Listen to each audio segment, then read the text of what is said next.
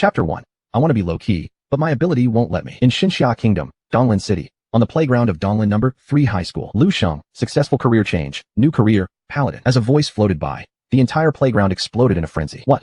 Did I hear wrong? The school's perennial bottom-ranked student Lu Shang actually turned into a combat class Paladin? I heard that Paladin is an extremely versatile supporting class, very popular in team-ups during Secrets Realms. Shit, this is too unfair.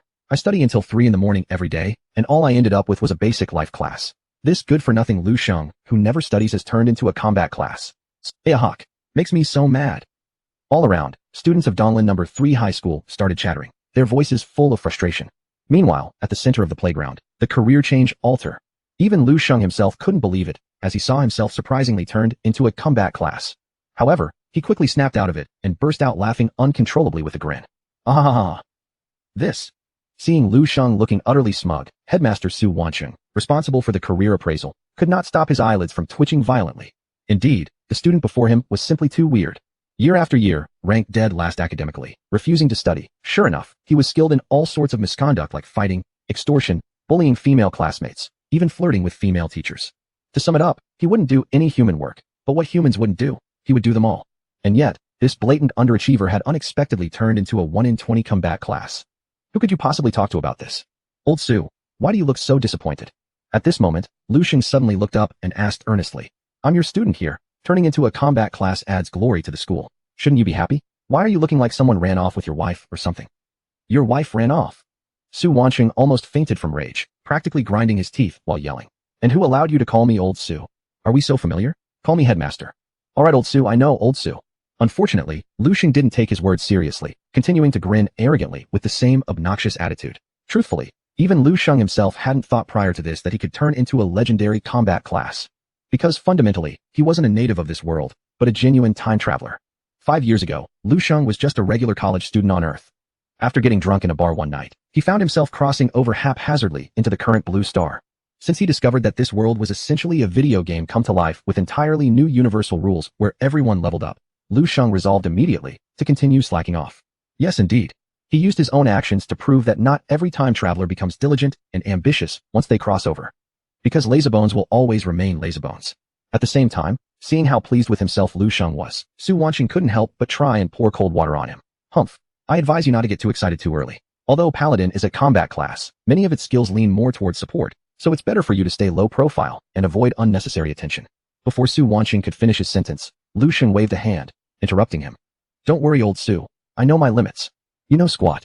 Upon hearing this, Su Wancheng couldn't resist giving him a strong glare. Because Lu Shang was not just a bottom ranker, but also notoriously famous for being a troublemaker extraordinaire. Turning this type into a combat class, Su Wancheng could already guess, without using much effort, that this guy would absolutely never keep quiet in the future. Fortunately, the Paladin possesses a highly powerful skill called Divine Shield, which allows the Paladin to be immune to all magical and physical harm for 6 seconds, putting them in a state of absolute invincibility.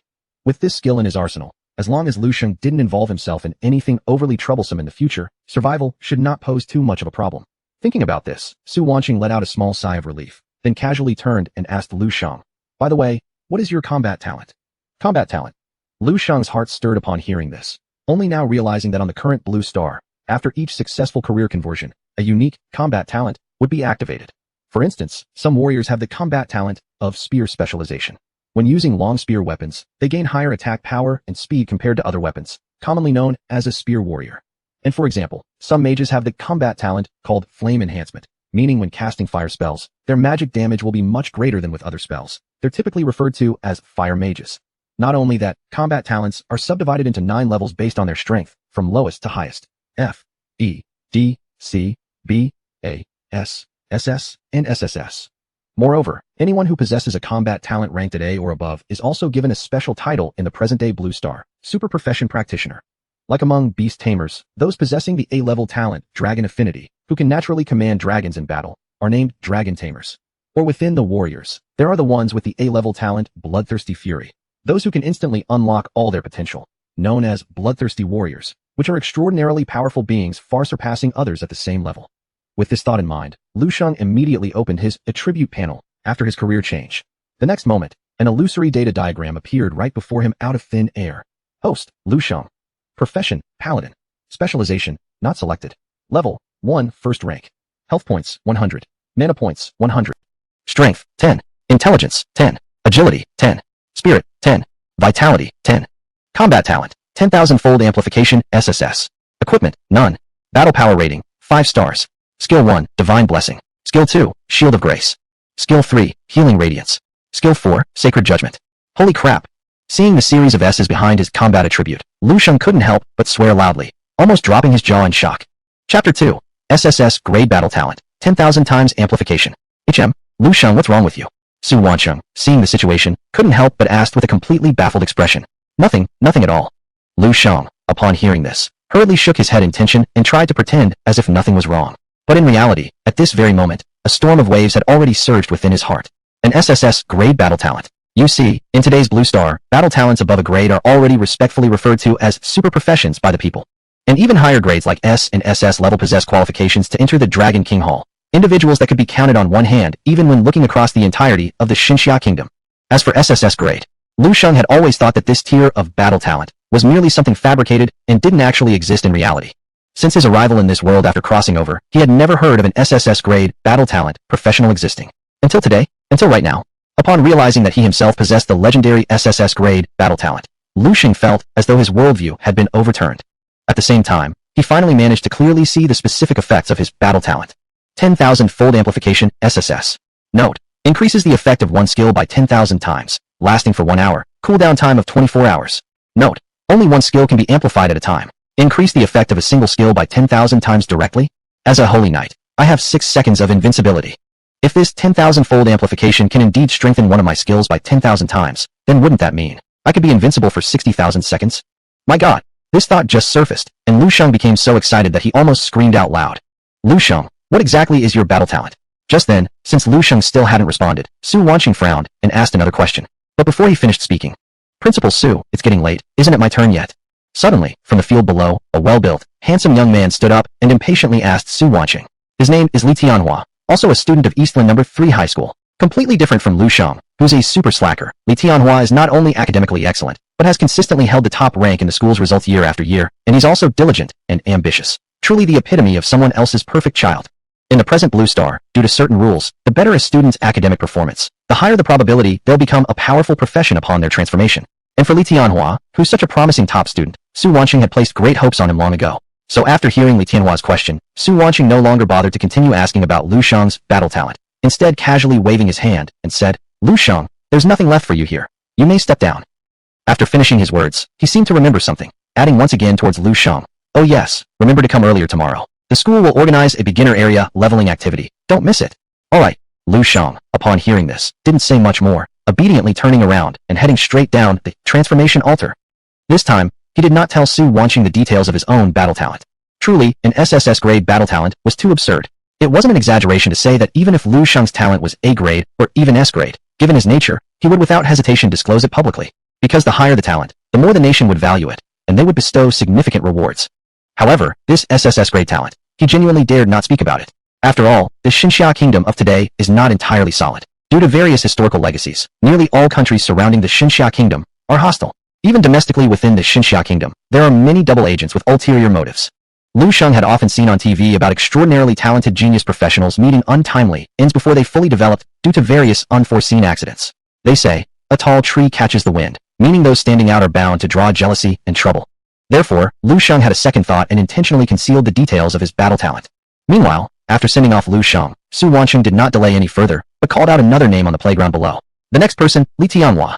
No sooner had these words left his lips than the high school playground, which had just quieted down briefly, burst into a series of uncontrollable discussions once again. Quick look, it's Li Tianhua's turn. As our most elite top student, what do you think he'll transform into this time? With his grades and potential, he should become a battle profession, right? Even becoming a super profession is not impossible. The crowd began whispering again. And just as Li Tianhua was about to step forward for the transformation ceremony, he happened to meet Lu Shang, who had just come down. Seeing this student who always slacked off but surprisingly turned into a battle profession, Li Tianhua couldn't help but feel irritated and spat sarcastically. Puffed. You just got lucky turning into a garbage support profession. What's so great about that? Upon hearing this, Lu Shang paused in confusion, not yet understanding what was going on, when Li Tianhua already leapt past him and walked straight ahead. What an idiot.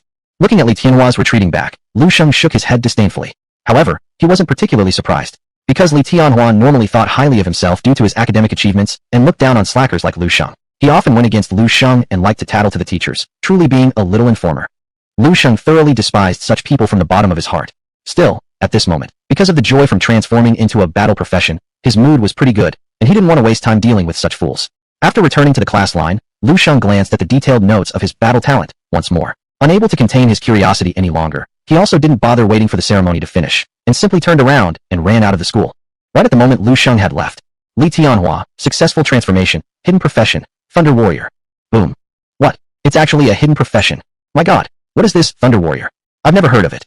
I haven't either, but as far as I know, hidden professions are all one of a kind worldwide, and their combat power doesn't fall short of super professions, sometimes even surpassing them. No wonder Senior Tianhua is so remarkable. This will surely take Senior Tianhua to greater heights. Chapter 3, The God-Blessed Shield, invincible for 16 hours. After leaving the campus, Lu Shang returned without delay to his residence, an apartment located in the suburbs with a decent environment. In this lifetime, Lu Shang had never met his parents, because long before he came over here through time, his parents had already died. However, from other people's mouths, he still learned about his parents who were once fighter profession practitioners with fairly good strength. But 16 years ago, due to all sorts of interest-driven motives, the 8 major countries of the Blue Star colluded maliciously and jointly launched a national war concerning the fate of divine Xia country. In that terrible battle, Lu Shang's parents both perished on the battlefield while resisting foreign enemies. Fortunately, the state did not forget the lonely Lu Shang. Not only was he adopted into a welfare institution since childhood, but they also assigned specialists to raise him carefully. When he grew up, they even gave him a very generous pension. So in this world, though Lu Shang was alone without relatives, his little days were still enjoyable. After returning to his own private apartment, Lu Shang casually closed the door tightly and first patiently examined the 4 basic skills he had obtained after transferring into a Paladin. Skill 1, God's Blessed Shield, consumes 50 mana points. Note, Paladins are protected by the gods, immune to all physical and magical damage, but their attack power will decrease by 60%. The effect lasts 6 seconds with an 8-hour cooldown. Skill 2, God-Granted Blessing LV1, consumes 50 mana points. Note, the Paladins sincerely praise, granting blessings to themselves or teammates, adding +1 to all attributes, lasting 1 hour. Skill 3, Divine Healing Light LV1, consumes 20 mana points. Note, summons a sacred beam of light, restoring health equal to 5% of the current life value for oneself or teammates. Skill 4, Sacred Judgment LV1, consumes 30 mana points. Note, the power of sanctity infuses within the Paladin, making each of their attacks deal 1 extra point of damage to the target, lasting 1 hour. These 4 skills are the standard that all Paladins on the Blue Star obtain now after transferring classes. Besides the well-known skill called Invincible God's Blessed Shield, there is another status enhancement skill, a single target healing skill, and an offensive enhancement skill. Lu Shang was a scholastic failure in the past, yet living in this world of universal class transfer, influenced daily by what surrounded him, he wasn't entirely unfamiliar with these Paladin skills. After finishing studying the skills, finally, Lu Shang focused all his attention on his own combat talent. 10,000-fold amplification, don't let me down. Excited heart, trembling hands. Lu Shang prayed silently, then moved his thoughts, finally using his unique combat talent for the first time. 10,000-fold amplification, God's Blessed Shield.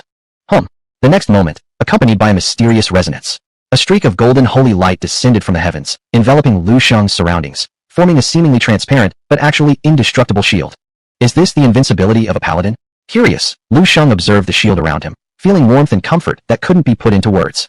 At this time, out of the corner of his eye, he suddenly noticed a new buff notification on himself.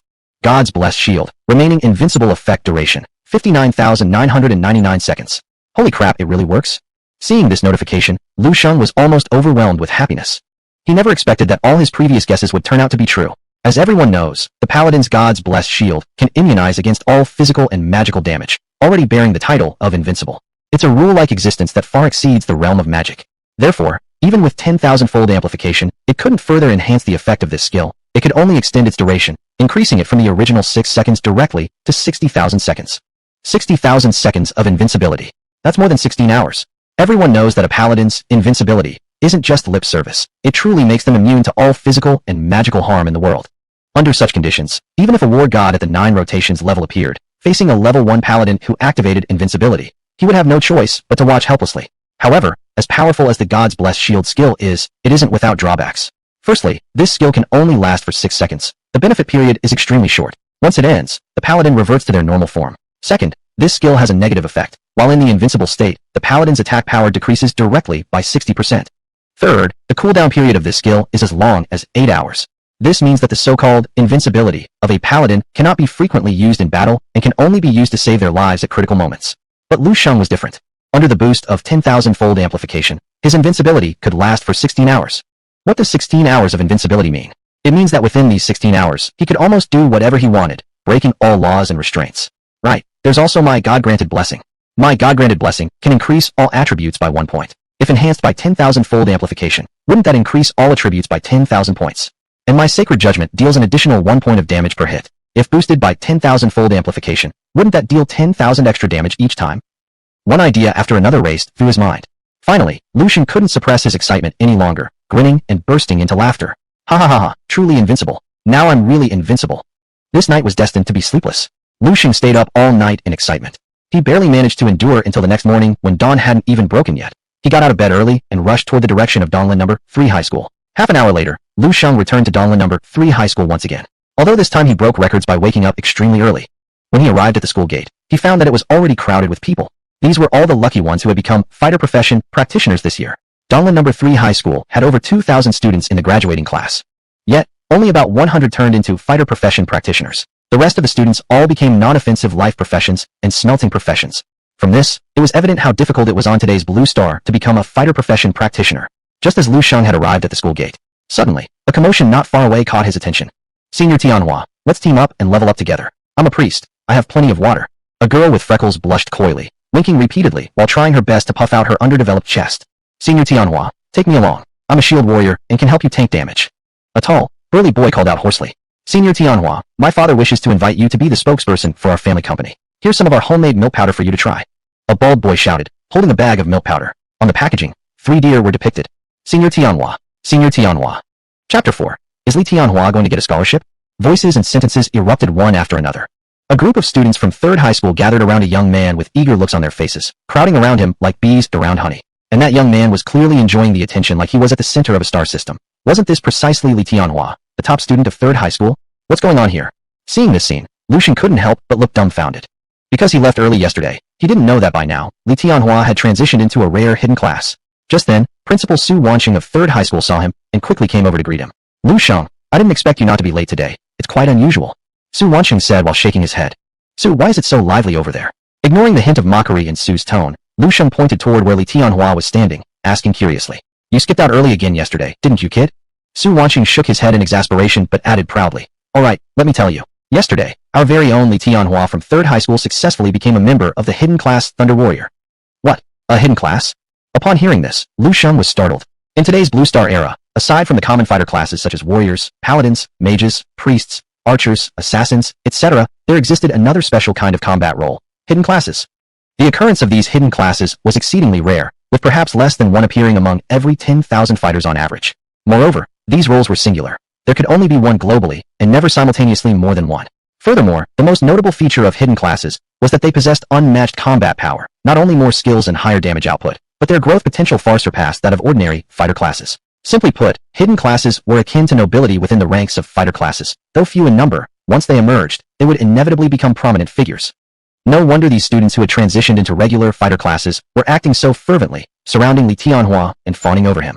Indeed, at this moment, Su Wanqing continued. Li Tianhua has just successfully transitioned into a hidden class warrior and already has a rating of 20 stars combat power, even attracting the attention of the mayor. Here, he lowered his voice mysteriously and added, I heard last night, the mayor personally met with Li Tianhua and his parents. He also expedited the reporting of his career information to the nation. If nothing unexpected happens, the country will soon award him a special scholarship. Really? He can earn a scholarship? Shang raised an eyebrow upon hearing this. Of course, Su Wanqing said proudly. Our Xinxia kingdom places great importance on the nurturing and reserve of talents. As long as you have potential and talent, the state will not be stingy with you. As for Li Tianhua, he paused, then pinched his chin uncertainly, continuing, given how scarce hidden classes are, I estimate his scholarship should not be less than 1 million dragon coins. 1 million dragon coins. Hearing this figure, Shang couldn't help but silently gasp. After all, even the pension his parents sacrificed their lives for amounted to slightly over 1 million at most. Yet this Li Tianhua, without contributing anything to the nation right after transitioning, could easily receive a cool 1 million dragon coins. How was that fair? To think, he had SSS-level combat talent, and could remain invincible for 16 hours straight. Could Li Tianhua possibly be more powerful than he? Still, Li Tianhua got a free 1 million coins just for transitioning, while he received nothing. This situation couldn't help but make Shang feel unrecognizable from jealousy. Imbalance. Extreme imbalance. At the same time, seeing Shang's eyes flash green with envy, Su Wanqing appeared to guess what was on his mind and calmly advised, Shang, I suggest you don't fantasize about it. To turn into a paladin already counts as your ancestors' merit. National scholarships are awarded exclusively to top-tier professional talents. You have no hope. Oof, is that so? Lu Shang chuckled faintly, but remained silent. At this moment, Li Tianhua nearby also happened to spot Lu Shang, who had just arrived, his previously smiling face instantly darkening. Principal, what's he doing here? Under the accompaniment of the crowd, Li Tianhua walked up to them and immediately pointed rudely at Lu Shang, cursing, such a talentless individual who only managed to become a fighter class due to luck. It's a disgrace to our third high school. After saying this, he couldn't help but add heavily with emphasis.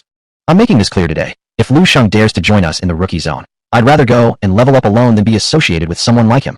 Upon hearing these words, others quickly chimed in one after another, echoing his sentiment. Brother Tianhua is absolutely right. This Lu Shang is totally unmotivated and only managed to become a combat class by sheer luck. There's no way he deserves to level up alongside us. I stand firmly on Brother Tianhua's side. Lu Shang, if you have any sense of your own incompetence, just leave now and don't interfere with us. Meanwhile, seeing Li Tianhua take a stand, a group of third high school students who had been gathered around him also joined in unison.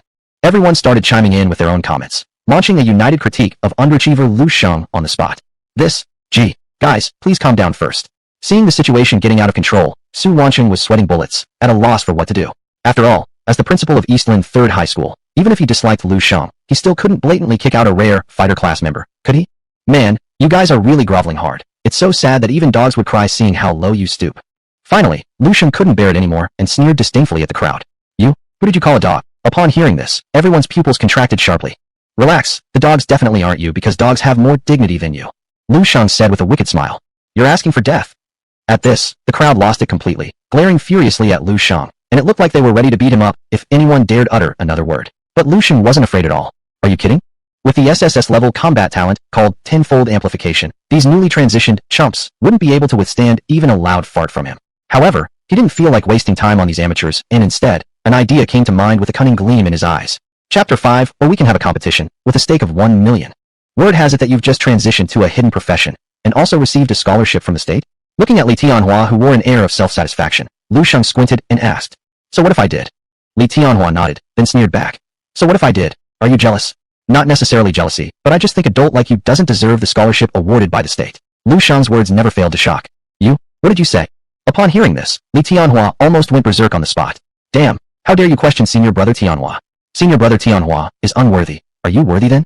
You, as someone who managed to transition into a combat class purely through luck, what qualifications do you have to speak these words? The sycophants around were enraged, and made as if to encircle Lu Shang. It was only thanks to Su Wancheng holding them back on the side. Otherwise, this mass argument would surely have escalated into a real group fight. What, don't you agree? At this moment, seeing that the time was ripe, Lu Shang also revealed his hidden agenda. If you don't agree, or we can have a competition, Lu Shang said with a strange smile. Compete? Compete? Compete in what? Hearing this, Li Tianhua's face went blank, still not realizing what happened, when he heard Lu Shang continue. Isn't the school going to organize a trip to the beginner zone for leveling up later? That's perfect, let's see who can level up faster. The results will be clear by nightfall. How about it? Do you dare? I'll compete with you. Why would I fear a scholastic failure like you? After hearing this, Li Tianhua hardly hesitated before agreeing. However, at this point, Lu Shang took advantage of the situation to add one more thing. Of course, since it's a competition, there should be something on the line, otherwise wouldn't it be too boring? Something on the line? Li Tianhua dumbly asked. What kind of stakes do you want? Seeing this, Lu Shang didn't waste any more time. Instead, he directly pulled out a bank card from his chest, and said coolly, There is 1 million dragon coins in this card. It's the condolence money my parents left me. If I lose the competition ahead, all this money will be yours. What? 1 million dragon coins? After hearing this, Li Tianhua had no time to react, while the bunch of yes-men around him couldn't help their surprise first. Hell, am I hearing things? This Lu Shang, actually betting 1 million dragon coins against senior Tianhua. Where does his confidence come from? Is he assuming he's invincible just because he turned into a paladin? All were stunned as they looked at Lu Shang. You sure, you want to compete with me in leveling up? And the bet is 1 million. Even Li Tianhua himself couldn't believe Lu Shang would dare play such a big game. Bear in mind, as a rare hidden profession holder, he already had a 20-star combat rating after transitioning. And Lu Shang, with his paladin profession being more supportive than combative, had only a measly 3-star combat rating at start. Under these circumstances, Lu Shang proposed a head-to-head leveling contest, even wagering his entire fortune as stakes. Hadn't he been hit in the head by a donkey? Right.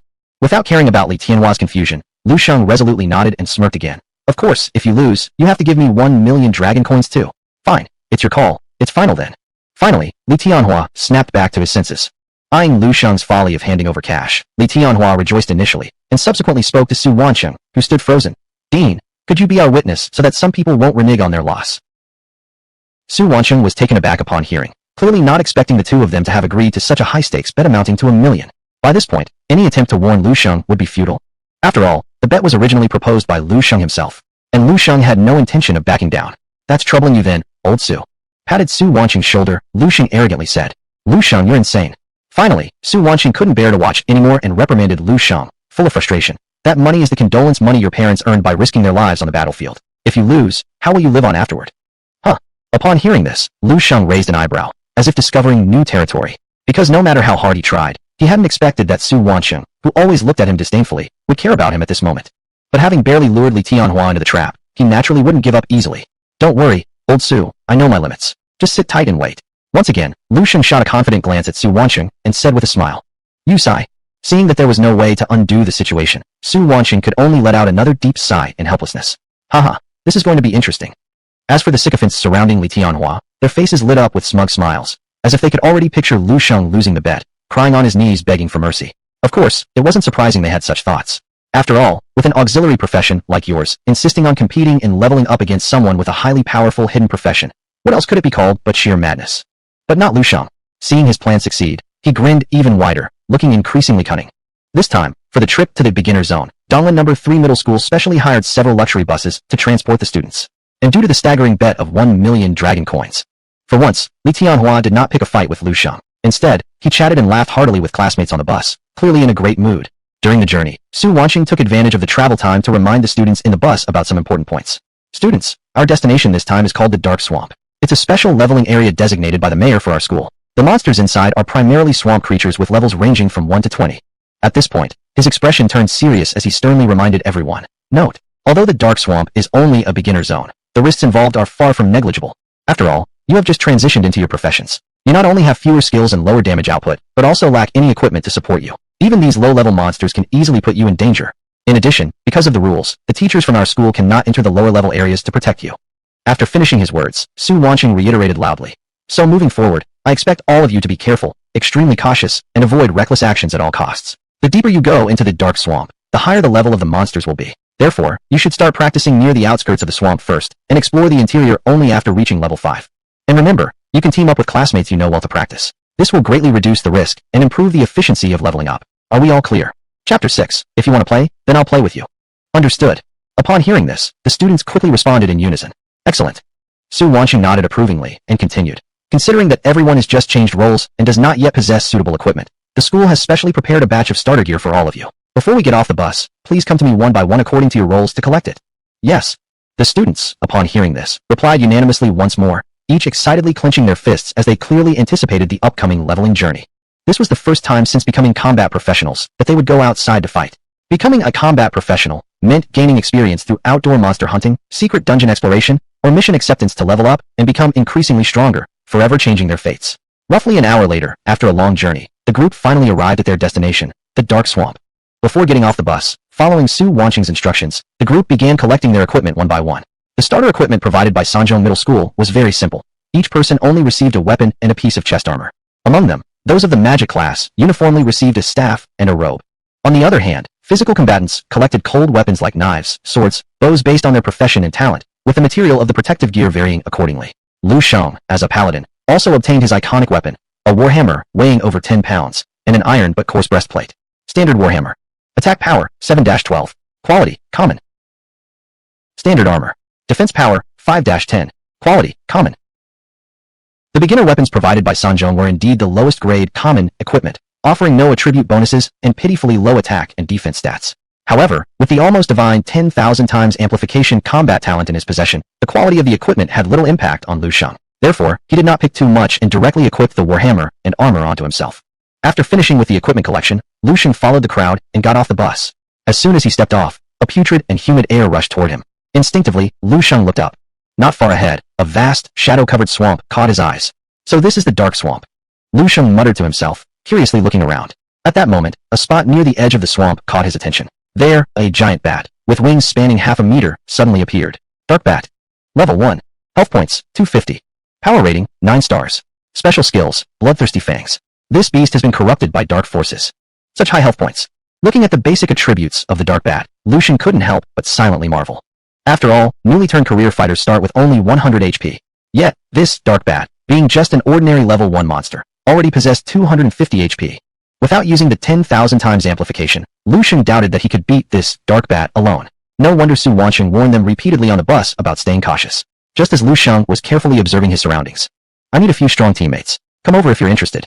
Not far away, Li Tianhua suddenly called out to the surrounding crowd. What? Big brother Tianhua is actually actively recruiting teammates. Boom. When these words came out, the surrounding crowd initially hesitated, then immediately burst into an uproar.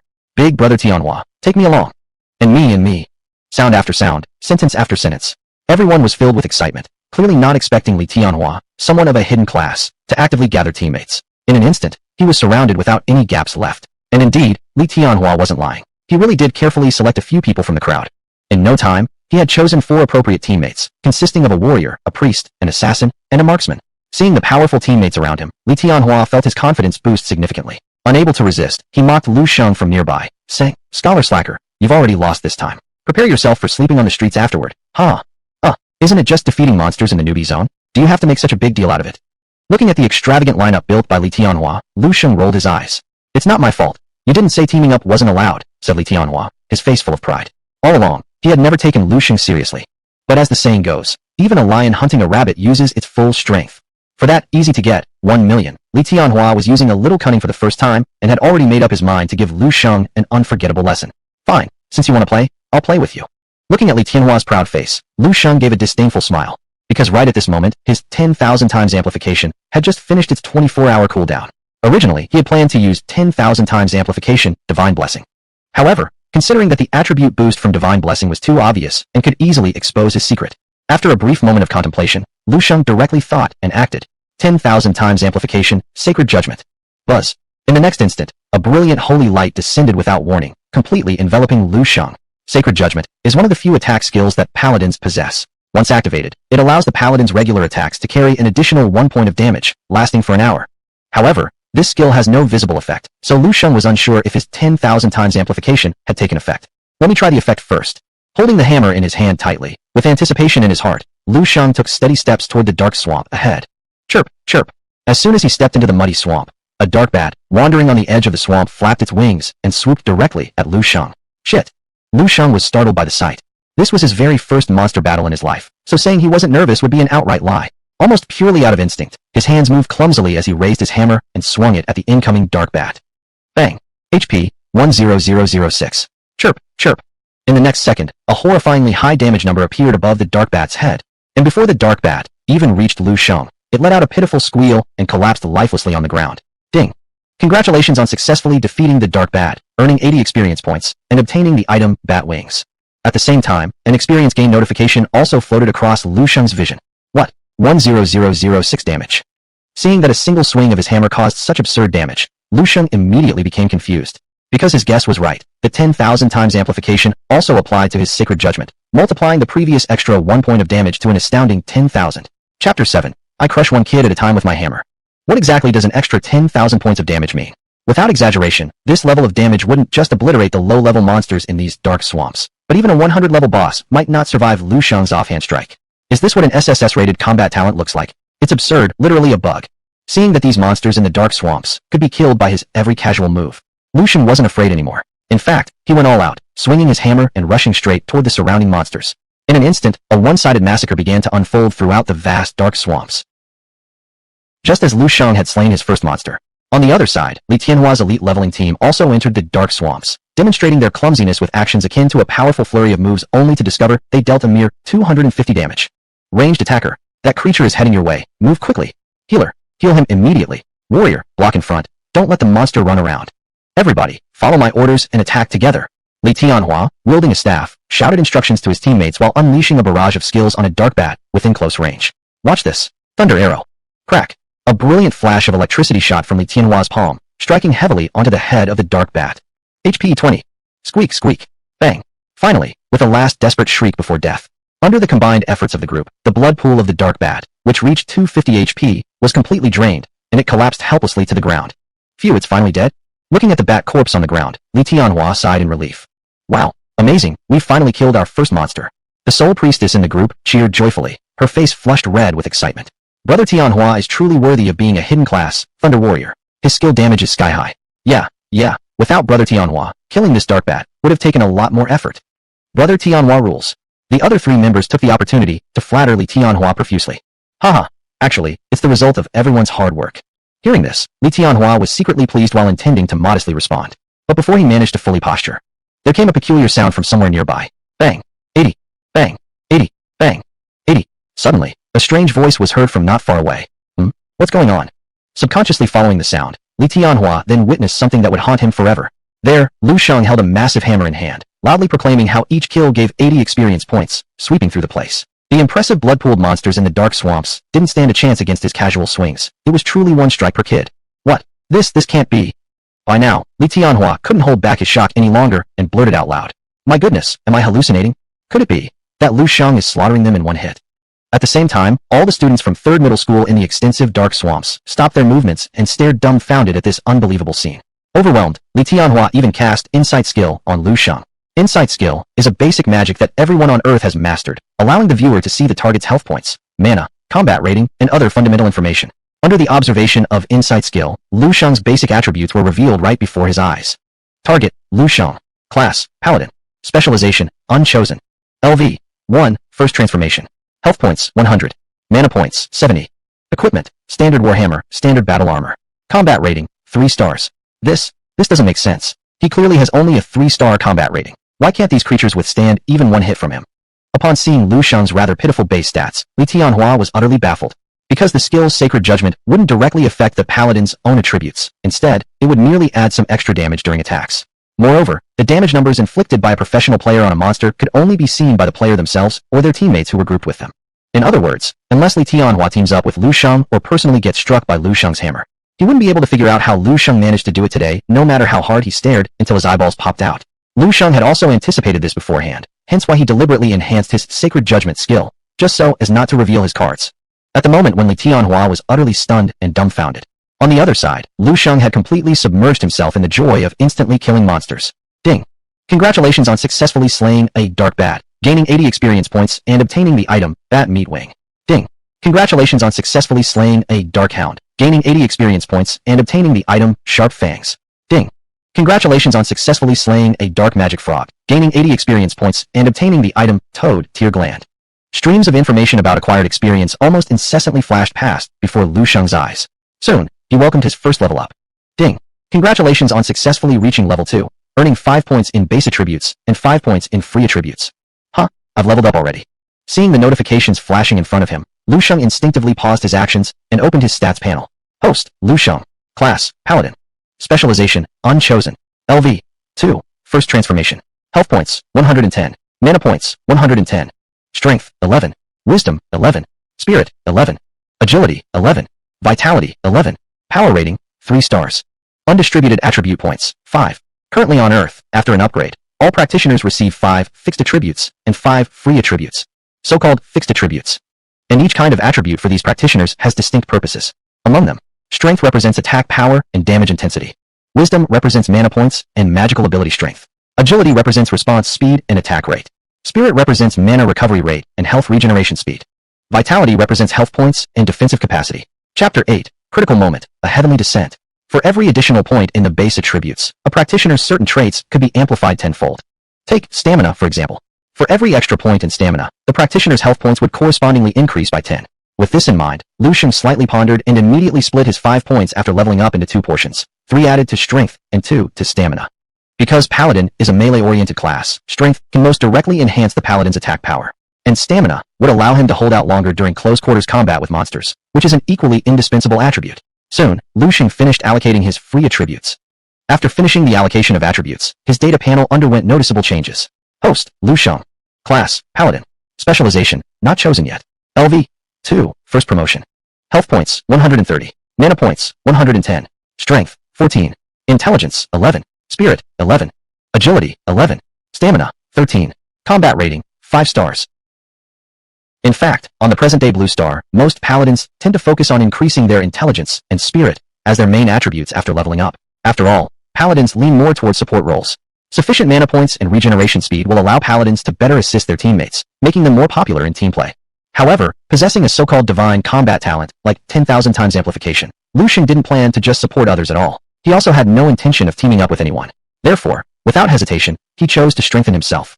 Next, Lu Shang once again started his level-up journey. Thanks to the 10,000 times amplification effect of Sacred Judgment, his monster-killing speed remained absurd. Every monster he encountered was annihilated under his hammer, leaving no survivors. And with this nearly unrivaled efficiency in level up, in just a few minutes, the low-level monsters on the outer rim of the Dark Marsh were completely wiped out by him alone. No, this can't be good. Lu Shang will kill all the monsters. Seeing this scene, Li Tianhua finally snapped back to reality and panicked right away. Keep in mind, he has a $1 million bet going against Lu Shang. If there are no monsters left to kill, how is he supposed to win? Hurry, we need to go deeper. Desperate, Li Tianhua no longer cared about the consequences. With a quick wave of his hand, he rushed with his leveling party deep into the Dark Marsh. Okay. The several newbies grouped with him didn't think twice and quickly followed after, lowering their heads and moving along. But they overlooked a critical issue, one that Su Wanqing had repeatedly emphasized. It was incredibly dangerous. The further into the Dark Marsh you went, the higher the monster levels got. Yet Li Tianhua and his companions had only killed their first monster and hadn't even reached level 2. Without any hesitation, they foolishly rushed to the deeper regions of the Dark Marsh. Then, quick, look over there. There's a monster. After entering the depths of the marsh, Li Tianhua pointed immediately. Upon hearing this, everyone quickly turned to follow his finger's direction.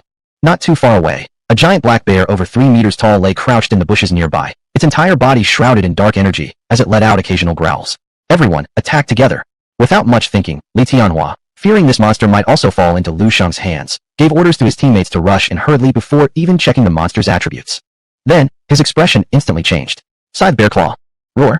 Poo Pu Pu Pu. HP 32. HP 31. HP 33. HP 38.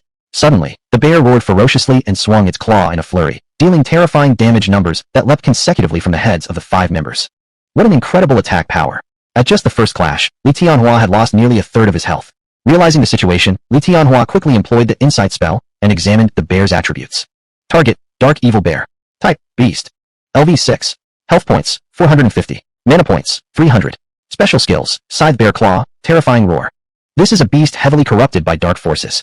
What? A level 6 monster. Staring at the overly strong attributes of the Dark Evil Bear, Li Tianhua's expression drastically changed.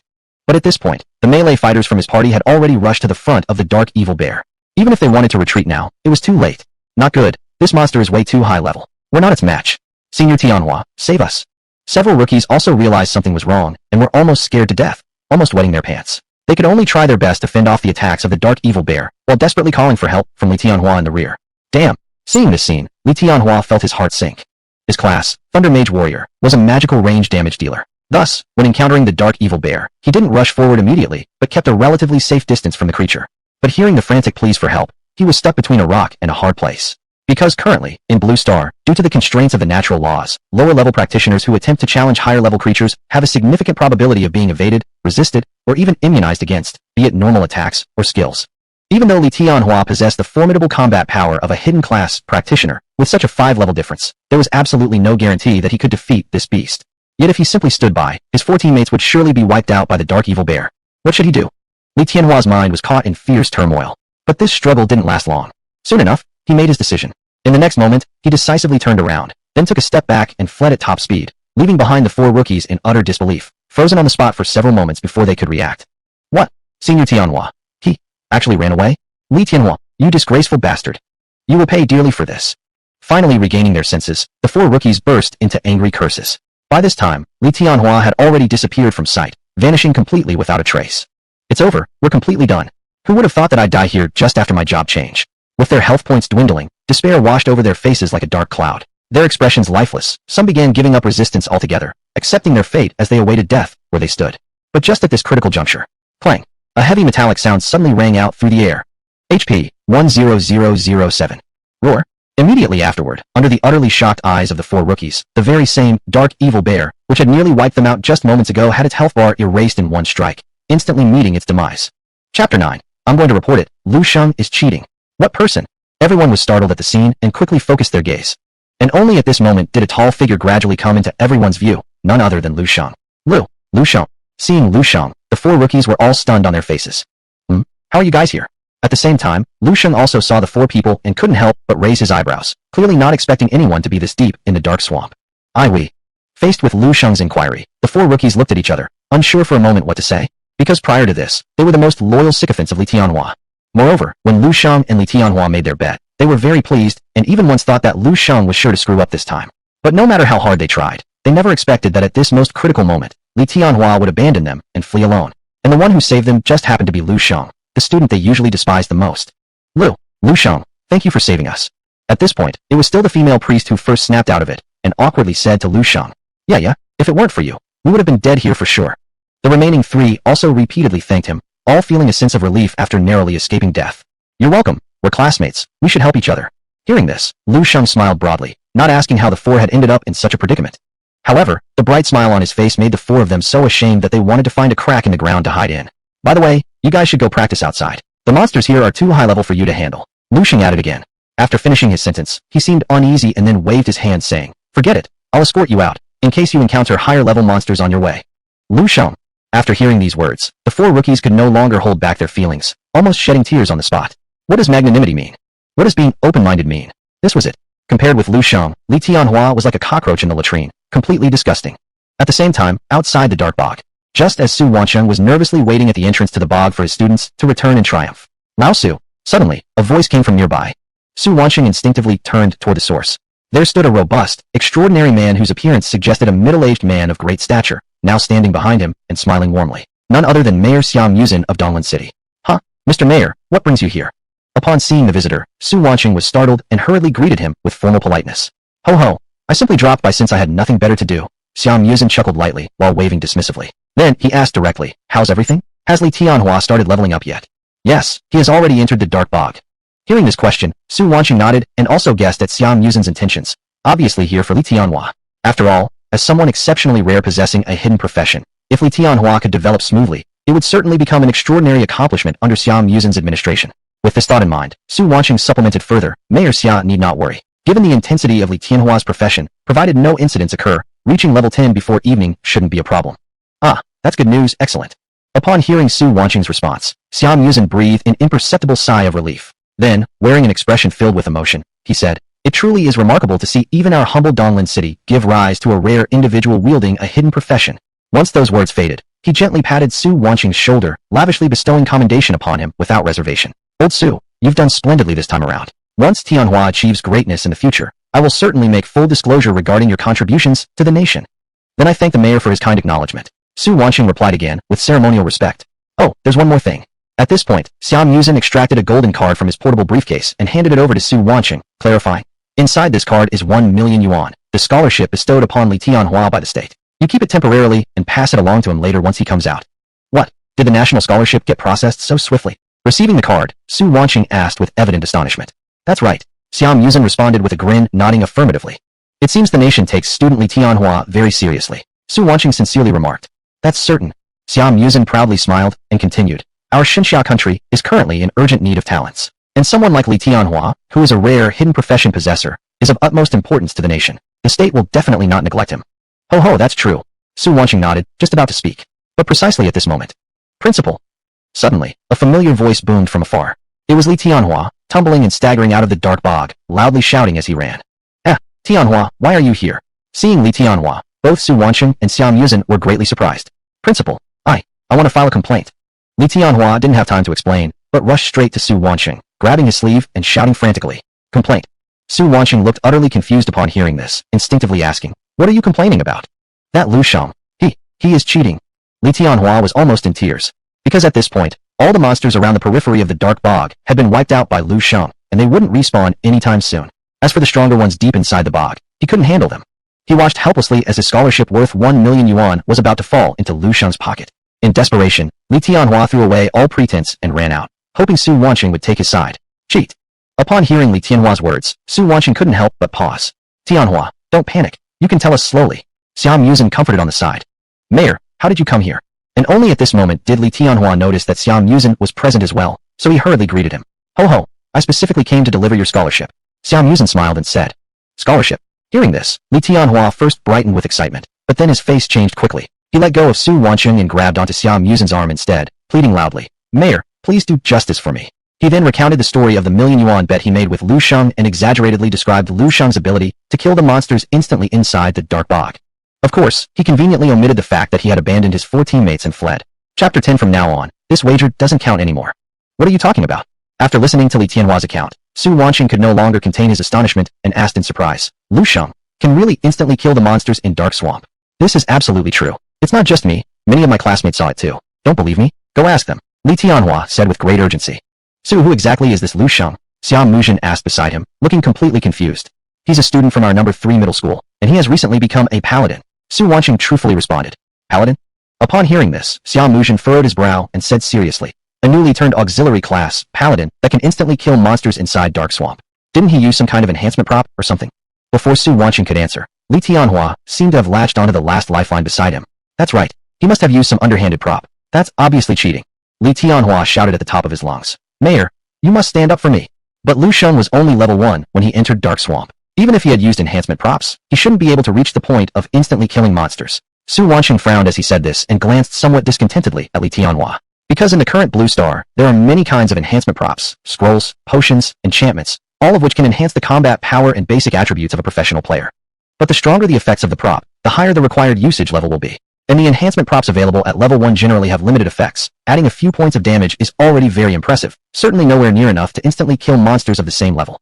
So Li Tianhua's accusation that Lu Sheng used enhancement props was clearly absurd. But Xiao Muzhen didn't care about these details.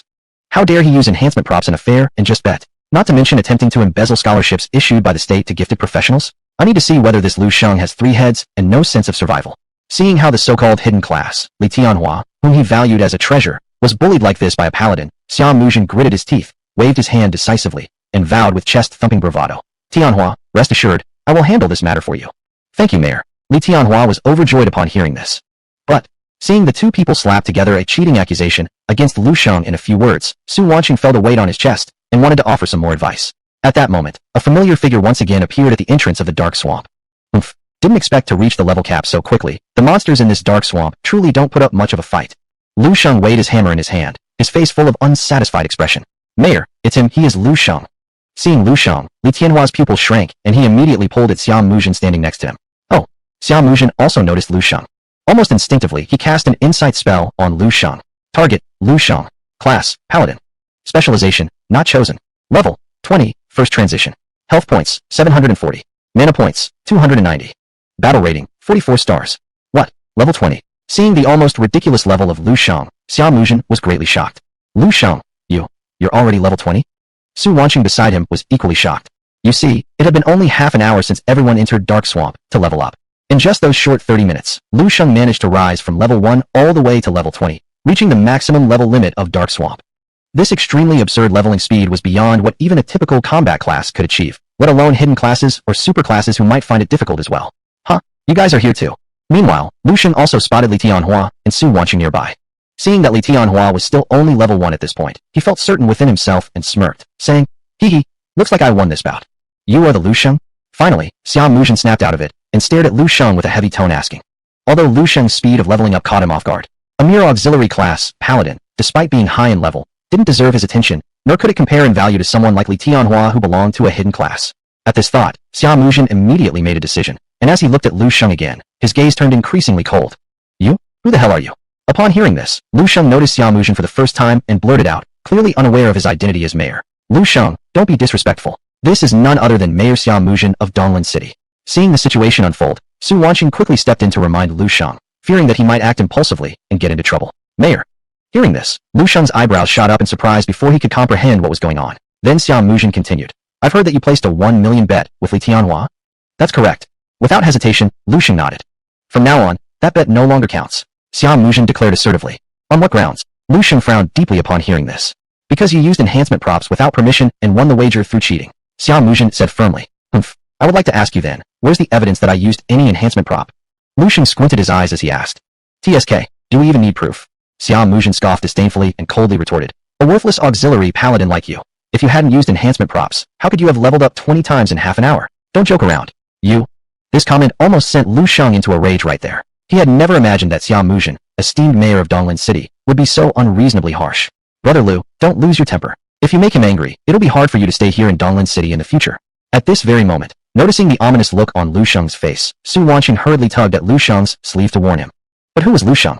As a notorious troublemaker known far and wide, he had feared no one in 2 lifetimes.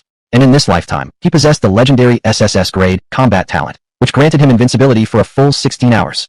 Under such conditions, would some small-town mayor dare to command his respect with mere words? What a laughable notion. Screw your mom. Pointing his finger directly at Xiao Muzhen's nose, Lu Sheng didn't think twice before breaking into a torrent of curses. My bet with Li Tianhua has nothing to do with you, stupid moron. Are you just trying to stir up trouble because you're bored? You? How dare you insult me? Hearing this, Xiao Muzhen's face froze as if he couldn't believe his ears. Meanwhile, Su Wanqing and Li Tianhua were equally shocked, their eyes widening in disbelief. They clearly hadn't expected Lu Shang to verbally attack the mayor. Chapter 11. Shamelessness and its mother opening the door. But Lu Shang didn't care about his reaction at all. Again extending his hand and pointing to Li Tianhua behind Xiao Mosen, he loudly said with authority, "Today I declare this here. If you dare to deny your debt, I will advertise on the television station of Donglin City, broadcasting your despicable behavior for an entire month without interruption, exposing you daily to the whole city so that everyone knows how shameful you truly are despite your outward appearances." You dare? Li Tianhua's pupils constricted sharply upon hearing this. "You can try me," Lu Shang sneered disdainfully. "You." Hearing this, Li Tianhua almost passed out from anger on the spot. Because he knew very well that, given Lu Shang's character, there was no doubt that this guy would indeed carry it out. At the critical moment when Li Tianhua was quarreling intensely with Lu Shang. "Li Tianhua, you vile scoundrel." Suddenly, 4 figures rushed out furiously from the dark swamp. They were none other than the 4 rookie teammates who had been abandoned earlier by Li Tianhua.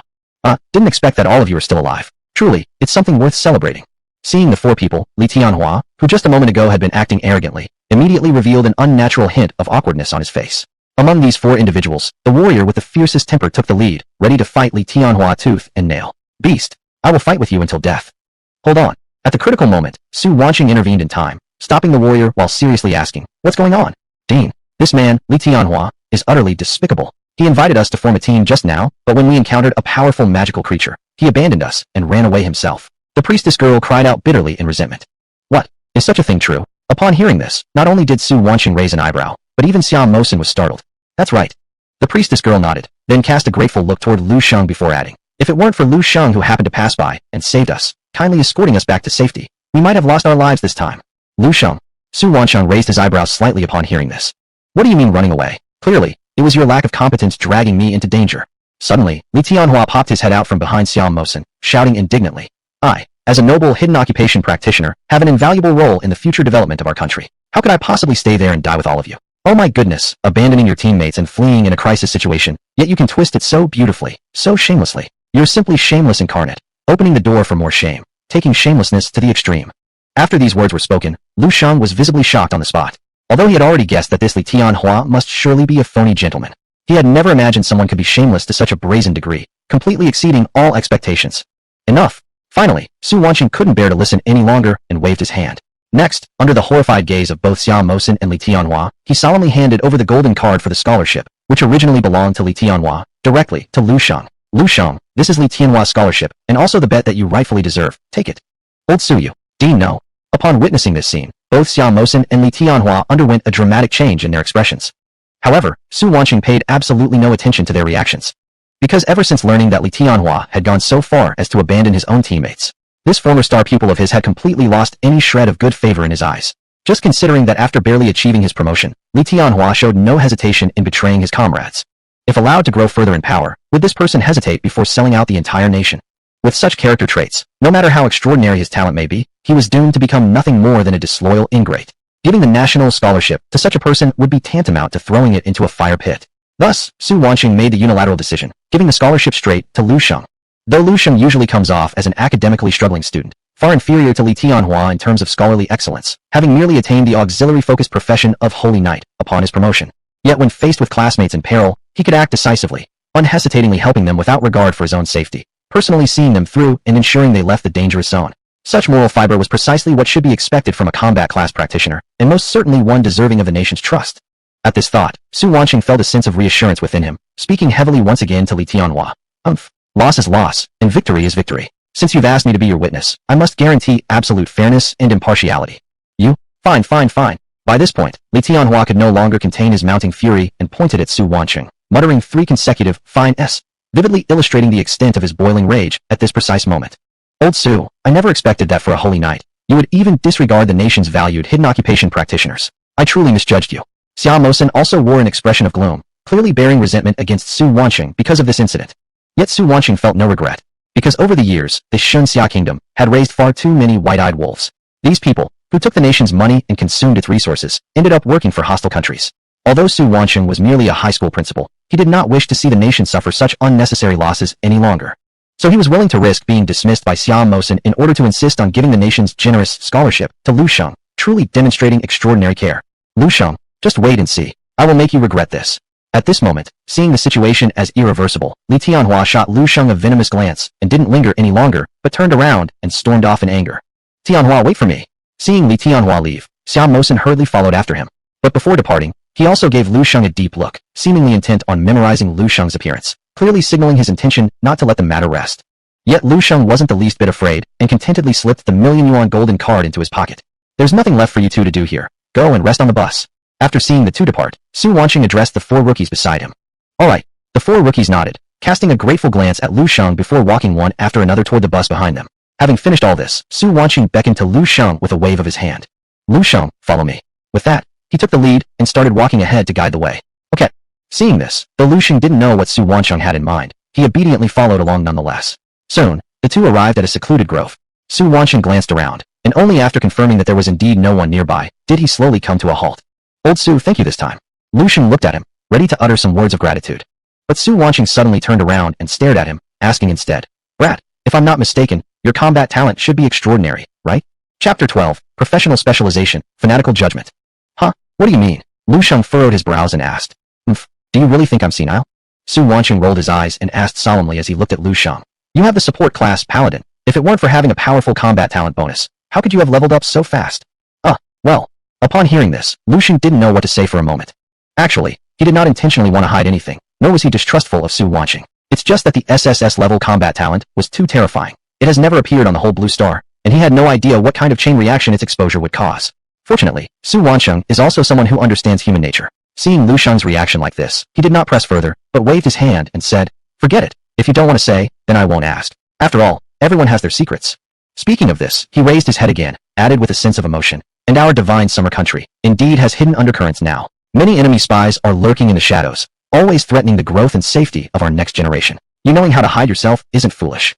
Hee, I just don't want to die so soon. Lu Shang spread his hands quite straightforwardly.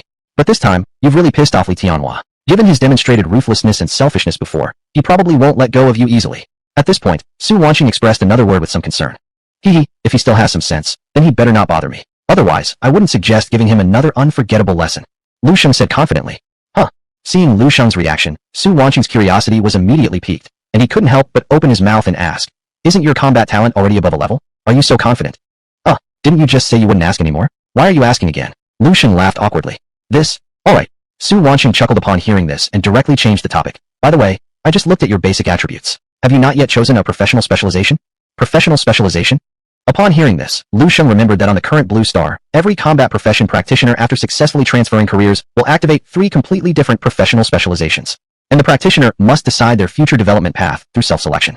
For example, Lu Shang's transferred career, Paladin, includes 3 professional specializations, healing, sacrifice, and judgment. And each professional specialization corresponds to 9 entirely different specialization skills. Practitioners learn 1 new specialization skill every time they transfer. With this thought in mind, Lu Shang involuntarily slapped his forehead regretfully and bitterly smiled. Look at my memory. How could I have forgotten? This. Upon hearing this, Su Wanqing didn't know whether to cry or laugh. After all, professional specialization is related to the future prospects of an occupational practitioner. To forget something so important, it requires quite a bit of carelessness to accomplish. Alright, since you just transferred jobs not long ago, selecting it now is fine. Su Wanqing waved his hand and said, Lu Shang nodded, took another look at his 3 professional specializations, and subconsciously asked, Then which professional specialization should I choose? I suggest you choose either healing class or sacrifice class. Upon hearing this, Su Wanqing almost responded without hesitation. Healing class allows you to learn more healing spells, letting you act as a healer within a team. As for the sacrifice class, it lets you learn more blessing spells and has certain defensive functions, allowing you to become a perfect assistant within future teams. Healer support? Lu Shang heard this, frowned deeply, and asked again, What about the judgment class? The judgment class. You can simply ignore it. Su Wanqing shook his head. Why? Lu Shang asked in confusion. Because Judgment Knight has another title on our blue star called Useless Knight. Su Wanqing continued to shock. Useless Knight. Upon hearing this bizarre title, Lu Shang furrowed his eyebrows. That's right. Su Wanqing nodded and patiently explained. Because the Paladin profession is already more inclined towards support, with very limited attack capability. And the Judgment class is a professional specialization that mainly focuses on output. Although it allows you to learn more attack-based skills, not only are the skill powers extremely limited, but it also makes you lose the advantages of healing and support. In addition, the Judgment Knight heavily depends on equipment and contributes nothing to the team, making it difficult to form a group even in daily activities. As his words trailed off, Su Wanqing seemed to fear that Lu Shang still didn't believe him and added forcefully, Let me put it this way. Up until now, I've never heard of any Judgment Knight on our blue star being trained beyond 5 transfers. for transfers is basically the limit for Judgment Knights. So nowadays, Paladins almost always choose either the healing class or sacrifice class. Unless their brains have been kicked by a donkey, then they pick the Judgment class. Is it really that bad? Upon hearing this, Lu Shang couldn't help but mutter under his breath. If you don't believe me, you can check the first specialization skill of the Judgment class. Su Wansheng didn't bother explaining, but instead calmly said with confidence, specialization skill? Upon hearing this, Lu Shang instinctively opened his attribute panel, refocusing his attention on his professional specialization once more. Soon, he clearly understood the detailed description of the first specialization skill of the Judgment class. Fanatical Judgment. Note, Paladin activates a fanatical heart. Each attack deals 150% weapon damage to the target, plus an additional 5 points of extra damage, lasting for 1 hour. 150% weapon damage. Upon seeing this explanation, Lu Shang involuntarily raised an eyebrow. Not bad. Su Wansheng nodded approvingly, elaborating. To simplify it, the better the weapon you wield, the higher the damage from this judgment skill. At this point, his tone shifted. However, good weapons and equipment generally only drop from bosses in dangerous places such as abysses, secret realms, and ruins. Places like these require a team to complete them. It's impossible for just one person to do it alone. But the Judgment Knight has no contribution to the team, so who would want to group up with them? How could they possibly obtain such luxurious equipment? So that's how it is. Lu Shang finally realized the truth upon hearing this. No wonder the upper limit of Judgment Knights was so low, unable to even reach 5 transfers. It was all because of this reasoning. But Lu Shang didn't place this issue too much at heart. After all, with such an earth-shattering combat talent as 10,000 times amplification, those abyssal and secret realm bosses would probably collapse after just one hit from him. So he absolutely didn't worry about lacking equipment in the future. With top-notch equipment supporting him, the role of the Judgment Knight would be infinitely magnified.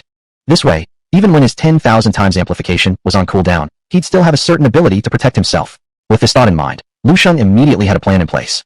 That's why I say this Judgment Knight is truly just useless. Meanwhile, Su Wansheng continued chatting away non-stop. However, before he finished his sentence, fanatical judgment. Suddenly, a red glow flashed around Lu Shang's body, and his battle hammer was enveloped in a bloody-colored light, giving off an intensely oppressive sensation. Chapter 13. Supporting is absolutely impossible. What could this be? Frenzied judgment. At the sight of this, Su Wansheng, a well-informed individual, immediately identified the means Lu Shang had used and exclaimed in surprise. You've actually chosen the judgment system? That's right. Lu Shang nodded with a smile. Right at this moment, as the activation of frenzied judgment, he felt his blood boil like it was boiling over. A wildly strong desire to fight surged within him repeatedly, making him long for an immediate battle with someone. Kid, are you crazy? Finally, Su Wansheng snapped back to reality. Seeing Lu Shang ignore his advice and insisted on choosing the judgment system, he was so angry that he nearly ascended into the air. Don't be so excited, old Su. You're not young anymore. Lu Shang shook his head and laughed upon seeing this. Su Wansheng gritted his teeth and remarked somewhat bitterly. Didn't I already tell you? This Judgment Knight is absolutely useless. It can't even ascend to 5 transitions. Why did you choose this expertise? Can't you just stick to being a support character? Supporting is absolutely impossible. It will never happen in this lifetime. Lu Shang said, touching his nose. What kind of joke is this? With an SSS level combat talent, how could he still need to play as a support role? Who could possibly match up to his standards for supporting? As Su Wansheng wanted to say more, Lu Shang cut him off with a wave of his hand. Alright, old Su, I know what I'm doing. Lu Shang reassured with a smile. You don't know anything. Su Wansheng shouted profanely, growing angrier the more he thought about it, until finally, he just walked away and gave up caring entirely. I'm too lazy to deal with you. Handle it yourself. This. Watching the little old man leave in a huff, Lu Shang couldn't help but laugh awkwardly, understanding that Su Wansheng only did it for his own good. But he had his own ideas and determination. There's no way any Judgment Knight can reach the 5th level transition? I refuse to believe that. Lu Shang muttered under his breath, and then proudly smiled. Afterward, Lu Shang also didn't stay any longer in the dark swamp, because his level had reached its maximum limit. Even if he continued fighting monsters, he wouldn't gain any experience points. Moreover, his 10,000-fold amplification had entered a 24-hour cooldown period. Having nothing else to do, he simply hailed a taxi and ended this leveling trip first. Returning to Donglan City, Lu Shang found a good restaurant by the roadside and properly rewarded his stomach. Once full, he returned to his single-occupancy apartment for a good sleep. Until the afternoon of the next day, when his 10,000-fold amplification finished its 24-hour cooldown, Lu Shang leisurely left home and headed towards the suburbs of Donglan City. The Magma Dungeon was a novice abyss located in the suburbs of Donglan City. Its entry requirements were very low. As long as one reached level 20, they could embark on their adventure here. The highest one could climb to is level 60, making it extremely suitable for novice practitioners to accumulate experience and raise their levels. Since becoming a holy knight, these past few days, whenever Lu Shang was free, he would take the opportunity to supplement all sorts of related knowledge for practitioners. Thus, he was already completely clear about how he would level up from here on out. It wasn't long before Lu Shang arrived at the Magma Dungeon effortlessly. However, he had just arrived at the abyss entrance when he was promptly stopped by a fully armed middle-aged man. Kid, how did you come here so early? Looking at the solitary Lu Shang, the middle-aged man couldn't help but furrow his brows and ask. His name was Lu Guang, the guard responsible for guarding the Magma Dungeon. In today's Blue Star, due to the changes in the rules, various dangerous places such as abysses, dungeons, secret realms, ruins, etc. have emerged endlessly. However, these dangerous areas are not fixed. Sometimes, they may even cause monster rebellions where creatures cross boundaries en masse, threatening surrounding ordinary civilians. Thus, the major cities of the Shang Kingdom generally arrange one or several dedicated guards at the entrances of abysses to ensure safety. Big brother, may I go to the magma dungeon now? At this point, upon seeing Lu Guang, Lu Shang casually asked a question. Just you alone? Lu Guang subconsciously asked. Yes. Lu Shang nodded. This. Upon hearing this, Lu Guang's eyebrows deeply furrowed. Because at this moment, it was only one day after most high schools in Donglan City had completed their transmutation ritual. Everyone hadn't yet leveled up to 20, so this magma dungeon was temporarily without anyone. And with Lu Shang coming now, he definitely couldn't find any teammates. Does he intend to solo the magma dungeon? Thinking of this possibility, Lu Guang couldn't help but kindly warned. Youngster, although the magma dungeon is only a low-level abyss, it still carries a certain level of danger. I advise you to wait for a while and team up with a few others once they have leveled up before entering. Otherwise, if things go south, there'll be no regrets left to take. Thank you for the advice, but I'm very confident in my combat abilities, Lu Shang said with a smile. Of course, this was not meant as an exaggeration of his own superiority. Before coming here, he had specifically studied some information about the magma dungeon, and knew that the monsters inside were not too difficult to handle. And with such a powerful 10,000-fold amplification, even just boosting one sacred judgment could cause an extra 10,000 points of damage. If he couldn't solo under these conditions, then perhaps he should stop being an adventurer altogether and go back to farming dung. Oh, seeing Lu Shang so confident, Lu Guang thought he must have transitioned into some extraordinary hidden profession, instinctively casting an insight spell on him. What followed was alarming enough for Lu Guang to nearly curse on the spot. Target, Lu Shang. Profession, Holy Knight. Specialty, Judgment. LV, 20, First Ascension. Health points, 740. Mana points, 290. Combat rating, 44 stars. Holy crap, a Holy Knight? And worse yet, a Judgment Knight? Upon seeing Lu Shang's pitiful stats across all areas, Lu Guang became flustered immediately, because he just couldn't understand where Lu Shang's confidence came from. A mere support role like the Holy Knight, and especially the most useless among them, the Judgment Knight. How could he even think about taking on the magma dungeon alone? This was practically suicidal. But Lu Shang didn't bother at all with what Lu Guang was thinking and asked again. Big brother, may I enter the abyss now? Do as you please. Lu Guang sighed, deciding not to dissuade him any longer. Over the years, after each transcendence ritual, there would always be overconfident novice adventurers trying to solo the magma dungeon, hoping to snatch all the equipment and experience dropped within, only to die because of their inadequate strength or lack of experience. Chapter 14, Terrifying Attributes, Solo Challenge of the Magma Demon Pit. Lu Guang was merely an abyss guardian. These matters were not within his scope of responsibility in the first place. Moreover, he had already kindly warned Lu Shang just moments before. But since the latter didn't listen, what could Lu Guang do? Thinking about this, Lu Guang simply closed his eyes, choosing to ignore the situation entirely. At this moment, Lu Shang also arrived at the entrance of the magma demon pit. Looking at the mysterious chaos vortex before him, he knew that this was the entrance to the abyss, and his heart became even more excited. He was just about to step inside. But right at that moment, 4 options suddenly appeared on his information panel: normal, hard, hell, and nightmare. Seeing this message, Lu Shang's mind stirred, and he recalled that currently on Earth, all abysses were categorized into 4 difficulty levels, from lowest to highest being normal, hard, hell, and nightmare. The higher the difficulty of the abyss, the greater the level of monsters inside, and the greater the danger would be as well. Of course, the equipment dropped and experience gained in higher difficulty abysses would also significantly increase. Even though the magma demon pit was just a beginner's abyss, it still possessed these 4 difficulty levels. To be safe, I should try the simplest normal mode first. Standing at the entrance of the abyss, after a brief deliberation, Lu Shang immediately selected the simplest normal mode, and decided to go in and test the waters first. After selecting the mode, Lu Shang acted without hesitation, taking another step forward and entering the abyss.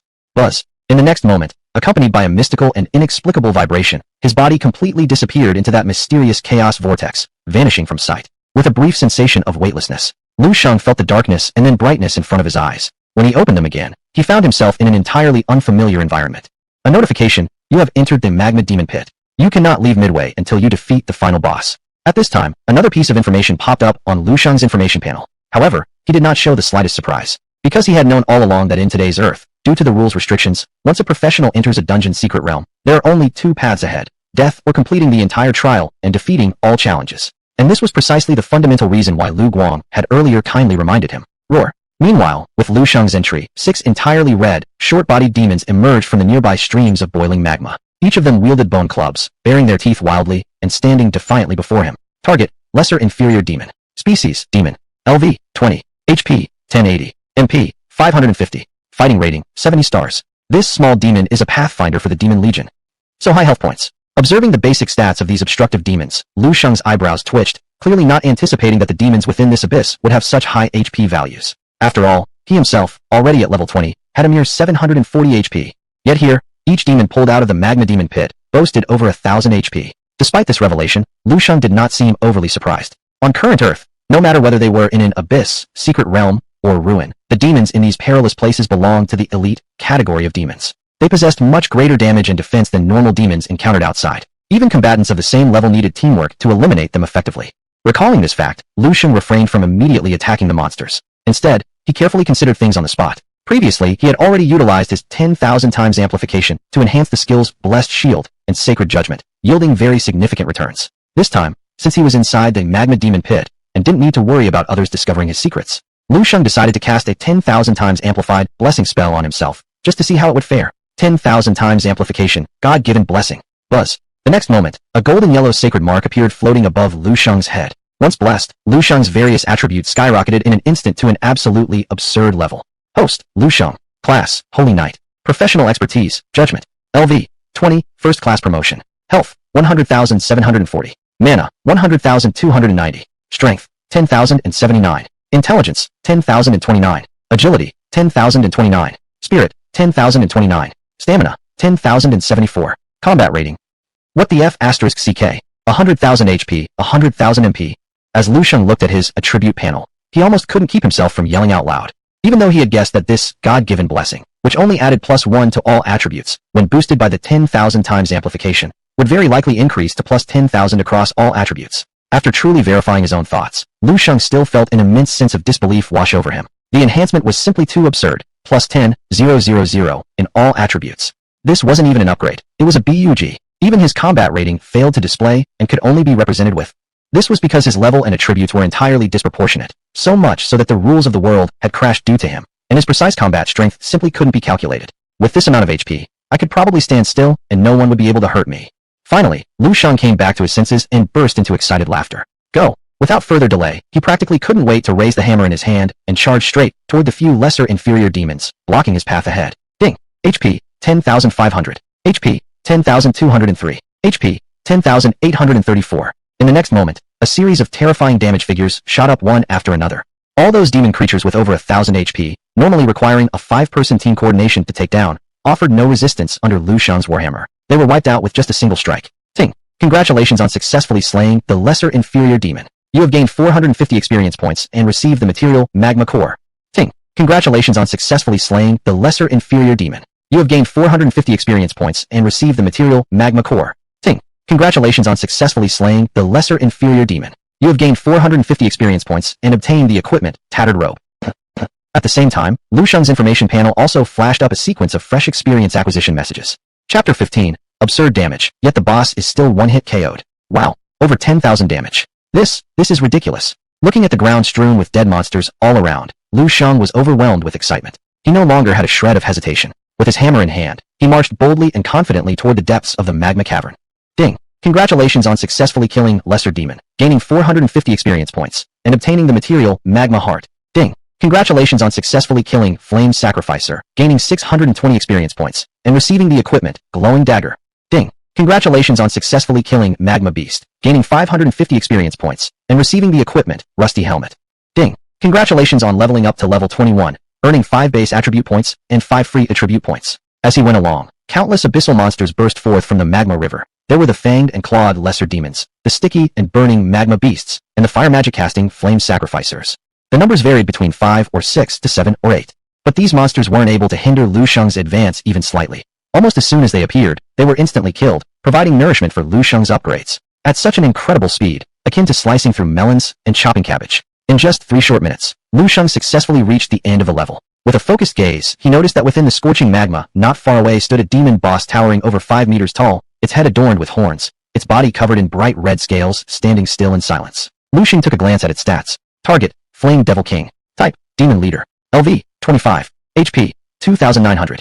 MP, 1,500. Combat rating, 122 stars. This powerful demon was the leader of the magma dungeon. Only 2,900 HP, and this is called a boss? Looking at the end-level boss not too far away, Lu Shang disdainfully smirked. Of course, it wasn't because of blind arrogance, but because, under the enhancement of tenfold amplification and divine blessing, based on his current attributes, each swing of his hammer could easily deal over 10 million damage.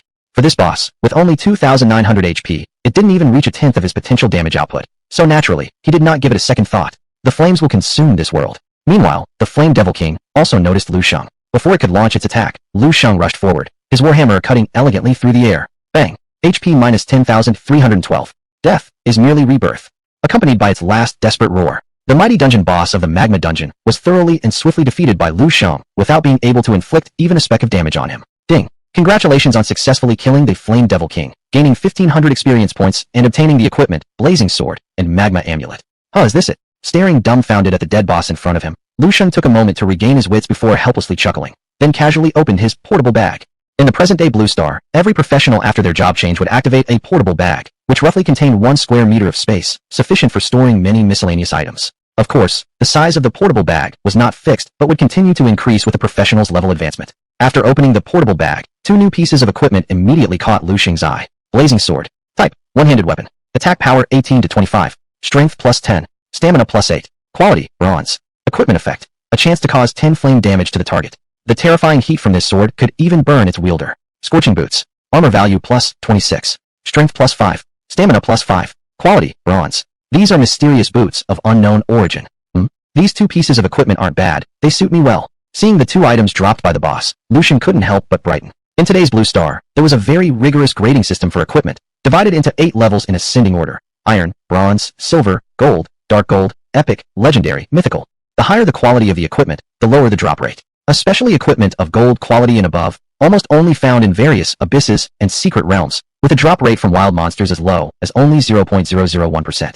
As for bronze quality equipment, although it's only a tiny bit better than black iron equipment, still, Lu Shang had just changed his profession not long ago and didn't have a single decent piece of equipment on him, so even bronze quality gear was quite an upgrade for him.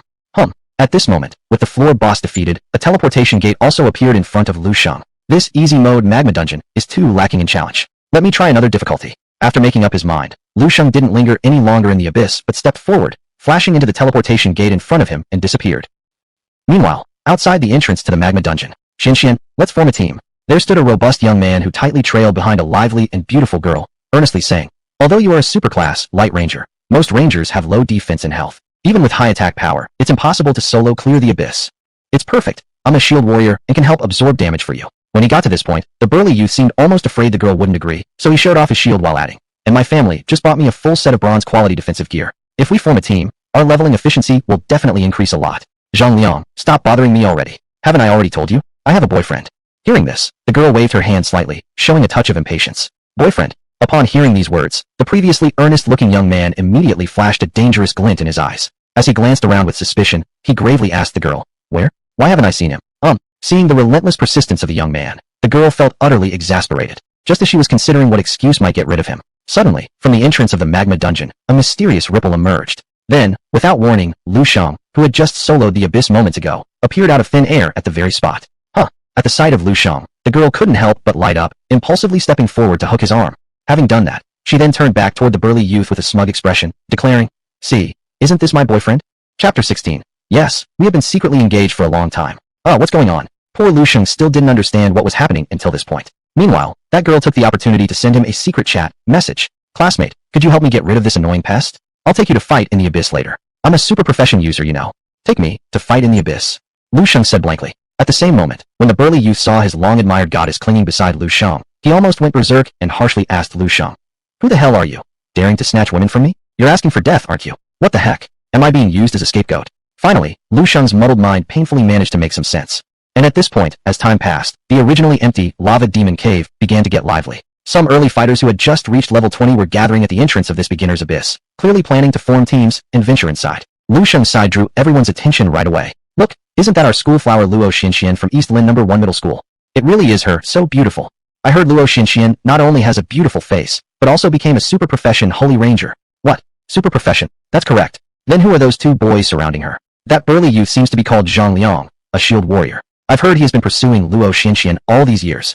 What? A regular shield warrior dares to pursue a super profession user? That's too overestimating himself, right? TCH, you don't know anything. Zhang Liang's family runs a spicy hot pot business, and it's a national chain with a huge business. They even say that even the mayor has to treat him with respect. Oh, that explains it. What about the other one? I know him. His name is Lu Shang, a lucky slacker from our 3rd middle school who just turned into a holy knight yesterday. What? A slacker? People chatted back and forth, quickly uncovering everything about the 3 individuals. On the other side, since Lu Shang hadn't replied for a long time, Zhang Liang lost the last bit of his patience and yelled furiously at Lu Shang. Kid, I'm talking to you. Are your ears deaf, or what? After speaking, he took 2 more steps forward and raised the shield in his hand, ready to act violently if things escalated.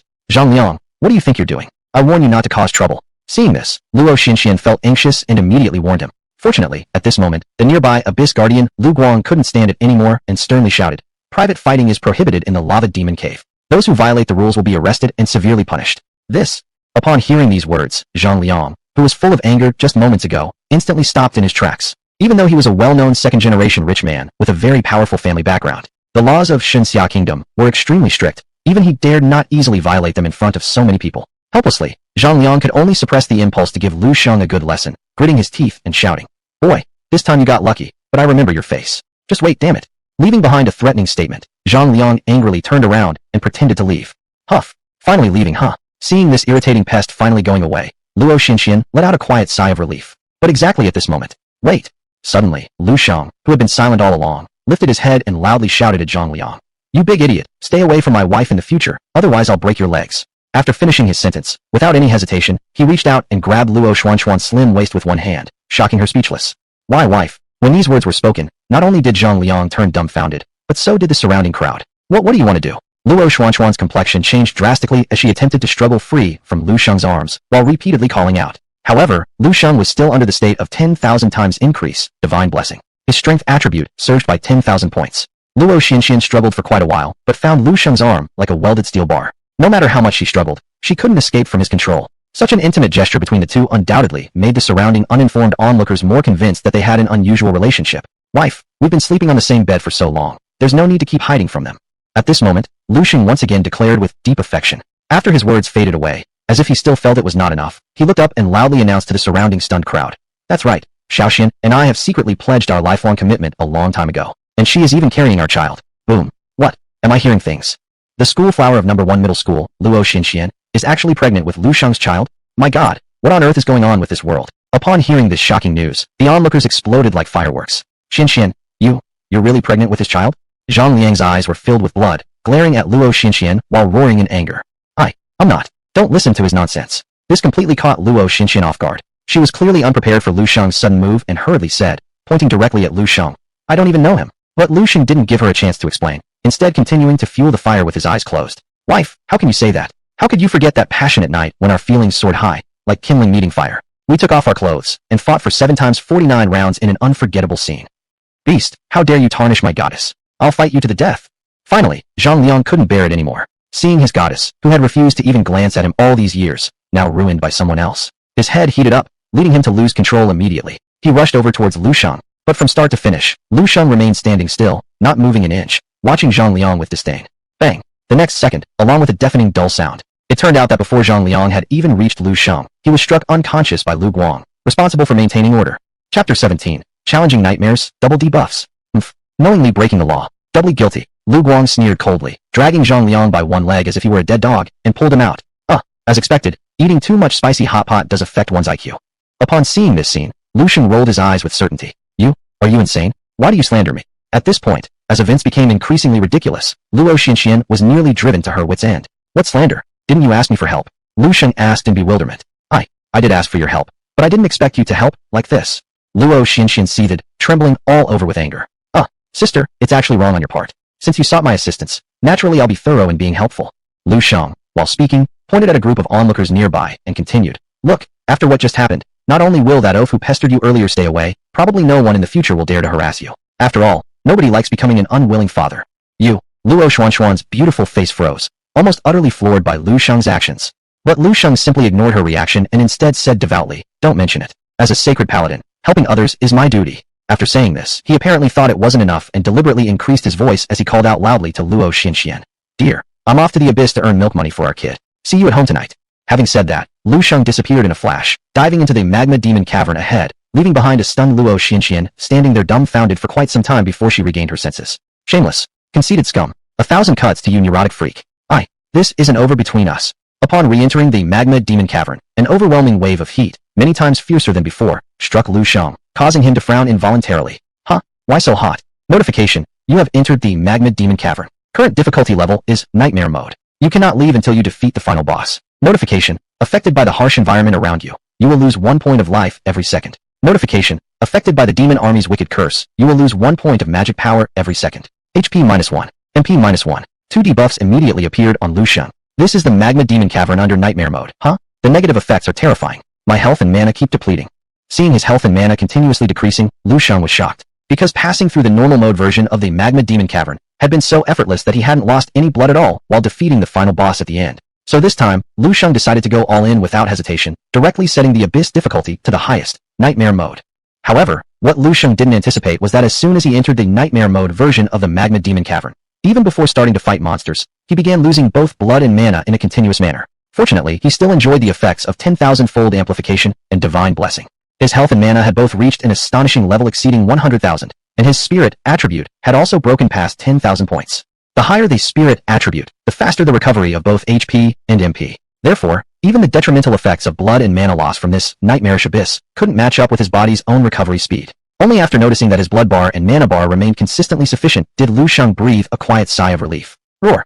Suddenly, a terrible roar came from ahead. Splash! Then, suddenly, a towering demon over 3 meters tall leaped out from the nearby magma river and rushed straight towards Lu Shang. TSK, asking for death. Seeing a monster daring to attack him, Lu Shang smirked disdainfully, intending to instantly kill the creature with one hammer strike. But what happened next completely caught him off guard.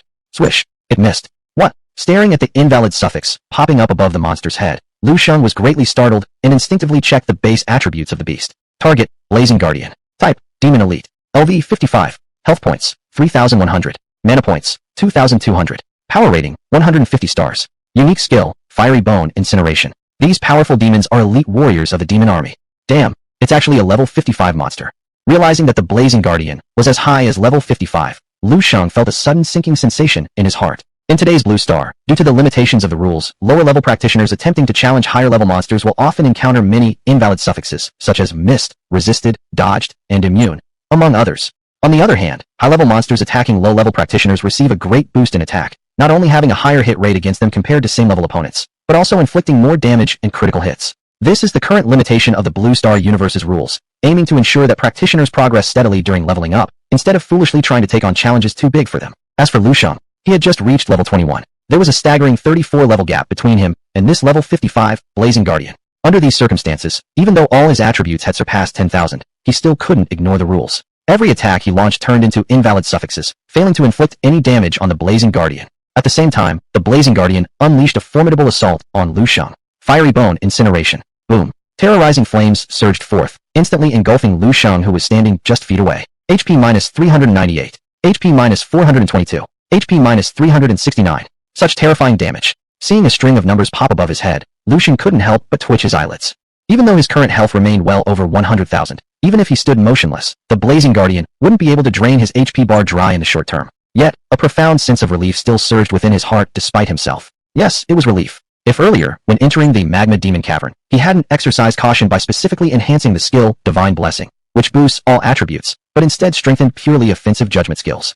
Then in encountering this Blazing Guardian, he could very likely have been wiped out under the influence of those ineffective prefixes. It seems even my 10,000-fold amplification isn't all-powerful. Without matching levels as support, facing enemies that are much higher in level still carries life-threatening risks. Realizing this, Lu Shang subconsciously became more vigilant. Chapter 18, Gold Quality, the Black Knight's Cloak. Fortunately, while the rules were strict, they weren't unsolvable. And after issuing dozens of ineffective attacks in succession, Lu Shang finally managed to successfully hit the Blaze Defender once. Bang! HP, 9,377. Ah! In the next moment, accompanied by a desperate scream. With the absurd attributes added by 10,000-fold amplification, Divine Blessing, just one strike completely emptied the health bar of the Blaze Defender, who immediately met their demise on the spot. Ding! Congratulations on successfully defeating the Blaze Defender. You have earned 5,500 experience points and obtained the equipment, Black Knight's Cloak. Ding! Congratulations on successfully reaching level 22. You have received 5 points in fixed attributes and 5 points in free attributes.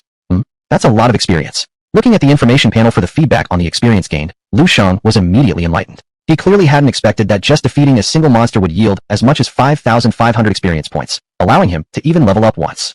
But upon reflection, he calmed down. Because the Magma Dungeon of Nightmare Mode was originally the hardest new player abyss before level 60, and this abyss could hold up to 10 people adventuring together. In other words, the experience from the monsters within should be split among 10 people. But now, Lu Shang was relying on the godlike effects of 10,000-fold amplification to forcibly solo clear it, which was equivalent to one person gaining the experience meant for 10 people.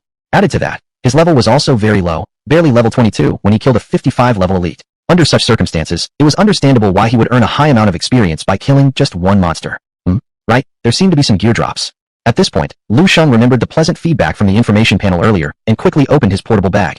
The next moment, a brand new piece of equipment, shimmering with golden light, appeared right in front of him. Black Knight's cloak. Type, cape. Armor plus 120. Strength plus 30. Agility plus 25. Stamina plus 20. Quality, gold. Roaming through darkness, hidden under the light. It's actually gold quality equipment. Lu Shang was delighted at the sight. You see, gold quality equipment is incredibly hard to obtain before the first transformation, because only abysses with difficulty higher than Hell mode have a certain chance of dropping this grade of equipment. Before their first transformation, all practitioners are merely rookies. They not only have poor gear and few skills, but also possess an embarrassingly low combat rating. Let alone abysses in nightmare mode, even ones in hard mode, can rarely be fully cleared by anyone. As for this Black Knight's cloak, it wouldn't be an exaggeration to say that if this piece of equipment were sold at the trading post in Eastland City, it could fetch a price of over 100,000 dragon coins. 100,000 dragon coins. That's equal to the total income a lifestyle practitioner earns after working hard for an entire year. However, Lu Shang had no intention of selling it. Since winning Li Tianhua's million scholarship fund, he had accumulated quite a fortune. Moreover, this Black Knight's cloak matched his needs perfectly. Whether it was strength or stamina, these were exactly what he needed right now. So, without hesitation, Lu Shang equipped it immediately. No wonder the abyss in the highest difficulty nightmare mode dropped a gold quality piece of equipment after the first battle. I wonder what kind of surprises will await me when I reach the final boss. With this thought, Lu Shang excitedly rubbed his hands, stepped out resolutely, and advanced further into the heart of the abyss. On the way, Lu Shang encountered numerous strange and unusual monsters. Some of these monsters even had unique names. They boasted immense health pools, powerful attacks, and possessed several extremely distinctive skills, making Lu Shang marvel non-stop. For regular adventurers, let alone a team of 10 strong level 60 fighters, encountering these powerful monsters might easily result in catastrophic defeats. But under the blessing of 10,000-fold amplification, although these monsters gave Lu Shang some troubles, ultimately, none were spared. They all turned into experience points for his leveling up. Ding! Congratulations! You have reached level 23 and have received 5 basic attribute points and 5 free attribute points. Ding! Congratulations on successfully slaying the Blazing Hunter. You have gained 5,200 experience points and received the equipment, Scorching Longbow. Ding! Congratulations! You have successfully reached level 24 and received 5 basic attribute points and 5 free attribute points. Ding! Congratulations on successfully slaying the Blaze Summoner. You have earned 5,800 experience points and obtained the equipment, Summoner's Staff. Ding! Congratulations! You have successfully reached level 25 and received 5 basic attribute points and 5 free attribute points. One after another, level up notifications appeared on Lu Shang's screen, with each one popping up every few minutes. And as countless monsters were defeated in quick succession, an increasing number of high-quality pieces of equipment began dropping from their corpses, all swiftly collected into Lu Shang's portable bag. Soon, his level skyrocketed to 30. How refreshing. Absolutely refreshing. Just as Lu Shang was reveling in the joy of leveling up, savoring the exhilarating sensation that came with it. Filthy human, how dare you intrude upon the territory of the Demon Vanguard army? This will not be forgiven. Rumbling. Suddenly, violent tremors shook the ground around him. Then, emerging from the scorching magma river ahead, a colossal demon leapt out, towering over 10 meters with flames roaring around its body. Clutching a massive black scythe in its hand, its features were horrifying beyond measure. Target, Flame Sovereign. Type, Demon Leader. LV, 65. HP, 12,000. Mana, 10,000. Combat rating, 220 stars. Unique skills, Furious Roar, Inferno Breath, Blaze Annihilation. This powerful demon ruled over the Demon Vanguard army. What a formidable monster. At the sight of the outrageous health pool and combat power of the Flame Sovereign, Lu Shang whistled in admiration. But he wasn't afraid. Having slain many high-level monsters before this, he now knew. If these monsters couldn't kill him instantly, then it would take just one hit from him to send them straight to their demise. Recalling this, Lu Shang felt a surge of confidence. Reliant on the effects of the 10,000-fold amplification and divine blessing still active within him. This time, without waiting for the boss to make a move, Lu Shang charged directly at it. Chapter 19, Clearing the Nightmare, Dark Golden Set. Filthy Ant Die. At this moment, seeing Lu Shang actually daring to attack him first, the Flame Dominator immediately became furious and almost without hesitation lifted the enormous scythe in his hand, swinging it horizontally towards Lu Shang. Blazing Slash. Whoosh. The terrifying blade glow flashed and disappeared instantly in the void, bursting forth with countless dazzling sparks. Lu Shang, who was at the forefront of the attack, had no chance to dodge, nor did he intend to dodge. He simply charged forward despite the Flame Dominator's attack. HP minus 1029. The next moment, a 4-digit damage number quickly flashed above Lu Shang's head. After one slash, the Flame Dominator leisurely put away his scythe, not even glancing at Lu Shang once. Because prior to this, there were also many overconfident human professionals who tried to challenge him, but never anyone who could withstand even a random skill of his. But just then, he realized that he was wrong, and how wrong he was. Seeing Lu Shang bear the blow, and continue charging forward like nothing happened. What? You're still alive? Surprised by this sight, the Flame Dominator involuntarily checked Lu Shang's attributes. But this check shocked him greatly, as his eyes nearly popped out of his sockets. What? 100,000 HP? This can't be possible. Seeing Lu Shang's HP count was higher than his own, which was the boss, the Flame Dominator immediately got confused. Huh? You are not an NPC. At the same time, Lu Shang was also startled, clearly not expecting that this demon boss would have intelligence. Despite being surprised, he didn't stop, maintaining his high-speed charge until he quickly reached the front of the Flame Dominator. Die! Lifting the Warhammer in his hand, Lu Shang smashed it towards the nearby Flame Dominator. In the next moment, as expected, another string of ineffective prefixes popped up from the Flame Dominator's head again. Missed. Dodge. Resist. Deflected. Haha. I thought you were something. Turns out you're a waste. Seeing Lu Shang could do absolutely no harm to him, the Flame Dominator, who was previously scared by Lu Shang's health points, immediately calmed down, then disdainfully exclaimed, "Filthy ant. Though I don't know what method you use to stack your HP so high. What use is it for a mere 30th level paladin? It won't harm me anyway." As he finished speaking, clang. HP minus 8,422. Suddenly, Lu Shang experienced a burst of good luck, and his hammer struck solidly on the thigh of the Flame Dominator. Ah! The Flame Dominator cried out in pain. Seeing his blood volume being reduced by half with one strike from Lu Shang, he nearly died of fright. While retreating, he shouted, "You? What kind of monster are you? Hee. Weren't you just saying that I can't hurt you? Now what?" Lu Shang said nothing, continuing to push forward step by step while smugly exclaiming, "Come on, let's injure each other. You? Don't come closer. No. Oh." 5 minutes later. Ting. Congratulations on successfully defeating the Flame Dominator. You gained 15,000 experience points and obtained the equipment Demon Scythe, Demon Horn, Demon Embrace, and Demon Deception. Ting. Congratulations. You've successfully leveled up to level 31 and received 5 basic attributes and 5 free attributes. Ting. Congratulations. You've successfully leveled up to level 32 and received 5 basic attributes and 5 free attributes. Huh. So it's over already. Looking at the final boss of the Nightmare mode that he had killed with 2 hammers, Lu Shang bitterly smiled and shook his head, unable to help feeling a sense of extreme unreality. It was all too dreamlike. Needless to say, in today's Blue Star, the Nightmare mode, Abyss is famous for its high difficulty and great risks. Especially for this kind of newbie Abyss called the Magma Dungeon. Since before the first transformation, everyone is still in the newbie phase with few skills, poor equipment, and even a lack of experience. Furthermore, the Magma Dungeon has a very strict level restriction. Those exceeding level 60 cannot enter. This inevitably created a phenomenon. Most professionals under level 60 don't possess the ability to challenge the Magma Dungeon. But when they gain the strength to challenge the Magma Dungeon, their levels exceed 60, thus disqualifying them from entry. So over the years, let alone the Nightmare mode of the Magma Dungeon, even the hard mode of the Magma Dungeon has rarely been cleared by anyone. But there was Lu Shang. With the tenfold enhancement of his SSS class combat talent, he not only conquered the Nightmare mode, but did so entirely on his own, without any help from teammates. Fortunately, only Lu Shang himself knew about this feat, or if it were to be exposed, it would inevitably cause a massive sensation. Alright, didn't that Flame Dominator drop some gear earlier? At this moment, Lu Shang recalled the information fed back on the confidence panel, instinctively opening his portable bag. In the next instant, streaks of dazzling deep red light shot out. Caught off guard, Lu Shang almost blinded himself with his 24K alloy dog eyes. Demon Scythe. Type, two-handed weapon. Attack power, 120 to 145. Strength plus 75. Vitality plus 70. Equipment special effect. Every attack absorbs a certain amount of your target's life value, equaling 10% of the damage dealt. Quality, dark golden. Demon set, 1/4. Set effect, strength plus 100, not activated. A meticulously crafted equipment by the Demon Legion. Demon Mastery. Type, gloves. Armor value plus 310. Strength plus 45. Vitality plus 40. Demon set, 1/4. Set effect, strength plus 100, not activated. Quality, dark golden. A meticulously crafted equipment by the Demon Legion. Demon Embrace. Type, chest armor. Armor value, 550. Strength plus 55. Vitality plus 52. Demon set, 1/4. Set effect, strength plus 100, not activated. Quality, dark golden. A meticulously crafted equipment by the Demon Legion. Demon Deception. Type, helmet. Armor value, 380. Strength plus 47. Vitality plus 41. Equipment special effect, when activated, hides the attribute panel, preventing enemies from detecting your base stats. Demon set, 1/4. Set effect, strength plus 100, not activated. Quality, dark golden. A meticulously crafted equipment by the Demon Legion. Chapter 20. The Demon's Trick, Hidden Attributes. Holy crap, is this a dark gold quality set? And it's a full set too. Looking at the 4 brand new pieces of equipment inside his portable backpack, Lu Shang was almost overwhelmed with joy. You see, the reason why first transformation practitioners had weak combat power wasn't just because of their low level or few skills. There was also a big reason, equipment scarcity.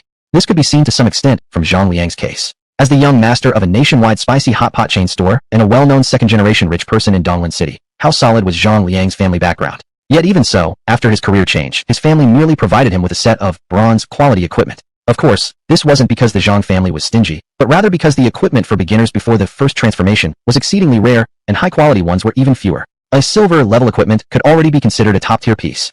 And as for gold quality, it was incredibly rare to the point where there were prices, but no goods available. As for dark gold, it's no exaggeration to say that this quality of equipment was impossible to buy even if you had money, because dark gold quality equipment only came from abysses of nightmare levels. Moreover, once a dark gold piece dropped, it would bind with the practitioner's soul, meaning only they themselves could use it. Transactions were simply impossible. Shang never thought that at just over level 30, he'd obtain a full set of dark gold equipment. Furthermore, since he relied heavily on equipment as a judgment knight, if he wore this demon set, Shang was confident that, even without using 10,000 times amplification, he could still dominate in the wilds. This is awesome. Thinking about it, Shang became so excited that he couldn't contain himself and took out this demon set, hurriedly putting it on.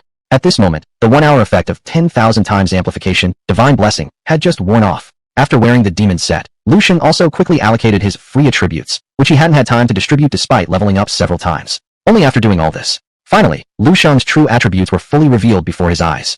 Host, Shang. Profession, Holy Knight. Professional specialization, Judgment. LV, 32, First Transformation. HP, 2230. MP, 410. Strength, 352. Wisdom, 41. Agility, 66. Spirit, 41. Stamina, 223. Equipment, Demon Scythe, Demon Embrace, Demon Defense, Demon's Trick, Black Knight's Cape. Combat rating, 199 stars. This combat rating, it's just insane. Seeing his pathetic combat rating, Shang felt momentarily powerless to mock it. Because even with an entire set of dark gold equipment, and under the condition that the set's special effects were activated, his real combat rating was still only 199 stars, not even reaching 200 stars. You see, the better a practitioner's equipment, the higher their combat rating will be. For dark gold quality equipment, each piece should logically give the wearer a minimum increase of 50 stars in combat rating. As for those super classes or hidden classes, since they are inherently more powerful than ordinary combat classes, the enhancement from equipment was even more noticeable. Each piece of dark gold equipment potentially increasing their rating by 80 to 100 stars. Yet Shang, having combined an entire set of dark gold equipment, still fell short of breaking 200 stars. This shows just how weak the Judgment Knight specialization truly is. It truly lives up to its reputation as the useless knight. Fortunately, I have a golden finger like 10,000 times amplification. Otherwise, with this kind of profession strength, my whole life would really have no hope. Shang sighed deeply, while simultaneously feeling somewhat grateful, glad to possess such a powerful combat talent, allowing him to solo clear nightmare abysses without sustaining any injuries. Otherwise, if he were an ordinary holy knight who chose the most useless judgment specialization, then starting out would indeed be equivalent to diving straight into hell. Next, Shang checked his other gains. This trip through the magma dungeon not only boosted him by 12 levels, but also earned him a great deal of extremely high-quality equipment. However, most of this equipment belonged to the agility-based, spirit-based, and intelligence-based categories, and thus didn't match his own attributes. Therefore, Shang did not equip them on himself, but planned to sell these miscellaneous items collectively to the trading house once he returned to town. After tidying everything up, Shang intended to leave the abyss. However, just at this moment, he suddenly hesitated in his step, as if he had discovered something, causing his pupils to constrict involuntarily. Demon's Trick. Equipment special effect. Upon activation, it can hide the attribute panel, preventing enemies from discerning your basic stats. Damn, it can actually hide the attribute panel. As Shang looked at the active special effect of Demon's Trick, he was initially taken aback, but then quickly snapped out of it, and couldn't help but burst into laughter. Haha, this is like someone offering you a pillow when you're drowsy or serving tea when you're thirsty. Without any hesitation, Shang directly activated the active special effect of Demon's Trick, with a mere thought right there on the spot. Of course, it was not surprising that he acted with such caution. There was still that reason. The current Xinxia kingdom appeared calm on the surface, but in reality, undercurrents were already swirling beneath. An unknown number of double agents from enemy countries were lurking in the shadows, remaining completely inconspicuous in their daily lives. But once they bared their fangs, it was genuinely life-threatening, leaving even the higher-ups of Xinxia kingdom helpless. So the only option was to keep lying low while boosting his level and strength as quickly as possible, preparing to face all future challenges. And this Demon's Trick undoubtedly provided Shang with a perfect disguise. After all, as a holy knight, he had managed to ascend to level 32 just 2 days after his career change, all while acquiring a set of dark gold equipment. If anyone noticed this, raising suspicions would be inevitable. But with this Demon's Trick, he no longer needed to worry about his level, equipment information, or anything else being exposed, essentially adding another layer of protection. Thinking of this, Shang couldn't help but crack a smile. Meanwhile, outside the magma dungeon, Tianhua, this is the magma dungeon. Pointing at the abyss entrance ahead, Xiao Muzhen spoke in a deep voice. Mayor, thank you so much for this. Li Tianhua said gratefully. If it weren't for you personally guiding me last night to find maps and gain levels, I would have had no idea how many detours I'd need to take to reach level 20 and qualify for entry into the magma dungeon. Chapter 21. Rivals meeting by chance. Hidden conspiracy. Ho ho, no need to be so polite. You are the only hidden class user in our Donglan city this year, and also an indispensable pillar for the country's future. If I don't look after you, then who should I? Xiao Mosen had a kind face as he waved his hand and said, Alright, it's getting late. Hurry up and find a few teammates, then enter the Magma Demon Dungeon to level up. Speaking of this, he added another sentence. Although the Magma Demon Dungeon is just a beginner abyss, its experience points are very high. You can keep leveling up inside until you reach level 60. After level 60, I'll arrange your subsequent leveling plan for you. Good. Upon hearing this, Li Tianhua nodded and was about to go down to look for a few suitable teammates. But precisely at this moment, with a mysterious spatial fluctuation, Lu Shang, fresh out of the nightmare abyss, appeared right outside the entrance of the Magma Demon Dungeon. Lu Shang. Seeing Lu Shang, Li Tianhua's eyes immediately turned red, ready to confront Lu Shang. Tianhua, don't lose control. Thankfully, Xiao Mosen quickly held him back at the crucial moment and whispered repeatedly beside him. As they say, a lack of patience ruins great plans. You are a noble hidden class user with unlimited prospects ahead of you. You shouldn't waste your time being upset over some nonsense from a trash paladin. But my scholarship. Recalling the 1 million yuan Lu Shang had swindled from him, Li Tianhua grew enraged, his face contorting. This. Watching as Li Tianhua struggled endlessly over this issue, Xiao Mosen furrowed his brow deeply. Given his experience, how could he fail to see that Li Tianhua had developed a heart demon? Bear in mind, professionals require constant battles with monsters and enemies to level up. Even a momentary distraction can lead them into irretrievable situations. With these thoughts in mind, Xiao Mosen clenched his teeth, deciding there and then that he'd have to take drastic action. He then seriously asked Li Tianhua, Tianhua, let me ask you, do you want Lu Shang dead? What? Hearing this, Li Tianhua was shocked inside, obviously not expecting Donglin City's mayor Xiao Mosen to abruptly say something so unexpected like this. After all, in today's Xinxia Kingdom, private fighting among national professionals was a grave crime punishable potentially by death. However, Xiao Mosen didn't care about what Li Tianhua thought, but rather pressed further. Answer my question. Yes. Of course yes. Finally, Li Tianhua regained his composure and gritted his teeth, shouting nearly furiously. But then, he frowned and continued. But our Xinxia Kingdom always forbids direct conflicts between professional warriors. Before he could finish, Xiao Mosen cut him off with a wave of his hand. That part, you leave it to me. No need to worry about it. There's no way he will always hide within the domestic borders and avoid leveling up in neutral areas. Xiao Mosen said darkly. After saying this, he solemnly reminded Li Tianhua. But remember, this matter must only be known by heaven, earth, you, and me. Don't reveal it to anyone else, not even your parents. Got it. I understand. Li Tianhua nodded heavily. Good. Go level up first, and I'll make the arrangements now. Saying that, Xiao Mosen glanced deeply once again towards Lu Shang nearby, before turning around and leaving hastily. And it wasn't until this point that Lu Shang hadn't even noticed the presence of Xiao Mosen and Li Tianhua nearby. He had no idea that a conspiracy aimed directly at him was quietly brewing in secret. Since the tenfold amplification effect has a cooldown period of 24 hours and can only be used once a day. After successfully passing through the nightmare mode version of the Magma Demon Dungeon, Lu Shang decided against further leveling and instead planned to return home for a meal and a good rest. After all, upgrading is a gradual process. Nobody can leap directly to their goal. After leaving the Magma Demon Dungeon, Lu Shang hailed a cab nearby and returned to the city center in no time. Stepping out of the car, Lu Shang intended to find a restaurant to treat himself well. But just at this moment, a commotion from the opposite street suddenly caught his attention. Wow, why are there so many people? It can't be helped. Among all trade firms in our Donglin City, Starcy Trading Company offers the highest purchase prices. Whether it's equipment or materials, selling to them will never disappoint. That makes sense. Just have to wait slowly then. Looking out, countless rookie professionals were queuing up long lines outside a shop. On the sign of the store, the 4 large words Starcy Trade Firm gleamed brilliantly under the sunlight. Starcy Trade Firm. Lu Shang's heart stirred upon seeing this. In today's Xinxia Kingdom, in addition to auction houses that support free pricing and selling among professionals, there are also many national chain trade firms in every city.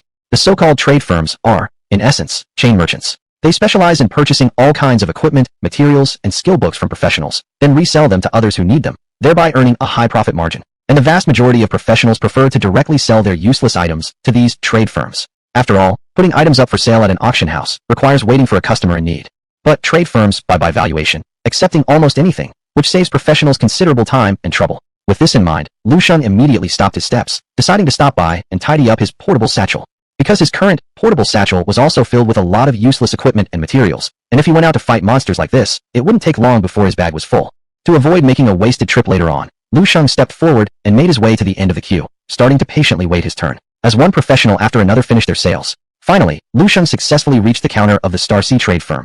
But before he could even take out what was in his satchel, at that very moment, a graceful figure suddenly walked over from behind and cut right in front of him. What? How dare you cut in line? Lu Shang frowned upon seeing this, ready to say something. But just then, his pupils involuntarily contracted, because now, he had finally gotten a clear look at the person cutting in line. Donglin Middle School's beauty Luo Xinxian. It's you. At the same time, Luo Xinxian also noticed Lu Shang, and her previously gentle expression instantly turned frosty. Cough, my dear wife. You're here to sell stuff too? Lu Shang awkwardly rubbed his nose and forced out a laugh. You. Hearing that, Luo Xinxian was nearly driven mad on the spot. Fortunately, just at that moment, inside the Starcy Trade Firm counter, a corpulent fat man finally spotted Luo Xinxian and hurriedly ran over. Wow, is this not Miss Luo? What wind brings you here? the fat man said with a face full of flattery. Chapter 22. The Radiant Ranger, the Holy Flame of Exorcism. Manager Huang, I've come to sell something. I wonder if your Star Sea exchange will accept it or not.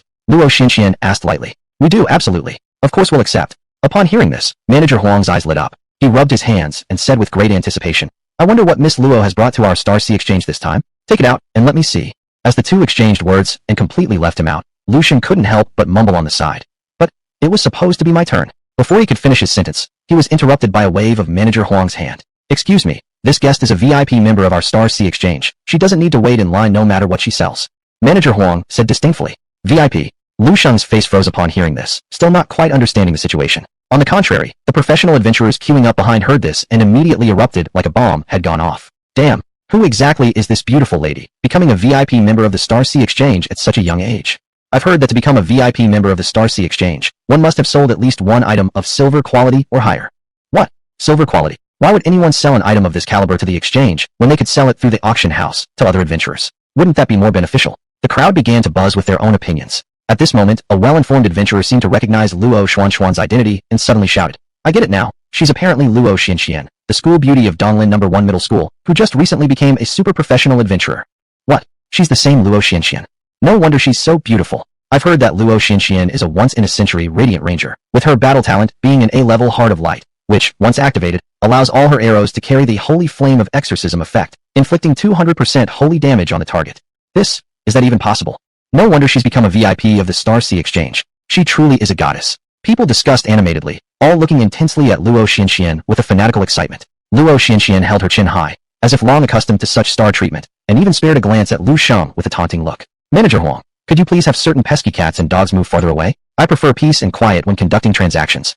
Glancing back at Lu Shang, who stood frozen like a wooden statue, Luo Xinxian made a pointed comment. Certainly, being the manager of the Star Sea exchange, how astute was Manager Huang? Even though Luo Xinxian didn't name anyone specifically, he instantly guessed whom she referred to and, without delay, looked up and gave Lu Shang a loud scolding. You, me? Lu Shang pointed to himself, bewilderedly asking. Yes, exactly you. Manager Huang nodded again, then harshly reprimanded. Step back and don't disturb my esteemed guest.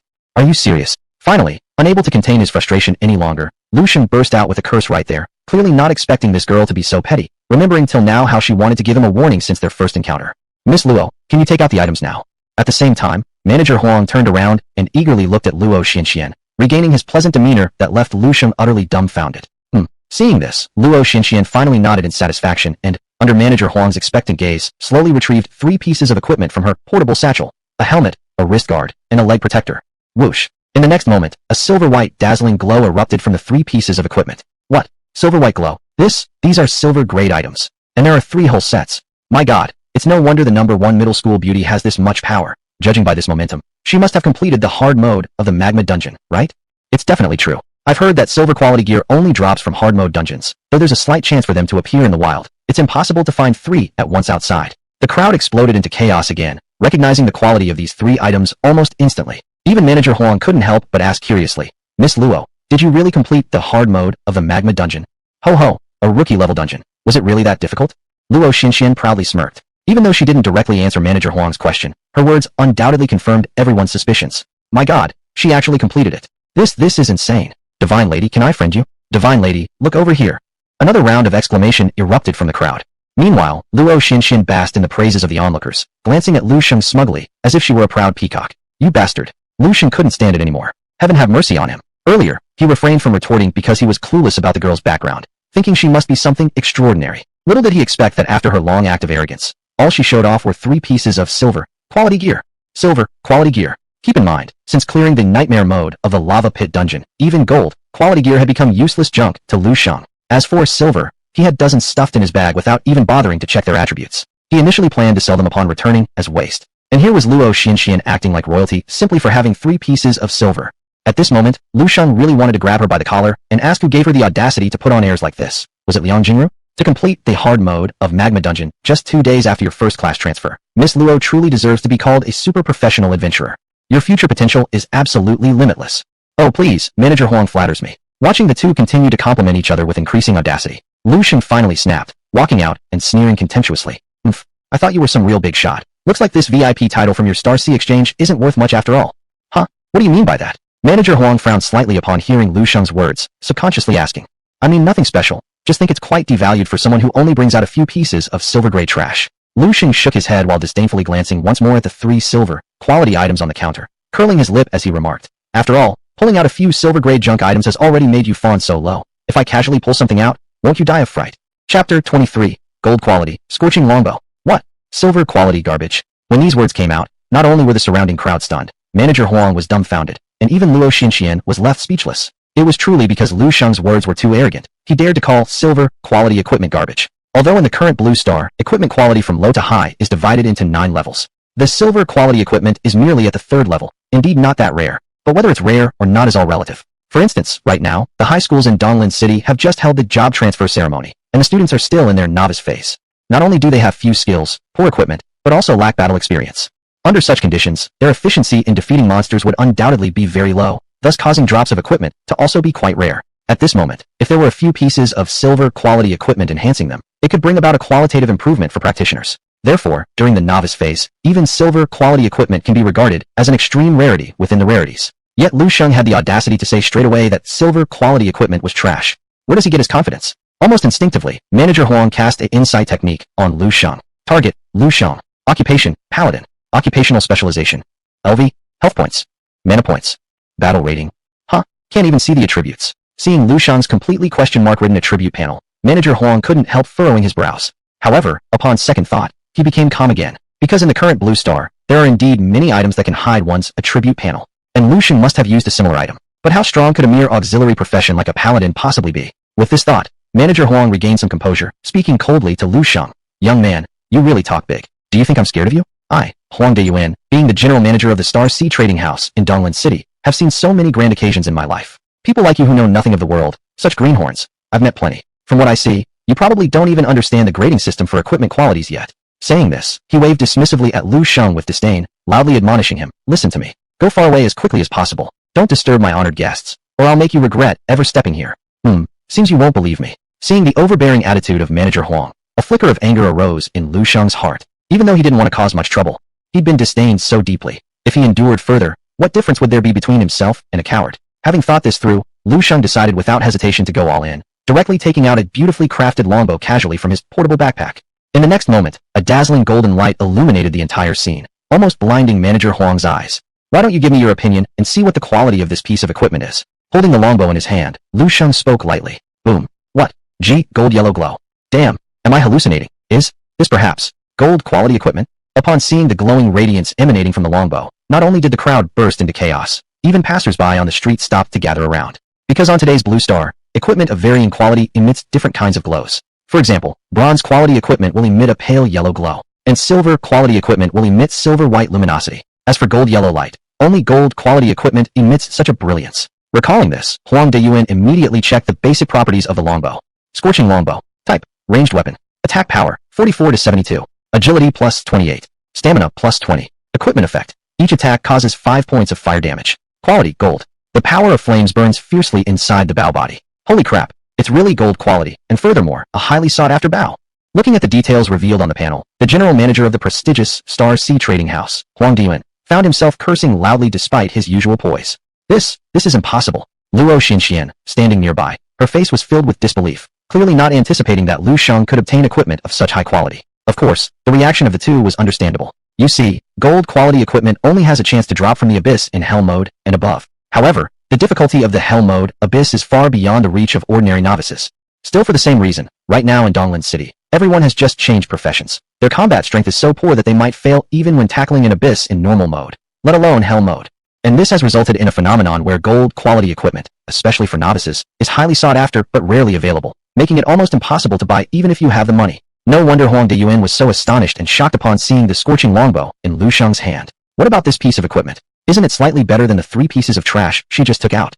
At this point, Lu Shang glanced again at Luo Xinxian standing beside him, frozen like a wooden chicken, and asked indifferently, "This?"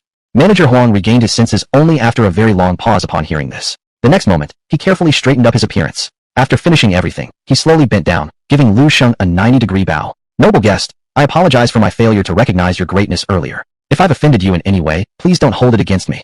Having said that, he shouted loudly toward the counter, "Somebody, come quickly, clear a high-class private room for me and bring out my treasured mitai. I have a distinguished guest I want to personally entertain."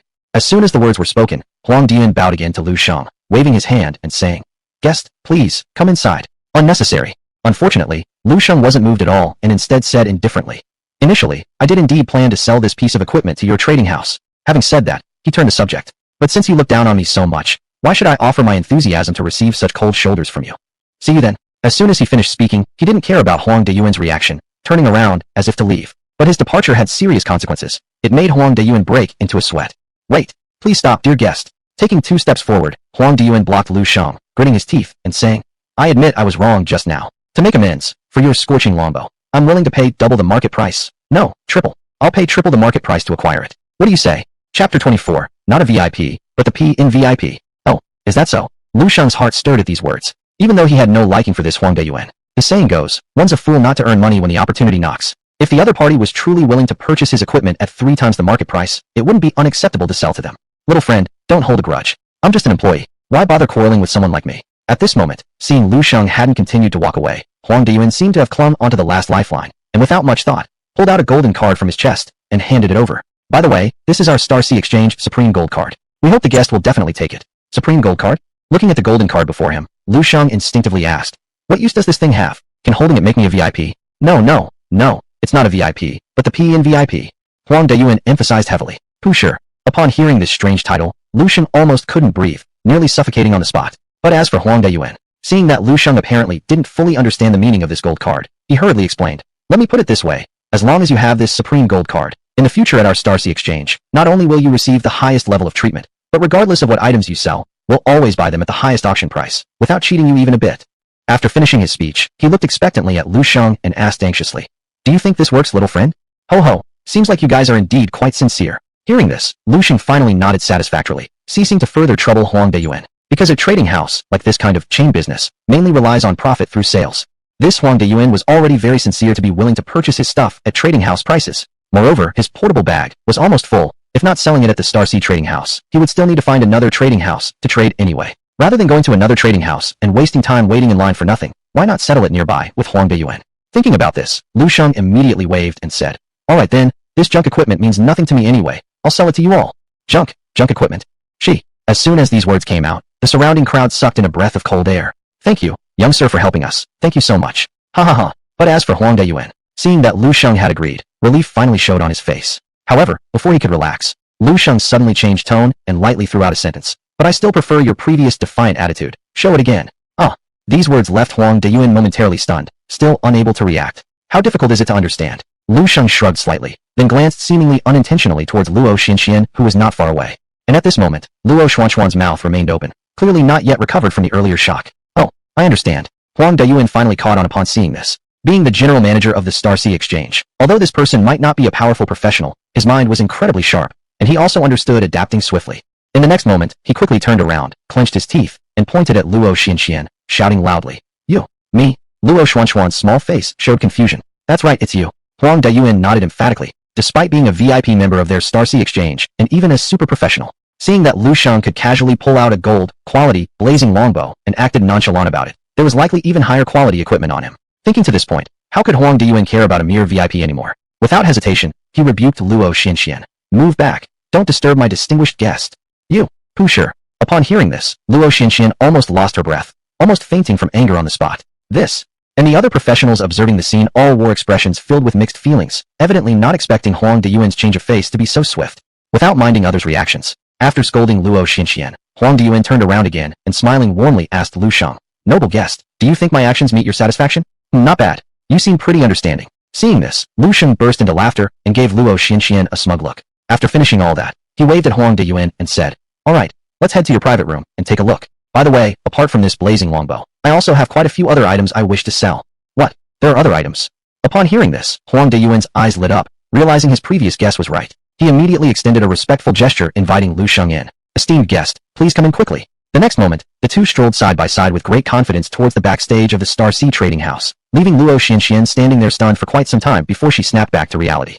"No matter who you are, this isn't over between us." Her petite body quivered with anger. It seemed like the heavens were not on her side. Originally, she had planned to give Lu Shang a lesson when they met in the Star Sea trading house, venting out her frustration over how he had slandered her earlier. But things didn't go as planned, as she failed to get her revenge, but instead received even more indignation.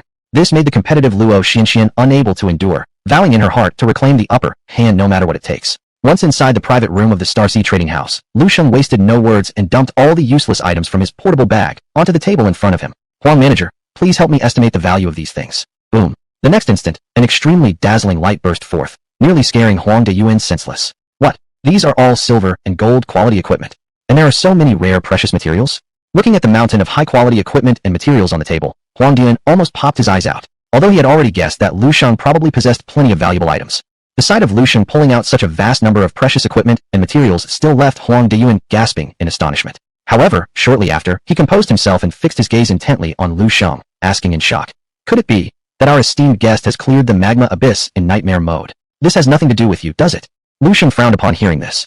"The guest, forgive me. I should not have spoken out of turn." Seeing Lu Shang's reaction, Huang Deyuan realized his mistake and quickly changed the subject.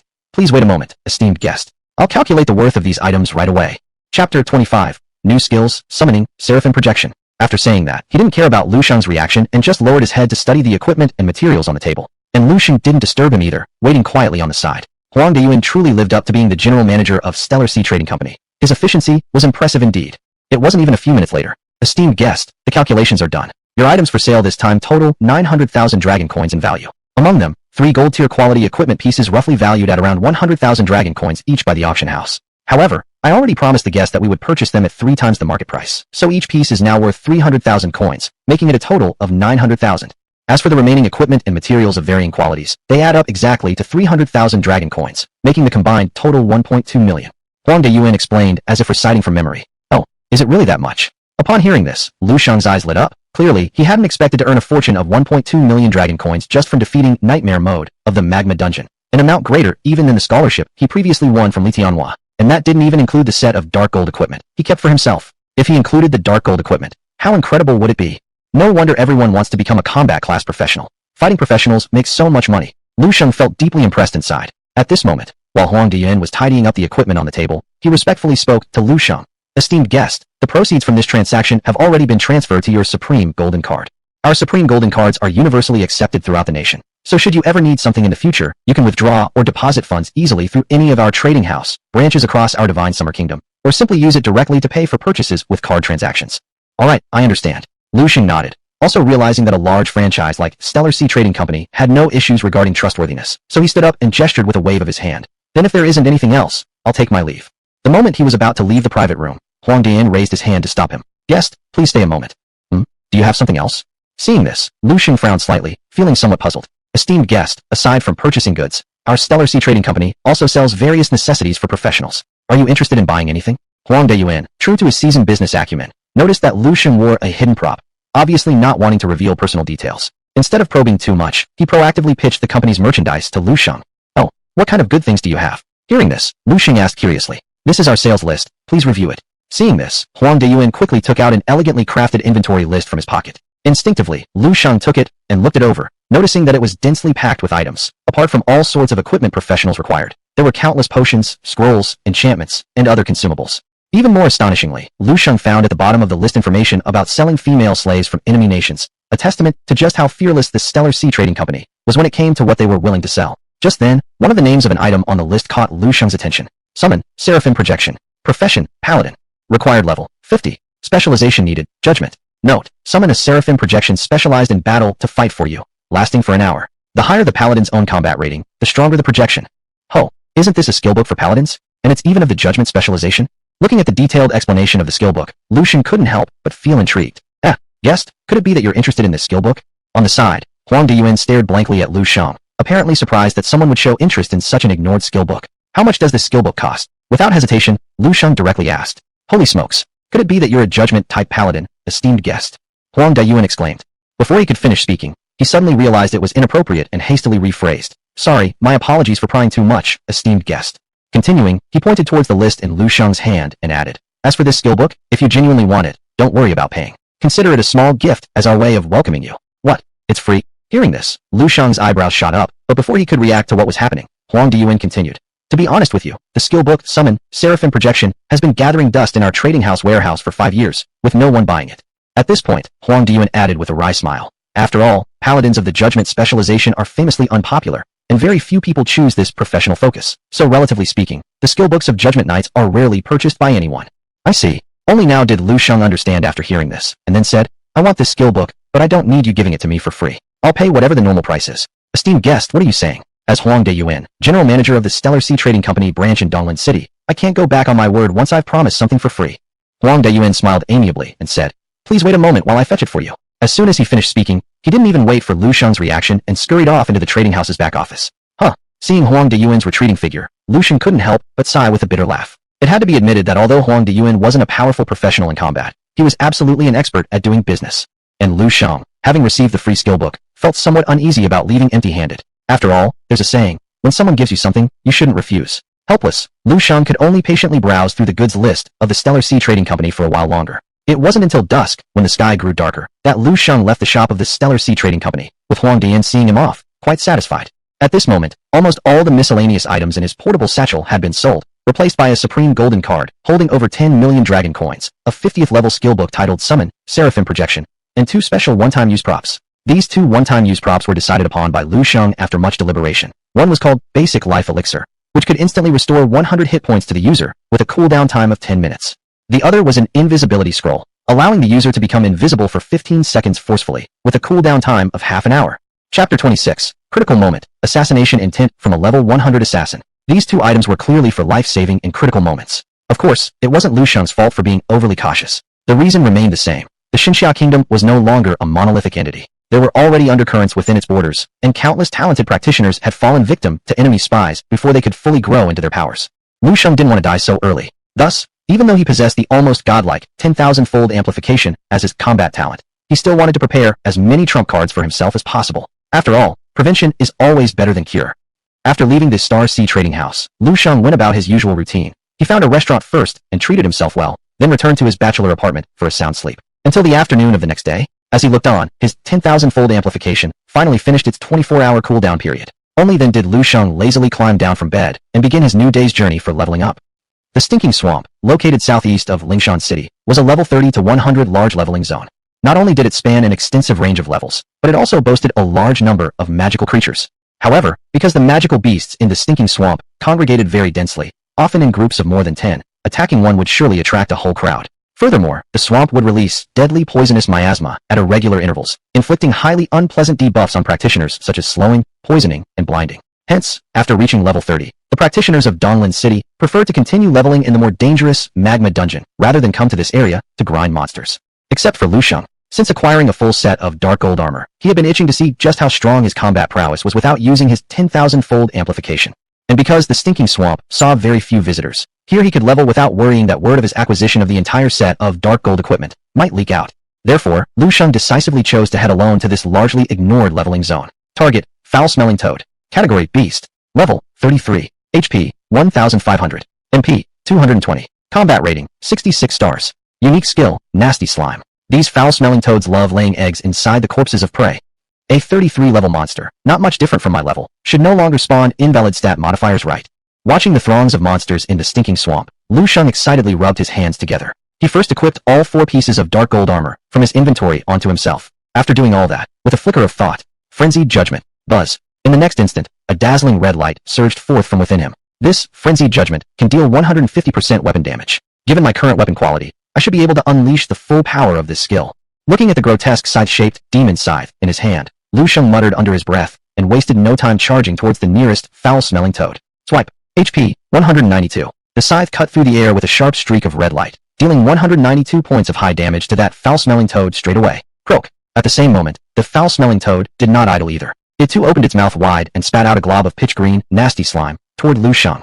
HP, 22. Then, man and frog clashed head-on, exchanging slashes and smashes. However, thanks to the enhancements from the Dark Gold set, not only was Lu Shang's attack power extraordinary, but his armor value far exceeded standard limits. As for the foul-smelling toad, it was merely a regular level 33 monster. Its attack was weak, and its health pool was minuscule. It posed absolutely no threat to Lu Shang. Croak, croak, within a mere dozen seconds, accompanied by a dying, despairing scream. Ding! Congratulations, you have successfully slain the foul-smelling toad, earning 120 experience points and obtaining the item, Toad's Gastric Gland. Haha, it's really possible after all. Staring at the carcass of the beast before him, Lu Shang laughed heartily with excitement. This was indeed the first time ever that he had killed a monster purely relying on his own strength. without tapping into the force of his combat talent. Since his reclassing, Lu Shang had basically been leveraging the power of 10,000-fold amplification. Whenever the effect of 10,000-fold amplification ended, he would immediately cease leveling up. This undoubtedly caused him to waste much valuable time for leveling. In reality, Lu Shang didn't want to overly rely on his golden finger. After all, the 10,000-fold amplification had an extensive 24-hour cooldown period. Moreover, most of his skill effects could only last for 1 hour, which meant he could only level up for 1 hour a day. The rest of the time was simply wasted. Fortunately, after clearing the Nightmare Mode version of the Magma Dungeon, Lu Shang now possessed a certain equipment foundation. Even without using the 10,000-fold amplification, relying solely on the strength of the Paladin class itself, he could easily slay these wild magical creatures. This is good. In the future, even when my 10,000-fold amplification is on cooldown, I can still come out to grind monsters and level up. At this thought, Lu Shang couldn't help but feel reassured. Next, he once again swung the scythe in his hands and charged straight toward the dense clusters of magical beasts in the stinking swamp. And as one monster after another fell, Lu Shang became completely absorbed in the delightful sensation of rapidly increasing experience points. Just as Lu Shang was putting forth all his effort into leveling up at this crucial moment, he had no idea that right then and there, less than 20 meters away from him, hidden within a cluster of bushes, there was an almost transparent, eerie figure quietly watching his every move. Could this be a dark gold set? Upon seeing the dark red light emanating from the demon's scythe in Lu Shang's hand, the eerie figure couldn't help but narrow his pupils and instinctively cast an insight spell at Lu Shang. Target, Lu Shang. Class, Paladin. Specialization, level, HP, MP, combat rating. What? Can't see the attributes. Seeing Lu Shang's fully obscured status panel, the eerie figure furrowed his brows. However, upon reconsidering for a moment, he relaxed once more. It seems this kid must be using some sort of item that hides attributes, but judging by how fast he clears the monsters, he's likely only around level 30 to 40, nothing worth worrying about. Chapter 27, a move, the beginning of a bloodbath. How did a support class like a Paladin end up with such luxurious equipment? The shadowy figure muttered under his breath, unable to make sense of it all. At that moment, he seemed to remember something and suddenly lit up. Of course, I'm here to kill this guy anyway, and once he's dead, won't all his equipment be mine? Haha, I'm rich. With that thought, the shadowy figure was so excited that he almost shouted out loud. His name is Yi Fei. Not only is he a level 100 assassin, but he is also one of the most loyal subordinates to Xiang Yuzhen, the mayor of Donglin City. Since that day in the Magma Demon Cave, when Xiang Yuzhen agreed to help Li Tianhua get rid of Lu Shang, Xiang Yuzhen gave Yi Fei an order to eliminate him at all costs. After receiving this command, Yi Fei wasted no time and immediately found Lu Shang. He has been secretly monitoring his every move, waiting for the right opportunity to strike. Fortunately, Lu Shang didn't make Yi Fei wait long, and he ended up going alone to the desolate, filthy swamp. Yi Fei knew that his chance had come, but he didn't rush in, because he was waiting for nightfall to fully descend. Even though Lu Shang was only around level 30, with a whopping gap of over 60 levels between them, in today's Xinxia country, killing fellow nationals could easily land you on death row. Moreover, the filthy swamp may not attract much attention, but it wasn't guaranteed to remain completely unvisited. Yi Fei didn't want to mess up due to carelessness, so he decided to attack only after ensuring there were no witnesses around, guaranteeing absolute success. Little did Lu Shang know at this point, but he was already being targeted by a level 100 assassin, continuing to practice hard with eyes closed. Ding! Congratulations on successfully killing the swamp crocodile. You gained 130 experience points and received the material crocodile hard skin. Ding! Congratulations on successfully killing the swamp sawtooth rat. You gained 120 experience points and received the material cracked sawtooth. Ding! Congratulations on successfully leveling up to level 33. You've received 5 base attributes and 5 free attributes. Ding! Congratulations on successfully leveling up to level 34. You've received 5 base attributes and 5 free attributes. Cool. This is amazing. As monster after monster fell, Lu Shang's level surged rapidly. Just as Su Wanqing mentioned earlier, Judgment Knight was indeed a class heavily reliant on equipment. Thanks to a full set of dark gold equipment, Lu Shang's speed in slaying monsters surpassed even that of regular, superclass professions and hidden class professions. Additionally, the filthy swamp had abundant monsters, yet remained uncontested. Thus, from 2 p.m. in the afternoon to 6 p.m. in the evening, in just 4 short hours, Lu Shang managed to increase from level 32 all the way to level 49 without even using his 10,000x amplification ability. This kid's leveling speed is ridiculously fast. Even Yi Fei, who was hiding in the shadows waiting for the right moment, couldn't help but twitch his eyelids at the sight of Lu Shang leveling up every dozen or so minutes. Still, he held back and didn't make a move prematurely. After all, he was a level 100 assassin. In his eyes, whether this mere assistant class paladin was level 30, 40, or 50 made little difference. Only a few skills would easily do him in. It's about time. Observing the increasingly darker sky, Yi Fei licked his lips cruelly, finally unable to suppress his violent killer intent any longer, sneaking quietly towards Lu Shang. Meanwhile, Lu Shang had just killed another monster. 2 more kills, and I'll probably reach level 50. Looking at his nearly full experience bar, Lu Shang showed a satisfied smile on his face. He took out a water flask from his portable bag, just as Lu Shang was about to take a sip and rest a bit. Swish! Suddenly, a chilling blade light descended from above, viciously slashing into him. HP, 499. In the next second, a terrifying damage number skyrocketed from Lu Shang's head. What? Who's there? Startled, Lu Shang quickly turned around, finally identifying Yi Fei's figure. Almost instinctively, he cast an insight technique on Yi Fei. Target, Yi Fei. Class, Assassin. LV. Health, 7,200. Energy, 100. Combat power rating. What? Can't even see his level or combat rating. Looking at the information displayed before him, Lu Shang nearly died from fright. In today's Blue Star, aside from certain special items that can conceal attributes, there is another situation where a practitioner's insight technique will lose its effect when the level difference between the target and the user exceeds 50 levels. More absurdly, Yi Fei's health points were over 7,000. What did over 7,000 HP mean? Keep in mind, even with the buffs from 4 pieces of dark gold equipment, Lu Shang's HP was just over 3,000. And any practitioner capable of possessing over 7,000 HP must be at least around level 90, or even higher, reaching the peak of first-tier advancement, possibly hitting level 100. Realizing this, Lu Shang couldn't help but feel his heart sink. He quickly retreated while shouting loudly, "Who are you? And why are you attacking me? Huh? Such high defense, how could he survive my strike?" On the other side, seeing that his previous slash failed to instantly kill Lu Shang, Yi Fei was surprised as well. However, regaining his composure, he decided not to hide anymore. With a chilling laugh, he declared, "Boy, your time has come. Next life, remember to stay away from those who are beyond your reach." With those words, Yi Fei tapped his toes and turned into a distorted streak of light, rushing toward Lu Shang. It was none other than the signature skill of assassins, Shadow Dash. Oh no! Upon seeing this, Lu Shang didn't hesitate for a second. He turned around and ran for his life. Even though he had the incredible advantage of 10,000x amplification, giving him great confidence in his own strength. He wasn't a fool to think that such an amazing ability could compensate for a 50-level gap. After all, the larger the level difference, the more nullifying prefixes applied to attacks. And Yi Fei was an assassin, known for terrifying individual burst damage. If he got too close, if Lu Shang missed his hit, it would take only a few blinks of an eye for Yi Fei to wipe out his entire HP bar. Thinking about it like that, Lu Shang increased his speed once more, trying hard to maintain distance from Yi Fei while swiftly considering his next course of action. What should I do?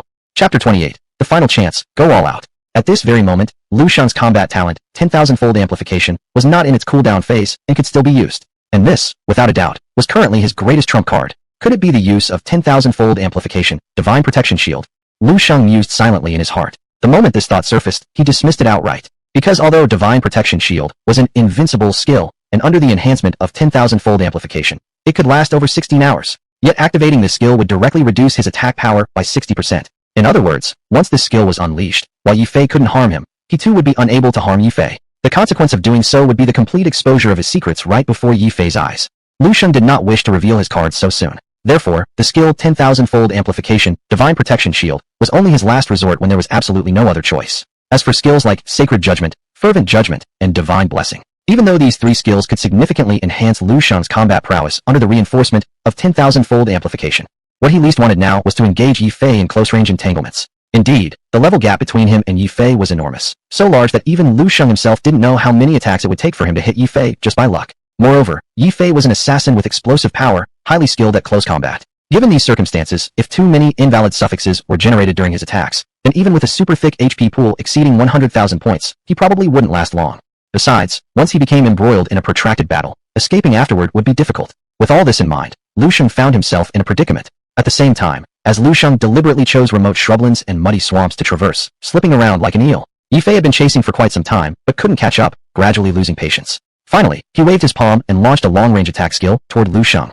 Poisonous dart. Whoosh. The dart, gleaming with a dark green luster, vanished into the void in a flash and viciously pierced into Lu Shang's shoulder. HP, 722. In the next instant, a terrifying damage number soared up from Lu Shang's head. But that wasn't all. HP, 133. HP, 121. HP, 136. What? Could it be a continuous damage skill? Seeing his health points dropping rapidly at a visible rate, having lost over 1,000 points in just a few seconds, Lu Shang's heart raced up to his throat almost without thinking, and he immediately opened his portable satchel. Just as he was about to grab a Ichuji Sunming Yaosui, beginner healing potion, to urgently restore his HP, suddenly, a mysterious book shimmering with golden yellow caught his attention within his satchel. Summon, Seraphim Projection. That's right, how could I forget about this skill? Looking at the summon skill book inside the portable satchel, Lu Shang suddenly brightened. If I can learn this skill and summon the Seraphim Projection, and then strengthen it with my own 10,000-fold amplification, then I wouldn't need to get into a close-range struggle with this guy, right? And besides, this Seraphim Projection is a purely summoning skill. Even if it dies, it won't have any impact on me. Thoughts raced through his mind in rapid succession. Taking advantage of this moment, Lu Shang also glanced at his nearly full experience bar.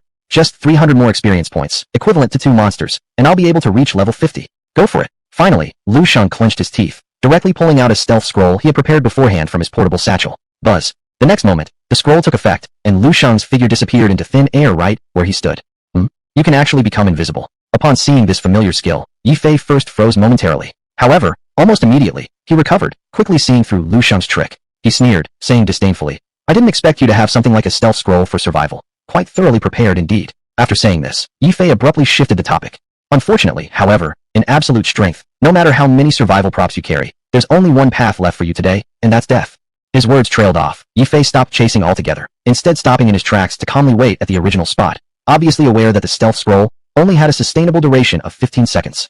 Such a short period of time. If Lu Shang ran, he definitely couldn't escape his perception range. So, Yifei was not the least bit worried. However, what happened next far exceeded his expectations. Bang! HP 223. Together with a loud muffled sound. Not far away, in the bushes, when Lu Shang reappeared, he didn't continue to flee. Instead, he held the demon scythe and launched an attack on a monster in the foul swamp. Damn, did you get kicked in the head by a donkey or something? How dare you level up right in front of me? Seeing this ridiculous scene, Yifei couldn't help but be stunned for a moment. But Lu Shang didn't bother to care about Yifei's reaction. He kept his gaze fixed on the monster and unleashed a series of wild attacks. With the enhancement from a full set of dark gold equipment, the monster, which was only level 51, didn't last long before being completely wiped out by Lu Shang. Ding! Congratulations on successfully killing this swamp crocodile. You've gained 150 experience points and obtained the item, Perfect Crocodile Skin.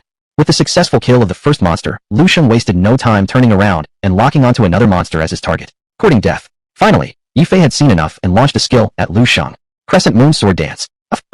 HP 322. HP 289. HP 277. The crescent-shaped blade energy almost instantly enveloped Lu Shang entirely. Yet Lu Shang appeared completely unfazed, continuing to unleash savage attacks on the monster without even blinking. Are you insane? This time, it was Yifei's turn to be surprised. Lu Shang's behavior was just too strange. Not only did he fail to defend himself, but he also found the leisure to fight monsters.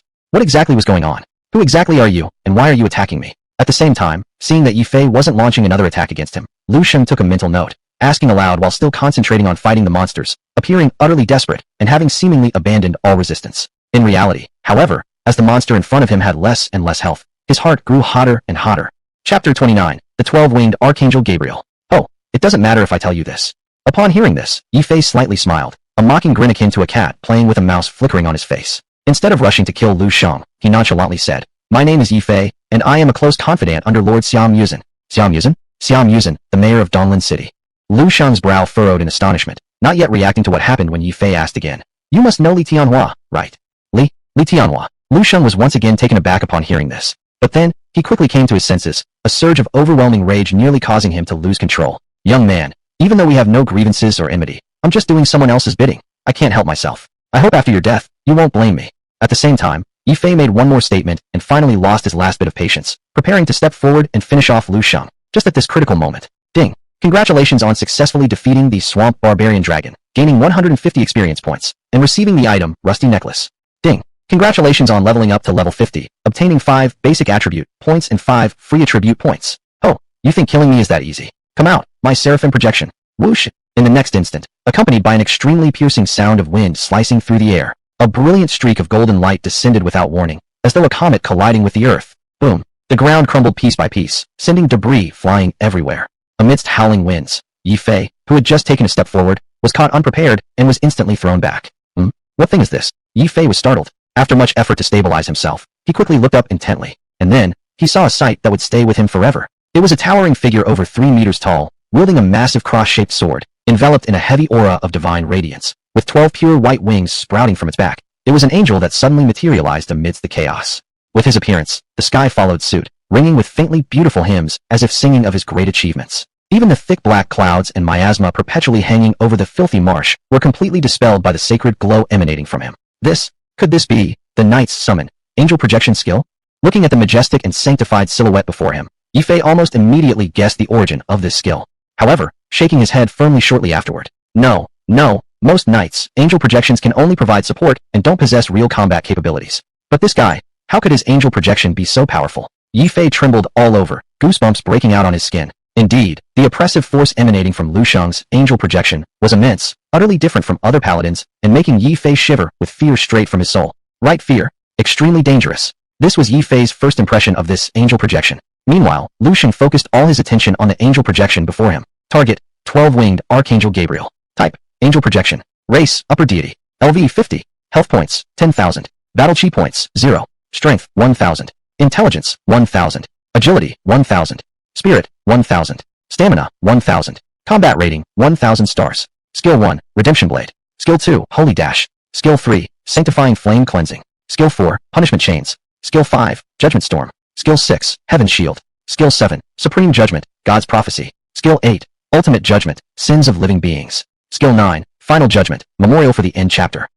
Shit. G.A. Gabriel? Seeing the dazzling attribute panel in front of him, Lu Shang also became disoriented. Because he never expected the summon, Seraphim Projection skill, strengthened after being reinforced by his 10,000-fold amplification, would summon Gabriel, the 12-winged Archangel Gabriel. That was the legendary Archangel, the leader of all angels in heaven. Although this Gabriel was only a projection and not the true form of Gabriel, just the projection alone was enough to leave people astonished. After all, this was a true god. Not to mention that this projection had a combat rating of up to 1,000 stars, with a total of 9 skills, and more blood than even Yi Fei at level 100. What the hell? This was simply a bug. You.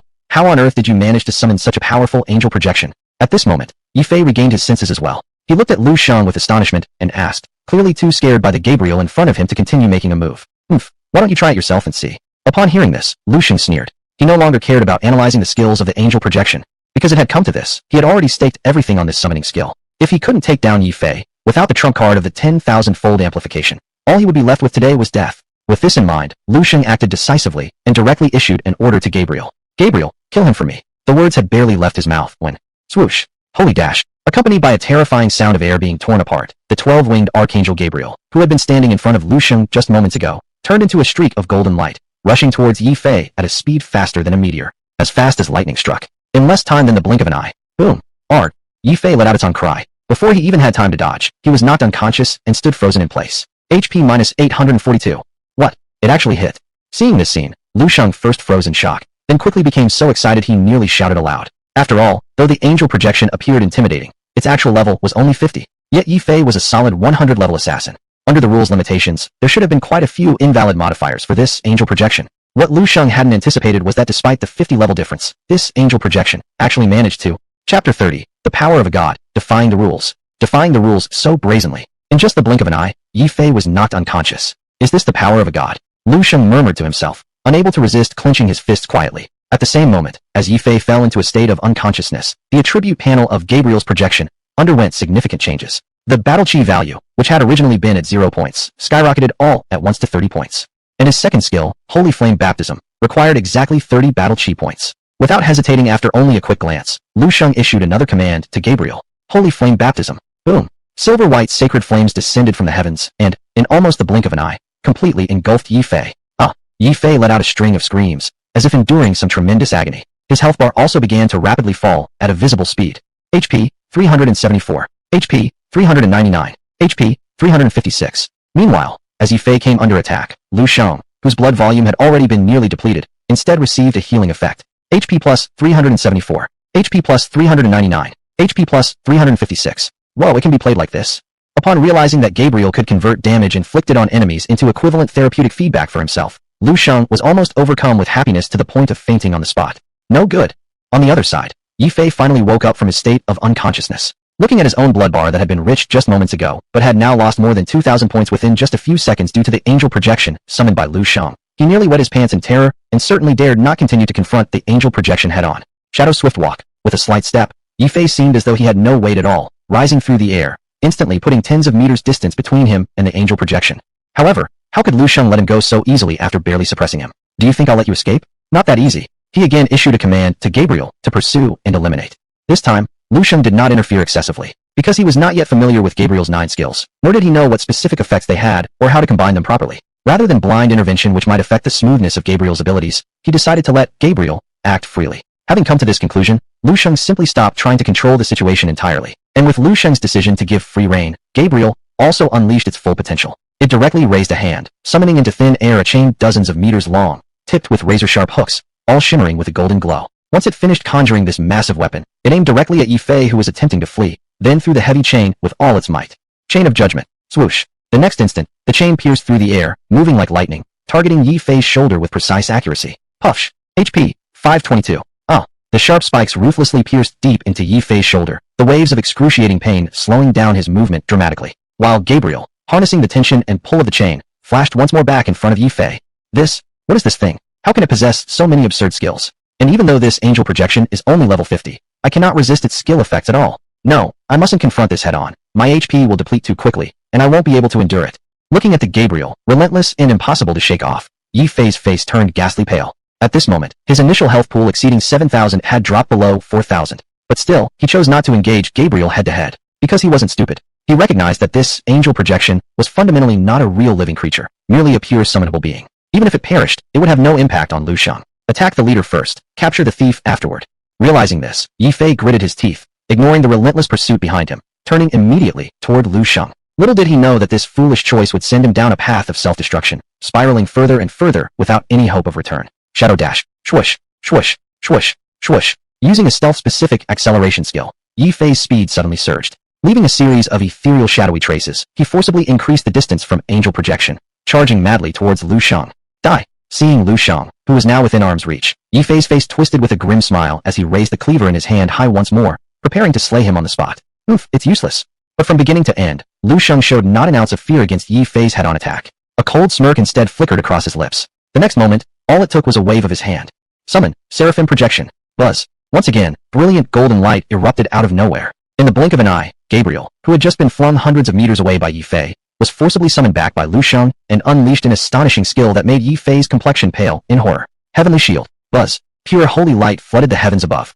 And around Lu Shang, there manifested a transparent shield of radiant light. Buzz. Absorbing. Absorbing. Absorbing. Alas, every single one of Yi Fei's painstaking attacks was effortlessly absorbed by the heavenly shield. Not even a hair on Lu Shang's body was harmed. Damn you. At this point, Yi Fei could no longer contain the rage bubbling up inside him. He screamed wildly in frustration. After all, Lu Shang's angel projection was simply too overwhelming. It had devastating offense, unmatched skills, rule-breaking abilities, blood regeneration, and defensive capabilities. It was truly 360 degrees invincible without any blind spots.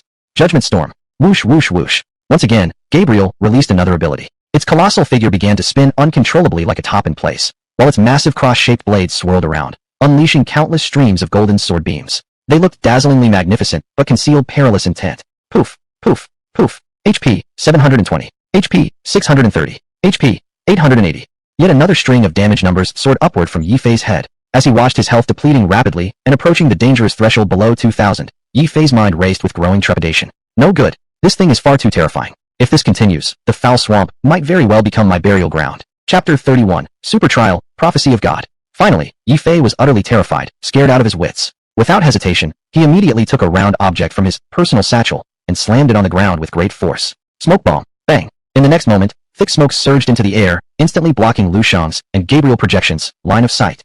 Taking this opportunity, Yi Fei once again entered the unique stealth state of an assassin. Kid, you just wait. I'll never let you go. With that threat, Yi Fei turned around and fled without any delay. Even though at this very moment, under the relentless attacks of Gabriel projection, his health points had already dropped to less than 2,000. From start to finish, he didn't appear overly panicked.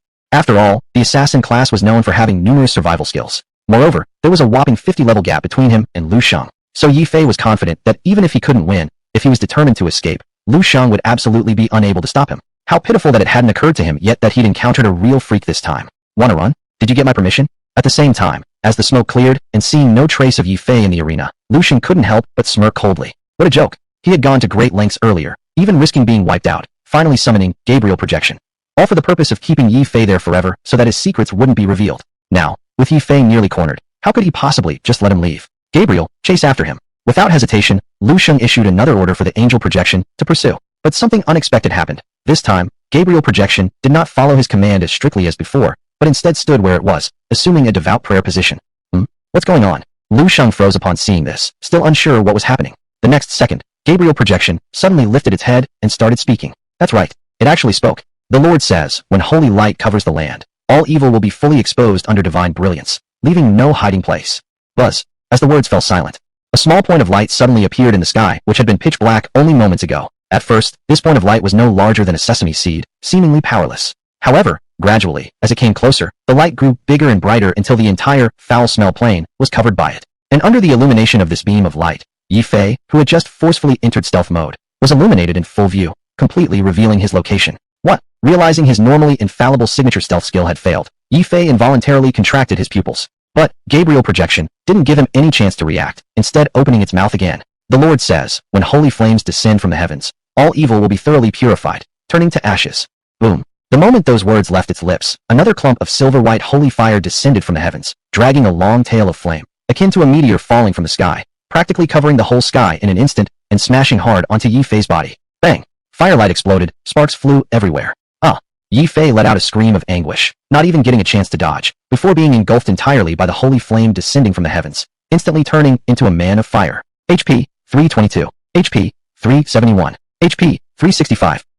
This is the light element's forbidden curse. Finally, Yi Fei snapped back to reality. Realizing he was utterly powerless against this technique, he seemed to have guessed something, his face showing an expression of seeing a ghost as he struggled desperately while yelling fiercely. What? Forbidden curse? Upon hearing this name feared by all people on Earth, Shang also contracted his pupils, just wanting to ask what this so-called forbidden curse was about. But before he could open his mouth, Yi Fei beside him couldn't withstand the consecutive violent blows any longer. No, don't stop. Spare my life. Accompanying a desperate scream at death's door. The mighty level 100 assassin was thus completely swallowed by the roaring holy flames, instantly transforming into flying ash without leaving behind even a single intact corpse. Only then did Gabriel projection finally complete its last prayer. Darkness retreats, dawn arrives, and all the suffering in the world will vanish like clouds, for heaven is within reach. Glory to the Supreme Jehovah, honor be to our God. Chant after chant, solemn and awe-inspiring, caused even Shang to feel a deep sense of reverence. At the same time, as the prayer concluded, one of Gabriel projection's skills entered its cooldown phase. It was the super trial, prophecy of God. And while this happened, Shang seized the opportunity to examine the detailed description of this skill. Super trial, prophecy of God. Note: a Chuji Jinzhou, primary forbidden curse, of the light element. An exclusive skill of Archangel Gabriel that can summon holy light and flame from heaven through sincere prayers, destroying all evil in the world. The prophecy of God shall come true as decreed. Holy crap, it's really a forbidden curse. Upon seeing the description of this skill, Shang's eyes lit up with excitement, almost wetting his pants on the spot. Of course, it wasn't surprising why he reacted this way, because in today's Blue Star, a forbidden curse is an ultimate technique only qualifying God of War level experts at the 9-turning level are capable of using. It's synonymous with catastrophic destruction and wields unimaginable power. Although this super trial, prophecy of God, was just a primary forbidden curse, yet under the disparity of a staggering 50-level difference, this skill effortlessly took down the 100-level assassin Yi Fei. If it were used against a same-level professional, wouldn't it make even gods worship it as a deity? Moreover, this was merely the 7th skill of Gabriel projection, and there were still 2 more badass skills listed after it. Thinking about this, Shang felt even more eager and was about to check what mysteries these 2 remaining skills held. But before he could take action, that noise earlier came from over there. Could it be a hidden realm appearing? Quick, let's go check it out. Suddenly, a series of noisy footsteps erupted from the nearby swamp. There are people coming. Hearing this commotion, Shang frowned deeply, clearly not expecting anyone to be here in the dead of night in the stinking swamp. Chapter 32. Counterkilling the level 100 assassin. However, upon a second thought, he was at ease again. After all, the commotion caused by his earlier battle with Yi Fei was immense, with holy light and holy flames roaring back and forth, just like fireworks. Under such circumstances, unless everyone else were blind, it would be impossible not to draw attention. Never mind, I'll research this when I have time later. To avoid revealing his trump card, Shang could only reluctantly suppress his curiosity. With another thought, he directly dissolved the Gabriel projection. Having finished all this, he didn't linger in place and was preparing to leave promptly. Just at that moment, something unexpected happened again. Boom. A dull sound suddenly reverberated through the void. Following this, numerous items, resembling popcorn, fell from nowhere where Yi Fei had died. Among these items were various colored equipment, different types of potions and scrolls, as well as some clothes for changing and bedding, truly presenting a dazzling and varied display. Damn, these must be the contents of Yi Fei's personal satchel. Seeing this, Shang's heart moved as he realized that in the present-day Blue Star, once a professional dies, the space of their personal satchel would collapse too, spilling all stored items out at once. Thinking about it, Shang couldn't help but smirk. TSK tisk. Unexpectedly, there's a bonus surprise here. Due to the urgency of time, Shang didn't have the chance to thoroughly check his gains. Instead, he stuffed all of Yi Fei's dropped items into his own personal satchel, then quickly turned and left, soon disappearing entirely into the vegetation-dense marshland.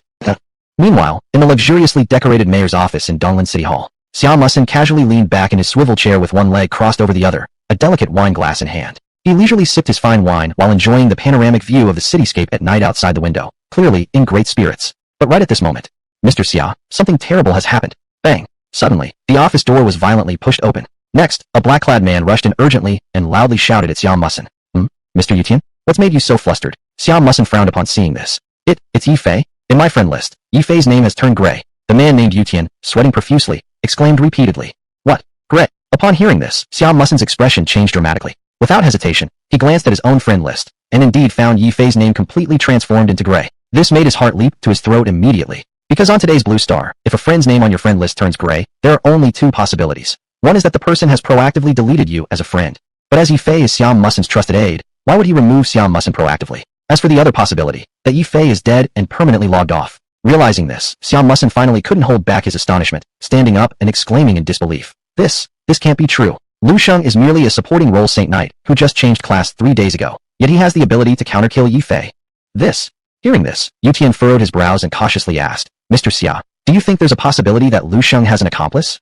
Your meaning is? Xiao Musin narrowed his eyes and questioned. I heard old man Su Wanqing has been helping Lu Shang speak lately. Could it be him secretly acting on behalf of Lu Shang? Before Yu Tian finished speaking, Xiao Musin interrupted directly. Impossible. Su Wanqing is a fourth-turned arcanist. Under the restrictions of the rules, he can't possibly enter those low-level maps. He added after this. Moreover, with Yi Fei's experience, he absolutely wouldn't dare attack Lu Shang with Su Wanqing present. But if there's no accomplice, how did Yi Fei die? Yu Tian asked again. Xiao Musin didn't respond, but instead suddenly lifted his head and coldly chuckled. It seems I underestimated someone. That Lu Shang might not be just any ordinary Saint Knight after all. Not an ordinary Saint Knight? Upon hearing this, Yu Tian subconsciously asked, do you mean he could be a super professional? Highly possible. Otherwise, how could a mere Saint Knight kill Yi Fei beyond his level? Xiao Musin muttered to himself. No wonder, before in the dark swamp, this kid was actually able to level up 20 times within half an hour, even surpassing Li Tianhua. It turns out he's a super professional. Mr. Xia, since Lu Shang is also a super professional, should we try to bribe him? At that moment, Yu Tian opened his mouth to ask another question. No need. Xiao Musin shook his head and spoke solemnly. Although Lu Shang is very likely a super professional, his combat talent, no matter how strong it may be, still leans toward auxiliary as a Saint Knight. His combat power and future potential are far inferior to someone like Li Tianhua, who is a hidden profession. Speaking of this, he confidently added, besides, from what I've observed recently, although Li Tianhua seems like an upright gentleman on the surface, he's actually cold-hearted and extremely selfish. A person like that is the easiest to buy off. If we help him get rid of Lu Shang and give him some advantages, making him work for us will be as easy as turning your hand over. After saying this, Xiao Musin continued. As for Lu Shang, this kid has a somewhat strange personality and probably won't succumb so easily. Rather than taking the risk of bribing him, it would be better to focus more energy on sealing the deal with Li Tianhua. Mr. Xia speaks wisely. Hearing this, Yu Tian nodded in agreement. At the same time, Xiao Musin seemed to recall something and asked again. By the way, did Yi Fei send the confidential document I had him deliver earlier? It seems he didn't have time to send it yet. Yu Tian mumbled. What? He hasn't sent it. Upon hearing this, Xiao Musin's face changed suddenly, startled. That's bad. If the confidential document was still with Yi Fei, there's a high chance it has fallen into Lu Shang's hands after Yi Fei's death. What? Yu Tian also felt heavy-hearted upon realizing this and anxiously asked. Then what do we do? If Lu Shang gets that document, he might figure out our identity. Calm down. When I wrote that document earlier, I deliberately used our mother tongue. That idiot Lu Shang, being the academic failure he is, probably can't understand the content inside. So, for now, we don't have to worry. Xiao Musin said sternly. Chapter 33, Japanese Slave Secret Document? Assassination List. So it's like that. Good thing Mr. Xiao Mu is far-sighted, otherwise we would be in danger. Upon hearing these words, Yutaka finally calmed down and let out a sigh of relief. However, that secret document left on Lu Shang's body will always be a trouble. To ensure absolute safety, he has to die, and the sooner the better. Xiao Mu added again. Shall I send someone over to take care of him? Yutaka said as he made a cutting gesture under his neck, his eyes filled with icy killing intent. No. Unexpectedly, Xiao Mu shook his head decisively and said, our assassination attempt failed this time, so that kid probably already has his guard up. Moreover, we still haven't figured out what effects his combat talent has. Acting recklessly again may very well alert him. What should we do then? Are we just going to leave it alone? Yutaka frowned and said, what if one day he gets an urge and shows that secret document to someone else? Don't panic. At the rate that kid is leveling up, he should soon be going to the Blood Sand combat zone to train. Xiao Mu pondered for a moment, then spoke solemnly. Pass the message back to our motherland. Once Lu Shang goes to the Blood Sand combat zone, make sure they do everything possible to keep that kid there forever. Hi, Yutaka shouted loudly. In a single apartment within the Donglin city. Phew, finally safe. After successfully returning to his residence, Lu Shang closed the door tightly and finally let out a breath of relief. Although this was still his first time killing someone, he didn't feel a bit of guilt or remorse in his heart. After all, Yi Fei came to kill him. To protect himself, he had no choice but to fight back. What he did was entirely self-defense. Just this assassination attempt, however, he didn't intend to tell anyone else about. Firstly, Yi Fei was already dead. There was no evidence to prove that Yi Fei was sent by Xiao Mu. Secondly, he couldn't explain how he, a level 50 Holy Knight, managed to defeat a level 100 assassin.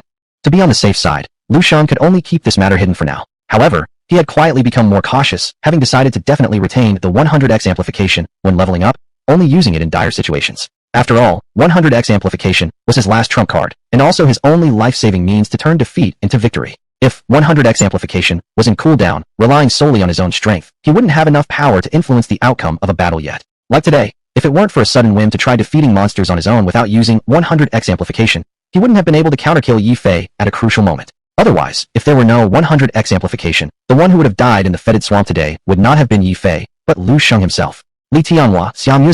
muttering two names under his breath. A flicker of murderous intent crossed Lu Shang's eyes. Until now, he never imagined that the esteemed mayor of Donglin City would actually send someone to assassinate him. And the reason for all this was merely an insignificant bet. But things have come to this. Lu Shang had no intention of leaving it at that. He silently included these two people on his must-kill list, determined to make them both pay their dues. Shaking his head, forcibly suppressing the disordered thoughts in his mind, Lu Shang stopped dwelling on the matter and excitedly opened his personal satchel, wanting to check out the war spoils from this expedition. Though Yi Fei was no extraordinary professional, just a common assassin. As an aide close to Mayor Xiao Muzin of Donglin City, this guy indeed possessed a considerable fortune. After opening the personal satchel, Lu Shang immediately spotted several dozen pieces of gold-quality equipment suitable for 100-level first-turn peak professionals, with rather luxurious attributes. In addition, there were also some high-level scrolls, potions, materials, etc. Even though most of these things were used by agility-type professionals and were completely incompatible with Lu Shang's stats, nevertheless, selling them at the trading house could still fetch a few million dragon coins. Wealthy, truly wealthy, haha. Seeing how he had accidentally stumbled upon another windfall, Lu Shang finally couldn't contain his excitement and burst out laughing aloud with an open mouth. In no time, all the valuable items from Yi Fei's possession were thoroughly plundered by Lu Shang. As for his remaining clothes, beddings, water cups, and other daily necessities, naturally Lu Shang paid them no attention. He was planning to find a secluded place downstairs and burn them all. Suddenly, among the pile of debris left by Yi Fei, an envelope wrapped very tightly caught Lu Shang's attention. What is this thing? He casually picked up the envelope and opened it, fixing his eyes to look inside. The next moment, a series of densely packed characters in Japanese instantly came into view. Wow, it's actually Japanese? Seeing the characters that looked like strange squiggles, mixed with a few Chinese characters into Japanese, Lu Shang couldn't help but contract his pupils. Such writing, which was very different in style from Xinxia country, would definitely be incomprehensible to an ordinary person. But who was Lu Shang? As a Changjura, transmigrator, in his previous life, he even studied Japanese for a while so he could understand the complex plots of Japanese action films. In addition, this letter contained quite a number of Chinese characters. Thus, after a serious and meticulous examination, just a few short minutes later, Lu Shang successfully translated the cryptic document. Donglin City Intelligence Summary. Name, Li Tianhua. Hidden profession, Thunder War Mage. Recruitment outcome, successful. Subsequent actions, can be focused on for cultivation. Threat level, none. Name, Su Nuo. Super profession, Nightmare Hunter. Recruitment outcome, failed. Subsequent actions, suggested elimination. Threat level, medium. Name, Su Ruojuan. Super profession, Verity Priestess. Recruitment outcome, failed. Subsequent actions, suggested elimination. Threat level, medium. Looking at the content of the letter, Lu Shang couldn't help contracting his pupils, feeling an intense anger rushing towards his brain, nearly losing control on the spot. Because the information listed in this letter, without exception, were all about super professions and hidden professions newly awakened this year in Donglin City. Even more absurd was the fact that detailed annotations followed these professional data, including their home addresses, family members, personalities, preferences, as well as the specific effects of their combat talents. This was virtually exposing everything about them. Chapter 34. Crisis, Luo Xuanxuan Situation. To make matters worse, the letter was written in the language of Gua, Japan. At this moment, even if Lu Shang were as foolish as could be, he'd already caught on to a few things. I didn't expect that Xiao Muzin, the mayor of Donglin City, turned out to be a spy from Gua. We're in trouble now, Lu Shang mumbled under his breath, his frown growing deeper and deeper. Even though he had known all along that Xinxia, the great country, was quietly stirring with intrigue behind closed doors. Yet, Donglin City was at most a fourth-tier small county within Xinxia. If even such a tiny county had been infiltrated to this extent, then what about the big cities of Xinxia? What state of affairs were they hiding? Lu Shang couldn't imagine it, and dared not. And right now, even though there were undeniable pieces of evidence in his hands, he still did not dare to report them. After all, Xiao Muzin was the mayor of Donglin City, a man of high position and significant power, deeply rooted for many years in the city. He certainly wasn't as simple as he seemed on the surface. As for Lu Shang, merely a newly turned holy knight of low level and weak strength who, previously, had also been an infamous academic slacker. Under these circumstances, even if he submitted this confidential document to the relevant authorities, it was likely that no major waves would stir up, and he might even land himself in grave danger. At this thought, Lu Shang's heart sank further, once again glancing over the information from the classified document. Suddenly, a piece marked in red at the end of the list grabbed Lu Shang's attention. Name, Luo Xinxian. Super profession, Light Ranger. Recruitment result, failed, risk of exposure exists. Subsequent action, prioritize elimination. Threat level, very high? Huh, it's actually Luo Xinxian, the top girl of the first middle school? Upon seeing this piece of information, Lu Shang involuntarily tightened his pupils. Despite having little good feelings toward this girl who once used him as a scapegoat. As a descendant of the Huaxia people, having lived 2 lifetimes, Lu Shang harbored an almost innate hatred for the Japanese invaders. Moreover, since Luo Xinxian was a powerful super profession holder, she held potential significance for the nation's future should she grow steadily. Alright, I'll warn her anyway. With this thought, although reluctant to do so, Lu Shang casually opened the friends panel he just unlocked after his recent transformation. Meanwhile, in the city center of Donglin City, within a plaza filled with teleportation arrays. Xinxian, I really hope you reconsider. A middle-aged beautiful woman looked anxiously at Luo Xinxian and urgently persuaded her. Although you are a super profession user, much stronger than the average professional fighters, Blood Sand Combat Zone is a battleground among 4 nations, swarming with enemy profession holders. The smallest slip-up can lead to a fatal fall. By here, fearing Luo Xinxian wouldn't believe her fully, she quickly added, furthermore, the grading range within the Blood Sand Combat Zone is very large, allowing professionals from level 50 to 200 to enter freely for leveling. If you, currently level 50, encounter enemies far surpassing your level, due to the game's rules, your combat prowess may fail to materialize regardless of how strong you may be. At this point, the middle-aged woman spoke once more to dissuade her. Xinxian, heed my advice. You have a long road ahead of you. I don't want to see you risk yourself so early by heading to the neutral zones. Before she finished speaking, she was cut off by Luo Xuanxuan's hand gesture. Principal, I know you're doing this for my own good, but I've already thought through everything clearly. Luo Xinxian said firmly. Although Blood Sand Combat Zone is dangerous, the amount of monsters and richness of resources cannot be compared to other leveling maps. She continued, looking up, mumbling under her breath. There's less than a month before our annual national examination in Xinxia, and if I can't raise my level to 200 within the next month, I won't qualify for participation. I don't wish to waste another year. Upon finishing her words, Luo Xinxian said resolutely, besides, as a fighting profession user, without experiencing trials of blood and fire, I will hardly achieve anything substantial throughout my life. But, the middle-aged beauty wanted to continue persuading her when Luo Xinxian loudly said, Alright principal, you've given me pointers on leveling up and gifted me equipment during this period. It's enough help already. Next, I'll rely on my own strength to upgrade.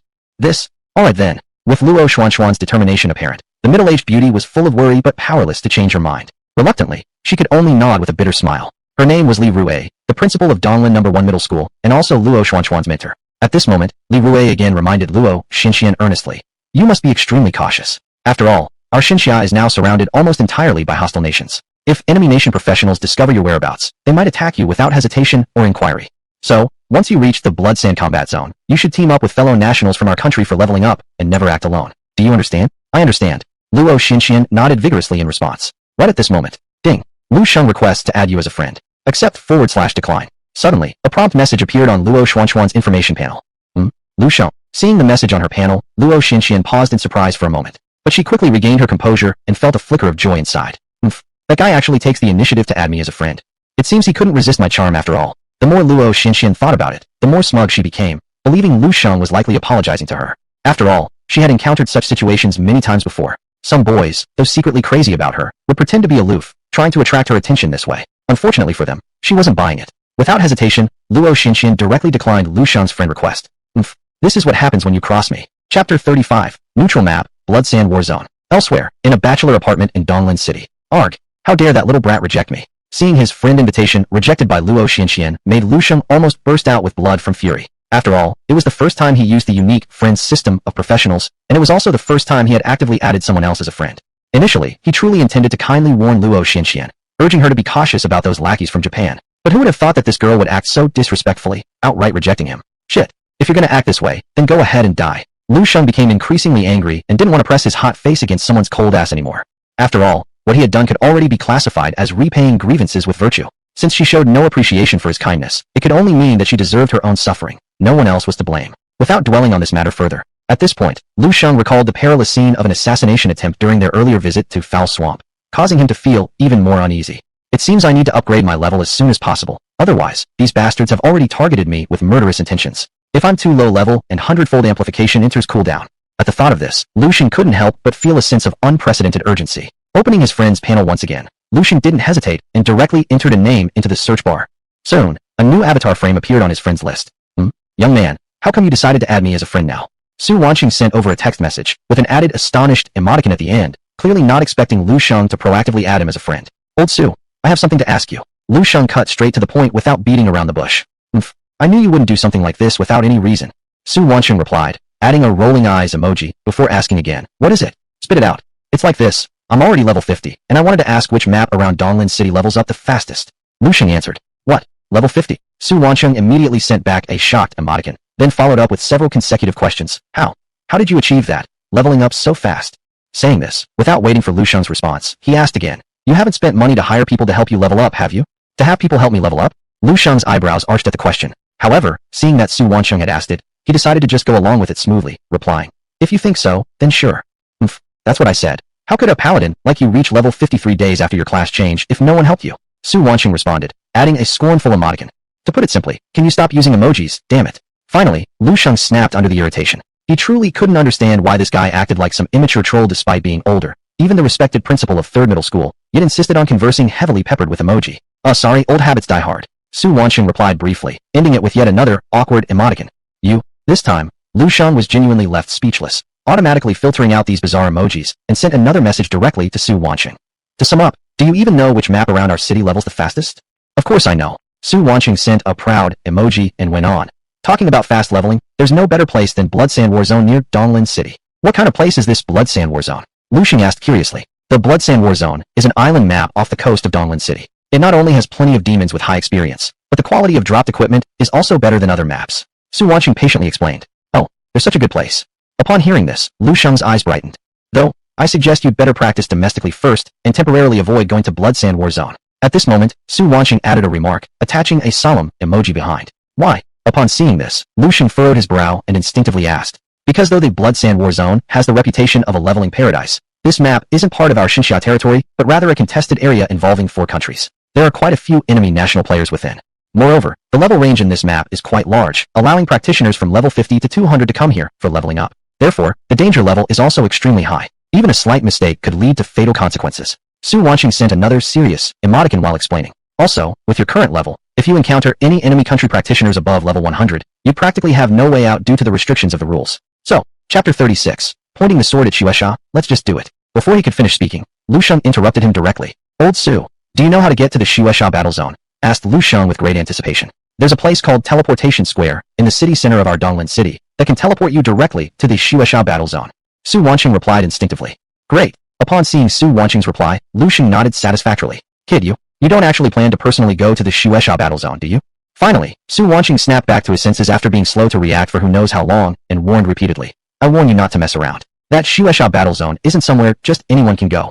Before he could finish speaking, Lu Shang decisively closed the chat box with his friend. What kind of joke is this? As a man capable of being invincible for 16 hours, a neutral map around level 200 would be nothing to fear. Of course, there was no need. Just do it. With this thought, Lu Shang wasted no time, stepping firmly and slamming the door as he left. The Shueisha battle zone, located on the southeastern coast of the Xinxia Kingdom, was a large island separate from the mainland. In addition to neighboring the Xinxia Kingdom, it also bordered nearby countries like the Wonu country, Nanbangguo, and Shinuguo.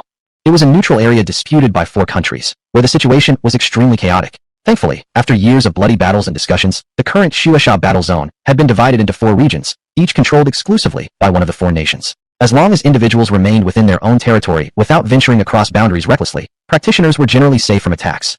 After all, everyone was here to gain levels. How to acquire more experience was paramount. No one had the leisure to pick fights every day. However, there are always exceptions. In the Shueisha battle zone, there were often powerful practitioners who took pleasure in slaughtering weaker ones. And there was absolutely no legal restraint in the Shueisha battle zone. This meant that in this lawless place, if you were killed, it could only be blamed on your lack of strength. No one else could be faulted. Following Su Wansheng's previous hint, Lu Shang didn't waste much effort and successfully arrived at this notorious perilous land through the teleportation array. Standing within the safety zone of the Xinxia Kingdom, Lu Shang looked around. On either side of the street, countless shops stood open, offering a wide variety of services ranging from potion stores, alchemy rooms, enchantment shops, and scroll houses to restaurants, taverns, inns, even foot massage and karaoke bars, creating an impressive scene of abundance and diversity. In addition, the central street was filled with variously dressed, hurried-looking practitioners. The majority were dusty travelers belonging to combat professions, but there were also a small number engaged in life professions and smelting professions. Everywhere, one could hear the din of bustling crowds. Is this the Shueisha battle zone? There are so many people here. Lu Shang murmured while observing the unique local customs and traditions, looking like Granny Lu entering Grand View Garden. Just as Lu Shang was curiously looking around. Look quickly, there's someone over there. How about I go ask him if he's interested? Wait for me. Suddenly, from the other side of the street, several practitioners noticed Lu Shang's youthful appearance, and one young girl walked straight toward him. Excuse me, are you a new combat practitioner just arriving in the Shueisha battle zone? The girl approached Lu Shang and asked outright, though she did not cast insight technique on him. Since casting insight technique before knowing the person is considered very impolite, the girl patiently asked instead. Yes. Hearing this, Lu Shang subconsciously turned around, looking at the girl with a furrowed brow. May I ask what's the matter? It's like this, we're planning to head to Despair Valley tonight to train. Are you interested in joining our team? When she finished, as if fearing Lu Shang might decline, the girl added, the Despair Valley is abundant in magical beasts, offers high experience points, and has recently seen frequent appearances of hidden realms. If we could go there to level up, even just for an hour, our experience points would significantly increase. And if we stumbled upon a hidden realm, we'd strike it rich. Oh, group training, huh? Lu Shang muttered. Actually, according to his original intention, he didn't plan to form a group with anyone during his trip to the Shueisha battle zone to level up. After all, with the extraordinary advantage of 10,000 times amplification, having teammates made little difference to him. Moreover, he didn't want to reveal his trump card to others so early. However, Lu Shang was a newcomer and was quite unfamiliar with this Shueisha battle zone. He had no idea where to go for leveling up or what precautions to take. At this moment, having a few people familiar with the terrain to guide him would undoubtedly save him a lot of trouble. With that thought, Lu Shang felt more at ease and nodded to the girl, saying, "Alright, let me join your group." Unexpectedly, the girl who had just invited him suddenly shook her head. Wait. Chapter 37, Team Invitation, Despair Valley. What's wrong? Lu Shang raised an eyebrow at the sight. Friend, you must be new to the Blood Sand battlefield, right? The girl didn't answer but instead asked Lu Shang seriously. Yes. Lu Shang nodded honestly. Then I need to explain this clearly. Upon hearing this, the girl first showed a look of I knew it, then explained carefully. That Despair Valley is not within the influence of our Xinxia kingdom. It's under the jurisdiction of Wanyuguo. If professionals from our Xinxia kingdom enter rashly and are discovered by Wanyuguo's professionals, we could very likely be killed in ambush. That's why we want to gather more people. After all, more people means more strength. After saying this, she added, if you don't want to go, there's still time. Once her words were finished, without waiting for Lu Shang to respond, the girl sighed deeply as if she wasn't expecting much. Because these past few days, she had been looking for team members on this street. But every time she mentioned their destination, no matter what profession or talents they had, the majority would instantly refuse. Yet the girl didn't blame them. Because the professionals of Wanyuguo were already infamous for being ruthless and bloodthirsty in the Blood Sand battlefield. Once someone falls into their hands, they won't let you die easily. They will slowly torture you until death. It was rumored that in the past, many professionals from Xinxia Kingdom who mistakenly wandered into their territory suffered terrible deaths, being disemboweled, skinned, and left in horrific conditions. So usually, very few professionals dared to cross boundaries to provoke those beasts. But just when the girl had almost given up any hope. Let's go? Why not? Lu Shang gave a faint smile and responded almost without thought. What? You actually agreed? The girl looked at Lu Shang in astonishment, taking quite some time to recover before asking dazedly. Do you not want to think about it further? We're heading to a region controlled by Wanyuguo. It's just Wanyuguo.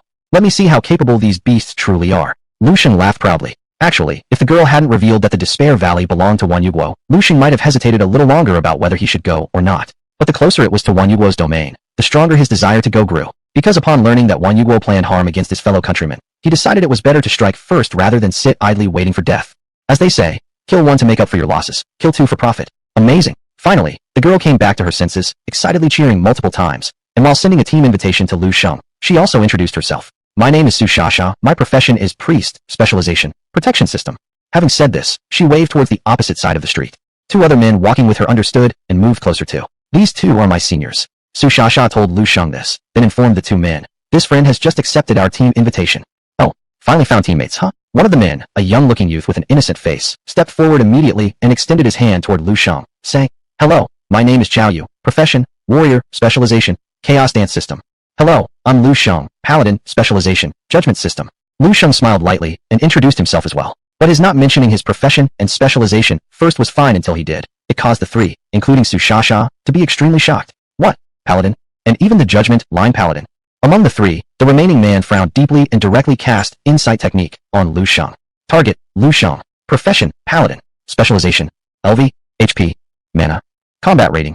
Can't even see basic stats. Looking at Lu Shang's attribute panel, the man was surprised at first, but then got angry. How could he not realize that Lu Shang was using some kind of item to hide his stats? A mere judgment paladin, even without hiding his attributes, was surely nothing more than a worthless fighter. At this thought, he couldn't help but turn to Su Shasha and complained. Shasha, you're just wasting time. Bringing such a trashy profession like him along to the Despair Valley won't be of any use. Instead, it will only slow us down. Huh. Su Shasha's expression also turned sour, as she hadn't anticipated that Lu Shang's job and specialization would be so inadequate.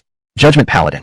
Arguably the most useless class on Blue Star, hands down. On top of that, the Blood Sand battlefield was a perilous neutral zone where only those with real skills dared to come for leveling up. So before this moment, Su Shasha had never imagined that she would encounter such an unusual class like Judgment Paladin in the Blood Sand battlefield. If you guys don't want me in your group, I won't force myself on you either. Goodbye. Seeing their reactions, Lu Shang didn't bother arguing further and turned around to leave. Wait. Just then, Su Shasha suddenly stopped him and said gently, You're Lu Shang, right? It's not that we look down on you. In fact, if you don't mind, we'd still love to have you join our team. That's right. I've heard that with proper gear, Judgment Paladins can unleash impressive power. And as a Paladin, you've got blessing and healing skills too, which could be quite helpful after all. Chao Yu chimed in heartily beside her. Chapter 38, Delving into Blood Sand, the Ice Frost Mage.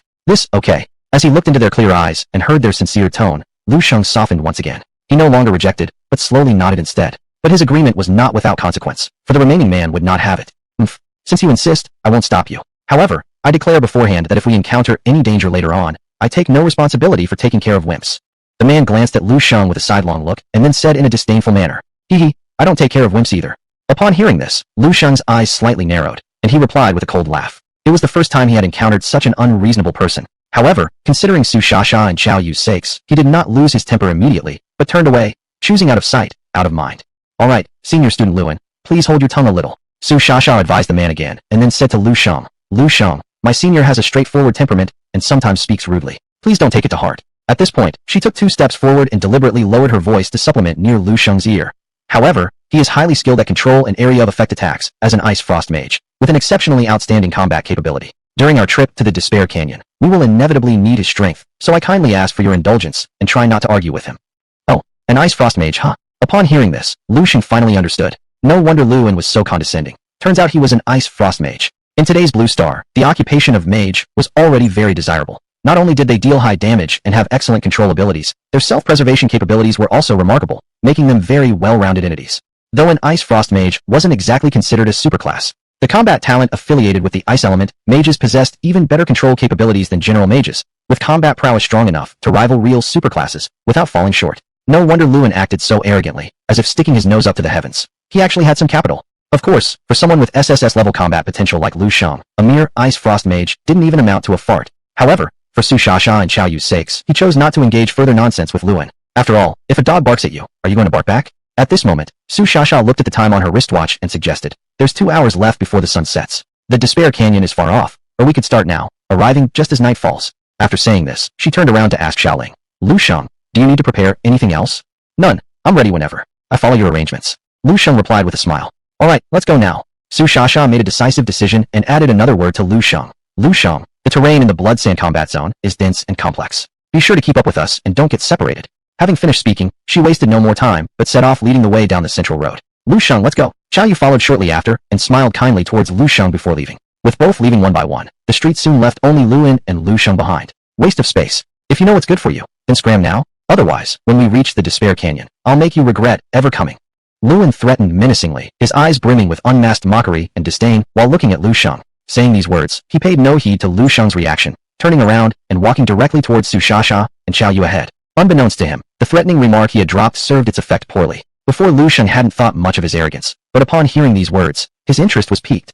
Ho ho, I happen not to believe this nonsense. Let's see how you plan to make me regret. Lu Shang gave a casual laugh, wasted no time lingering in place, and confidently stepped forward to catch up. The camp of Xinxia country lay at the northeastern corner of the Blood Sand combat zone, named Bloodbone Town. It was rumored that, in the early years, the pioneer professionals of Xinxia country paid an extremely heavy price in order to establish this camp within the Blood Sand combat zone, creating a safe haven for future generations. This camp seemed to be almost built atop their blood and bones.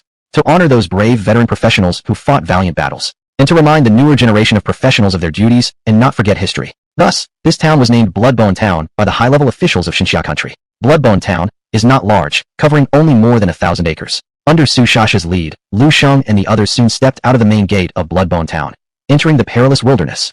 At this moment, quite a number of professionals were leveling up outside the gates of Bloodbone Town. Lu Shang scanned his surroundings and found that most of these professionals had only reached level 50 or so. Apparently, they were all rookies who had just changed their classes earlier this year, and the creatures they faced were predominantly wild beasts. For instance, monstrous birds over 3 meters in length with the ability to spew flames from their mouths. There were also swift-moving, 3-headed wolves. Moreover, there were even some ancient, movie-worthy large carnivorous dinosaurs, believed to have gone extinct billions of years ago. They drew nothing but amazement from Lu Shang. Everyone, be careful. We've now entered a dangerous area in the wilderness. At this point, Su Shasha, who had been leading the group at the front, suddenly turned around. As she warned everyone, she took out a silver-white staff embedded with gems from her satchel and waved it toward them. Holy protection! Buzz! The next moment, a sacred light descended from the heavens, enveloping them all and forming a translucent golden shield. It was none other than the signature skill of priests. Holy protection! You go first. I'll cover the rear. Qiao Yu also retrieved his equipment. In his right hand, he held a broadsword, while in his left, he carried a shield. On his body, he donned heavy steel armor. Not only did he position himself firmly at the back, but he also adopted a defensive stance. Divine blessing. Seeing that both had prepared themselves for action, Lu Shang didn't waste any time either. He decided to apply what he'd learned and cast a blessing spell on both of them, adding +1 to all attributes. As for Luan, Lu Shang didn't even spare him a glance.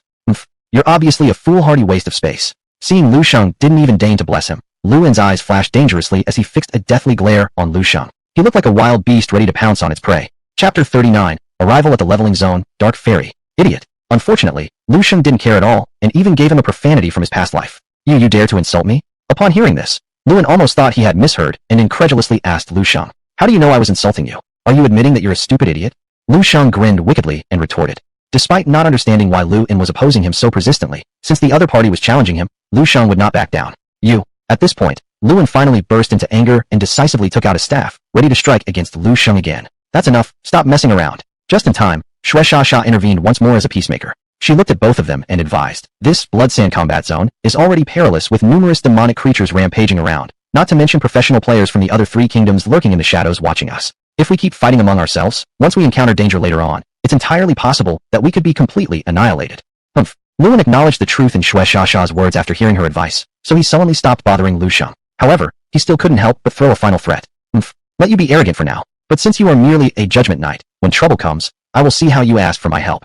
Hehe, then let's see who asks whom. Lu Shang responded with cold laughter and showed no trace of fear. What kind of joke was that? With the nearly divine power of 10,000 times amplification, even if he faced a level 200 2nd-tier profession player, he wasn't without fighting power. Under these conditions, should he beg anyone? He certainly did not need to. At this moment, seeing both parties stopping their conflict temporarily, Shueisha finally sighed with relief. Chao Yu acted like a warm-hearted elder brother and kindly reminded Lu Shang. Lu Shang, this Blood Sand combat zone has an extensive area, but only a very small part of it falls within our Divine Summer Kingdom's sphere of influence. Afterward, when we enter enemy territory, once those foreign professionals discover our presence, they might instantly launch an attack on us. Your profession is slightly weaker, so remember to stand right in the center of the team. I'll try my best to protect you, got it? Alright, Lu Shang nodded. Throughout the journey, he could tell that both Shueisha and Chao Yu were good people, and what they said stemmed entirely from goodwill, with no mocking intentions. Next, the 4 continued their march, plunging headfirst into the primeval forest exuding ancient energy inside the Blood Sand combat zone. After entering the forest, Lu Shang finally understood why so many professional players were willing to risk their lives to level up in this extremely dangerous place called Blood Sand combat zone. On their way, almost every 50 meters or so, Lu Shang could see vast numbers of demonic creatures, usually numbering more than 10 at a minimum. Some of them gathered in even larger numbers, sometimes reaching over 100. Fortunately, despite their large quantities, these demonic creatures weren't high-leveled. Most were around level 55, and their individual combat capabilities weren't that formidable. Shueisha and Chao Yu, one being a level 72 priest, and the other a level 83 warrior, possessed outstanding fighting abilities. Against these 50-level-plus demonic creatures, their higher levels made short work of them. Thus, throughout the entire process, the demons never reached Lu Shang before Shueisha and Chao Yu had easily wiped them out. Ding! Congratulations on successfully killing the Fire Eagle Beast. You've gained 122 experience points and obtained the material Beautiful Feather. Ding! Congratulations on successfully killing the Primitive Wind Wolf. You've gained 131 experience points and obtained the equipment Undigested Shield. Ding! Congratulations on successfully killing the Spear Hedgehog. You've gained 102 experience points and obtained the material Sharp Spear. Ding! Congratulations on reaching level 51. You've received 5 basic attribute points and 5 free attribute points. Hearing the continuous soft sounds in his mind and witnessing his rapidly increasing experience bar, Lu Shang felt a mix of gratitude and embarrassment. Because along the way, upon encountering demonic creatures, he had countless times wanted to join the fight. Yet, before he could even cast a single spell, the demonic creatures blocking the road were effortlessly taken down by Shueisha and Chao Yu. His share of the experience points, however, hadn't decreased by even the slightest bit, equivalent to freeloading. Right as Lu Shang considered whether he should take action voluntarily to ease the pressure on his teammates. Stop! Suddenly, Shueisha ahead made a gesture, halting everyone's movement. What happened? Beside her, Chao Yu asked, puzzled. Shueisha shook her head, not answering, but instead pointed ahead with a serious expression and said, Up ahead is the Valley of Despair. We're here. Oh, are we already here? Upon hearing this, Lu Shang felt a ripple in his heart and hurriedly glanced up, only to see that deep within the forest, a profound canyon had appeared as if out of nowhere on the vast expanse of land, resembling a carnivorous beast crouching on the ground, evoking an extremely perilous sensation. So this is the Valley of Despair? Lu Shang muttered under his breath. The Valley of Despair is the territory of the Wenu country. Surely there are quite a few professional players from Wenu country inside. If we recklessly intrude, we could very likely be ambushed. But I've already gathered intelligence beforehand. At the same time, Shueisha, while speaking, retrieved a map from her portable satchel and spread it out before everyone, then gestured at a point on the map. This place is called Dark Fairy. It's the most remote area to the northwest of the Valley of Despair, and usually, very few people bother to travel all the way there to level up. Speaking of this, she then glanced up at the sky, adding, And it's almost dark now. Those Wenu country fellows who have been leveling all day, most of them should retreat back to the safe zone to rest. After finishing her sentence, Shueisha spoke again to everyone. If we take advantage of the night and head to this Dark Fairy for leveling, then quickly leave before dawn, the people from Wenu country probably won't detect our movements. What do you all think? No objections. Chao Yu, upon hearing this, almost didn't even need to think, and nodded immediately. I have no objections either. Lu Shang promptly followed after him, indicating he also had no objections. Lu In, however, let out a cold snort, though without speaking, maintaining an obnoxious demeanor. Yet his reaction undoubtedly indicated agreement with Shueisha's proposal.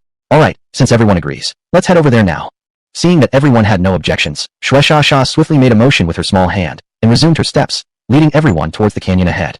Chapter 40. Elite Magic Creature, Ancient Nine-Headed Hydra. This was vastly different from the brisk pace of their earlier journey. This time, Su Shasha not only slowed her steps significantly, but also kept looking around cautiously. Even at the sound of the slightest noise, she would immediately stop walking and only continue after confirming it was safe, acting as if she were on high alert, every shadow and rustle a potential enemy. Xiao Yu's behavior wasn't much better. He kept his shield firmly in front of him and stood ready to charge at any moment, as though terrified of an ambush. Even Luan, who had always acted arrogantly, now tightly gripped his magic staff, with surging magical energy surrounding him, clearly prepared for battle at any instant. Fortunately, the group's luck held out. Along the way, they encountered no significant obstacles and saw no practitioners from one new country. Just half an hour later, as the sun set and darkness enveloped the land, the group finally arrived at their destination, the Dark Crossing. After scrutinizing the dark surroundings and ensuring there were no practitioners from one new country, Su Shasha let out a cautious sigh of relief. Well, we've arrived. You can all start leveling up. Su Shasha displayed a relieved smile on her face. But before she finished speaking, crack, crack. Suddenly, the ground split apart, revealing an enormous creature with a body dozens of meters long, covered in bright red scales, its neck splitting into 9 separate heads, which erupted from the soil and lunged directly towards Su Shasha, barely inches away. Be careful! Lu Sheng's pupils contracted as he instinctively moved to help. However, before he could act, Xiao Yu had already charged ahead toward the monster. Barbaric collision.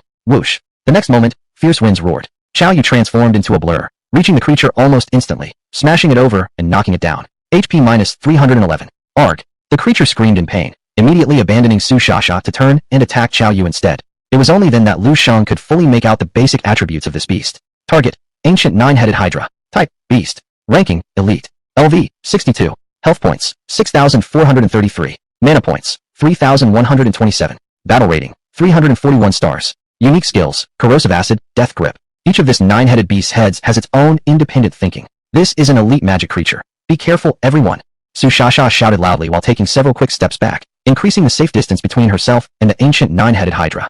After securing some space, she raised her wand and called out softly, Judgment of Light. Swoosh, swoosh, swoosh, swoosh. Countless milky white light orbs shot out from Su Shasha's wand, raining down upon the massive serpent-like body of the blood-patterned evil python. HP minus 222. HP minus 259. HP minus 274. Meanwhile, Xiao Yu didn't remain idle either. Instead, he flung his shield forward. Rebounding flying shield. Swoosh boom. HP minus 456. The massive shield traced a dazzling arc through the void and struck hard against the ancient nine-headed Hydra, causing quite significant damage right away. Arg. Suffering consecutive heavy attacks, the ancient nine-headed Hydra became enraged, opening its gaping mouth to spray a deep green poison at Xiao Yu. It was using its unique skill, corrosive poison. But obviously, Su Shasha and Xiao Yu weren't inexperienced partners. Seeing the ancient nine-headed Hydra use its skills, without even needing Xiao Yu to remind her, Su Shasha, as the priest, abandoned attacking and gave him a protective spell instead. Holy Protection. Buzz. A golden, transparent shield materialized out of nowhere, and the skill from the ancient nine-headed Hydra, hitting the protective shield conjured by Holy Protection, lost nearly 9/10 of its power, resulting in only over 100 points of damage inflicted on Xiao Yu. Fearless Slash. Light Punishment. HP minus 431. HP minus 203. HP minus 221. HP minus 234. Next, these two human combatants and one giant snake engaged in an intense battle filled with skill exchanges. Despite being an elite-level magic creature, the ancient nine-headed Hydra far exceeded ordinary beasts in terms of health, skills, and battle ratings. However, Su Shasha and Xiao Yu were extremely well-coordinated. One is a priest, the other a warrior. One can heal and provide shields, while the other has thick health points and high defense. Even with this premise in mind, despite its relatively decent combat strength, the ancient nine-headed Hydra didn't last long against the duo. It was not long before its health bar was completely emptied, meeting its end on the spot. Ding! Congratulations on successfully killing the ancient nine-headed Hydra, gaining 5,832 experience points. Wow, more than 5,000 experience for one monster. Seeing the feedback information displayed on the information panel, Lu Sheng jumped slightly in surprise, but finally understood the intentions of Su Shasha and the others. No wonder they were willing to risk being ambushed by the professional practitioners from a new country just to level up here in the Despair Valley. It turns out the experience gained here is outrageously high. Killing just one elite monster could reward them with over 5,000 experience points, far surpassing what you'd gain from eliminating an entire group of monsters outside. And this was after dividing the experience among 4 people. If he had killed this creature alone, wouldn't he have earned over 20,000 experience points? Upon realizing this, excitement bubbled up within Lu Sheng. Great job. At this point, with the magic creature now successfully defeated, Xiao Yu laughed heartily as he hurriedly approached to collect the spoils of war. Unfortunately, the ancient nine-headed Hydra only dropped a few materials worth little money. No proper equipment came out at all. Wow, what trash drops. Xiao Yu shook his head regretfully as he looked at the pitiful rewards left by the ancient nine-headed Hydra. Haha. Actually, this is already quite good. Even though the monster didn't drop anything valuable, we did earn some decent experience points. Lu Sheng smiled as he spoke from the side. Yes, We just arrived at the Despair Valley and have already managed to kill an elite magic creature. This certainly counts as a successful start, Su Shasha enthusiastically agreed. Except for Lewin. He seemed utterly disdainful of everyone's performance, folding his arms and sneering coldly. TSK, it's just an ordinary elite magic creature. I could easily deal with it alone, yet you're acting so smug about it. You really don't know much about real combat. Chapter 41, Wilderness Boss, Ancient Tyrant Dinosaur. Hehe, Senior Lewin's combat power is overwhelming. These ordinary magical beasts are certainly no match for you. Xiao Yu smiled after hearing this and didn't get angry. Instead, he said to Lu Shang, Lu Shang, I'll keep the items dropped by this magical beast first, but rest assured, when we return to Bloodbone Town, whatever we've gained this time, it will be evenly divided. That won't do. This elite magical beast was killed by you and Sasha. I didn't even take a hand. Lu Shang immediately heard Su Shasha's objections and interrupted directly. Alright, we're all professionals from Xinxia country. Why be so fussy? I say we split it evenly, and that's what we'll do. Right, Lu Shang. Since we formed a team together, we're one unit now. The rewards should be evenly distributed as well. We can't let you come all this way for nothing. Su Shasha chimed in with agreement.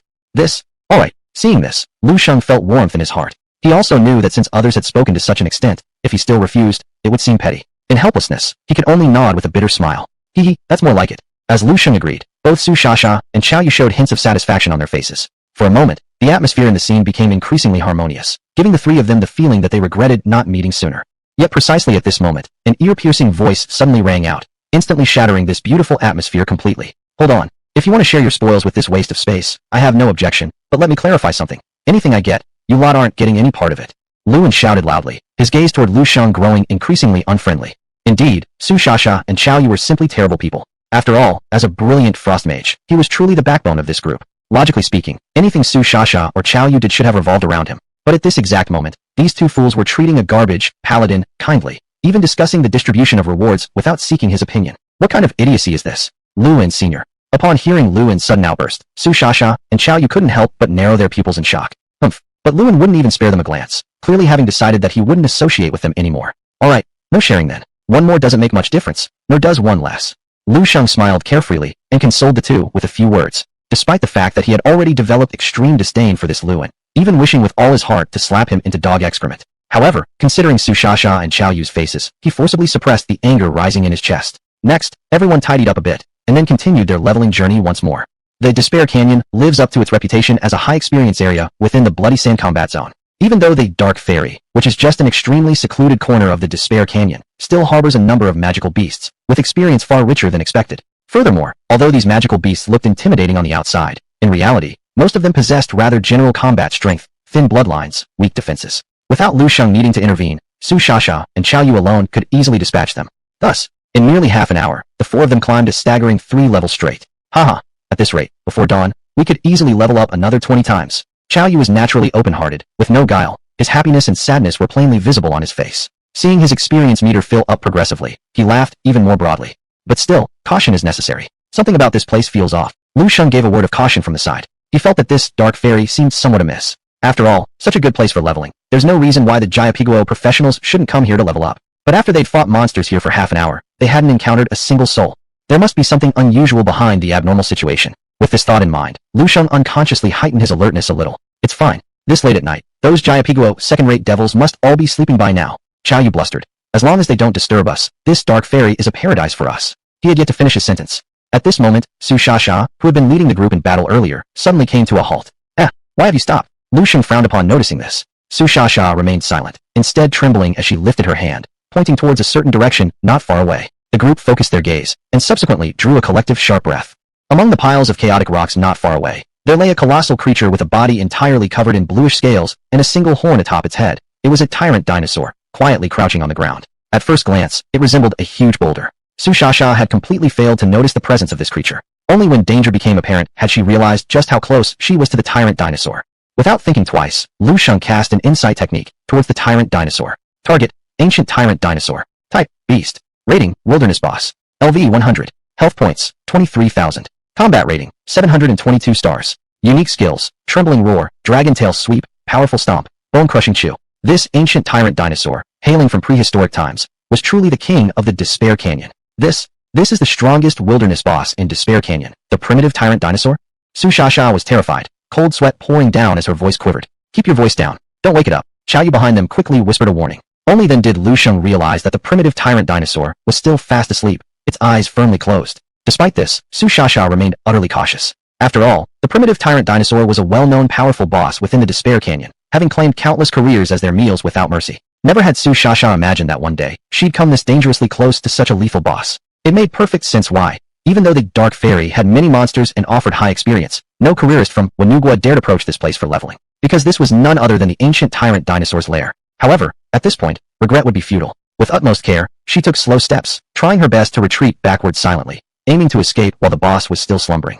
But as the saying goes, fearing something often invites it. The very moment Su Shasha began to move, the primitive tyrant dinosaur, which had been soundly sleeping just seconds ago, suddenly opened its eyes without any warning. The enormous pupils, akin to car headlights, immediately locked onto Su Shasha, who stood nearly nose to nose with the beast. Chapter 42, A Moment of Crisis and Blossoming Strength. Shasha, be careful. Just as the primeval tyrannosaur woke up, Qiao Yu was shocked and was about to step forward to help when Lu Shang stopped him with a raised hand. Lu Shang, what are you? Qiao Yu didn't understand, anxiously calling out to Lu Shang. Don't go over there. You're no match for this wilderness boss. Lu Shang said gravely, holding his position steady. At this moment, since Su Shasha was too close to the primeval tyrannosaur, this boss had already locked her as its primary target. Under these conditions, if Qiao Yu were to intervene, he wouldn't only fail to help, but both he and Su Shasha would end up in peril. What should we do then? Qiao Yu's face was filled with worry. To save Shasha, either we need to control this primeval tyrannosaur, stopping it from attacking first, or someone needs to step forward and sacrifice themselves, drawing the boss's attention and creating an opportunity for Shasha to escape. Otherwise, she's a cleric who doesn't excel in melee combat, and could likely be killed by the boss on contact. While Lu Shang was explaining, he took out his demon scythe from his bag and prepared to advance for rescue. Control. But right at this moment, after hearing Lu Shang's words, Qiao Yu seemed to have remembered something, and suddenly turned his gaze toward Luan beside him. Luan, senior brother, you're an ice mage. Surely, you must have several powerful control spells. After saying this, he practically pleaded with tears in his voice. Please, help save Shasha. So now you know to ask me for help? What were you doing earlier? But Luan showed absolutely no intention of helping. He stood proudly with his hands behind his back, looking self-satisfied, and even mocked Qiao Yu, saying, Didn't you all like associating with that chicken paladin? Let him save you. Luan, what do you mean? Lu Shang's profession is more inclined towards support. Do you really expect him to die unnecessarily going against the boss? Qiao Yu angrily rebuked him, forgetting even to address him as senior, a clear sign that his patience had worn thin. Wouldn't it be better if he died? Without him, we'd get more experience and loot. Luan remained unmoved. Being narrow-minded by nature, seeing how warmly Su Shasha and Qiao Yu treated Lu Shang earlier made him deeply resentful. Now he finally got the perfect chance to wait for them to bow down and beg for forgiveness. Shameless. Enraged, Qiao Yu trembled, about to speak again, but was interrupted by Lu Shang's raised hand. Don't waste your breath on him. Lu Shang looked solemn, anger filling his heart. He had no quarrel with Luan, and they were both professional adventurers from Xinxia Nation. And yet, simply because he was a paladin, a supportive class, this man looked down on him, even wanting him dead at the claws of the wilderness boss. In Lu Shang's eyes, such a malevolent mind did not deserve to live any longer. However, it wasn't the right time to deal with Luan just yet. Because ahead, the wilderness boss, primeval tyrannosaur, was slowly getting up, preparing to attack Su Shasha. Oh no! Despair crossed Su Shasha's face, and almost fumblingly, she put a shield spell on herself. I'm going to risk it. From behind, Qiao Yu lifted his shield, ready to disregard everything and fight the boss head-on despite the overwhelming odds. And just at this critical moment, whoosh! Suddenly, a tall figure darted past everyone else, not only surpassing Qiao Yu and Su Shasha, but also charging directly at the primeval tyrannosaur ahead. Wasn't that Lu Shang? Lu Shang, are you crazy? Come back quickly. Seeing this, both Su Shasha and Qiao Yu nearly popped their eyes out. Yet, as though deaf to their alarmed cries, Lu Shang continued without pause, unleashing 3 skills in quick succession. Divine Blessing. Summon. Seraphim Projection. Frenzied Judgment. Sacred golden light descended from the heavens, manifesting as a translucent form with 2 wings on its back, the Seraphim Projection.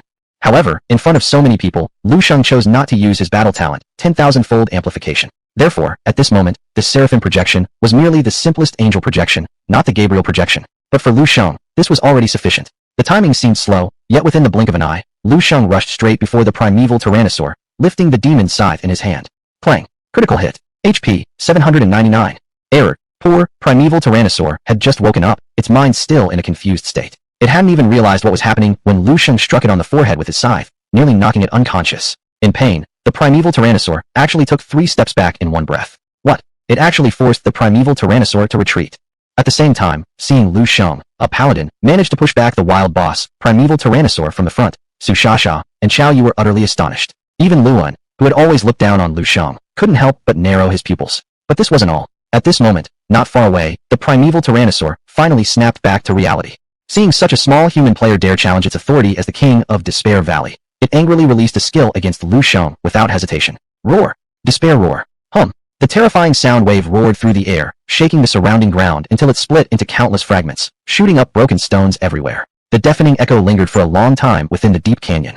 HP 577. Lu Shang, the first to bear the brunt, was severely hit by this sound wave. Losing some of his health points while feeling dizzy and almost falling unconscious, he quickly shook his head clear. Then, as if nothing had happened, he once again charged towards the primeval tyrannosaur, determined not to stop until he bested this boss. Such high defense power. Suck. Witnessing this scene, Xiao Yu and Su Shasha behind could no longer suppress their shock, sharply inhaling a cold breath. Indeed, the combat strength that Lu Shang displayed was simply out of this world. Not only did his attack shake the boss back, but his defensive power was also incredibly high. After all, if the primeval tyrannosaur's despair roar had been directed at them, they would have likely been instantly killed upon impact. Yet, Lu Shang only lost over 500 HP and continued battling the boss as if nothing had happened. Where was this supposed to be the so-called useless blue star profession Judgment Knight? Even the super classes and hidden classes couldn't possibly exceed this. Could this be? Equipment of dark gold quality. Finally, Lewin discovered something fishy. Seeing the ferocious-looking demon scythe in Lu Shang's hand gleaming with a deep red light, Lewin almost blurted out in surprise. Because at the current state of Blue Star, only equipment of dark gold quality would shine with a deep red glow. And the Judgment Knight was an occupation that heavily relied on equipment. Equipped and unequipped Judgment Knights might as well be two completely different professions. Chapter 43. There's no weakest profession, only the weakest people. In fact, ever since the era of universal class transition began, there had been an ancient proverb circulating on Blue Star. There is no weakest profession, only the weakest people. And if the Paladin has a specialization like the Judgment line, then it must exist for good reason. However, before this, the Trial Knight had always been seriously underestimated by the world due to its unique characteristics. Indeed, it was underestimated. After all, the Trial Knight heavily relies on equipment, whether it be attack skills, magic skills, or summoning skills. Almost every skill is closely related to the strength of their own gear. Yet ironically, because this class leans so extremely towards offense, it often overlooks the supporting advantages of Paladins. This results in the Trial Knight struggling to find suitable teammates and, as a result, failing to obtain appropriate gear. And without suitable equipment, the Trial Knight cannot unleash their potential combat power, making it difficult even to ascend to the 5th tier transformation. It was undoubtedly a vicious cycle. Fortunately, now that Lu Shang, an unprecedented freak, has appeared, the Trial Knight, long regarded as useless by everyone, was destined to shine with the brilliance it deserved under his hands. TCH, no wonder he's so arrogant. Turns out he's got an epic darkness quality piece of equipment. Meanwhile, Lewin gradually came back to his senses. Upon seeing that Lu Shang actually possessed an epic darkness quality equipment enhancement, while somewhat surprised, he still wasn't particularly concerned. After all, the Trial Knight has been weak on Blue Star for far too long, and most people's impressions of this class were negative, considered chicken feed, mediocre, and utterly useless. These perceptions wouldn't change overnight. So Lewin still didn't take Lu Shang seriously, instead smirking disdainfully and saying, "Even though I don't know how you trash managed to get your hands on epic darkness equipment, do you really think a single epic darkness item will help you fight against primitive Tyrannosaur? I'll see just how you die in a bit." Saying this, he glanced at Su Shasha and himself again, arrogantly shouting, "As for you too, when things get tough, just get down on your knees and beg me. Maybe if I'm in a good mood, I'll lend you a hand." "You." Hearing these words, both Su Shasha and Lewin's faces darkened instantly. "Ignore him." Lu Shang didn't look back, keeping his eyes fixed on the primitive Tyrannosaur ahead. Bang! At the same time, the primitive Tyrannosaur, realizing that its first skill failed to instantly kill Lu Shang, revealed a look of anger in its massive dragon eyes. Without hesitation, it launched its second skill, Dragon Tail Sweep. Swish! The massive dragon tail flashed across the void, resembling a thick whip striking Lu Shang with lightning speed and smashing hard onto his body. Bang! HP 721. The next moment, accompanied by a powerful muffled sound, caught off guard, Lu Shang almost flew through the air. His health rapidly fell in plain sight, placing him in critical danger. "Lu Shang, let us help you." Fortunately, at this crucial moment, Xiao Yu finally snapped out of it and prepared to rush forward for assistance. "And me too." Su Shasha also lifted her magical staff. In reality, at this moment, with the attention of the primitive Tyrannosaur focused entirely on Lu Shang, if they wanted to take the chance to escape, they could have left safely and without injury. But they did not choose that path. Instead, they resolutely decided to fight alongside Lu Shang. Even though they knew clearly that losing Lu Wen's potent control and damage would mean even 3 of them combined might not be enough to defeat the primitive Tyrannosaur, they still held firm to their resolve. Seeing their reaction, Lu Shang felt warmth in his heart, reaffirming that he had not misjudged their character.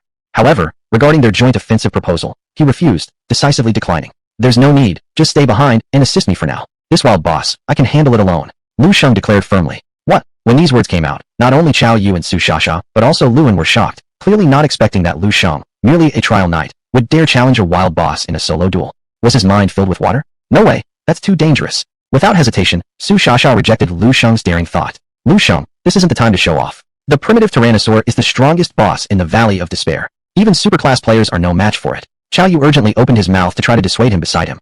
However, before he finished speaking, Lu Shang interrupted him with a wave of his hand. Don't worry. If I'm running out of blood later, you can come up and help then." Lu Shang once again gave the two a confident smile. Although through their brief encounter, he also knew that this primitive Tyrannosaur would not be easy to deal with. However, first of all, his 10,000 times amplification was not yet in its cooling down period. If he decided to use it, he could easily change the tide of battle at any moment. Therefore, he had absolute confidence that things wouldn't go wrong here. Secondly, the main reason for his coming to the Blood Sand combat zone was to rescue those talented compatriots who were being targeted by one new country. So the bottom card of 10,000 times amplification, which was capable of changing the situation, should not be used unless absolutely necessary. He wished to avoid using it if possible. Thirdly, he wanted to take this opportunity to see just how powerful his judgment specialization was, and whether it was as useless as others said. As for Su Shasha and Xiao Yu, though their levels were slightly higher than his, under the shine of equipment quality, their attacks and defenses paled in comparison to his. If they recklessly joined the fray, they would not only fail to assist him, but might even be instantly killed by the primitive Tyrannosaur's skills. That would be no laughing matter. With this thought, Lushan gritted his teeth and stamped his foot again, rushing towards the primitive Tyrannosaur ahead.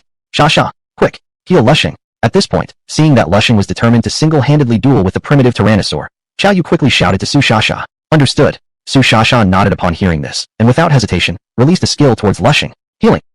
A faint golden light quietly flickered over Lushan's body.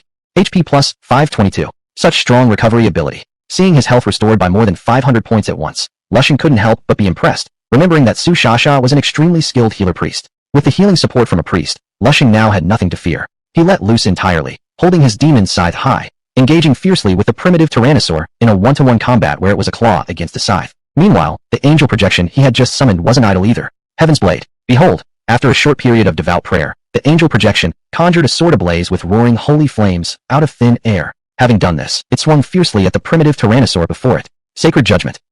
HP 211. A decent damage number immediately shot out from the head of the primitive Tyrannosaur. This thing seems to deal pretty good damage. Looking at the fearless angel projection beside him, Lushan couldn't help but raise an eyebrow, almost instinctively glancing at its basic attributes.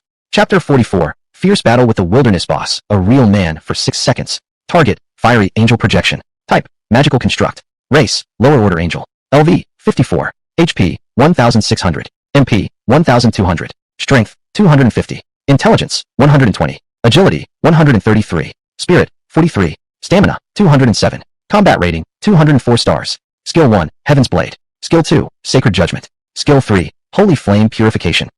Holy cow, a combat rating of just over 200 stars. Looking at the pitiful combat rating of the angel projection, Lushan couldn't help but shake his head bitterly. Previously, when he saw this angel projection completely ignoring level disparities and dealing nearly 200 damage points to the primitive dinosaur, he thought it was incredibly strong. However, unexpectedly, this unenhanced fiery angel projection only had a combat rating of a meager 200 stars and possessed merely 3 skills. It paled in comparison to the Gabriel projection he had amplified 10,000 times before. Yet, Lushan didn't dwell on it too much. After all, prior to being amplified 10,000 times, this thing was purely a summoned creature that could assist in battle but would never sway the outcome. Moreover, Lushan originally intended this time to test his own strength and didn't plan on overly relying on the power of the fiery angel projection. Otherwise, wouldn't directly summoning Gabriel projection be enough? Why go through all this effort? Little did he know that as soon as the fiery angel projection launched its attack, Su Shasha and others became restless beside him. Isn't Lu Shang's angel projection unusually powerful? Xiao Yu asked in awe. That was because earlier, he had teamed up with some paladins, knowing that paladins could summon angel projections to assist in combat. Only, the angel projections he had seen previously mostly served as supportive roles, not even close to matching Lu Shang's angel projection, which managed to deal over 200 damage to the highly defensive boss-level monster like Primitive Dinosaur. This was higher than the damage caused by some beast tamers and their pets. I get it now. Lu Shang is a judgment knight, and this angel projection of his differs from those summoned by other paladins we have seen before. It should primarily focus on fighting. At that moment, Su Shasha, who seemed to have guessed something, interjected. That makes sense. Upon hearing this, Xiao Yu recalled that although summon angel projection was a skill common to all paladins, the angel projections summoned by each specialization differed significantly. For instance, the healing class paladin summons a holy angel projection, which continuously restores life values for teammates. On the other hand, the sacrificial class paladin summons a guardian angel projection, which enhances defense and reduces incoming damage. Both types of these angel projections are evidently more auxiliary in function rather than combative. It's only the fiery angel projection, summoned by judgment specialization, despite contributing nothing to the team nor possessing any support functions, is the only kind specialized for combat among all 3 paladin specializations. This was the first time Su Shasha and others had seen a judgment knight summon a fiery angel projection, so they were certainly amazed. I've heard that the higher the combat rating of a paladin himself, the stronger the combat ability of his summoned angel projection becomes. As Su Shasha said this, she gave Lu Shang a deep look, muttering, "Looks like Lu Shang isn't as simple as he appears to be." Fervent Judgment. Bang. Critical hit. HP 777. On the other side, Lu Shang's fight with the primitive dinosaur was still fiercely ongoing. Even though Lu Shang was currently only level 54, and there was a difference of more than 40 levels between him and the primitive dinosaur. As long as the level gap doesn't exceed 50 levels, the restrictions imposed by rules on him weren't so severe. Additionally, thanks to the continuous healing SSS provided from behind, he didn't need to worry about his HP depleting anytime soon. In fact, he grew bolder and braver, fully utilizing the explosive output, high damage, and robust defenses typical of a Judgment Knight. In a matter of just a few minutes, Shang had managed to wear down half of the primitive dinosaur's over 20,000 HP. Roar. Finally, the primitive dinosaur got enraged, releasing an angry roar. The next moment, under the absolutely horrified gaze of SSS and others, it suddenly opened its gaping mouth, biting fiercely towards Shang, with a momentum as if it would swallow Shang in one gulp. Shang, be careful. This is the ultimate move of the primitive Tyrannosaurus, the bone-crushing chew. Once you're swallowed, it will be extremely difficult to escape. Upon seeing this, Xiao Yu's complexion drastically changed as he urgently warned from the side. Shang, quick, get out of the way. SSS also anxiously shouted continuously. But Shang appeared completely unfazed, still standing there without moving an inch. What? Seeing this scene, Xiao Yu and SSS were almost frightened to death. They just wanted to rush forward to rescue him, but were ultimately too late. Poof. In the next instant, the primitive Tyrannosaurus closed its giant mouth, actually swallowing Shang whole. No good. SSS and Xiao Yu nearly fainted on the spot out of fright. Finally dead, isn't it? He dared to single-handedly challenge the primitive Tyrannosaurus, truly not knowing his own life expectancy.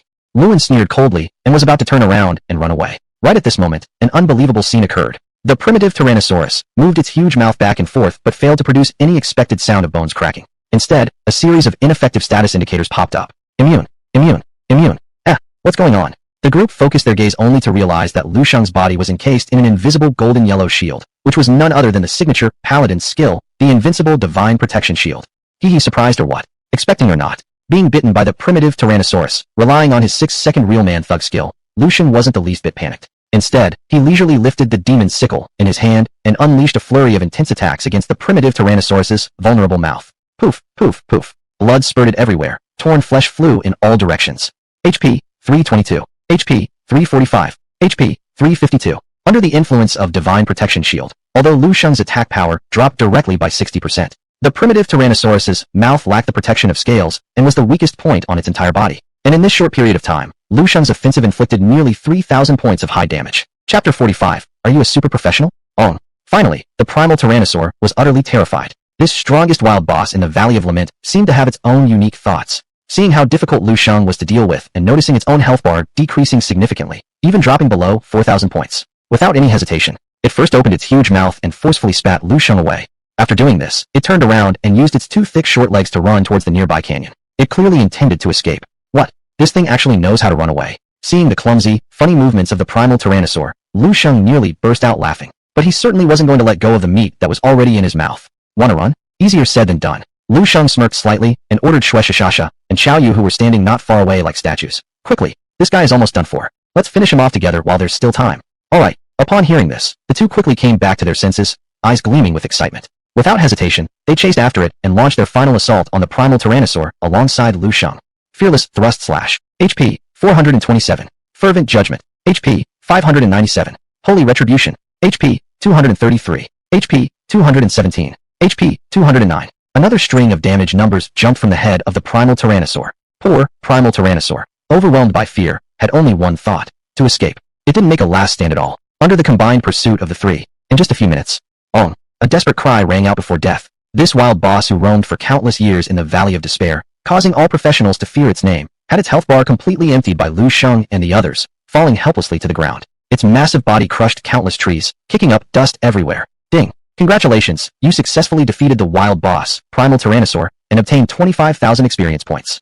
Ding! Congratulations, you've successfully reached level 55 and gained 5 basic attribute points and 5 free attribute points. Listening to the crisp sounds in his mind and watching his rapidly increasing experience bar, SSS and Xiao Yu were thoroughly amazed, even rubbing their eyes in disbelief, thinking it might be a dream. How ridiculously overpowered was Shang that an auxiliary profession Holy Knight could defeat the strongest boss in the Valley of Despair, the Primal Tyrannosaur?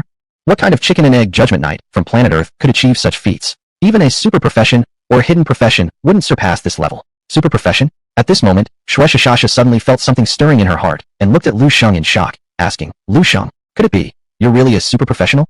Super professional? Upon hearing this, Xiao Yu was also startled. Even Luan, who had been silent all along, quietly perked up his ears, obviously waiting for what Shang would say next. Super profession? Shang muttered inaudibly, unsure of what to say for a moment. After all, the criterion for being a super profession was having at least an A-level combat talent.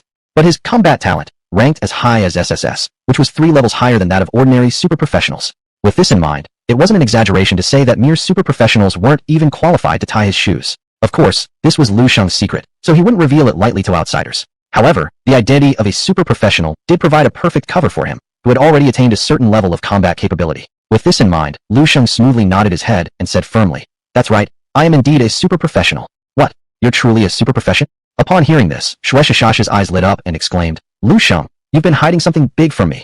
"That's right, Lu Shang. If we'd known you were so awesome, why would we be afraid of anything? We could have marched directly into the Valley of Despair." Xiao Yu joked from the side.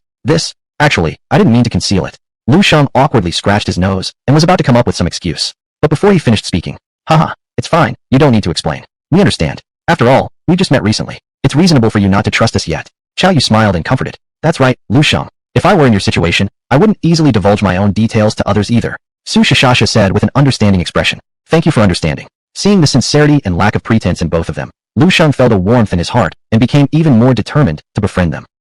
"So you were pretending to be weak all along." At the same time, upon realizing that Lu Shang was actually a rare, super professional, Luan stepped forward as if unwilling to stay silent, saying to Lu Shang, "Fine, since you're somewhat useful, let's just forget what happened before." After speaking, he raised his chin high, as if bestowing a great favor upon Lu Shang. "Go away, you disgusting thing like a dog." Upon seeing this, Lu Shang almost didn't hesitate before cursing directly. What did you say?" Hearing this, Luan's eyes narrowed instantly, and his aura turned cold immediately. He glared at Lu Shang and sneered menacingly. "Why don't you repeat what you just said?" "Fool." Lu Shang unhesitatingly threw another insult at him. Upon hearing this, SSS and Xiao Yu had strange expressions on their faces and had to make great efforts to refrain from bursting out laughing. Luan's face turned green with anger, clearly not expecting Lu Shang to give him so little face, and was about to explode subconsciously. But then, he hesitated in his step, because he suddenly remembered the impressive combat strength Lu Shang had displayed during the fight with the primal tyrannosaur. This mysterious Judgment Knight not only had high attack and powerful bursts, but also astonishing defense capabilities. Luan admitted to himself that despite his level being as high as 91, nearly 40 levels higher than Lu Shang, if faced alone against a primal tyrannosaur, his only option would be to flee. He'd have virtually no chance at all to defeat it. Realizing this, Luan quickly suppressed the anger rising in his heart, as he was pondering how to regain some semblance of dignity. Look, the primal tyrannosaur seems to have dropped some gear. Suddenly, Xiao Yu noticed something, pointing his finger eagerly. Chapter 46, Dragonbone Staff, Gold Quality. Upon seeing this, everyone quickly looked in the direction his finger was pointing. There, next to the corpse of the primal tyrannosaur that everyone had just cooperatively defeated, lay more than 10 items emitting various lights, glistening under the moonlight. Among these, an item radiating a golden hue was impossible to ignore. Wow, it really dropped gear. At this sight, Lu Shang also lit up. Only now remembering that in today's Blue Star, when professionals leveled up in a group, boss-dropped equipment would appear next to the corpse for team members to discuss and allocate. By this time, Xiao Yu had already taken a step forward, picking up the unknown item radiating golden light, and taking a closer look.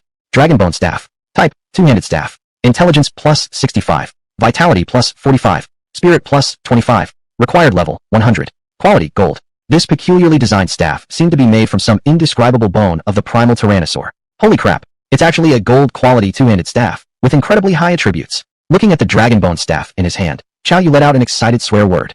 Haha, we're rich now. SSS was also thrilled, her face flushed red. What? Gold quality? Even Luan couldn't help but reveal a trace of unmasked greed upon seeing the attributes of the Dragonbone Staff. Of course, such reactions were understandable. After all, on today's Blue Star, exceptional quality equipment mostly existed within dungeons of Hell Mode, difficulty, or above. The chances of dropping in the wild were almost negligible. It wasn't an exaggeration to say they were as rare as phoenix feathers or unicorn horns. Although this Dragonbone Staff had no additional effects, all its attributes were perfectly suited for spellcasters, especially the intelligence attribute, which had an impressive 65 points.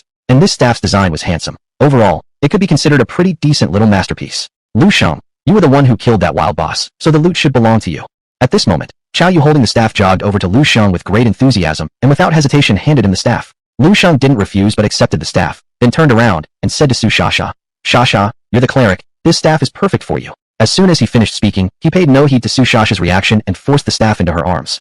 "That can't be right, this is too valuable." SSS was startled and instinctively wanted to refuse, but was stopped by Lu Shang's gesture. "This time, if it weren't for your healing, I alone wouldn't have been able to kill that primal tyrannosaur, so this staff rightfully belongs to you as well."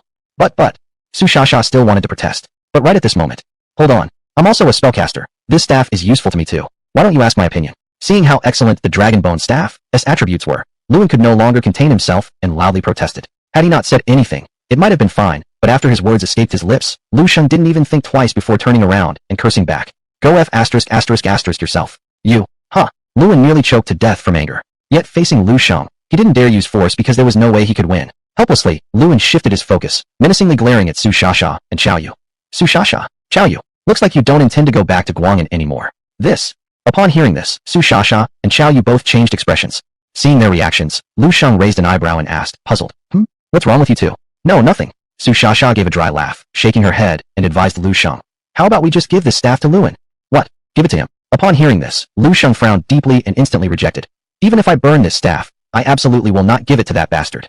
Lu Shang, you don't know. Seeing this, Xiao Yu hurriedly tugged at his sleeve and whispered in his ear. Luin's background isn't simple. His brother Lu Quan is our city's Guang'an City, once-in-a-century hidden-class, sky-soaring sword saint, with extremely formidable combat power. At this point, he seemed worried that Lu Shang still didn't realize the severity of the situation, so he added, and 10 years ago, Lu Quan was already accepted into Jinglong Academy, the most prestigious cultivation institution in our divine Xia country. If we offend him, we might never be able to return home. What? There's actually such a thing. Upon hearing this, Lu Shang frowned deeply, clearly not expecting such a twist. So, are you scared now? On the contrary, Luin, seeing Lu Shang hesitate, thought Lu Shang was afraid and immediately smirked arrogantly, saying, If you're scared, then just send me the staff obediently, or I'll make my brother. He didn't finish his sentence. Slap. Accompanied by the sound of a loud slap, Luin flew through the air as if he were a broken kite, crashing heavily into the bushes dozens of meters away. His face instantly swelled up like a pig's head. Chapter 47. Exclusive Profession, the Fusang Ninja. It was only at this moment that a tall figure finally clapped his hands in a leisurely manner, as if he had just done an insignificant little thing, none other than Lu Shang. Seeing this, Su Shasha and Xiao Yu were both shocked. They never expected Lu Shang to dare hit him despite knowing about Luin's powerful backing. Luin himself hadn't anticipated it either. You actually dared to hit me? Luin struggled to get up from the ground, one hand touching his swollen cheek while glaring fiercely at Lu Shang from a distance, filled with unhidden resentment and jealousy. But Lu Shang didn't even bother to acknowledge his reaction, instead saying indifferently, If you bark again, do you think I won't make sure you'll never be able to bark again? You. Upon hearing this, Luin couldn't help but shiver. Because although Lu Shang seemed calm at the moment, the accidental aura of killing intent emanating from him, along with his declaration that he would make sure Luin could never scream again, clearly indicated one fact. Lu Shang truly dared to take action against him. This lunatic. Thinking about it, Luin immediately got goosebumps all over and dared not continue his ranting. After all, relying on Lu Shang's astonishing combat power just now, even he had no confidence at all to fight back and win. Based on the principle that a good man takes revenge 10 years later, just when Luin was planning to abandon the Dragon Bone Staff dispute and find Lu Shang slowly after returning to Guang'an City. Swoosh, swoosh, swoosh, swoosh, swoosh. Suddenly, accompanied by a series of extremely sharp whistling sounds, an innumerable amount of sharp and pointed unknown objects descended abruptly from the dark void, like torrential rain, practically covering Luin entirely within an instant. What is this? Startled, Luin instinctively wanted to dodge. But being a mage, his agility attribute was originally not high. Despite having been prepared, he was still ultimately too slow. Thumph, thumph, thumph. The next moment, blood splattered everywhere. HP minus 810. HP minus 794. HP minus 892. A string of horrifying damage numbers jumped out from the top of Luin's head, and he let out a piercing and agonizing scream. What's more, these sharp objects were tethered to a long steel wire. After the wires pierced through Luin's body, they firmly anchored him in place, preventing any movement. What happened? At the sudden turn of events, Lu Shang was shocked, still unsure what had just occurred. Right at this moment, a strange, cold voice suddenly echoed nearby. You celestial pigs, you are really incorrigible. You have intruded into our Weinu country territory once again. What kind of person is this? Lu Shang was startled and looked around quickly. Not far away, on the crown of a withered tree, a man dressed in black robes, face masked, appeared standing there calmly, his eyes looking at everyone filled with playful mockery, like a cat playing with mice. Indeed, it was mockery. Almost subconsciously, Lu Shang cast an insight skill on the man. Target, Takata Jiro. Exclusive profession, Fusang Ninja. Nationality, Weinu. LV, health points, 14,760. Kill value 0. Combat rating. Can't see the level or combat rating. Looking at the displayed information on the opponent's basic panel, Lu Shang was inwardly surprised and was about to warn Xiao Yu and Su Shasha beside him. However, before he could speak, Xiao Yu's complexion suddenly changed, as if realizing something incredibly terrifying, pointing at the newcomer and tremblingly shouted, Takata Jiro? You. Are you that 1,000-man slayer Takata Jiro? Hee, you celestial pig does seem to have some knowledge, recognizing the identity of this honored self. Takata Jiro sneered coldly and did not conceal his true identity. Bad. When the other party candidly admitted it, Xiao Yu's heart rose sharply to his throat. Not only did he immediately step forward to block Lu Shang and Su Shasha, but he also raised his shield high and called out loudly to the two. Lu Shang, Shasha, you two run. Let me cover for you. Run? Why should I run? Lu Shang asked stupidly. Stupid? At this point, haven't you figured it out yet? This person is known as the Blood Sand Killer God, 1,000-man slayer Takata Jiro. Speaking of this, as if he were worried that Lu Shang still hadn't realized the severity of the situation, he added anxiously. Moreover, he is also a Fusang Ninja, the exclusive profession of Weinu country. His combat power is so strong that it even surpasses that of generals, super professions, and hidden professions. New paragraph starts here. Chapter 48. A dragon has scales that must not be touched, or death is certain. As soon as this thought crossed his mind, Lu Shang immediately felt a surge of caution rise in his heart. At this moment, Zhuta Zhuchang opened his mouth again and said slowly to everyone, I remember that before this, I've already killed over 1,000 Chinamen right here in the Valley of Despair. Moreover, every single one of them had their stomachs split open, skin flayed, tendons pulled out, and were then dried into jerky, which I later sent back near your so-called safety zones, you filthy Chinese pigs. After saying this, he raised his head and sneered viciously, asking, and yet, even after all that, have you still learned nothing? 1. More than 1,000 people? Why you actually killed over 1,000 professional warriors from our Shinya kingdom? As soon as these words left his lips, Lu Shang's pupils contracted sharply. The tranquility that had settled over him moments ago was replaced by a barely contained rage, almost driving him to lose control on the spot. But it didn't stop there, because the words Zhuta Zhuchang spoke next not only completely overturned Lu Shang's moral compass, but also his very understanding of what the term beast truly meant. I guess it doesn't matter anyway. I'm feeling a bit hungry right now, so I'll just use your hearts as a side dish for my drink later, considering it my midnight snack. While saying this, Zhuta Zhuchang cruelly licked his lips. Eat hearts. Lu Shang's face froze in shock upon hearing this. What? Are you afraid? Zhuta Zhuchang gave a scornful laugh, speaking as if recounting an inconsequential event. There's no need to be astonished. To us, Weinu people, you Chinese swine are unworthy to even be called human. You're livestock. If you're beasts, then of course you can be eaten. With that, Zhuta Zhuchang added proudly. Moreover, over the years, I've invented many cooking methods for preparing Chinese swine. For instance, the male meat is coarser and better suited for high-temperature frying, while female flesh is slightly sticky and best suited for slow simmering. Just as he finished speaking, a look of deep satisfaction appeared on his face, as though reminiscing about something infinitely pleasurable. He continued, oh yes, I most enjoy eating the flesh of your Chinese infants because it's delicate enough to be eaten raw as sashimi.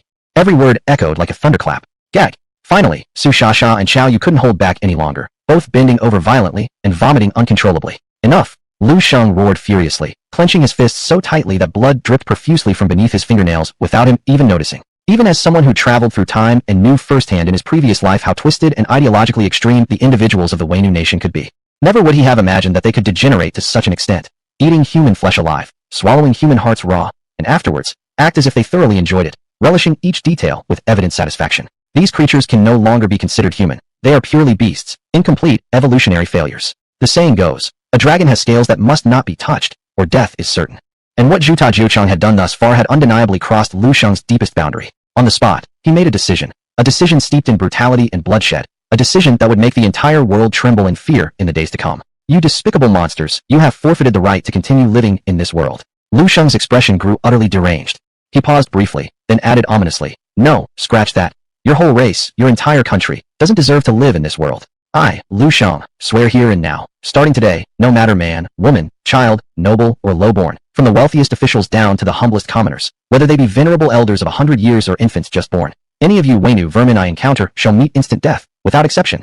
I will slaughter until you are entirely wiped out, until not a single chicken or dog remains within your borders, until not a blade of grass grows on your soil, not until this cursed breed vanishes from the face of the earth.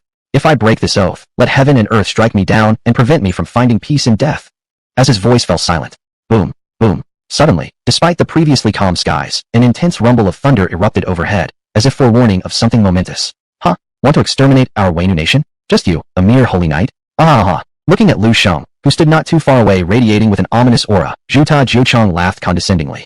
How tragic, for even now, he failed to grasp the gravity of the situation or understand the terrifying, absurdly unimaginable power standing directly before him. At this moment, as Zhuta Zhuchang's attention was fully captured by Lu Shang, Luan seized the opportunity and decided to go all in, releasing a skill he'd been quietly preparing for quite some time. Frost ring, boom. In the next moment, icy coldness emanated from Luan himself, spreading wildly in all directions. And Zhutianjiro, being the closest to him, was the first to bear the brunt. His legs were immediately frozen solid and became immovable. Haha, it worked. At the sight of this, Luan laughed excitedly, eager to take this chance to break free and escape. But before he could even make a move, right then, there was a bang. Under Luan's horrified gaze, Zhutianjiro's body that had just been frozen transformed without warning into a piece of wood. That's right, wood. What? Was it actually a substitute? Luan jumped in fright, still not understanding what had happened. You foolish Chinese swine, did you really think I didn't notice your little tricks behind my back? Suddenly, a chilling voice rolled out from behind him. Could it be anyone other than Zhutianjiro? Chapter 49, Treason on the Battlefield, the beginning of a bloody battle. In front of me, 1,000-man slasher, Takehiko Jiro, you dare to make fearless resistance. As punishment, I've decided that later I'll rip your heart out in front of you and eat it raw. Looking at the stunned Wanan, Takehiko Jiro said coldly, no, don't. This time, Wanan was utterly terrified, scared out of his wits. He fell to his knees in front of Takehiko Jiro with a thud, trembling as he called out, My lord, please give me a chance for survival. If you let me go, I'm willing to be your lackey. Ha ha ha. Seeing Wanan like this, Takiko Jiro laughed triumphantly, and while laughing, did not forget to mock Lu Shang and others, saying provocatively, "Did you see? This is what Chinese pigs are like, a nation with absolutely no spirit. All I need to do is use some minor tricks, and I can easily subjugate you." Hearing these cutting words, Lu Shang and the rest looked grim. Su Shasha, full of indignation, shouted loudly at Wanan. "Wanan, this Takiko Jiro is our Xinxia's mortal enemy. By betraying your own country like this, aren't you afraid of being struck by lightning? Phew, the one trapped now is me, not you all. It's easy for you to say that when you're standing safe." Unfortunately, Wanan was completely unmoved. He was originally a man who feared death over everything else. Moreover, in front of Takiko Jiro, he couldn't even bring up his brother's clout. After all, as a professional from Wanakoku, Takiko Jiro was already Xinxia's sworn enemy, so he wouldn't care how powerful Wanan's backing was.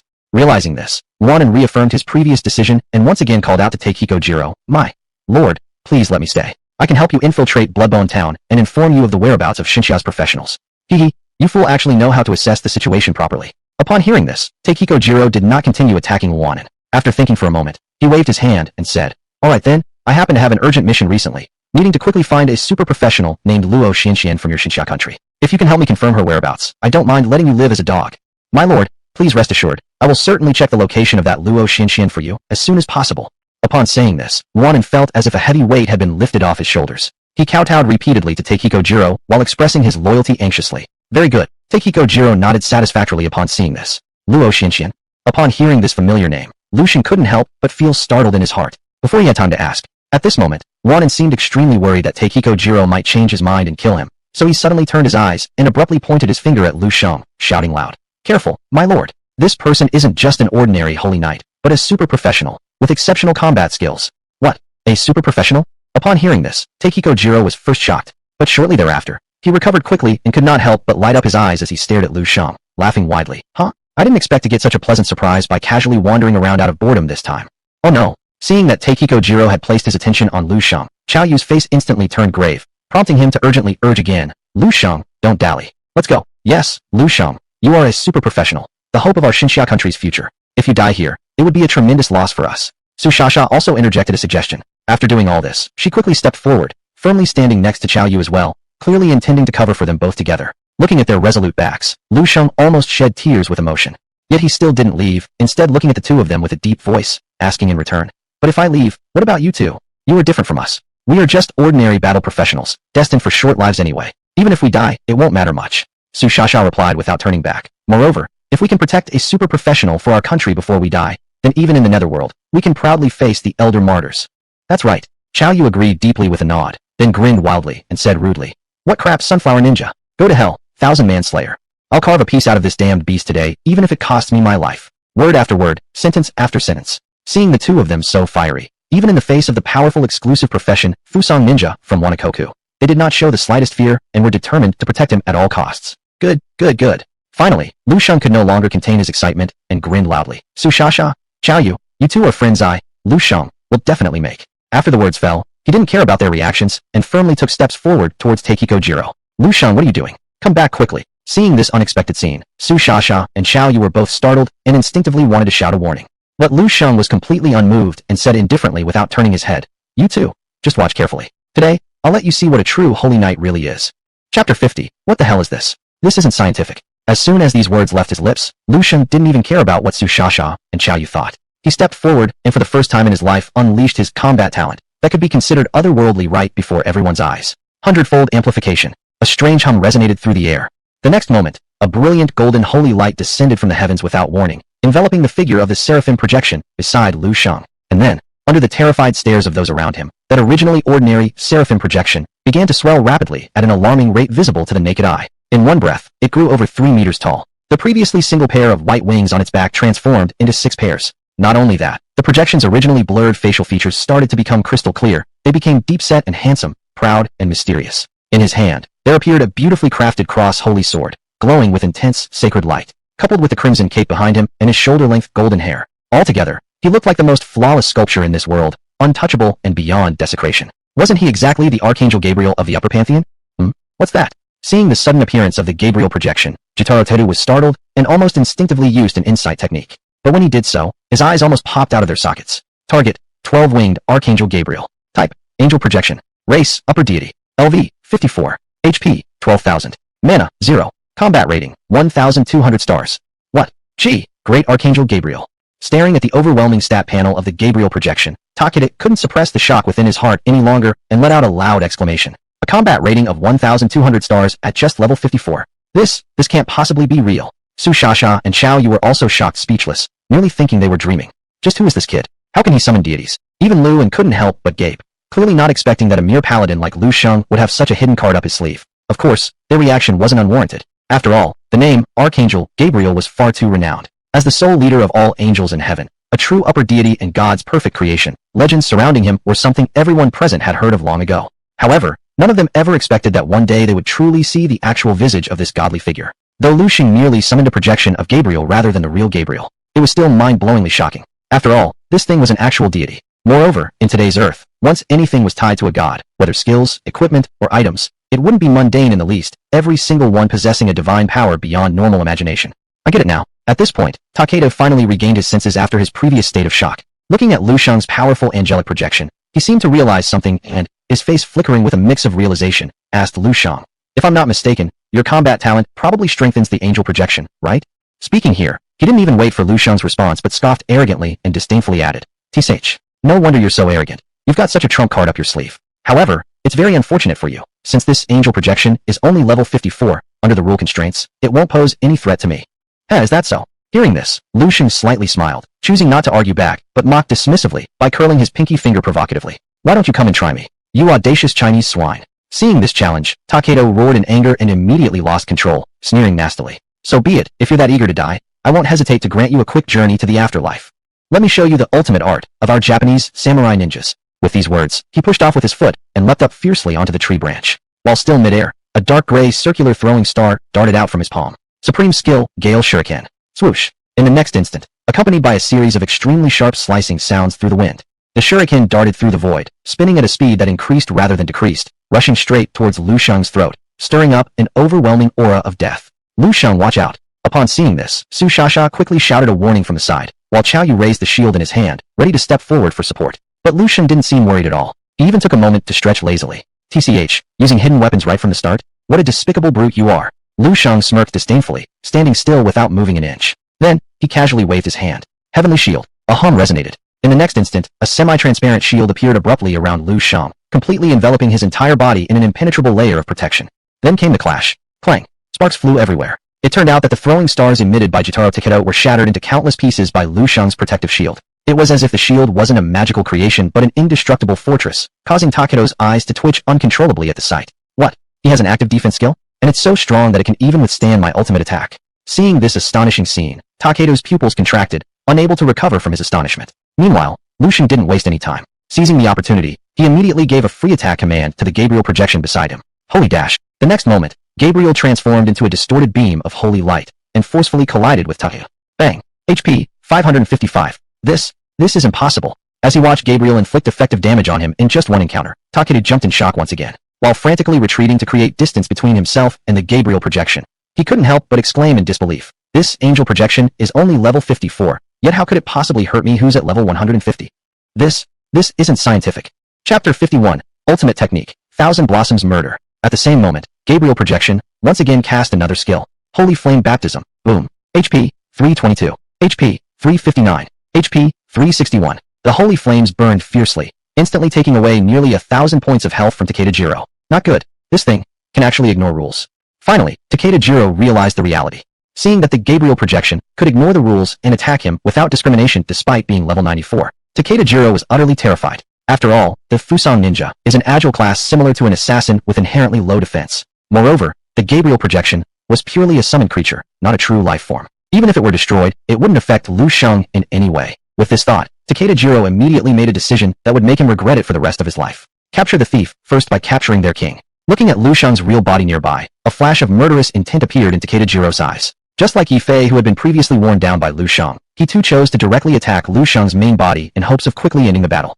But what he didn't know was that this constant desire for shortcuts would lead him further down the path of self-destruction, spiraling out of control. Ultimate technique, Void Tunneling Jutsu. Whoosh. Without hesitation, Takeda Jiro slid his foot, and his whole body disappeared into the ground beneath his feet. Can even tunnel underground. As Takeda Jiro vanished from sight, Lu Shang raised an eyebrow, still unclear about what just happened.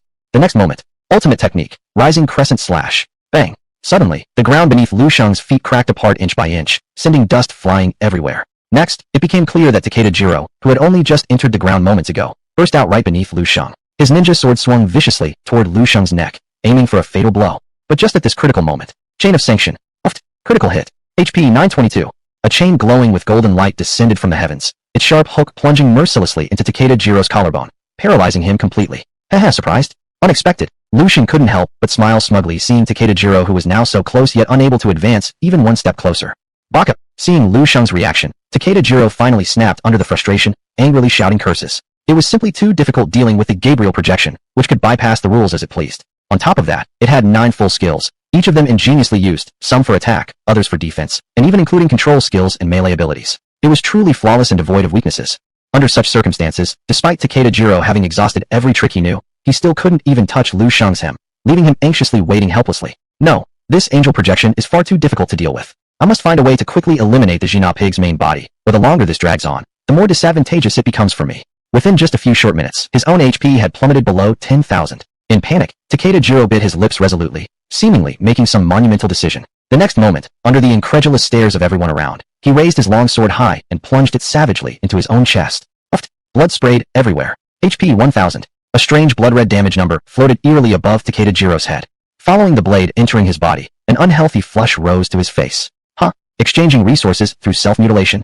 Seeing this, Lu Shang's heart moved slightly. He noticed clearly that prior to this self-harm, Takeda Jiro's attribute panel always displayed kill value as 0 points. After stabbing himself, however, his kill value skyrocketed to 25 points.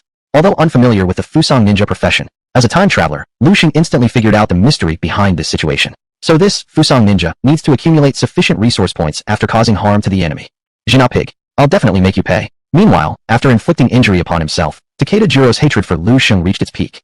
Because, just as Lu Shang suspected, the Fusang ninja profession required sufficient kill value to activate certain powerful skills. This kill value is similar to a warrior's battle chi value, which needs to be gradually accumulated through attacks. If under normal circumstances, Takeda Jiro could have easily accumulated enough kill value during regular combat. But against Lu Shang, he had to resort to self-harm. There was no other way. From the start of the battle until now, under the interference of Gabriel projection, he hadn't even been able to touch a single strand of Lu Shang's hair, let alone accumulate any kill value. Helpless, Takeda Jiro resorted to this desperate strategy, wasting no more time. Once Takeda Jiro obtained sufficient kill value, he finally unleashed his most proficient powerful skill. Ultimate technique, Thousand Blossoms Murder. Rustle, rustle. Snap, snap, snap, snap, snap. With dozens of complex hand seals cast in quick succession, Takeda Jiro roared aloud. In the next moment, the sky, which had just been empty moments ago, was suddenly filled with countless enchanting petals, their expanse so vast it almost covered the entire dark fairy. And under this wide-range coverage, not only Lu Shang but also Su Shasha, Chao Yu, and even Luan were caught up in the mysterious rain of petals without exception. Oh no! Su Shasha and Chao Yu changed expressions at the sight. Having not yet ascertained Takeda Jiro's exact details, the two didn't know what kind of skill this was, or how much damage it would inflict. To err on the side of caution, both wasted no hesitation and immediately activated their best defensive skills. Spare me. It's me. Meanwhile, Luan off in the distance wet himself from fear, hurriedly casting an ice shield spell while frantically screaming at Takeda Jiro. But their worries were unfounded. Because Takeda Jiro's skill wasn't an attack skill, but rather a large-scale control skill. Yes, control. Puff, puff, puff. In the next instant, wherever the petals fell, countless alluring vines abruptly burst forth from the ground, shooting upward rapidly. These vines seemed to possess their own consciousness, not only growing at astonishing speed, but also automatically wrapping around nearby targets.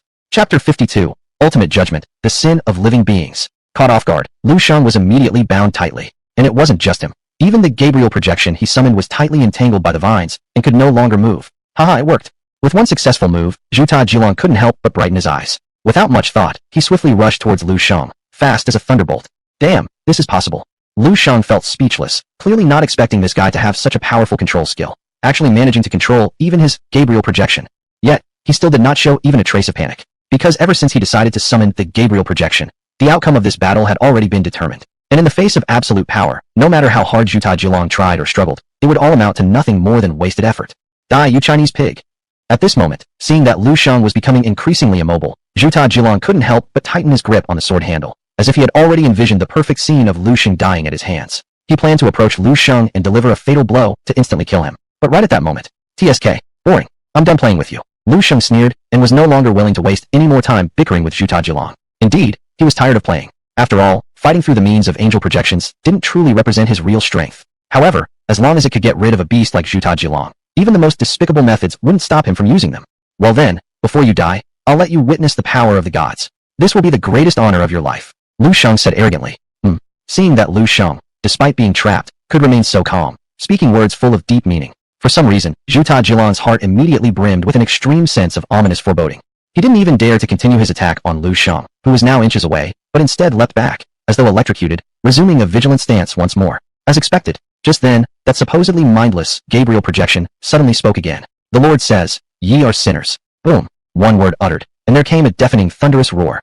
In the next moment, under the utterly disbelieving gaze of those around, the surrounding ground began to crack inch by inch, exposing tens of thousands of bottomless pits. Then came the sound, crack, snap, along with a series of teeth-grinding bone friction sounds. From these pits, skeleton after skeleton, fierce and terrible, crawled up alive from the depths of the earth. What's going on here? My God, how many skeletons are there? Upon witnessing this extremely bizarre scene, Su Shasha, Xiao Yu, and Luan were immediately covered in goosebumps. You? What exactly did you do? Zhu Tajilong trembled with fear, his speech trembling as well, clearly terrified by this eerie spectacle. In fact, it wasn't just them. At this very moment, even Lu Shang himself was completely dumbfounded. Because moments ago, he had merely given Gabriel's projection an order, asking him to unleash a powerful skill to quickly dispose of Zhu Tajilong. After all, Gabriel's projection possessed ultimate curse skills. If unleashed, even someone as powerful as Zhu Tajilong would surely perish on the spot. Yet, what Lu Shang hadn't anticipated was for Gabriel to conjure up such an unusual scene. Staring at the myriad sinister skulls around him. Almost instinctively, Lu Shang found a newly cooled-down skill in Gabriel's list of abilities and glanced over its detailed explanation. Ultimate Judgment, Sins of the Living. Note, the ultimate forbidden spell of light magic. It awakens the souls of all wrongfully dead within 100 miles for assistance in battle, lasting for an hour. Those who believe in my lord may find eternal life. Holy crap, it can manipulate undead. Upon reading the detailed notes of this skill, Lu Shang was thoroughly confused. Never in his wildest dreams did he expect that Gabriel, the archangel known as the leader of all angels in heaven, who always portrayed himself as the symbol of justice and light, could possess such an evil-sounding ability. But this was just the beginning, because next, Gabriel spoke again. Your sins are unforgivable. Not even death can absolve you. Not even hell will open its gates for you. Only by fighting for my lord can you wash away your sins. Rise, sinners, and take up your rusty weapons to fight for the glory of my lord. Rise, sinners, and pick up your last shreds of dignity to fight for the justice of heaven. Word by word, sentence by sentence. As soon as the words were spoken, puff, puff, puff, puff, puff, puff. Then those previously hollow-eyed skeletons had their eyes light up with a pale, eerie flame. The next moment, all the skeletons turned their heads in unison, immediately locking their target onto Jitaru Take. At the sight of this, Jitaru Take nearly pissed himself. Even though he was a notorious killer in the Blood Sand War Zone, known for his cruelty, and had witnessed countless terrifying and bloody scenes before, there were few things that could scare him. But this scene right here was just too damn creepy. So creepy it sent shivers down his spine. At this very instant, he had a premonition. If he stayed here any longer, he would surely be torn apart alive by this group of skeletons. With that thought, Jitaru Takeru was utterly terrified. Without the slightest hesitation, he first activated an escape skill, the art of multiple shadow splitting technique. Bang! Accompanied by a loud, intense explosion sound, Jitaru Takeru's single figure on the spot split into more than a dozen identical ones, making it impossible to tell the real from the fake. After doing this, he shot Lu Shang a venomous look and spat out a threat. Chinese bastard, I'll remember you. You just wait. I'll dig your heart out with my own hands sooner or later. Having said that, he finally made no further delay and ordered his more than a dozen splits to flee in different directions, and his true self mixed among the various clones, frantically dashing away towards the southeast direction. It has to be said, Jitaru Takea, being an old hand at surviving the Blood Sand War Zone, made a very correct choice and reacted extremely quickly. Still, there was one reason why. Ever since Lu Shang summoned the Gabriel projection, Jitaru Takea's fate was already determined long ago. Chapter 53, Fallen Practitioners. Am I seeing this wrong? The mighty Thousand Slayer, the most terrifying cold-blooded butcher in the Blood Sand War Zone, Takeda Jiro, actually ran away from a holy knight? At this moment, as Takeda Jiro fled without fighting, Luan couldn't help but open his mouth wide in shock, almost dislocating his jaw. It felt like his entire worldview had been turned upside down. Su Shasha and Xiao Yu were also stunned speechless. However, seeing Takeda Jiro about to escape, they quickly put aside their astonishment and reminded Lu Shang, "It's not good. He's escaping. Lu Shang, stop him quickly." Ho, no need to rush. But Lu Shang still maintained his calm demeanor, not only failing to chase immediately, but also leisurely stretching himself. What do you mean no need to rush? Seeing his attitude, Su Shasha nearly exploded with frustration and hastily said, "He is Takeda Jiro, the executioner who killed over 1,000 of our practitioners from the Dragon Nation. If we let him go, it would be like releasing a tiger back into the mountains." Tiger? What tiger? Lu Shang heard this, his eyebrows slightly lifted, and directly scoffed with disdain. Such trash. How can it even qualify as a tiger? I see him as merely a maggot. But Su Shasha was about to say more, but was interrupted by Lu Shang waving his hand. "Don't worry, I won't let him go." At the same time, on a plain several kilometers away, seeing that Lu Shang hadn't moved forward to chase, Takeda Jiro thought he probably realized his short legs couldn't keep up. so decided not to bother chasing. He couldn't help but take a deep sigh of relief. You damn Chinese pig, wait for me. I'll gather the elite killers of my dragon slaughter team and come back to play with you slowly. At this point, the dense jungle was already within reach. Once he hid inside, he could use the complex terrain to escape, just as he was preparing to speed up and flee as quickly as possible. Finally, the skeletons around Lu Shang started moving. Yes, they began to move. The first skeleton made its move, raising the dilapidated longbow in its hand and shot an arrow at Takeda Jiro from afar. Identified shot. Whoosh. In the next moment, an arrow engulfed in blazing flames tore through the void, speeding toward Takeda Jiro at an incredible speed, fast like thunder. Is this a marksman's unique skill? Takeda Jiro jumped with fright, clearly not expecting these skeletons to possess the unique skills of marksman. And the identified shot of marksman happened to be the greatest counter to his ultimate multiple shadow split, capable of automatically distinguishing his true form and tracking it. But now wasn't the time to dwell on it anymore. As the tracking arrow approached him increasingly close, under pressure, he stopped in his tracks and turned around, using his sword to fiercely split the arrow in half. Yet this was just the beginning, following the first skeleton making its move. Subsequently, it was as if one wave stirred 1,000 others. Other skeletons began mimicking the behavior and utilized their signature skills. Gruesome assassination. Fearless leap slash. Some skeletons held close combat weapons such as swords, shields, and daggers, initiating an encirclement attack against Takeda Jiro's true form. Blast fireball. Ice arrow. Space cut. Chain lightning. Other skeletons wielded staves and cast various remote element-based powerful magic skills. Beast fury. Even some skeletons were accompanied by unidentified animal skeletons and were able to command beasts into battle. Boom. Swish. Whistle. Hiss. In the next moment, under the astonished gaze of Chao Yu and others, tens of thousands of skeletons acted collectively. Suddenly, countless skill lights streaked through the air like meteor showers falling from the sky, bombarding Takeda Jiro nearby mercilessly. Bang, bang, bang, bang, bang, bang. HP minus 126. HP minus 177. HP minus 62. HP minus 47. HP minus 155. HP minus 92. Aya! A piercing scream ripped through the night sky. Under the frenzied onslaught of countless skeletons, streams of dense damage numbers appeared above Takeda Jiro's head like crazy, eventually turning into an indistinguishable blur. These skeletons are all fallen practitioners from before in this despair valley. Finally, Luin, the highest-ranked individual, seemed to have noticed something, crying out in disbelief. What? Fallen practitioners? Upon hearing this, Su Shasha and Xiao Yu quickly focused their gazes and only then noticed that the revived skeletons surrounding Lu Shang mostly bore equipment on them. Some skeletons were evidently recent casualties. Their bodies had not fully rotted yet, and their appearances before death could still be vaguely recognized. My goodness, they really are practitioners. No wonder they can use the unique skills exclusive to practitioners. Xiao Yu exclaimed in shock. And these people are mostly from our Shunxia kingdom. Su Shasha's face was filled with sorrow, because among these skeletons, she saw many wearing the uniforms exclusively made for the Shunxia kingdom, just as both were marveling at Lu Shang's astonishing abilities. Hold it. Please hold it. Suddenly, a plea rang out from ahead. Wasn't it Takeda Jiro, infamous in the Blood Sand War Zone as the Thousand Slayer? But now, he had none of his previous arrogance. Not only had he been pummeled by countless skeletons until he was a bloody mess, vomiting blood repeatedly, but his once towering health bar of over 14,000 points had been reduced to a mere 100+ points, nearing his demise. Fortunately, Lu Shang had more to ask of him and didn't rush to deliver the killing blow. Instead, with a thought, cease it. Swish, swish, swish. In the next moment, all skill lights in the sky vanished instantly. Countless skeletons immediately halted their actions without the slightest resistance toward Lu Shang's command. However, Takeda Jiro, who managed to save his life temporarily, showed no sign of relief. On the contrary, his expression was akin to having seen a ghost as he pointed tremblingly at Lu Shang from not far away and screamed, "Why?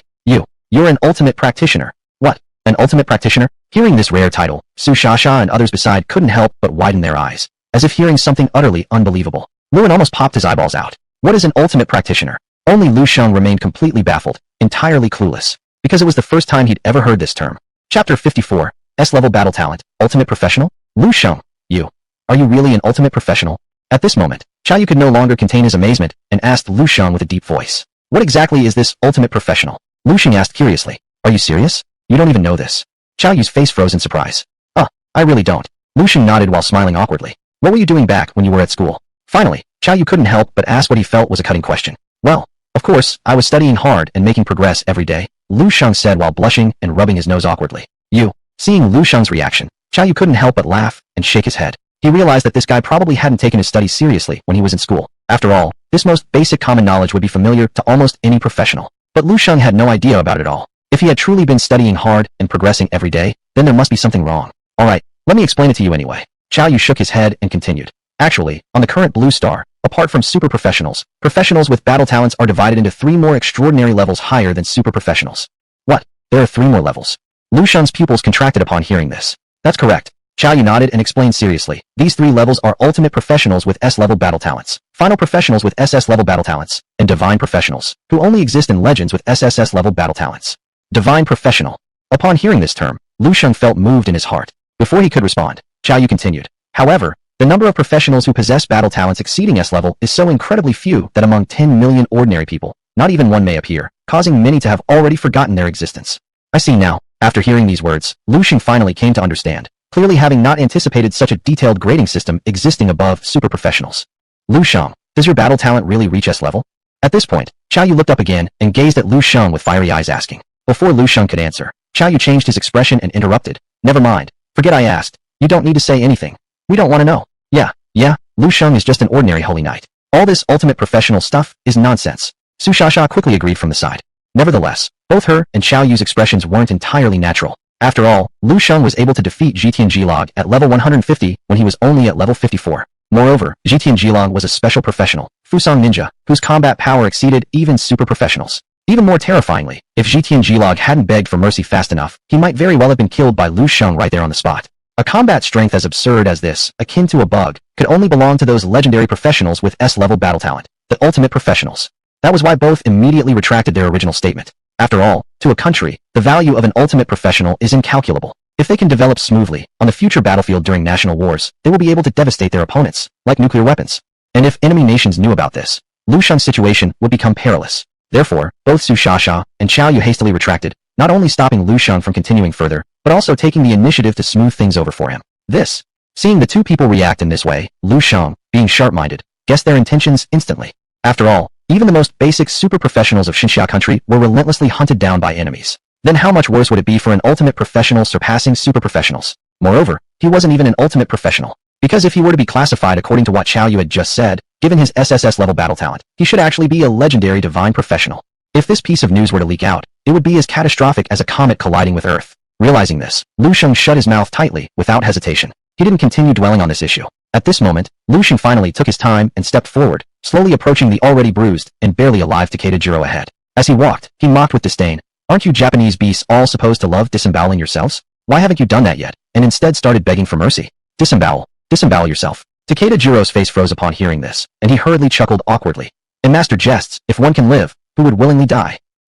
You beast actually have some spirit. Upon hearing this, Lu Shang's brow flickered. Then he coldly questioned again. Let me ask you, do you wish to die or not wish to live anymore? The moment these words were spoken, Takeda Jiro almost choked to death, struggling for breath. Su Shasha and Xiao Yu nearby also had strange expressions on their faces. It was truly because Lu Shang's question was too bizarre. What does wanting to die or not wanting to live mean? Isn't there a difference here? Fortunately, Takeda Jiro was clearly someone who feared death.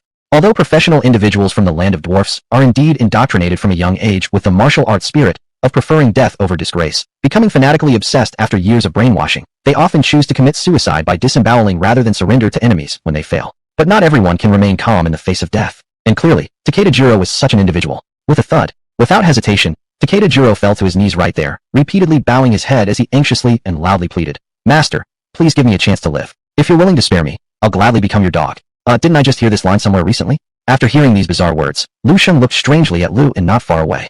When Luan saw this situation, his face turned alternately red and pale with embarrassment, wishing he could find a crack in the ground to disappear into immediately. Chapter 55, The Alliance of Three Nations, the Dragon-Slaying Group. Ignoring Wanin, Lu Shang lowered his head again, looking indifferently at Teiktaro Jiro kneeling in front of him, and said, Answer me a few questions, and maybe if my mood gets better, I can let you live a little longer. Really? Upon hearing this, Teiktaro Jiro's eyes lit up as he questioned incredulously. The practitioners of our Xinxia nation are not like your bottomless beasts. We always mean what we say, Lu Shang said disdainfully, with apparent righteousness. In reality, however, he was quietly playing word games behind the scenes. Teiktaro Jiro, although proficient in the Xinxia language, was still a subordinate, clearly lacking understanding of the profundity of Xinxia text. So, he closed his eyes almost instantly and unknowingly dived into the pit that Lu Shang had already dug. Alright, you said it. Teiktaro Jiro called out loudly, seemingly fearing that Lu Shang would change his mind, and quickly asked, What do you want to ask? As long as I know, I'll tell you everything. Good. Seeing this, Lu Shang nodded contentedly, then slowly opened his mouth and finally asked a question that had been suppressing for a while in his heart. The first question, I've heard that you're looking for Luo Xuanxuan's whereabouts. Yes. Teiktaro Jiro nodded. Why are you looking for her? Lu Shang asked further. Of course, to kill her. Teiktaro Jiro, upon hearing the question, responded without thinking. But as soon as the words came out, he regretted it, and immediately added several times. Please forgive me, Lord, after all, when Yu-Gi-Oh and Xinxia are in an adversarial relationship. You don't have to explain, I understand. Lu Shang waved his hand, then asked, then did you find her? Not yet. Taro Jiro shook his head, adding, but according to the information I just received, that Xinxia practitioner named Luo Xianxian is now in the Bloodsand War Zone. What? Luo Xianxian is also in the Bloodsand War Zone. After hearing this, Lu Shang's pupils shrank sharply, obviously not expecting Luo Xianxian to come to the Bloodsand War Zone too. Exactly. Taro Jiro nodded once more. I just wonder why Luo Xianxian, who is merely an ordinary super practitioner, would be so important to you, and even be set as the top priority for elimination? Finally, Lu Shang asked a question that had been bothering him for a long time. At this point, when Lu Shang's voice was heard, the previously smooth-talking Taro Jiro actually became surprisingly hesitant and didn't answer right away. Not saying anything. Then you die. Upon seeing this, Lu Shang did not indulge him, but instead changed his thoughts slightly. Snap, crunch. In the next moment, accompanied by a series of grating bone-rubbing sounds, the ghosts of skeletons that had just calmed down started burning again in their eyes, surrounding the nearby Taro Jiro, making it look like they were ready to tear him apart alive. Amadi. Taro Jiro jumped in fear, almost shouting at the top of his lungs. I'll talk, can't I say? Here, as if worried that Lu Shang might still resort to ruthless killing, he hastily added, according to the news I received earlier, it seems that the career that Luo Xianxian awakened may be particularly special, and her threat level is extremely high, almost on par with yours among ultimate practitioners. Once she grows stronger, she will certainly become a thorn in the side of our Three Nations alliance. As he finished speaking, he sighed again and revealed the whole situation. So our higher-ups in the alliance of Three Nations decided that not only did they order all members of our dragon-slaying group to go full out in targeting Luo Xianxian, but also publicly announced a hefty bounty. Whoever manages to eliminate Luo Xianxian, regardless of profession or nationality, will receive a complete set of dark gold armor as reward. What? A complete set of dark gold armor? Lu Shang's expression shifted upon hearing these words. Exactly. Taro Jiro nodded again. Not good. Hearing this, Lu Shang's heart sank, because he never expected these subordinates would spare no cost in their mission to hunt Luo Xianxian. A complete set of dark gold armor. It should be known that the desire for equipment among practitioners is extraordinarily strong. After all, the higher the quality of the equipment, the greater enhancement it brings to practitioners. And the dark gold quality set is something that could lead to qualitative changes in the capabilities of a practitioner, and is often unavailable no matter how much money one has, truly beyond price. It's commonly said, under great rewards there must be brave men. Under such circumstances, Lu Shang easily foretold that once Luo Xianxian appeared, she would surely become everyone's target. It might not only be the practitioners from enemy countries who would turn against her out of greed, but even practitioners from within Xinxia itself could possibly pose a threat to her. Things have taken a bad turn. With this thought, Lu Shang couldn't help but feel heavy-hearted. Despite the fact that the high and mighty girl didn't leave him with much of a good impression, there was still one compelling reason. As a practitioner from Xinxia, as a descendant of Yan and Huang in 2 lifetimes, since he had stumbled upon this matter, there was no way he could remain unmoved or stand idly by. Lu Shang, is something wrong? At this moment, noticing the unusual expression on Lu Shang's face, Su Shasha quickly stepped forward to inquire. Beside her, Chao Yu also cast a glance filled with concern. It's nothing. Lu Shang shook his head. He did not immediately divulge the concerns in his heart, but forced himself to calm down again. After all, he too had just arrived at the Bloodsand War Zone. For this neutral zone with complex terrain, he was equally unfamiliar. If he were to blindly search for Luo Xuanxuan's whereabouts, he might end up getting lost before finding her. Moreover, how many snitches lurked within this Bloodsand War Zone remained completely unknown to him. Plus, despite his current level being merely 54, although having 10,000-fold amplification, an ability akin to a cheat in his arsenal, allowing him to easily fight against enemies above his level. Once the 10,000-fold amplification went into cooldown, he'd lose his final trump card entirely. Thus, without rushing to find Luo Xianxian, he decided to first figure out the situation in the Bloodsand War Zone, using the time to boost his own level a bit more while doing so. Thinking thus, Lu Shang raised his head once more and posed a question to Jiro. Second question. What exactly is this alliance of 3 nations? Saying this, it seemed as though he suddenly remembered something, so he added, also, what exactly is this dragon-slaying group you mentioned earlier? Upon hearing this, Jiro opened his mouth to speak, when, this doesn't require his explanation, I already know about it. Suddenly, Chao Yu stepped forward voluntarily and began explaining to Lu Shang. Oh, Lu Shang responded with slightly arched eyebrows, making no move to refuse, but firmly said, I'm all ears. What we refer to as the Alliance of 3 Nations is actually an offensive-defensive alliance, formed by the 3 most hostile neighboring countries surrounding our Xinxia nation. Chao Yu expounded like someone recounting familiar tales. These 3 nations include our most despised Wenyuguo, as well as the Southern Bang State and the Divine Ox Nation. And regarding the Dragon Slaying Group, it is a killer organization made up of talented practitioners from these 3 countries. They are specifically responsible for ambushing our Xinxia nation's practitioners in the wild. Chapter 56. Skulls, devour him for me. Take this one, Zhu Tianjiro. He is a member of the Dragon Slaughter Group. At this point, Chao Yu glanced again at the almost lifeless Zhu Tianjiro in front of him. A glint of uncontrollable hatred flashed in his eyes as he spoke through gritted teeth. I've heard that this bastard reached level 152 years ago, but refused to continue leveling up. Instead, he hung around the Bloodsand War Zone, causing chaos and doing evil. As for the other killers in the Dragon Slaughter Group, they're basically in the same boat. With support from the Triple Alliance, not only do they have excellent equipment and strong combat power, but they're all exclusive class individuals. In such circumstances, let alone the regular class individuals from our Shangxia country, even superclass or hidden class members face more harm than good when encountering them. As he finished speaking, Xiao Yu couldn't help but deeply sighed, adding, and this is precisely why our talented professionals from Shangxia frequently fall in outdoor battles over the years. What? Is there actually such a situation? Lu Shang's pupils contracted sharply as he subconsciously asked, with these bastards creating so much havoc, hasn't the nation thought of any countermeasures? How could we not think of solutions? Xiao Yu shook his head and said with a bitter smile, our Xinxia country arranged many times for talented professionals to form the retaliatory Proud Dragon Squad, aiming to give these bastards a lifetime lesson. Reaching this point, he continued with an expression of helplessness while cursing, but these bastards are just too despicable. As soon as they hear about our Proud Dragon Squad arriving, they immediately retreat into secure zones and close their doors, leaving our Proud Dragon Squad without enough confidence to breach their secure zones against geographical disadvantages, thus making it impossible to exert their full strength. And our country has an even stronger enemy, the White Eagle Empire, constantly lurking on the outside. If we can't allow these talented professionals of the Proud Dragon Squad to stay long-term at low-level maps for advancement, once our talents leave, these Dragon Slaughter Group bastards come out again, killing us common professionals indiscriminately. Word by word, sentence by sentence. Following Xiao Yu's recount, Lu Sheng's fury began to burn brighter, accumulate more, until he finally snapped. Bastard.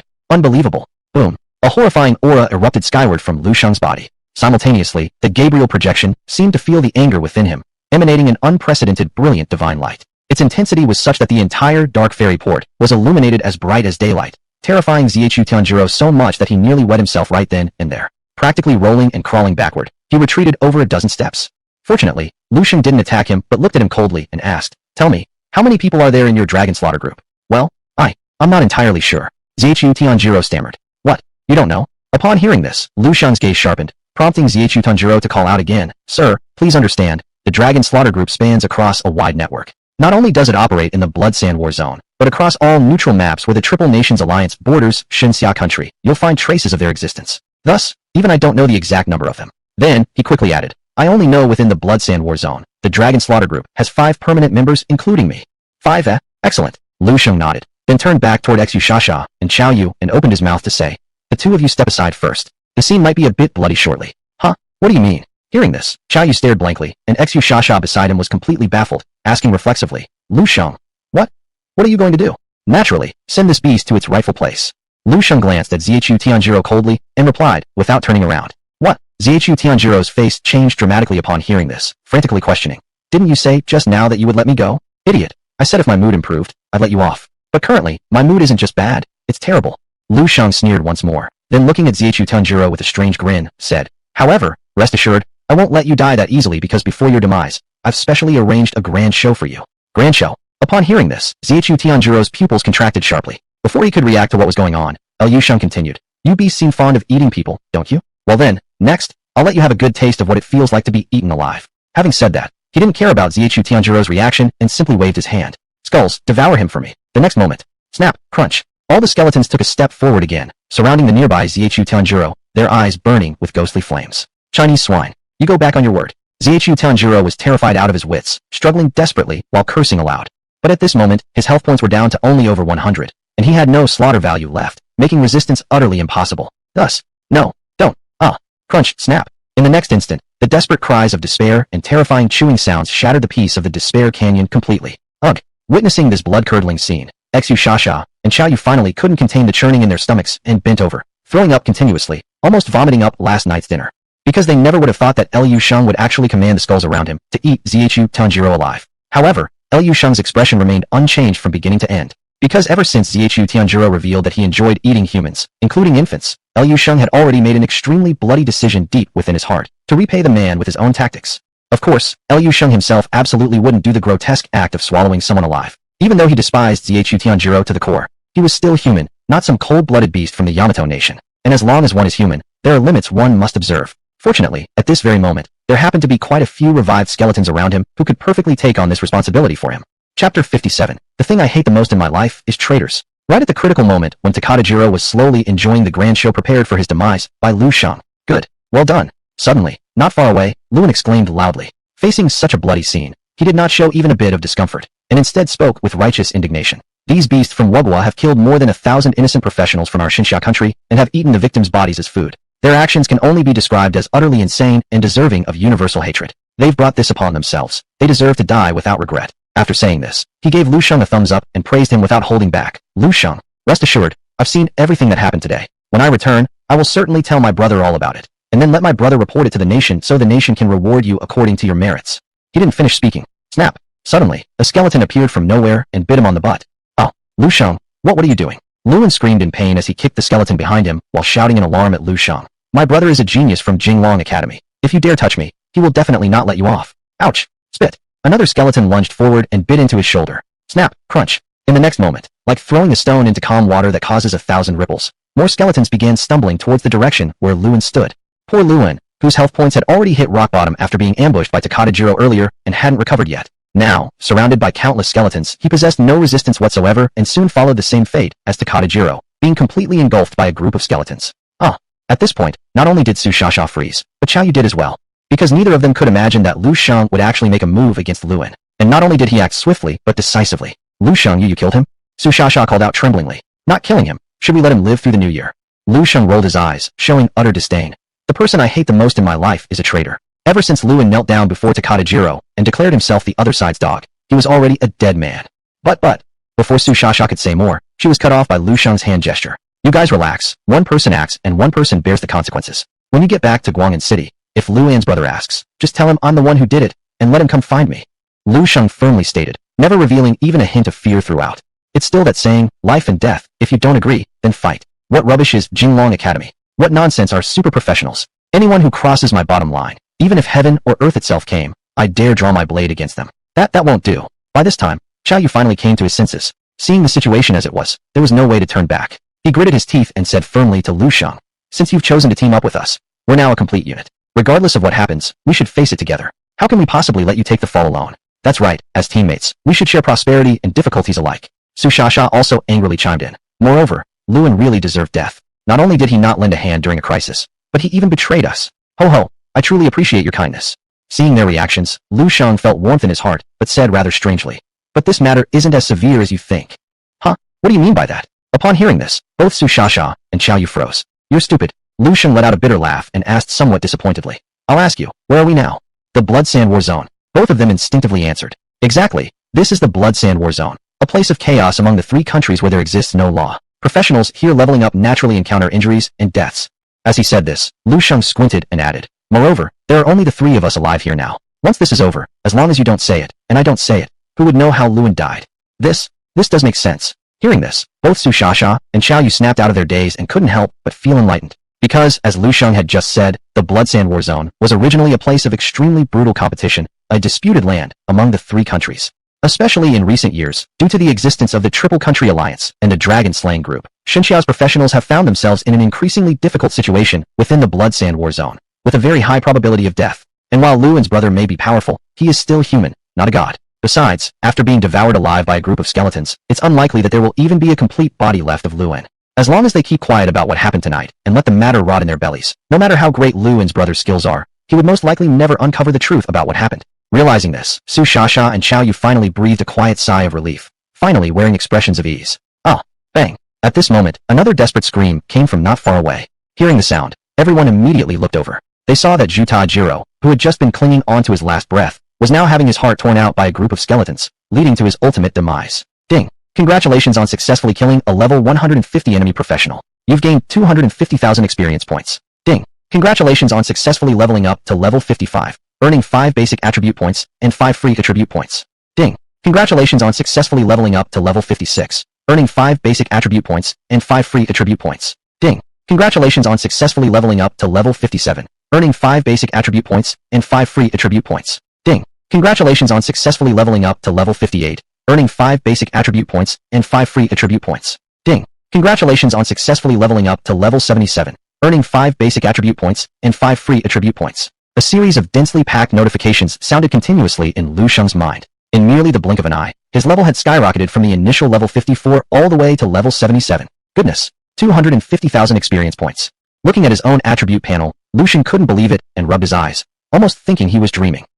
I actually leveled up by 18 levels. Lu Shang asked tremulously. Chapter 58. Can killing people also level up? Then why am I still fighting monsters? What? Leveled up 18 times in a row.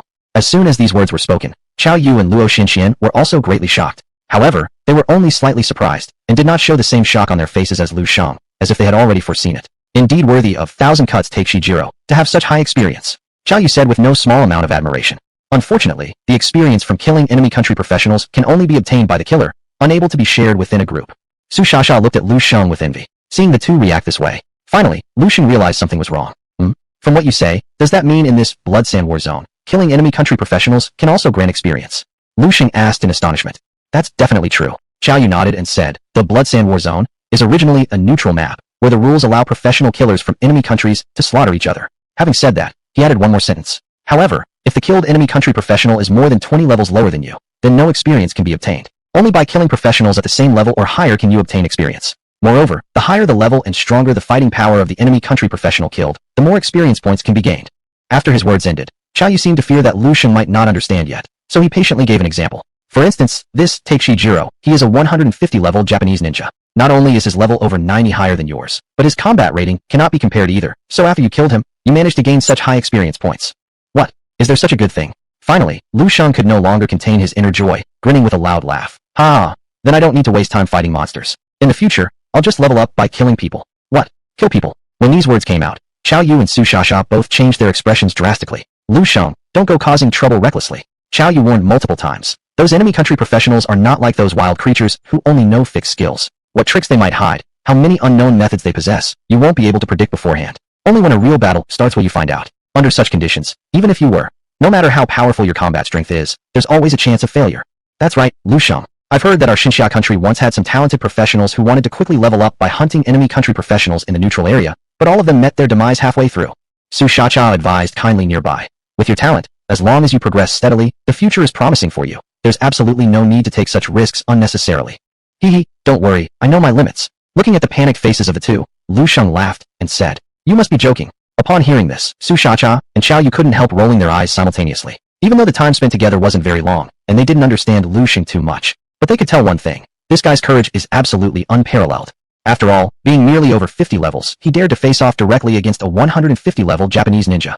Moreover, under the clear knowledge that Luin's older brother is a genius of Capital Dragon Academy, he still hesitated not a moment before striking the fatal blow. Can anyone in this world dare to do anything he doesn't? Just as the two were about to give another serious lecture to Lu Shang, trying to make him abandon this notion. Boom. Suddenly, a loud explosion resounded nearby. It turned out that beside the badly mutilated corpse of Take Shijiro, countless items gleaming with bright lights scattered on the ground chaotically. Quick, look, that Japanese ninja seems to have dropped equipment.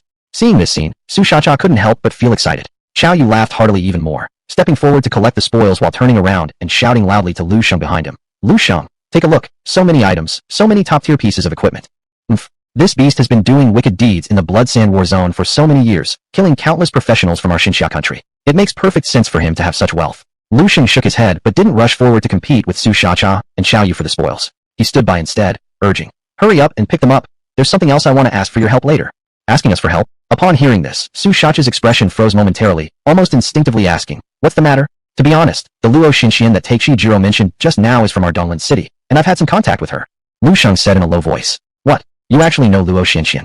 Upon hearing this, Su Shasha and Xiao Yu were both shocked. That's right. She's currently in the Blood Sand War zone, and at any moment, she could encounter an ambush by those Japanese bastards. Lu Shang's expression darkened as he finally revealed the details. So I wanted to ask for your help to find her together. After all, more people means more strength. Of course there's no problem with that, but... Su Shasha hesitated somewhat. But what? Seeing this, Lu Shang quickly pressed for more information. Lu Shang, do you know approximately where Luo Xinxian is in the Blood Sand War zone? Su Shasha didn't answer directly, instead asking another question. Not really. Lu Shang replied bitterly. I tried adding her as a friend before, but she refused me. That makes it difficult. Su Shasha's expression turned serious, and beside her, Xiao Yu also frowned deeply. What do you mean? Seeing their reactions, Lu Shang hurriedly asked again. Let me tell you the truth. In the Blood Sand War zone, there are exactly 300 large training zones like Despair Canyon, each located in different directions. Su Shasha spoke solemnly, refusing to exaggerate unnecessarily. What? 300 large training zones? Hearing this, Lu Shang's face changed, but it didn't end there. Su Shasha continued. Moreover, besides these 300 large training zones, the Blood Sand War zone is scattered with over 1,000 small training zones, all suitable for professionals to fight monsters and level up. After finishing her statement, she looked up and sighed helplessly at Lu Shang. Given this situation, if you don't even know roughly where your classmate is, searching aimlessly will be no different than looking for a needle in a haystack. Chapter 59, A Bold Plan, The Beginning of the Slaughter. Upon hearing this, Lu Shang could not help but frown deeply, clearly not expecting the area of the Blood Sand War zone to be so large. 300 large leveling areas, over 1,000 small leveling areas. If they were to search one by one, when would they finish? Even though he had learned from Zhu Taqiling about the intent of the Three Kingdoms Alliance to make a move against Luo Xinxian, and Lu Shang indeed did not plan to stand idly by. But if he couldn't even determine Luo Xuanxuan's location, even wanting to help would amount to nothing more than effort wasted. Just as Lu Shang was hesitating, not knowing what to do next at this critical juncture. Unless, suddenly, Su Shasha seemed to have thought of something, muttering a sentence under her breath, seemingly hesitating whether or not to speak. Unless what? Lu Shang, upon noticing this, immediately asked further. Forget it. Mentioning this plan would be like talking to thin air. Su Shasha shook her head again. Just tell me. It might just work. Lu Shang questioned again, obviously unwilling to give up any lifeline. Well, alright. Seeing that Lu Shang was insistent, Su Shasha did not continue withholding information but said directly. You want to find that Luo Xinxian as quickly as possible, which isn't actually impossible. We just need enough helpers and have them spread out in a sweep search across the Blood Sand War Zone, leaving no corner unchecked. This way, the probability of finding your classmate should increase greatly. Upon hearing these words, before Lu Shang could say anything, Xiao Yu beside him rolled his eyes and sarcastically remarked, Shasha, you're not joking, right? The Blood Sand War Zone is this big. Even if we gathered all the professionals of Xinxia country, it might still be impossible to conduct such a thorough sweep search. So I said, talking about this method would be futile anyway. Su Shasha shrugged her shoulders, clearly unhappy. But as the saying goes, speakers may mean nothing, yet listeners take it to heart. Sufficiently many assistants? Lu Shang mumbled, subconsciously looking around at the tightly packed skeletons, and instantly brightened up. At that moment, there were already tens of thousands of skeletons gathered around him. And from his previous use of 10,000-fold amplification to summon the Gabriel projection to assist in combat, to successfully slaying Zhu Taqiling, it only took less than 20 minutes. That is to say, before the Gabriel projection disappeared, these skeletons would have more than 40 minutes remaining. If within the next 40 minutes, he allowed these skeletons to disperse, conducting a carpet-like search across the Blood Sand War Zone, wouldn't they then become sufficient assistance? With this thought, Lu Shang acted almost without hesitation, issuing a direct order to the nearby Gabriel projection. Go! Creak! Crunch! The next moment, accompanied by a string of grinding bone sounds making one's teeth hurt, the group of skeletons that had just fallen quiet once more began to move, dispersing into the surrounding vast wilderness. Still, Lu Shang was shrewd and didn't send all the skeletons out to look for Luo Xinxian. He deliberately left half behind. Because these remaining skeletons had another significant use. Lu Shang, are you planning to? Watching Lu Shang's actions, Su Shasha felt a stir in her heart, seemingly having guessed something, and couldn't help but ask. Yes. Lu Shang nodded, not concealing his intentions and frankly said, didn't you say we needed plenty of help to carry out a carpet-style search? Well, shouldn't these skeletons suffice? After speaking, he added, moreover, these skeletons are summoned through Gabriel's skill, sharing a mental connection with him. Once they discover Luo Xuanxuan's whereabouts, Gabriel will know immediately, and at that point, I will also sense something. I see. Hearing this, Su Shasha finally understood, while Xiao Yu beside her slapped his head, filled with regret, and said, yeah, how did I not think of this method? However, these skeletons can only last for a maximum of 40 more minutes. If I don't locate Luo Xuanxuan's whereabouts in the next 40 minutes, she can only leave things to fate. Lu Shang chuckled wryly. Lu Shang, why are you so concerned about that girl, Luo Xinxian? Suddenly, Su Shasha looked curiously upward with bright, inquisitive eyes and asked, could it be you like her? What, like her? That pretentious, high and mighty little brat. Lu Shang rolled his eyes in response to the inquiry, scoffed, and said, Uft, you're thinking too much. Women will only interfere with my devoutness toward holy light. Huh. Hearing this odd statement, Su Shasha and Xiao Yu could only burst out laughing. However, Lu Shang did not notice that while Su Shasha was laughing, she also revealed an expression of relief on her face. Yes, relief. At this moment, Lu Shang suddenly thought of something and asked Su Shasha. By the way, Shasha, there's one more thing I want to ask you. What is it? Su Shasha furrowed her brows and asked. Where in the Despair Valley are the largest number of professional Wenugwo practitioners located? Lu Shang asked heavily. Of course it's the Howling Plains.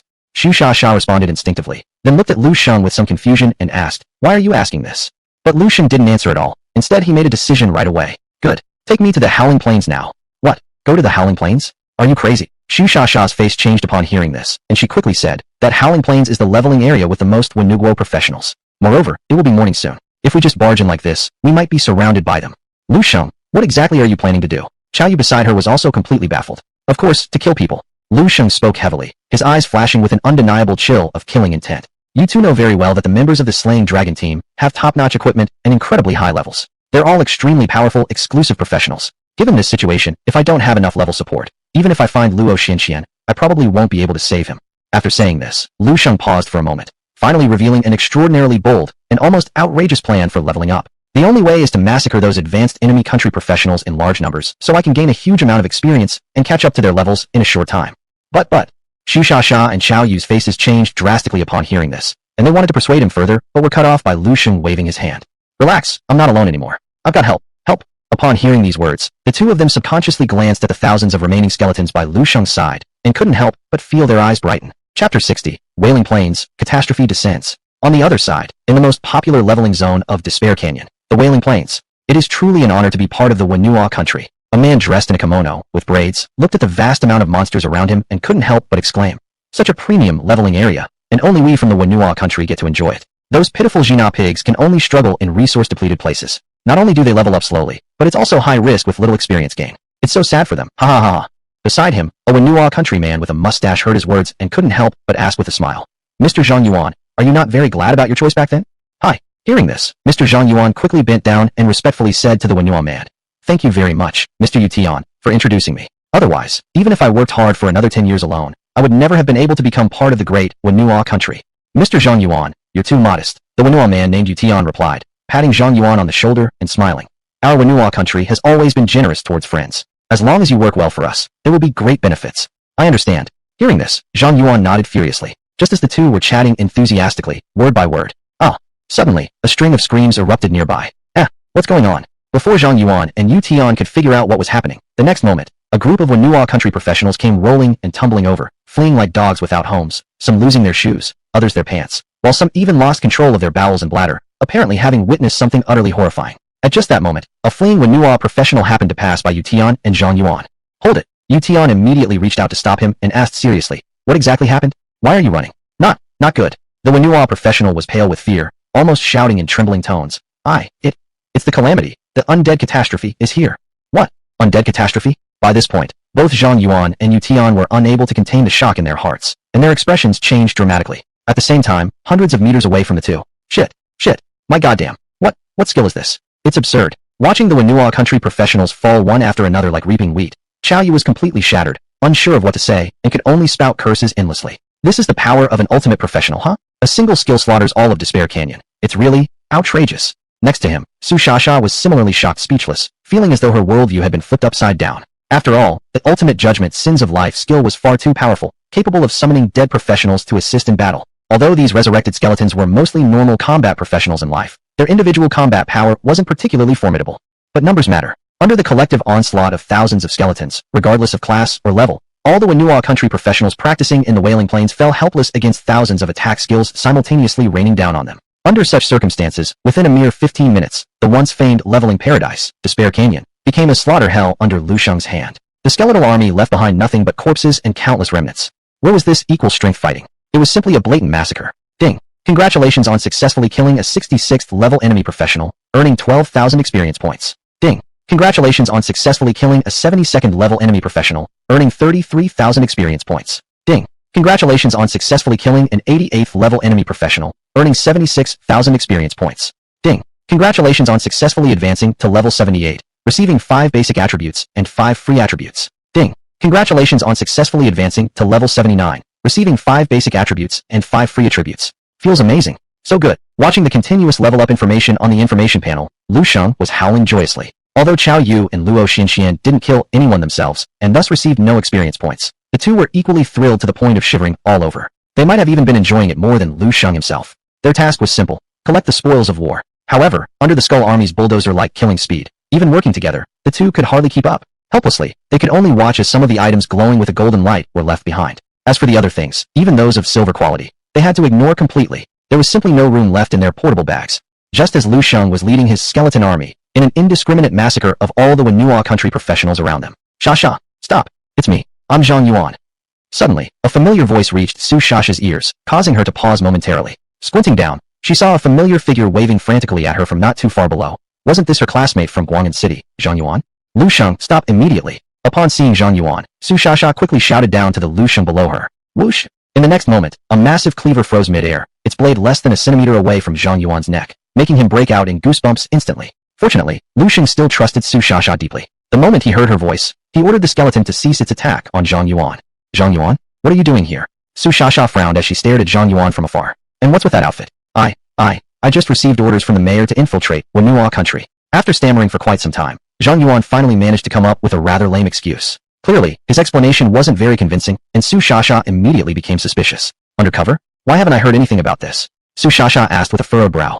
Chapter 61, Taekwondo's Secret Technique, Fatal Spinning Kick. Since you're an undercover agent, that means it's a covert operation, so of course we can't make it known to the whole world. Zhang Yuan said nervously. Oh, is that so? Su Shasha didn't say anything, but instead looked at Zhang Yuan and asked indifferently. Do you dare let me cast an insight spell on you? What? Insight spell? Upon hearing this, Zhang Yuan's face changed dramatically. Because in today's blue planet, if a professional trader betrays their country and joins another nation, the information on their attributes panel will also change accordingly, showing the name of the current country they belong to. Seeing his secret exposed, Zhang Yuan knelt down in front of Su Shasha with a thud, pleading bitterly. Shasha, considering we've been classmates for so long, could you let me off this time? So, you have betrayed your homeland and chosen to side with the Wog slave nation, huh? Upon hearing this, Su Shasha's face turned pale. Even though there are quite a few foreigners worshipping traders in modern Xinxia country, people who cannot resist temptation and betray their own country. Before this moment, Su Shasha never imagined that her former classmate would also commit such an utterly despicable act. I was left with no choice. Zhang Yuan cried uncontrollably, his nose running, tears streaming down his face. At this very moment, he regretted more than anything else. He couldn't believe that after just joining the Wog slave nation, something like this had happened right away. Though he had no idea what relationship Su Shasha had with the terrifying skeletons around her, he was certain about one thing. These skeletons not only were numerous beyond imagination, each one was capable of using exclusive skills of professionals. Even worse, these skeletons knew no fear of death. After all, they were resurrected by skill and, strictly speaking, were not real life forms, but undead creatures. Surrounded by so many skeletons, the professionals of the Wog slave nation wouldn't even stand a chance to fight back. They couldn't escape either, and would almost instantly be killed and become cold, lifeless corpses. Thinking about this, Zhang Yuan was frightened out of his wits, and pointing towards the oil field nearby, which was trembling behind a huge rock, he shouted loudly, "It's him. He forced me to do it. If you want to kill someone, kill him." Seeing this, Oilfield flew into a rage, clearly having not expected Zhang Yuan to be so despicable. Just moments ago, Oilfield was being friendly with Zhang Yuan, as though they were father and son reunited after years apart, yet now Zhang Yuan sold him out without hesitation. Desperate, Oilfield stopped hiding and began yelling, "Zhang Yuan, you damn fool. It was you who voluntarily leaked Mr. Li's whereabouts to us, trying to become part of our Wog slave nation. And now you bite us back. Are you still human? What? Does Mr. Li's death have anything to do with you?" When this sentence came out, Su Shasha almost lost consciousness. The Mr. Li that Oilfield spoke of was none other than their school's most outstanding student, who had transitioned into a super professional, destined for a bright and far-reaching future. Later, however, Mr. Li encountered an accident while leveling up in the wilds.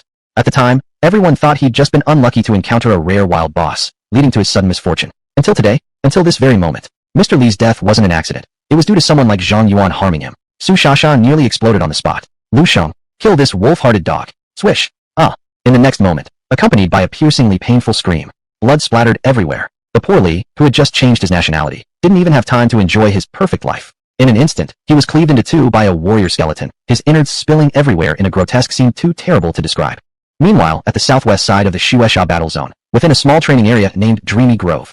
Swish. With an ear-piercing slicing sound through the air, a slim figure darted swiftly between the thick trees, light as though she carried no weight at all, moving as fast as thunder. This was a girl, with breathtaking beauty, whose charm stood out extraordinarily. Dressed in a silver-white combat suit, it highlighted her already perfect silhouette to appear even more curvaceous. An enormous recurve bow lay cradled in her arm. The tips of the bow were actually sharp blades, emanating a chilling aura that sent shivers down anyone's spine. Additionally, on her back rested a gem-encrusted quiver, below which a blood-red cape fluttered fiercely in the wind like flames ablaze. She darted swiftly through the woods, and with the hazy moonlight in the night sky, combined with the serene and profound forest around her, at first glance, she resembled a proud night elf. However, at this very moment, if an exceptionally keen professional was present, they would surely notice something unusual. For though the girl appeared graceful, her steps were noticeably heavy. Not only that, her face revealed an unhealthy pallor, and her health and mana bars had dropped below a third, clearly indicating she was already injured. As for the girl's identity, none other than Luo Xinxian, the Light Ranger. Haha, stop struggling in vain. At this point, not far behind Luo Xinxian, a voice suddenly sounded.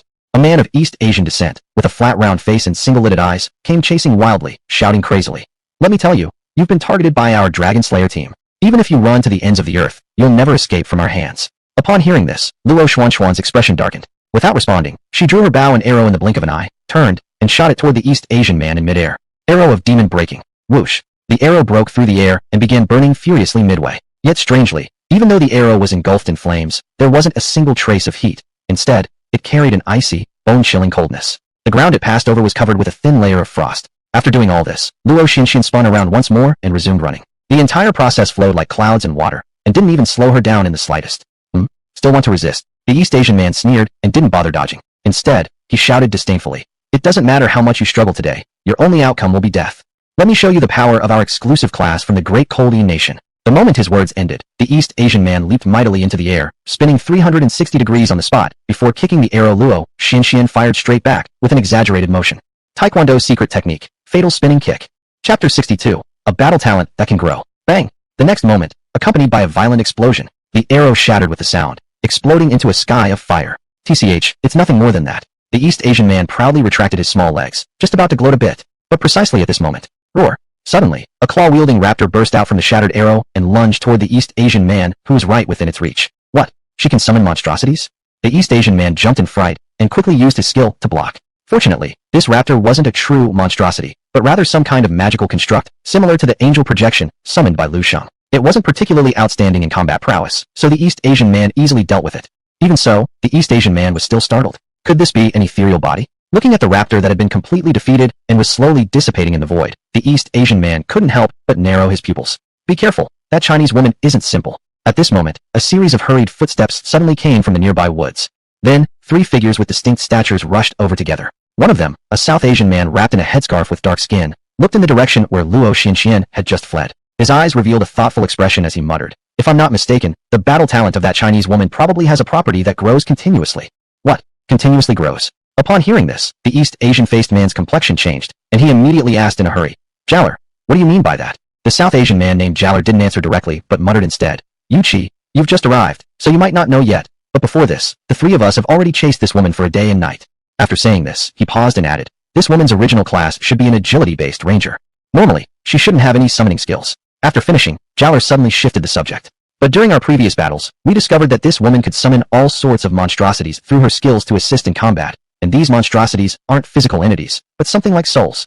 "Soul?" Yuchi's heart trembled. "That's correct." Jaller nodded, and then explained all the intricacies. "So we speculated that this Chinese woman's battle talent might possess the terrifying effect of enslaving monstrosity souls." Suck! At this point, Yuchi could no longer contain the shock in his heart, and sharply sucked in a breath of cold air. "Not only that," Jaller added in a solemn voice, "and we still don't know how many monstrosity souls this Chinese woman can enslave, whether there are limits to their ranks and numbers. If she can even enslave the souls of powerful bosses from the abyss, it will be a big trouble for our 3 Kingdoms alliance. No wonder the higher-ups issued us a death order, insisting we keep this woman permanently in the Blood Sand combat zone.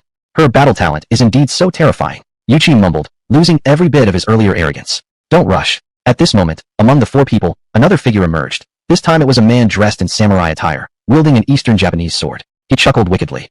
"Anyway, this woman has already been driven to the edge by our relentless pursuit. Not only is her health drained, but her mana is almost depleted as well. Defeat is inevitable. But the direction she just fled seems to be towards the safe zone of the Divine Xia Kingdom, the Bloodbone Town. If we truly let her escape, killing her again in the future would become difficult."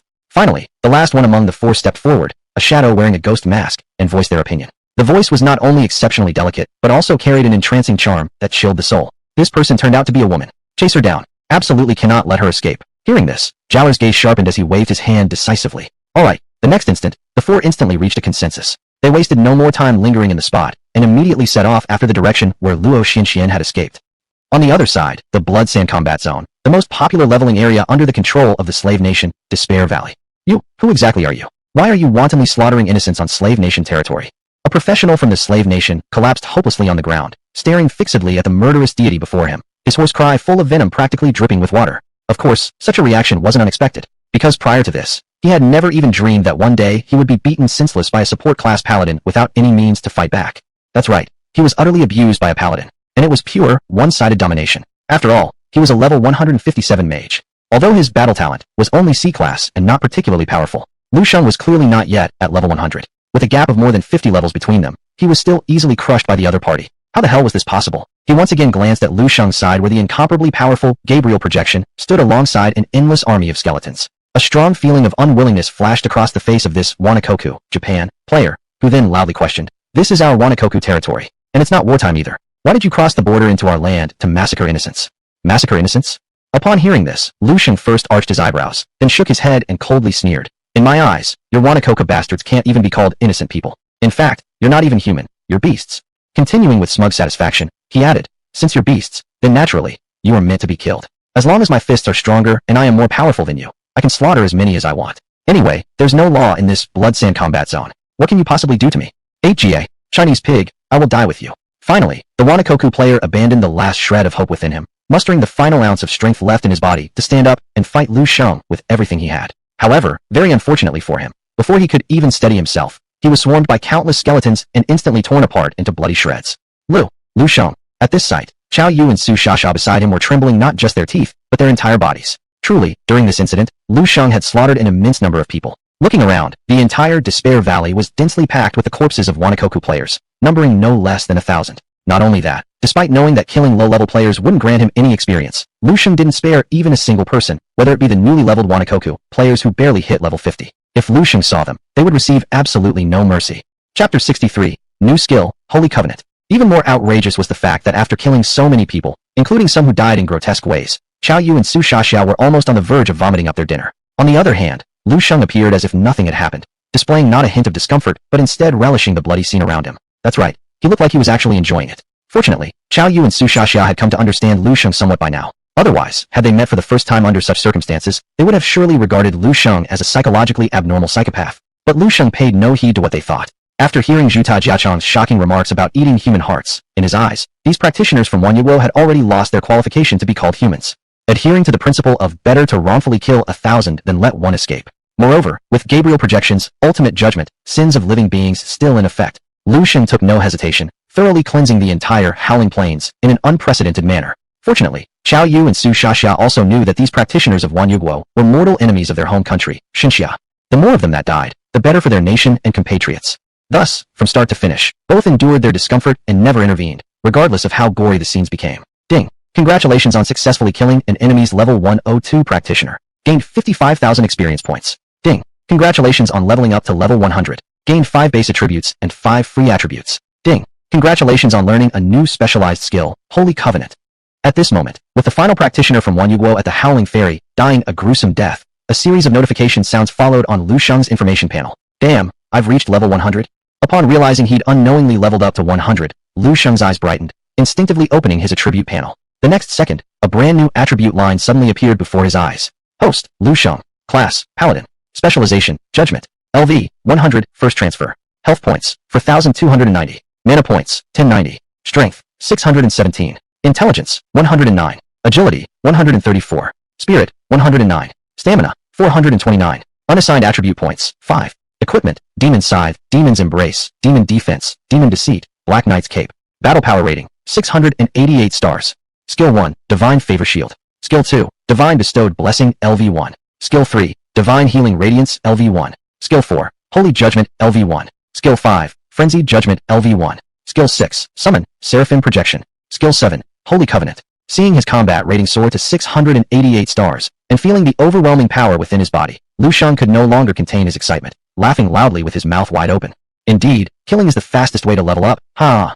He evenly distributed the 5 newly gained free attributes into strength and stamina. After finishing everything, Lu Shang furrowed his brow as if noticing something unusual. Holy Covenant. Is this a specialized skill? Looking at the unexpected addition in his skills bar, Lu Shang reflected upon how professional practitioners choosing specialization could automatically gain a new specialized skill every 100 levels. And this Holy Covenant was exactly the new specialized skill unlocked by Paladins specializing in Judgment at level 100. Thinking about this, Lu Shang quickly reviewed the detailed description of the skill. Holy Covenant. Note, sign a Holy Covenant with a beast, making it your mount. Note, the mount's level will remain synchronized with the host due to the influence of the Covenant force. Wow, you can sign a covenant with beasts. Reading the detailed description of the skill, Lu Shang excitedly blurted out aloud. After all, on the present Blue Star, commanding beasts in battle was the exclusive domain of beast masters.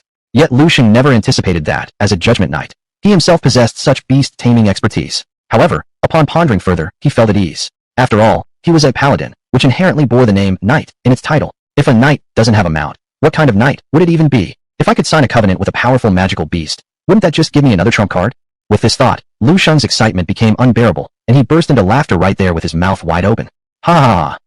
Right as Lu Shang had just ascended to level 100 and was focusing intently on studying his new specialized skill. On the other side, in an unnamed small leveling area less than 10 kilometers away from Xinxia's safe zone, Bloodbone Town. Plop. After running for an entire day and night without rest, Luo Xinxian finally collapsed onto the ground, her strength spent. TSK, so you finally run out of steam, huh?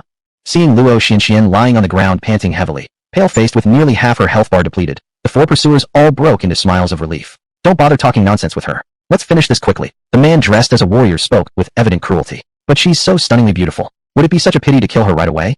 As he stared at Luo Xuanxuan's exquisite face, Jia Lu's eyes betrayed a glimmer of uncontrollable greed, muttering, "Why don't I go first?" He didn't get to finish his sentence when the mysterious masked woman cut him off directly.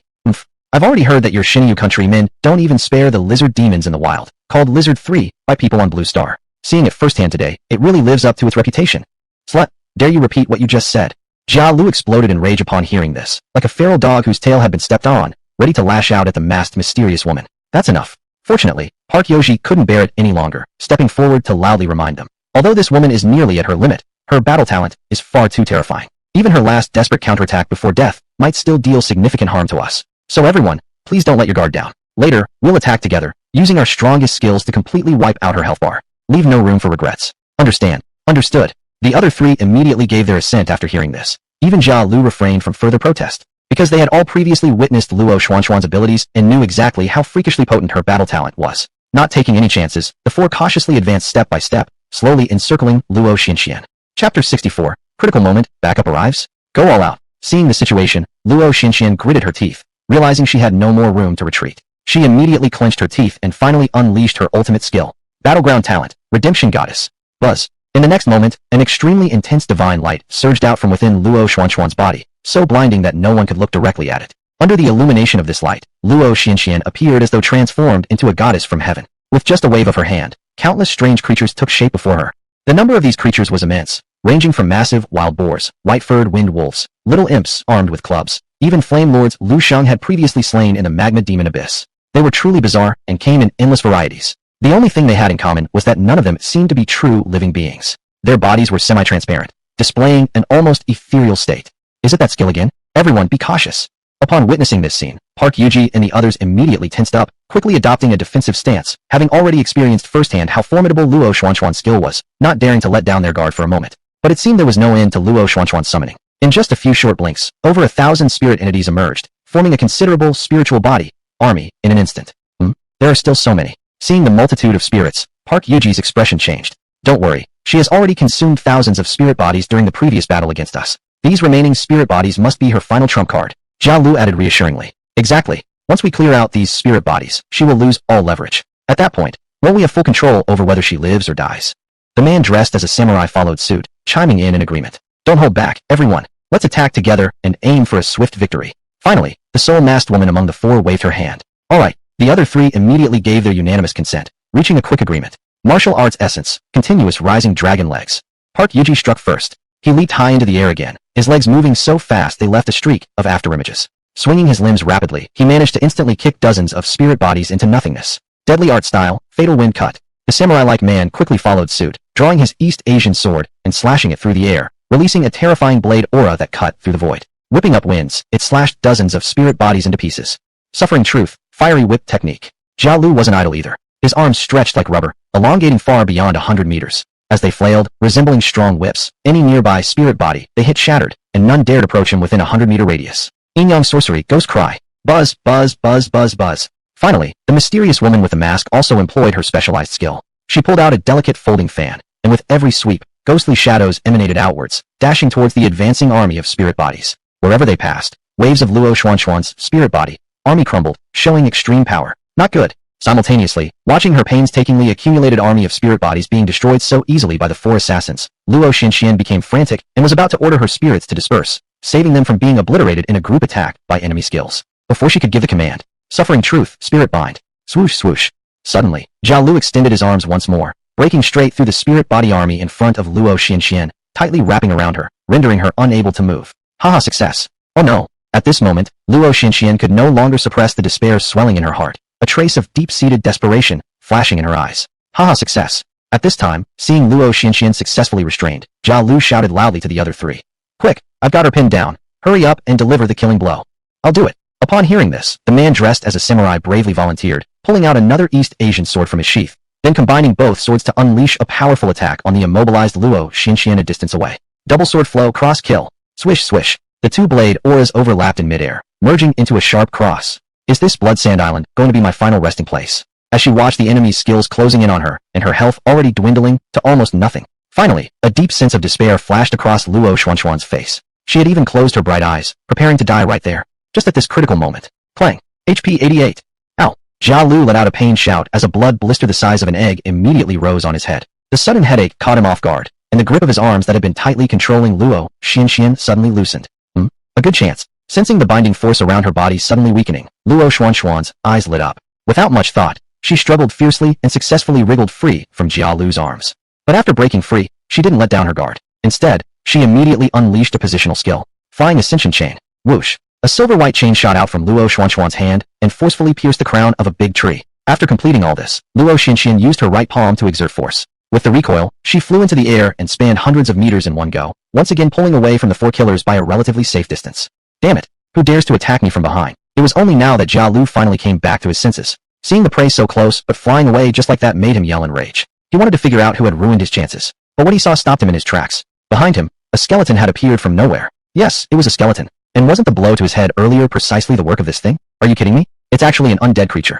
Staring at the dumbfounded skeleton in front of him, Jia Lu looked thoroughly perplexed. Actually, not just him, but the other 3 assassins hunting Luo Xinxian and Luo Xinxian herself. Everyone present was completely dumbfounded. Because, as far as they knew, the wild monsters in the Blood Sand combat zone should all belong to the beast category, and there certainly shouldn't be any undead creatures. So where did the skeleton come from? The answer was obvious. Chapter 65, Desperate Moment, Reinforcements Arrive. At the same time, in the Despair Canyon, within the debris-strewn Howling Plains. I found it. Lu Shang's eyes lit up as he immediately instructed Xiao Yu and Su Shasha by his side. The 2 of you, head back to Bloodbone Town and wait for me. I'll be back shortly. As soon as he finished speaking, he made a move to leave, but was stopped by Su Shasha waving her hand. Wait, what is it? Lu Shang frowned at the sight, only to hear Su Shasha ask, Lu Shang, have you located Luo Xuanxuan's position? Exactly. Lu Shang nodded, revealing no hint of secrecy. These things might come in handy. Take them with you. As she spoke, Su Shasha pulled out a large number of scrolls, potions, runes, and other augmentation items with varying effects from her portable backpack. These items were all dropped by those Japanese professional players Lu Shang had killed earlier. Truly befitting her role as a woman, Su Shasha was very meticulous. Seeing how anxious Lu Shang was, even planning to leave without saying goodbye, she had guessed that Lu Shang would likely face a fierce battle ahead. To ensure safety, she brought out these augmentation items, hoping to provide Lu Shang with more means of self-preservation. Shasha, thank you. Looking at Su Shasha's concerned face, Lu Shang felt warmth in his heart and accepted without refusal. After all, if used in certain specific situations, these augmentation items could indeed prove effective. And since these items took up little space, not much room in the portable backpack was consumed. Without a second thought, Lu Shang promptly stored all the items into his own portable backpack. After completing everything, he gave a single command to the nearby Gabriel projection. Gabriel, give me a hand. Upon hearing the call, the Gabriel projection almost instantly understood his master's thoughts. Lifting his hands, he grabbed onto Lu Shang's shoulders, unfolded his 12 pairs of pristine white wings, and suddenly shook them forcefully. Boom! Gale force winds surged, sweeping away the clouds. In the next moment, under the incredulous gaze of Su Shasha and Xiao Yu, Lu Shang was directly carried off by the Gabriel projection, darting towards a certain direction in the Blood Sand combat zone, faster than lightning. On the other side, in Luo Xuanxuan's battlefield, right at the critical moment when everyone was dumbfoundedly staring at the abrupt appearance of the skeleton, not yet comprehending what had happened, the skeleton once again slowly raised the rusted iron hammer in its hand, clearly ready to give Jiru another strike across his bald head. What the hell? You're coming again. Jiru screamed in anger, not bothering about where this thing had come from, and immediately threw a punch. Bang! HP minus 1033. Crack! In the next instant, the skeleton shattered on impact, turning into countless fragments that scattered noisily across the ground. Damn, what rotten luck! After destroying the skeleton, Jiru seemed to still harbor some resentment, wanting to step on it twice more. What are you morons doing? Hurry up and kill that woman. Finally, Park Yuchi couldn't bear to watch anymore and burst out cursing. Uh-oh. Hearing this, Jiru woke up from his trance and, forgetting about venting his anger on the skeleton lying on the ground, immediately focused his gaze on Luo Xinxian standing several hundred meters away. Trouble. Seeing this, Luo Xinxian felt a sinking sensation in her heart, even though she had narrowly escaped just now and barely managed to preserve her life. At this point, her HP had already dropped to merely over 600 points. She might not withstand even one skill attack from the other side. Realizing this, Luo Xinxian didn't dare to engage them in a direct confrontation any longer. Almost without thinking, she turned around and fled. But facing 3 assassins whose levels far exceeded hers, let alone being in her current state with almost no HP or mana left, even in peak condition, she wouldn't stand a chance against any one of them in a one-on-one fight. Thus, in just a few short breaths, the 4 assassins swiftly caught up again and surrounded her. I will fight you to the death. Seeing there was nowhere to hide and no retreat possible, Luo Xinxian clenched her teeth and decided to stake her life to confront them. Before she could even unleash her skills, it was at this moment. Broad daylight, clear skies, and yet the 4 of you are ganging up on a weak woman. Is there no justice? No humanity? Divine healing light.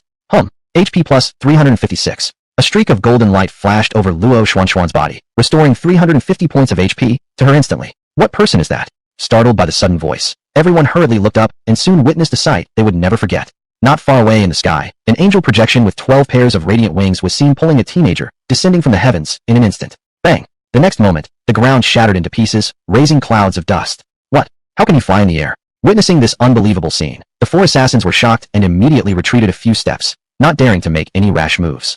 Only after the explosion's dust gradually dissipated did the 4 men focus their gaze again. They found that standing before Luo Xinxian was now an additional figure. He was a teenage boy from Xinxia, clad in heavy armor, draped in a blood-red cape, and holding a sinister-looking scythe in his hand. Chapter 66. Encountering strong enemies. For exclusive classes. He stood there silently without a single movement, but it was as if an immense and stalwart wall had risen before them, exuding an unshakable presence. Wasn't this exactly Lu Shang? Lu Shang? How could you be here? Finally, Luo Xinxian was the first to recognize the arrival and couldn't help but exclaim in shock. Of course, I'm here to save you, Lu Shang said without looking back. To save me? Upon hearing this, Luo Xuanxuan's face froze. But Lu Shang didn't reply at all. Instead, while the 4 assassins were still stunned, he cast another healing spell on Luo Xinxian. Divine Healing Light. Buzz. HP plus 377. After 2 healing spells were cast, the almost depleted health points of Luo Xinxian finally recovered above 1,000 points, temporarily avoiding the crisis of instant death. Meanwhile, the 4 assassins also used Insight skill on Lu Shang. Target, Lu Shang. Class, Paladin. Nationality, Xinxia. LV. Health points, 4,290. Mana points, 1090. Combat rating. Huh, this kid is actually a paladin? Looking at Lu Shang's base attributes, Park Yuqi was the first to recover from his shock, nearly fuming with anger. Damn it, what bad luck. I just got fooled by some garbage paladin. Jia Lu also cursed loudly beside him. It was indeed too cool for Lu Shang to show up earlier, able to fly through the air with the power of the angel projection, descending from the sky, so much that they dared not continue attacking Luo Xinxian until they had fully assessed his true strength. Even though the Black Knight Cape, a prop with hidden attributes, prevented the 4 killers from seeing Lu Shang's combat rating or level, but a mere supporting class like Paladin, with over 4,000 blood points, no matter how strong, can't possibly be that powerful, right? With that thought in mind, the 4 killers immediately relaxed. Let's claim the bounty for the woman after we kill her. Add this kid's head to the list. The samurai-uniformed man snarled cruelly, looking at Lu Shang as if he were already dead. The Paladin is my responsibility. Deal with the woman quickly. The masked woman said with authority. Good. After a brief exchange, the 4 quickly came to a consensus. Seeing the assassins discuss plans to leave him behind, Luo Xinxian felt anxious and shouted to Lu Shang, quickly run. They're all members of the dragon-slaying squad. You're no match for them. What? Members of the dragon-slaying squad? Hearing this, Lu Shang's pupils contracted, and he quickly used the insight skill on the 4 killers. Target, Yinxiao Huazi. Exclusive class, on Myoji. Nationality, Wano. Level, 147. Health points, 7,760. Mana points, 5,520. Combat rating, 997 stars. Target, Park Yuqi. Exclusive class, Taekwondo Master. Nationality, South Pole. Level. Health points, 8,100. Energy points, 100. Combat rating. Target, Jia Lu Xing. Exclusive class, Ascetic Demon Monk. Nationality, Holy Cow. Level. Health points, 9,640. Ascetic points, 0. Combat rating. Target, Xia Wuzi Taikairo. Exclusive class, Eastern Warrior. Nationality, Wano. Level. Health points, 8,400. Rage points, 0. Combat rating. What the hell?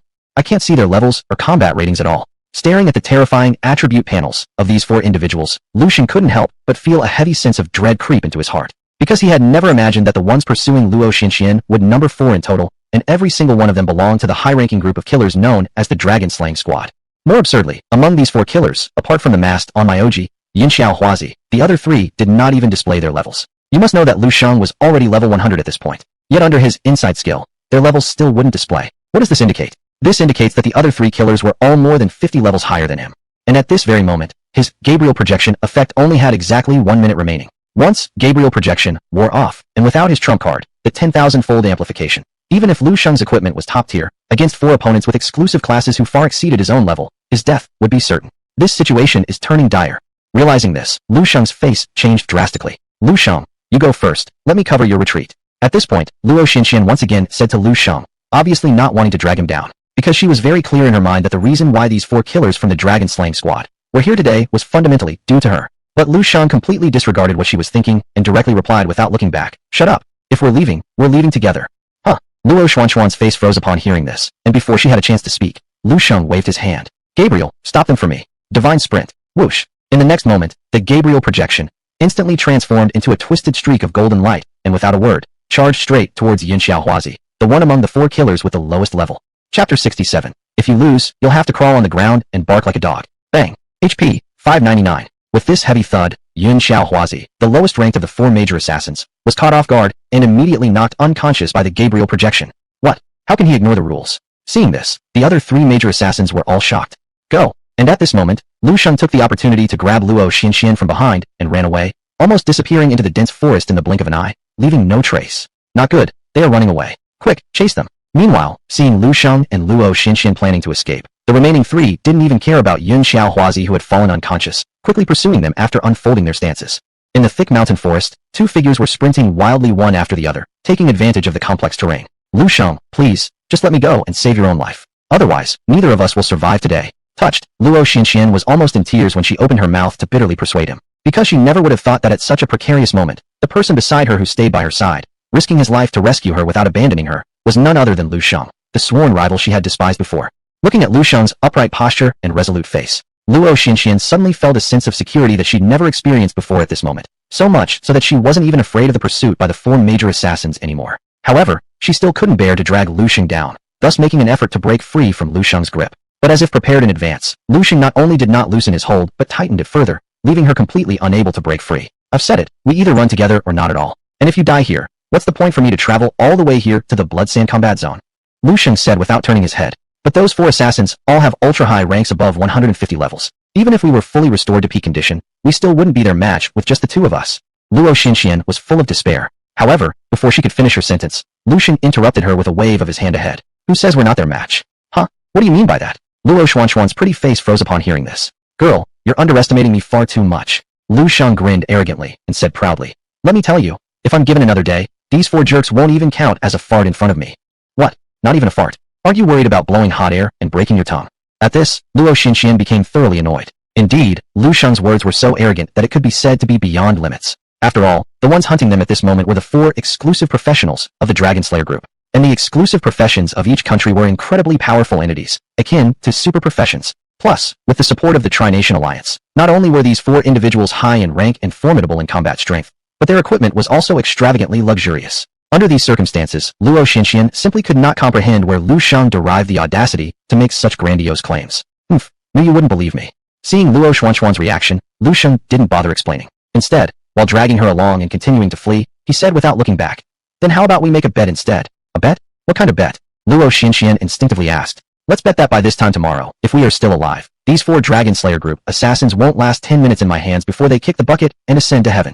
Lu Shang stated proudly.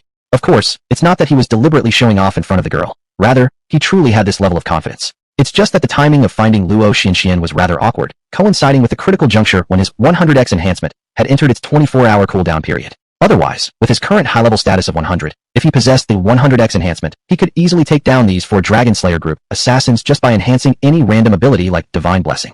Why would he even need to flee? Of course, there was no need. What? 10 minutes. At this moment, seeing Lu Shang getting more and more exaggerated, Luo Xinxian began feeling irritated and sneered at Lu Shang, asking, So, who gave you the courage to boast like that? Liang Jingru maybe. Just asking if you dare to bet. Lu Shang asked again without bothering to explain. Of course I dare. Why should I be scared of you? Seeing Lu Shang's arrogance, Luo Xuanxuan's competitive spirit was aroused. She directly asked, But what if you lose? If I lose, I'll agree to all your conditions. You say how it's done, and I'll do it. Lu Shang said without hesitation. After saying this, he turned his head again and looked at Luo Xuanxuan's graceful and alluring figure, emitting a series of lewd laughs. And if you lose? Hee. You, what do you want to do?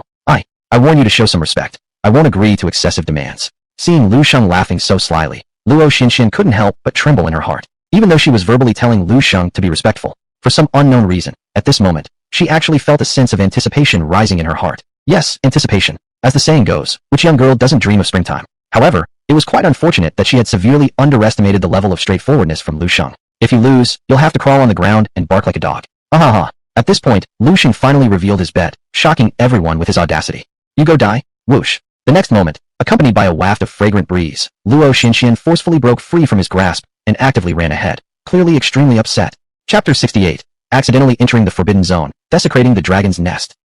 Why is this girl angry again for no reason? Looking at the pouting Luo Xinxian, Lu Shang was utterly bewildered. Poor him. He still didn't realize where he had gone wrong. However, the reason he had just suggested betting against Luo Xinxian was to ignite her fighting spirit. Because the previous Luo Xinxian had clearly lost the will to live and didn't want to drag him down too. In order to prevent this girl from running back and delivering herself as a sacrifice, Lu Shang suddenly came up with the idea of using a goading method. Fortunately, although Luo Xinxian was angry, she successfully got her fighting spirit stirred up by him and stopped contemplating death. Only then did Lu Shang let out a quiet sigh of relief. Next, a terrible chase for life and death began in the vast mountain forests of the Blood Sand battle zone. At first, the 4 assassins weren't worried at all, because the sole body, Luo Xuanxuan's ace in the hole, had been mostly dealt with by them, and Lu Shang, merely a supporting holy knight, wasn't known for speed either. As long as they were given some time, they believed that they would eventually catch up to the 2 and send them to their doom. But as time passed, the 4 assassins realized that they had made a huge mistake.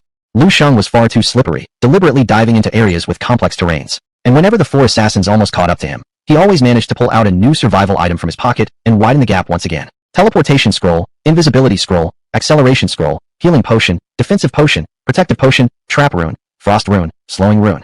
Throughout this entire journey, the four assassins tried what felt like every single kind of survival tool one could name or couldn't name. There was no limit to how infuriating it was, each tool more nauseating than the last, not to mention without repeating itself. Right now, the four assassins wanted nothing more than to grab Lu Shang by the collar and ask him one question: are you really a holy knight, or are you Doryman in disguise?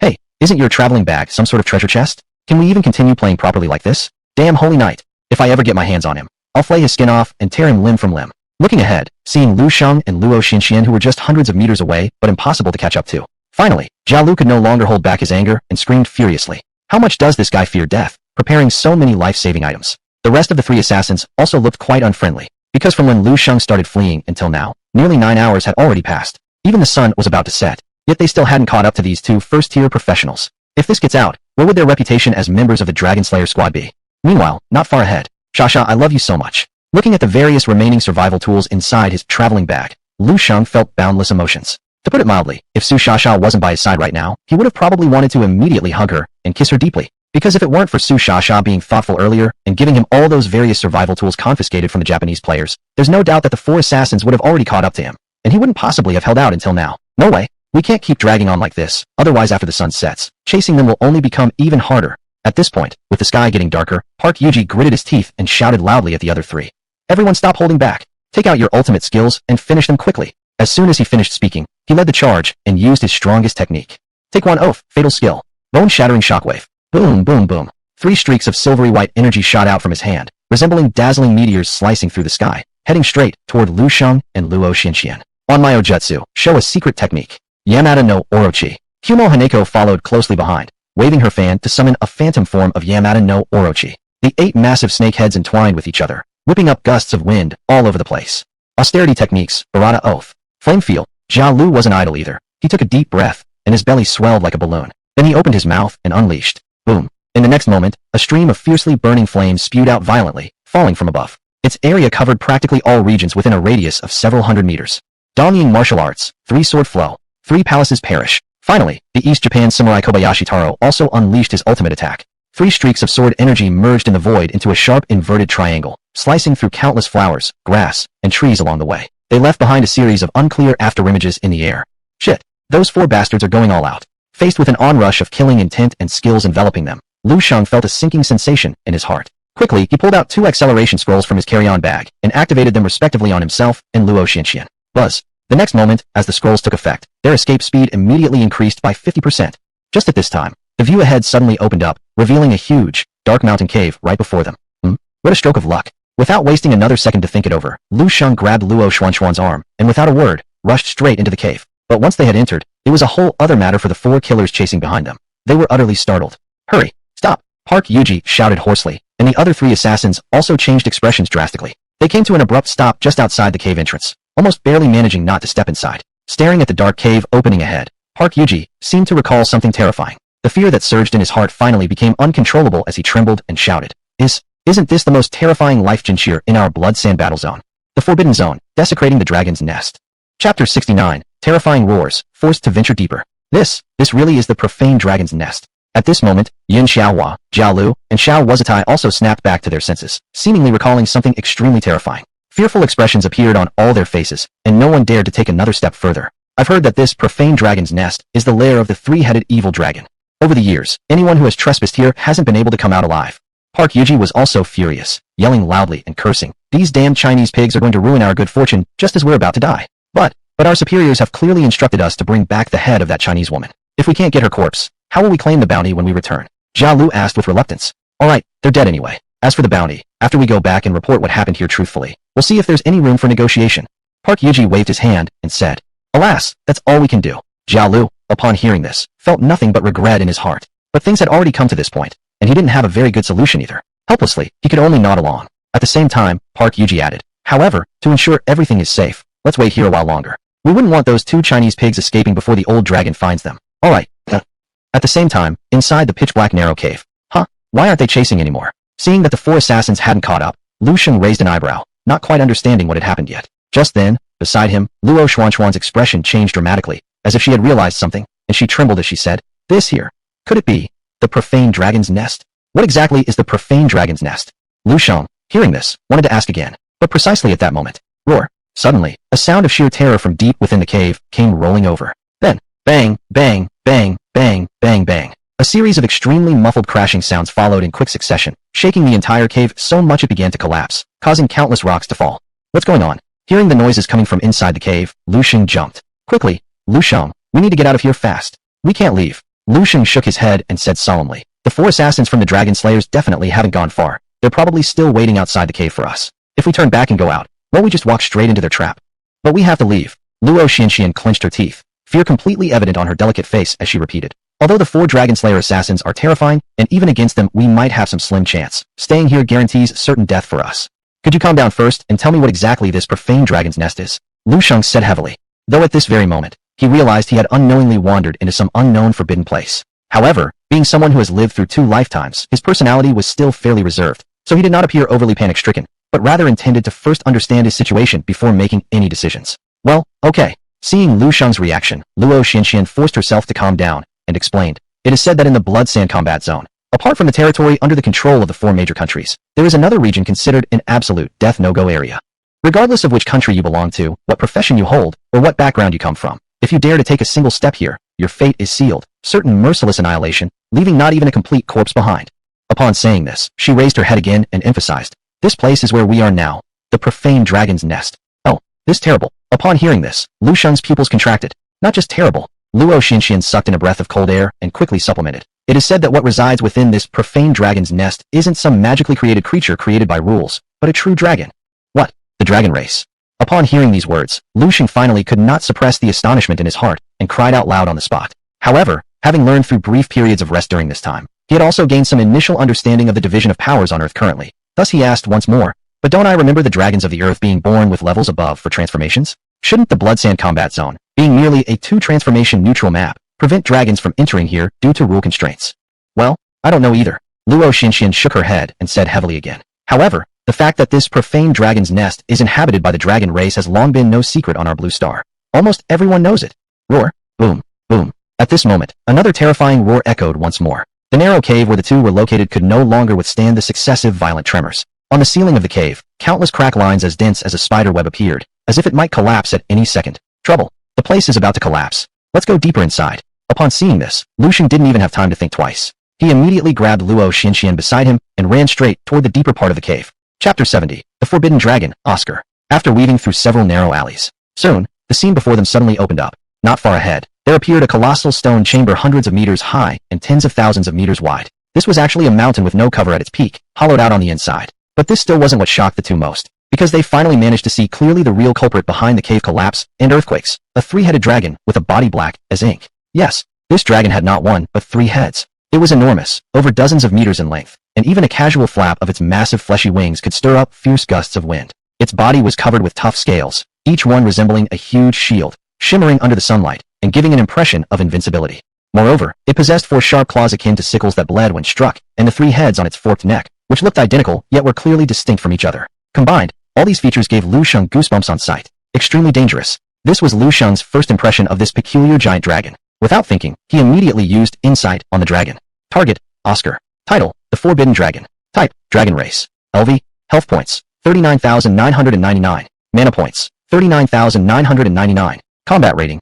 What the hell? Almost 40,000 health points, and we can't even see its level. Looking at Oscar's almost absurd stat panel, Lu Shang was so terrified, he nearly screamed aloud. Hush, be quiet. Don't let it hear you. Thankfully, Luo Xianxian quickly covered his mouth, then whispered while pointing at Oscar. Quick, look. It seems like it's enduring some immense pain. Upon hearing this, Lu Shang's pupils contracted sharply as he noticed for the first time that the 3-headed dragon Oscar was not only letting out painful roars, but also incessantly ramming its heads against the surrounding rock walls, as if struggling against something unbearable. And upon inspecting it more closely, sure enough, a warning about a negative magical effect immediately popped up before Lu Shang's eyes. Doomed Dragon Flame, Eternal Torment. Negative magic effect. Inflicts 10,000 points of flame damage every hour. Every activation scorches both the target's flesh and soul, continuing until death. A judgment by the Celestial Dragon Emperor. Virtually impossible to dispel. This such a terrifying negative skill with no time limit. Seeing this debuff, Lu Shang was utterly astounded. Indeed, the effects of Doomed Dragon Flame, Eternal Torment, were excessively extreme, designed to torment its target until death. What grave sin had Oscar committed to deserve such a spell being cast on it? Clearly, this was meant to ensure its demise was torturous beyond imagination. My God, a judgment from the Celestial Dragon Emperor. At the same moment, Luo Xinxian too had seen the prompt for the negative magic effect. Unlike Lu Shang's reaction, she seemed to guess something, muttering to herself, could this skill belong exclusively to the Celestial Dragon Cliff's Dragon Emperor? Before she could finish her thought, splashing sounds. Suddenly, a jumble of noises came from the side. Luo Xinxian instinctively turned her head and saw Lu Shang lying on the ground at some point, frantically pulling dirt and rocks onto himself. What are you doing, Lu Shang? Luo Xinxian asked blankly. Quick, bury your body with stones and soil. Whatever you do, don't let it discover us. Lu Shang urged quietly, then glanced at Oscar, who was still in a frenzy, speaking with a low tone. If I'm correct, this thing should awaken soon. Oh. Hearing those words, Luo Xinxian shuddered and wasted no time maintaining any ladylike decorum. She quickly mimicked Lu Shang's actions, lying down and starting to pile rocks on herself. In no time, the two completely buried their bodies and dared not move even a fraction, slowing their breathing as well. They were extremely cautious. However, unfortunately, they underestimated Oscar's strength and the perception abilities of this three-headed dragon. Ugly insects, dare to trespass into my domain. Roar. Suddenly, a cry echoed at close range, accompanied by a fearsome sound wave rushing forth, distorting space itself. As Lu Shang and Luo Xinxian had just hidden themselves, they were instantly hurled away by the shockwave. Oof. Bang. Poor Luo Xinxian already had very few hit points remaining, and caught off guard like this, her frail body smashed hard against the solid mountain wall behind her. Her world went black, and she passed out on the spot. Crack. HP minus 599. Lu Shang followed right after. Although he was a paladin with a much better defense than Luo Xinxian, facing Oscar, this kind of forbidden dragon, he didn't last long either. He was similarly flipped by the sound wave and crashed violently into the mountain wall, nearly embedding himself into it. Die. At this point, Oscar had clearly regained its senses. Seeing intruders daring to trespass into its territory, it didn't hesitate for a moment before raising its enormous claw to strike Lu Shang and kill him instantly. Hold it, right at this critical moment. Chapter 71, The Last Hope, Redemption of Light. Buzz. Immunity. A single word suddenly appeared above Lu Shang's head. So it's the invincible skill of a paladin? Seeing the radiant holy light around Lu Shang, Oscar paused in surprise. However, soon enough, it regained its composure and sneered at Lu Shang.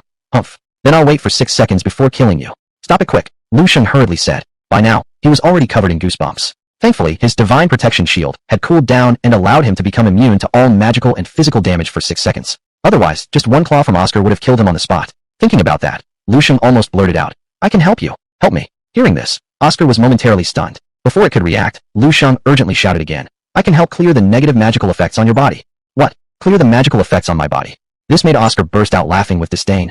Pitiful insect. Do you even know what you're saying? The negative magical effect on my body is the Dragon Emperor's judgment, an ultimate forbidden curse. Even if a priest-level war god were here, they probably wouldn't be able to clear it. You, merely a level 1 paladin, dare claim you can clear it for me? Ha ha ha. After finishing his sentence, Oscar couldn't hold back its laughter, as if it had just heard the funniest joke in the world. But Lu Shang remained unaffected and solemnly said, If I'm not mistaken, this negative magical effect has already tormented you for a long time, hasn't it? With that, he questioned again, If so, why don't you try trusting me once? If I fail, you can always kill me later. Anyway, today I've fallen into your hands. There's no way I can escape anyway. Oh, seeing Lu Shang's unwavering determination, it was now Oscar's turn to hesitate. Because, just as Lu Shang had guessed earlier, it truly had been tormented by this negative magical effect for many years, to the point where living felt worse than dying. So, despite knowing the chances were slim, it didn't want to let go of any opportunity to rid itself of this negative magic. Little bug, are you sure you can remove the negative magic from my body?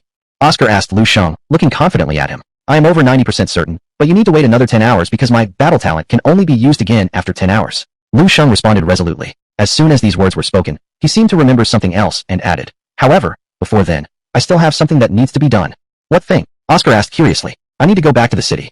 Lu Shang said softly. Dirty insect, do you take me for a fool? Sure enough, as soon as these words came out, Oscar naturally got angry, thinking that Lu Shang was mocking him and was ready to attack again. Fortunately, Lu Shang anticipated such a reaction and quickly explained, Wait, you've misunderstood. I'm going back to the city not to escape, but to buy a skill book called Redemption of Light. Redemption of Light. Upon hearing the name of the skill, Oscar's dragon eyebrows raised. That's right. Lu Shang nodded and patiently explained further. You should know that a paladin's Redemption of Light can remove all negative magical effects, and this skill only requires level 100 to learn, so I must return to the city. Before he could finish his sentence, Oscar directly interrupted him.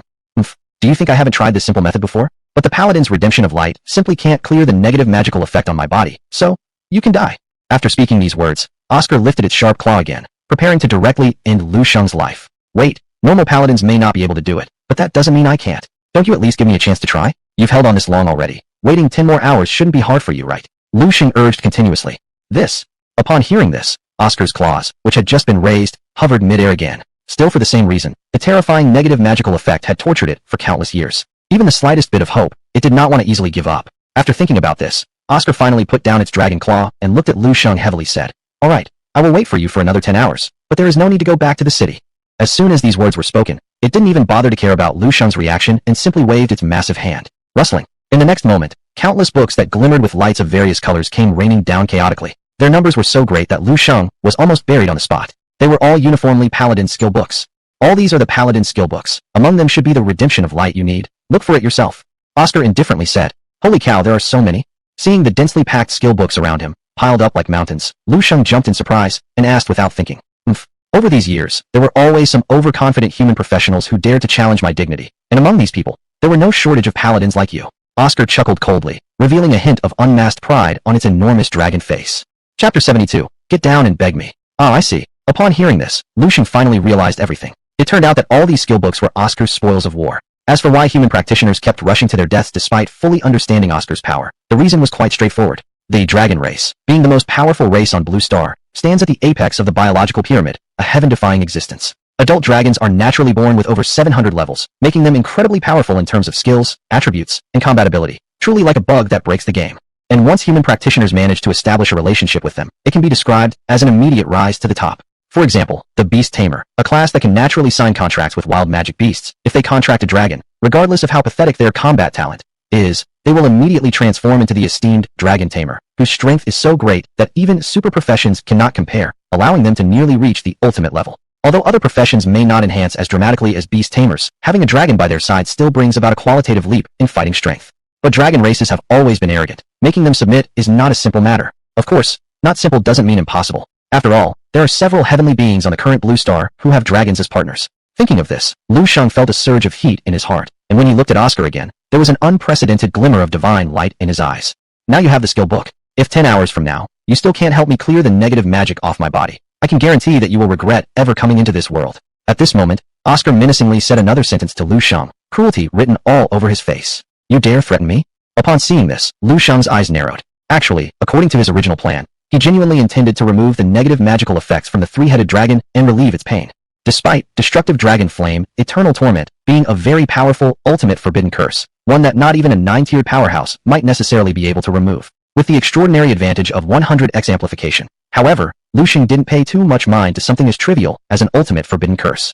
However, upon seeing how brazen this three-headed long serpent was, never missing an opportunity to taunt him, plus, having just learned the specialized skill Sacred Covenant, which conveniently required a suitable steed, Lu Shang decided to change his plans midstream with a quick spin of his thoughts. Following this, neither the man nor the dragon uttered another word. Instead, they remained rooted in the expansive cave, glaring at each other in silence, akin to two stubborn turtles facing off against green beans. Nevertheless, Lu Shang hadn't forgotten Luo Xinxian. He took the opportunity to check her condition. Fortunately, Luo Xinxian had nearly slipped into unconsciousness due to low health and severe injuries. Seeing that Luo Xinxian was out of mortal danger, Lu Shang secretly let out a sigh of relief. Time flows like water, and the night passed quickly. In the meantime, Oscar's negative magical effect activated a few more times, each episode torturing it to the point of unbearable agony and incessant cries of anguish. Thankfully, 10 hours wasn't too long for it. When the first ray of dawn descended from the sky, finally, Oscar, who had been anxiously counting down the time, thought it was enough, stood up directly, and asked Lu Shang solemnly, "Small insect, the 10-hour period has passed. Can you help me clear the negative magic from my body now?" "Of course I can." Lu Shang gave a faint smile and did not refuse. Instead, he took out the prepared Holy Redemption skill book and clicked Learn. Ding. Congratulations, you've learned the new skill Holy Redemption. So what are you waiting for? Cast the spell quickly. Seeing that Lu Shang was ready, Oscar couldn't wait to prompt him patiently and threatened grimly. "If you fail to clear it, don't blame me for being merciless." "Ho ho, want my help? Sure, but you must get down on your knees and beg me," Lu Shang calmly stated. This time, in the face of Oscar's threats, he did not show even a trace of fear throughout, because at this very moment, his 100-fold enhancement had finished its cooldown period of 24 hours, and as long as he had this golden finger 100-fold enhancement, he possessed infinite possibilities. "What? Kneel down and beg me." Upon hearing Lu Shang's words, Oscar's dragon face froze as if he had misheard, but very quickly, it recovered and emitted a roar full of extreme anger. "Ah, damn ant, you dare to play tricks on me? Die. Disease breath. Epidemic breath. Curse breath." Boom, boom, boom. 3 breaths of different colors, but equally terrifying, erupted fiercely from Oscar's 3 heads, directly smashing down at Lu Shang, who was right in front of him. But Lu Shang acted as if he hadn't seen Oscar's attack at all. Not only did he not dodge, but he even raised his head with interest and murmured, The 3 heads can spew out 3 breaths with different effects? That's interesting. HP, 1729. HP, 2133. HP, 1966. Rumble. The next moment, the ground shook violently. The horrifying power of the breath rolled back and forth in the large mountain cave, stirring up strange clouds of fog in the sky. Everything it touched began to melt. Even the hard stones and the air itself were corroded. Its ferocity was horrifying indeed. Oscar looked at the chaotic cave and thought that Lu Shang had surely been instantly annihilated by its breaths, so it arrogantly lifted its head and said in a deep voice, "Humph. This is your end for daring to deceive me." It didn't finish its sentence. "TSK, is that all you've got?" Suddenly, a familiar voice came quietly from the rolling smoke. "What?" Hearing this voice, Oscar was shocked and hurriedly focused its gaze. Not far away, a towering figure was leisurely standing with arms crossed, a hint of disdain on his lips. Who else could it be but Lu Shang? How is he still alive? Oscar was startled and almost instinctively cast an insight spell on Lu Shang. But when it saw what was revealed, its eyes nearly popped out of their sockets. Target, Lu Shang. Class, Holy Knight. Nationality, Xinxia. LV 100. HP, 42,894,172. MP, 10,900,000. Combat rating. Chapter 73, The Terrifying Forbidden Dragon. What? 40 million health points. Looking at Lu Shang's absurd amount of health and mana. Finally, Oscar could no longer contain his astonishment.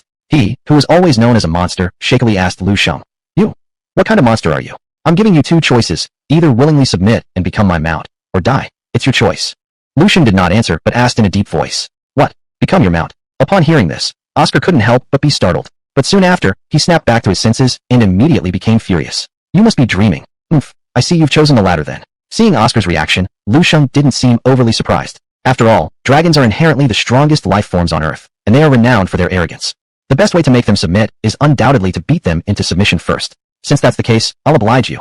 Thinking about this, Lu Shang felt more confident. However, he still took precautions by unloading the demon scythe from his hand and placing it inside his portable bag. After all, under the 100-fold amplification, divine blessing enhancements, all his attributes have been increased by 10,000 points. If he were to use weapons as well, there's a high chance he might inadvertently obliterate Oscar. Lu Shang did not want to lose such a promising mount just like that. So he simply discarded the weapon altogether, rushing towards Oscar with bare fists.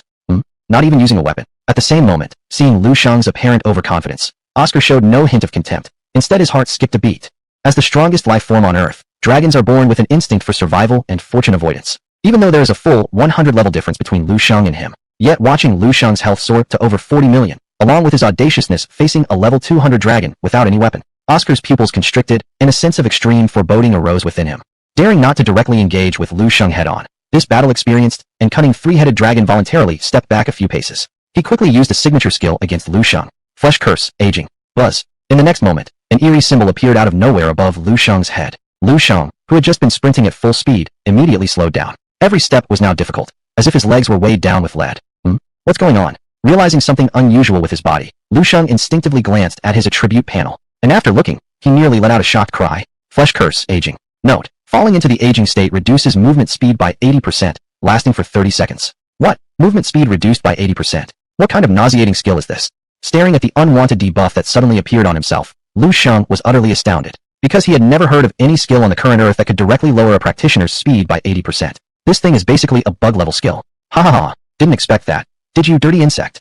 As for Oscar, seeing Lu Shang fall victim to his curse, he couldn't help but grin widely and arrogantly exclaim, "I don't know how you managed to become so powerful. But before the great Oscar, you can't even get close to me. How do you plan to defeat me? Let you experience the power bestowed upon me by the Dark God." Upon finishing his words, Oscar looked even more arrogant and proudly raised his dragon claw, casting another skill towards Lu Shang. Pain Disease, Hemoptysis. Buzz. Another strange symbol floated quietly over Lu Shang's head. Poor Lu Shang hadn't even realized what happened when he suddenly felt a churning sensation in his stomach.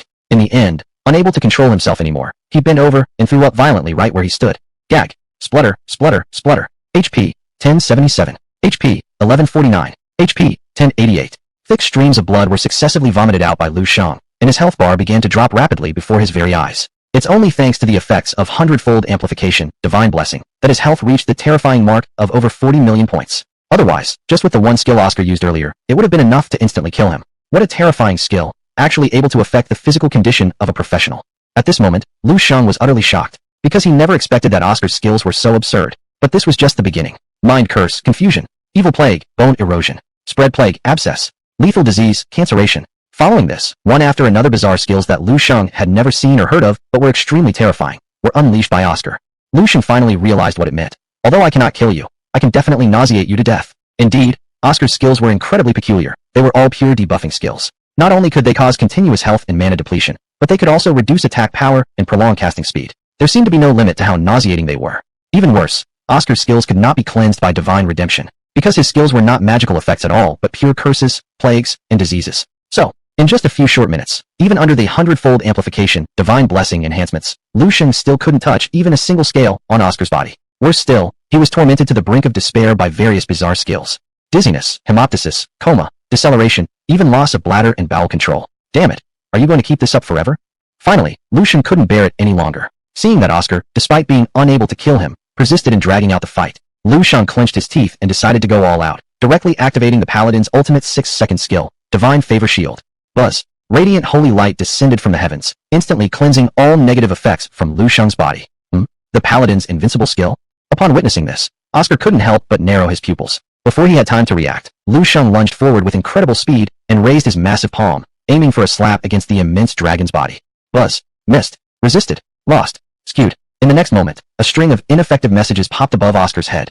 Chapter 74 A Slap. Haha, your level is too low, you can't even hit me. Oscar, seeing this, couldn't help but laugh with his mouth wide open, remembering that Lu Shang was only a mere 100 levels, which was exactly half the level of Oscar. Under the constraints of the rules, even if Lu Shang's attributes were as incredible as they could be, not hitting Oscar would make all efforts futile. However, while the rule restrictions were severe, they weren't without loopholes, and Lu Shang had already validated this point in previous battles. Thus, he wasn't frightened by the invalid modifiers appearing before him. Instead, he swung both arms and began a fierce barrage of attacks against Oscar. Finally, in the last second of the invincibility period, Lu Shang's luck surged, successfully landing a hit on Oscar for the first time.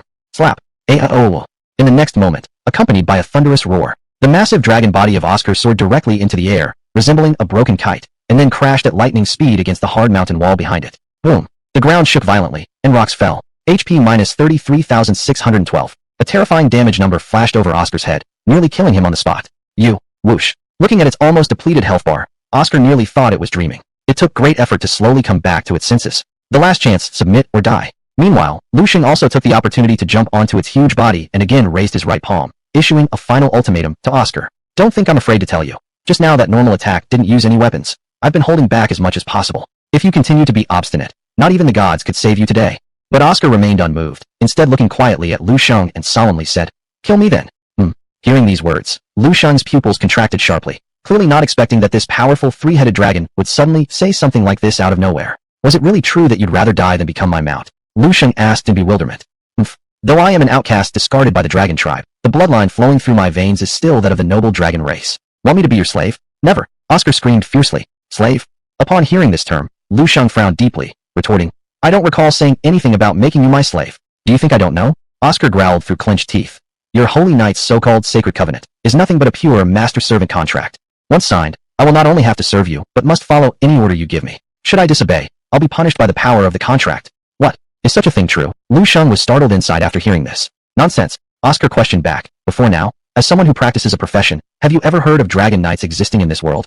This seems like there really isn't one. Lu Shang, upon hearing this, seriously considered for a moment and couldn't help but reveal a bitter smile. Because, just as Oscar mentioned earlier, in the present Blue Star, he had heard of dragon warriors, dragon mages, and dragon tamers, and other professions related to dragons, yet never had he encountered the existence of a dragon knight. Then isn't that settled? At this point, Oscar finally revealed the entire complicated situation. Your holy knight's sacred covenant is originally the most domineering of all contracts. Once it's sealed, not only will I become your slave, but if anything happens to you, I will share your fate in death. Speaking to this point, it lifted its head again, and on its three large dragon heads appeared a deep despair as it muttered, Moreover, I have endured enough of this endless torment these past years. Perhaps death is my true liberation. After the words subsided, Oscar didn't care what Lu Shang would react, simply closing its eyes slowly. Young man, you can act now. Seeing this scene, Lu Shang couldn't help but frown deeply. He had never expected that at such a critical moment, this three-headed dragon would want to commit suicide. Isn't this nonsense? It could be described as worse than death. After all, previously, Lu Shang had already experienced firsthand how absurdly powerful the skills of this three-headed dragon were. And he had gone through so much trouble, barely managing to bring this three-headed dragon down, all for the purpose of making it submit and becoming his mount. Of course, he wouldn't just let it die right before his eyes. However, Lu Shang also understood that the reason why Oscar was so desperate, even wanting to kill itself, was most likely due to having been tormented by that negative magical effect for too long. After all, before this, he had personally witnessed how terrifying the torture was when the negative magical effect acted upon Oscar. That truly could be described as a fate worse than death. Thinking about this, Lu Shang hurriedly spoke up. In fact, I really can help you remove the negative magical effect on your body. At this point, you're still trying to deceive me. Upon hearing this, Oscar rolled its eyes and continued lying sprawled out on the ground, not only refusing to believe Lu Shang's words, but also waving its enormous dragon claw in irritation. Stop rambling, and if you're going to make a move, do it quickly. I'm not afraid to die. After all, I should have been dead decades ago. Being able to live this long already counts as getting my money's worth. You idiot. How much more do I have to explain to make you believe me? Seeing this, Lu Shang almost lost his temper completely and grabbed Oscar's scaly face, harshly asking, I ask you, have you ever seen a holy knight at level 100 with 40 million health points? Huh. At these words, Oscar couldn't help but shrink its pupils, finally realizing something was off. And Lu Shang, fearing Oscar might still doubt him, decided to press further while the iron was hot, going all the way without holding back. I'm not afraid to tell you, my combat talent is undoubtedly at the top tier SSS rank in this world, allowing me to enhance the effect of one skill by 10,000 times directly. What? SSS level talent? This is impossible. Hearing this, Oscar instinctively shook its head, because in today's Blue Star, an SSS level talent was less a grade of talent and more a legendary symbol. But recalling how Lu Shang had earlier managed to slap him into the air without using any weapons, Oscar began to think Lu Shang wasn't lying. Chapter 75, Enemy of the Entire Dragon Race. After all, just moments ago Lu Shang had almost instantaneously defeated it with a 100-level gap and without using any weapons, relying solely on his bare hands. A whirlwind of complicated thoughts raced through Oscar's mind. Finally, when Oscar lifted its head again, the look in its eyes towards Lu Shang was completely devoid of the previous disdain. Are you really the legendary SSS grade talent? Oscar asked almost tremulously. Lu Shang didn't respond but countered instead, can't you see my health and mana levels now? Saying this, he paid no heed to Oscar's reaction and proceeded directly with an astonishing statement. Let me tell you plainly. The reason I have such high health and mana is because of the Divine Blessing skill effect. But after my combat talent enhanced Divine Blessing, it evolved from an earlier +1 to all attributes to +10,000. What? +10,000 to all attributes. Upon hearing this, Oscar nearly died of fright. A 10,000-fold increase of Divine Blessing was simply too absurd. An enhancement to all attributes by 10,000 couldn't even be called an enhancement. It was practically a blatant bug. No wonder Lu Shang had been able to slap him flying earlier. Now, do you believe that I can remove the negative magic effects from your body? Lu Shang said arrogantly, if you're truly an SSS grade talent, then you deserve for me to sign the master-servant contract with you.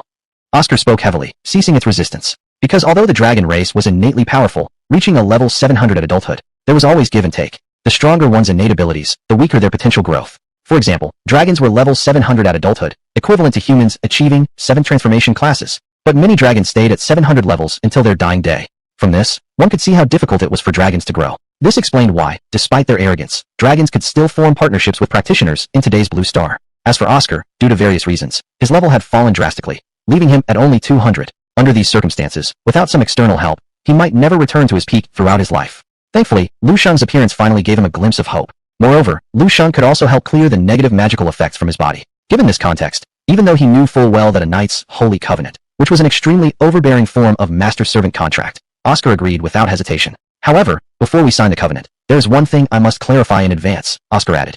What is it? Lu Shang asked curiously. Oscar did not reply but asked instead, don't you find it curious how a noble darkborn demon dragon, like me, ended up only at level 200, barely surviving in a low-level area like Bloodkill Warzone? I would love to hear more. Lu Shang responded, because I am the last remaining darkborn demon dragon in the entire dragon race. Oscar declared solemnly. After throwing this bombshell, he intensely scrutinized Lu Shang's face as if trying to catch expressions of shock, fear, or astonishment. However, he was immediately let down, because Lu Shang's face remained unchanging, expressionless as a waterless radish, and he further expressed genuine curiosity with, so what exactly is this Dark Escape Demon Dragon?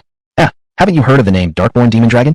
Oscar froze in disbelief. Nope, I haven't. Lu Shang nodded honestly. At this point, Oscar found himself caught between wanting to cry and laughing. Indeed, Lu Shang's lack of knowledge was extreme. He hadn't even heard of the highly renowned Darkborn Demon Dragon on Blue Star. What the heck did this guy study back in school? Oscar sighed inwardly. Nevertheless, seeing Lu Shang clueless about everything, he became indifferent to further explanations and instead waved his giant claw while shaking his head silently. Forget it. At your current level, knowing too much won't benefit you. Pausing momentarily, his expression hardened. I can only tell you this. I am the taboo of the entire dragon race, someone whom the Dragon King dared use forbidden curses to annihilate. Once Oscar's words settled, he looked directly at Lu Shang again with an audacious claim. And once you sign a contract with me, you will inevitably become enemies with the entire dragon race. What? Become enemies with the entire dragon race? Lu Shang furrowed his brows upon hearing this. What, are you scared? Oscar, seeing this, thought that Lu Shang was afraid and couldn't help but bitterly smiled as he said, if you're scared, I can pretend I never heard your previous words.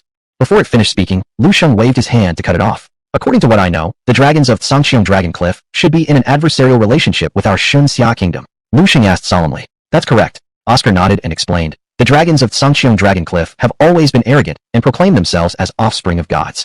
And your people from Shunxia Kingdom like to call yourselves descendants of dragons, which naturally provokes the dragon's fury. After all, in the eyes of the dragons, all humans are lowly beings, and you people from Shunxia Kingdom are no exception. You don't have the qualifications to claim kinship with them. After the words were spoken, it finally revealed all the ins and outs of the matter. So over these years, other countries constantly have powerful professions related to dragons appear such as dragon tamers, dragon warriors, dragon mages, etc., but none in your Xinxia kingdom. Is that so? Upon hearing this, Lu Shang finally understood everything.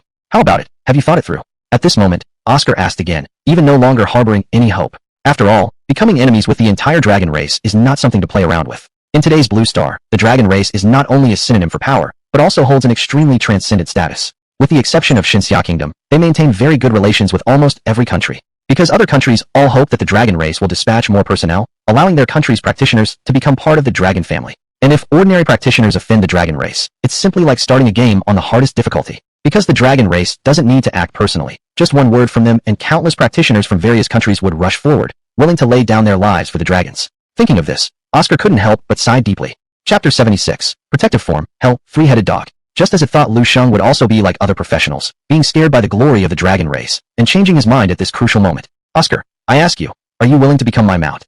Suddenly, Lu Shang asked heavily, his face full of solemnity. What? Hearing this, Oscar was startled and instinctively asked, You don't want to reconsider? Once we sign the contract, there's no turning back. To hell with the dragon race. Lu Shang swore loudly, disdainfully saying, the dragons we descendants of Yin and Huang revere are the true dragon gods above the 9 heavens, not those winged lizards. Stinky lizard? Poochie. Upon hearing this peculiar description, Oscar nearly choked, almost dying from anger. Because of Lu Shang's words, it undeniably included him in its condemnation. But Lu Shang didn't care about its reaction at all and added, if the dragon race on this Azure Dragon Cliff dares to oppose my country, even if they don't cause trouble for me, I will never let them go in the future. After speaking, Lu Shang raised his head again and looked at Oscar in front of him, asking heavily once more, I will ask you one last time. Oscar, are you willing to sign the holy contract with me and become my mount?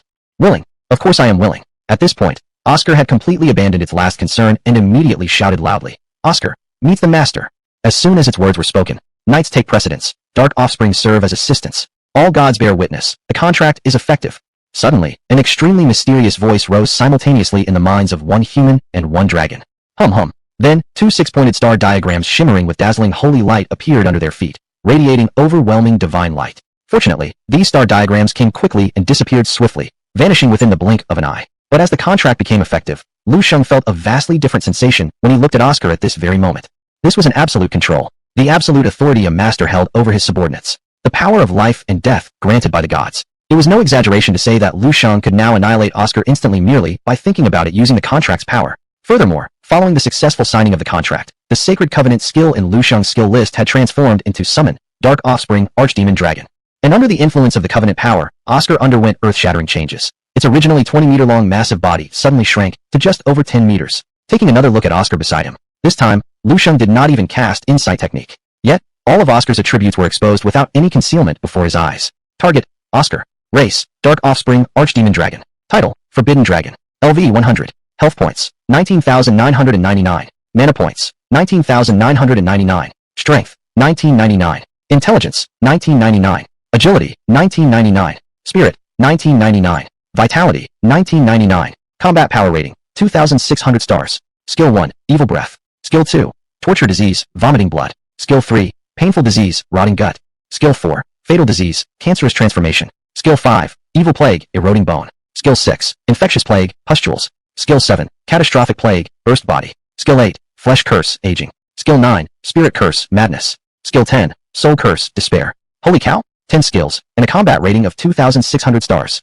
Looking at Oscar's impressive attribute panel, Lu Shang was so excited that he almost shouted out loud, couldn't help but marvel repeatedly. This is the dragon race, isn't it? No wonder they stand at the apex of Earth's life pyramid. These skills, these attributes, this combat strength, can almost rival Gabriel projection after 10,000 times amplification. Oscar, meet the master. Meanwhile, for the first time, Oscar lowered its noble head before Lu Shang. Stand up quickly. Seeing this, Lu Shang hurriedly helped it get up and said, we descendants of Yin and Huang have no such formalities, and besides, stop calling me master later. It feels too distant. Just call my name. Yes, master. Upon hearing this, Oscar quickly nodded respectfully with a look of great deference. Yet, the title it used remained unchanged, still directly calling Lu Shang its master. Of course, this was also inseparable from the tyrannical nature of the Sacred Covenant.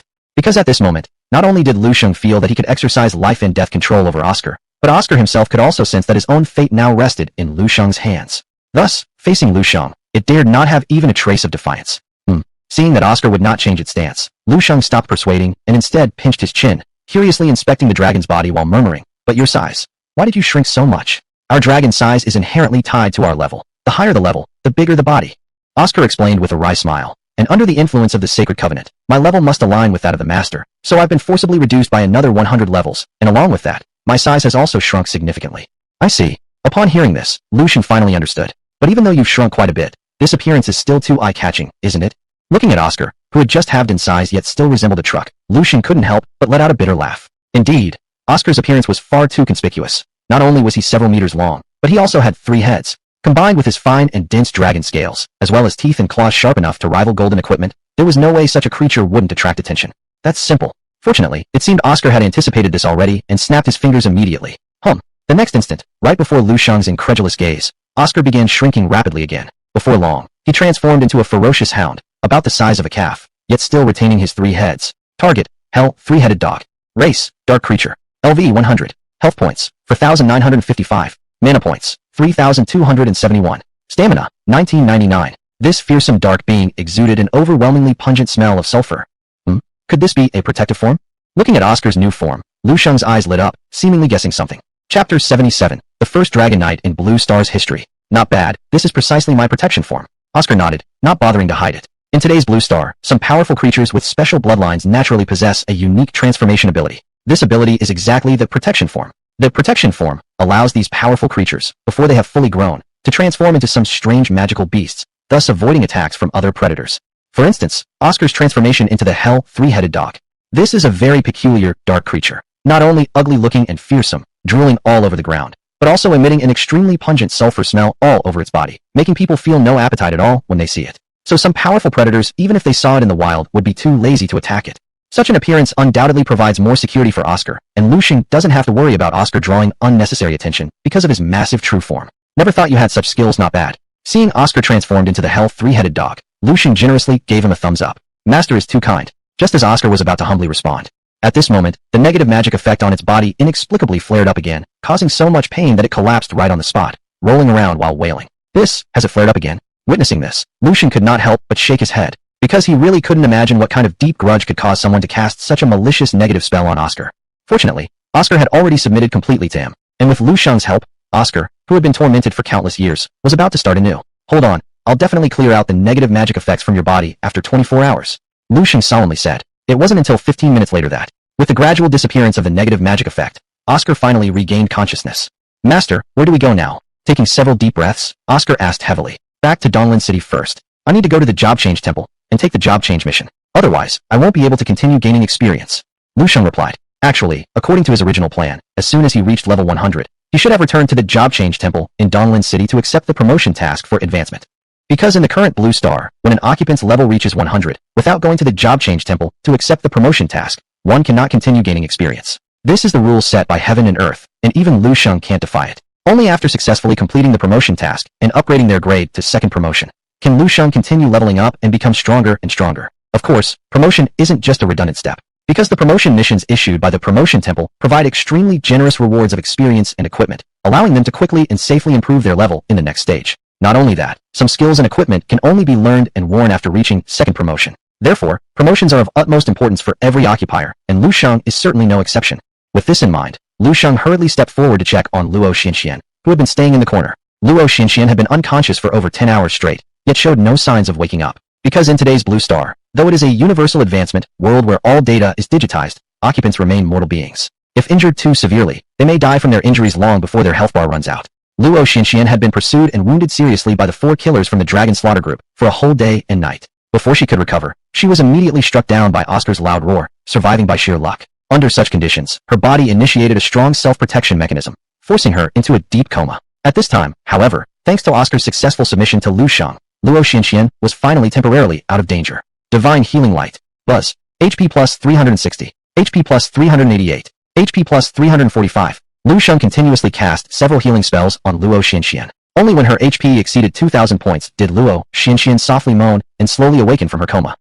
Where am I? Looking at the unfamiliar surroundings, at first, Luo Xianxian, who had just awakened, exhibited some signs of hysteria. However, she soon remembered the crisis she encountered before losing consciousness and couldn't help shouting to Lu Shang. It's bad. That 3-headed dragon. Don't be afraid. That 3-headed dragon has already flown away. Lu Shang quickly reassured her. What? Flew away. Upon hearing this, Luo Xianxian was still confused about what happened, but Lu Shang directly gave his premeditated explanation. That three-headed dragon seemed unable to bear the torment of the negative magic on its body, so it didn't continue attacking us. Instead, it flew out of the nest, and no one knows where it went. Oh, did such a thing happen? Luo Xinxian lit up at these words and didn't doubt the truth of Lu Shang's statement, because she had also seen earlier how Oscar was tortured by the negative magic effects on his body, knowing that when these effects fajodi, they could even make Oscar temporarily lose his mind. With this in mind, Luo Xinxian hurriedly urged Lu Shang. Then why are we standing here? We should leave here quickly, or if that three-headed dragon comes back, we'll be in trouble. Okay. Lu Shang nodded without objection and waved to Oscar. The next moment, Oscar trotted over obediently and followed humbly behind Lu Shang. Huh? What is this thing? It wasn't until then that Luo Xinxian noticed Oscar's presence and couldn't help but jump in surprise. Don't be afraid. This is a mount I contracted nearby. Lu Shang quickly calmed her down. What? A mount? Upon hearing this, Luo Xinxian first showed surprise, then couldn't help furrowing her brows and sarcastically remarked. What kind of aesthetic do you have? How did you summon such an ugly mount? Haha, ugly? I think it's quite handsome. Lu Shang laughed loudly, not caring, and with a wave of his hand, he confidently led Luo Xinxian and his newly contracted mount out of the notorious Blood Sand Combat Zone, Life Prohibited Area. Chapter 78. Painful Diseases, Rotting Guts. At the same time, outside the Blasphemy Dragon Nest.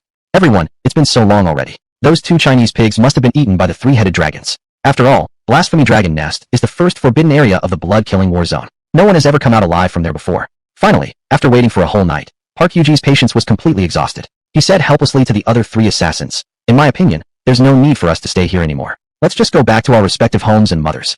Alright, the remaining three people nodded with obvious reluctance upon hearing this. Even though they believed at this point that Lu Shang and Luo Xinxian must have already been swallowed by the infamous three-headed evil dragon in the Blasphemy Dragon Nest. The bounty order issued by the upper levels of the Three Kingdoms Alliance explicitly stated that they must bring back Luo Xuanxuan's head to claim the reward. Without the head, there would be no reward. This made the four assassins who had been busy for several days feel somewhat discontent. Just as the four were about to turn around and were about to leave this ghostly place. Suddenly, a few figures slowly appeared from the deep cave ahead. Quick, look, there seems to be someone coming out of that cave. Jia Lu, the ascetic demon monk, whose perception was the sharpest, noticed the commotion almost instantly and quickly looked over. And at this moment, the few figures who had just emerged from the cave finally revealed themselves. None other than Lu Shang, Luo Xinxian, and Oscar. Those two Chinese pigs are still alive. Seeing that Lu Shang and Luo Xinxian were still alive, the four assassins were first stunned, then immediately became excited to the point of almost shouting. Haha, heaven truly favors me. Meanwhile, what? These four Dragon Slaughter Team killers haven't left yet. Upon seeing the four killers not far away, Luo Xuanxuan's fair complexion turned pale. She clearly hadn't expected that these four people, despite knowing she had entered the first forbidden area of the Blood Sand War Zone, the Blasphemy Dragon Nest, had waited there all night just to kill her and keep her quiet. Haha, it's good they didn't leave. It saves me the trouble of having to hunt them down one by one. On the other hand, Lu Shang, seeing the four threatening killers not far away, he did not show even a trace of fear, but instead grinned excitedly. What do you mean by that? Luo Xuanxuan's pupils contracted upon hearing this. Before she could react, Lu Shang arrogantly asked, Woman, do you remember the bet we had yesterday? Bet? What bet? Luo Xinxian mumbled softly, suddenly trembling, because she finally recalled Lu Shang's previous boast. Almost instinctively, Luo Xinxian looked at Lu Shang and tremulously asked, You don't actually intend to. Little girl, get ready to bark like a dog soon. Ha! Lu Shang let out an odd laugh and did not hide his intentions. Because after successfully signing a contract with Oscar, he had just been looking for a place to test his current strength. But unexpectedly, the four assassins turned around and willingly came straight up to him. It was like someone delivering a pillow when you're sleepy or offering tea when you're thirsty. With this thought, Lu Shang hesitated not a bit and shouted loudly, Oscar, oh. Upon seeing this, Oscar immediately raised his head and released a sharp wolf howl, then with a flash, darted in front of Lu Shang. Lu Shang then lightly pushed off with his foot, sitting unceremoniously on its broad back. In the next moment, man and dragon merged into one. Under the influence of contractual force, they did not need any verbal communication. With a single thought, they could instantly understand each other's intentions. Boom, boom, boom. At this point, a faint dragon-like might emanated from Oscar's body, causing surrounding birds to fly up in fright, the grass and trees shaking. This was their first collaborative battle after signing the contract. Oscar had already firmly decided to use this fight to thoroughly prove his worth in front of his master. After all, Lu Shang was a legendary god-tier professional. If this mount didn't live up to his potential, he could simply abandon him and choose a more powerful mount. With his future at stake, how could Oscar afford to be the slightest bit careless? Therefore, without even waiting for Lu Shang's orders, Oscar stamped his feet and transformed into the form of a three-headed hellhound, charging towards the four killers ahead. Not good. Lu Shang, come back quick, you're no match for them. Upon witnessing this scene, Luo Xinxian was startled from behind and instinctively wanted to yell to stop it. But how astonishingly swift Oscar's speed was. Luo Xinxian hadn't even finished her sentence when he had already leaped right in front of the four killers. Huh, that Chinese pig actually attacked first. What the hell, asking for death. Seeing Lu Shang being so audacious, the four killers were all infuriated and screamed as they were about to join hands and directly finish Lu Shang off. And yet, precisely at this moment, painful diseases, rotting guts, FZZT, FZZT, FZZT, FZZT. A dense series of exhaling sounds suddenly emanated almost simultaneously from the crotches of all four of them, with the female on my OG, Yun Xiaohua, also not an exception. Ugh, what? Hearing this unexpected sound, the four killers froze, and Yun Xiaohua blushed furiously, clearly embarrassed by having farted in public. But that was just the beginning. Pop pop crackle. Next came another sequence of bubbly farts. The four killers were barely able to react before a sudden sharp pain struck their lower abdomens, followed by an uncontrollable stream rushing out of a certain indescribable orifice. A disaster that could not be stopped once it started. Yes, they had diarrhea, and not just individually, collective diarrhea, on an unprecedented scale. Not only that, as they experienced the diarrhea, the four killers' magic power values began decreasing continuously as well. MP 100, MP 100, MP 100, MP 100. You son of a bitch, what kind of disgusting skill is this? An intense stench surged into their nostrils, almost suffocating Park Yu-ji with anger. The other three killers stared dumbfounded as well. Even Luo Xinxian, watching nearby, was shocked rigid by the grotesque spectacle. Indeed, Oscar's skill was peculiar. It could influence the body condition of careerists, causing them to lose control of their bowels, while simultaneously losing a large amount of magic points. Ah, how's it feel? Not bad, huh? Lu Sheng alone remained unaffected. Seeing the four killers succumbing instantly to his skill, he grinned smugly, laughing without a trace of surprise. Because he'd previously experienced firsthand just how nauseating Oscar's skills were. What's more, while making others sick, Oscar's abilities also delivered terrifying damage. Any misstep might result in immediate annihilation. This was what astounded Lu Sheng most, and the very reason he had been determined to sign a contract with Oscar. Chapter 79, Torturous Madness, Two Deadly Diseases. At the same moment, realizing all of his allies had been afflicted by Lu Sheng's skill, Jiao Lu, the ascetic demon monk, reacted promptly and unleashed a corresponding skill. Ascetic technique, Shiva's ultimate meaning. Purification sphere. Suddenly, a milky white light descended from above, encompassing the four great assassins. Is this Jiao Lu's group evolution skill? Upon witnessing this scene, the other three assassins brightened their eyes almost instantly, recognizing the effect of this skill, a group-wide clearing of negative magic spells. Just as the four assassins thought they were about to stop their diarrhea. Having just released the purification skill, Jiao Lu couldn't hold it in anymore and soiled an entire leg of his pants. It can't be cleansed? Feeling the severe pain continuing to rack his lower abdomen. Almost instinctively, Jiao Lu glanced at his attribute panel. Suffering disease, rotten intestines. Negative disease effects. Loss of 1% resource points every 10 seconds, and puts target into a state of incontinence for 15 minutes. What? It's actually a disease. Looking at the detailed description of suffering disease, rotten intestines, Jiao Lu could no longer suppress the shock rising within him and let out an astonished cry. Disease skill. When these words came out, the faces of the remaining three killers immediately turned pale. It was indeed far too special. This suffering disease, rotten intestines ability not only being an extremely rare disease skill, but also depleting resource points. After all, in today's Blue Star, due to differences in profession, quite a few professions don't possess the magic power attribute. Instead, they substitute it with attributes like killing value, combat spirit value, or anger value, etc. This dynamic attribute is now universally known on Blue Star as resource points. How important are resource points to practitioners? This was evident when previously Lu Sheng fought against Fusang Ninja, Bamboo Field G-Log, who wasn't hesitant to harm himself to gain enough resource points to use skills. It was no exaggeration to say that a practitioner without resource points might as well be compared to a walking wooden stake, because most of a practitioner's skills require a certain amount of resource points to activate. But Lu Sheng's single skill drained their resource points continuously while simultaneously making them soil their pants. This completely subverted the fixed mindset of the four great assassins. So nauseating. We mustn't drag this out any longer. The longer we do, the more disadvantageous it will be for us.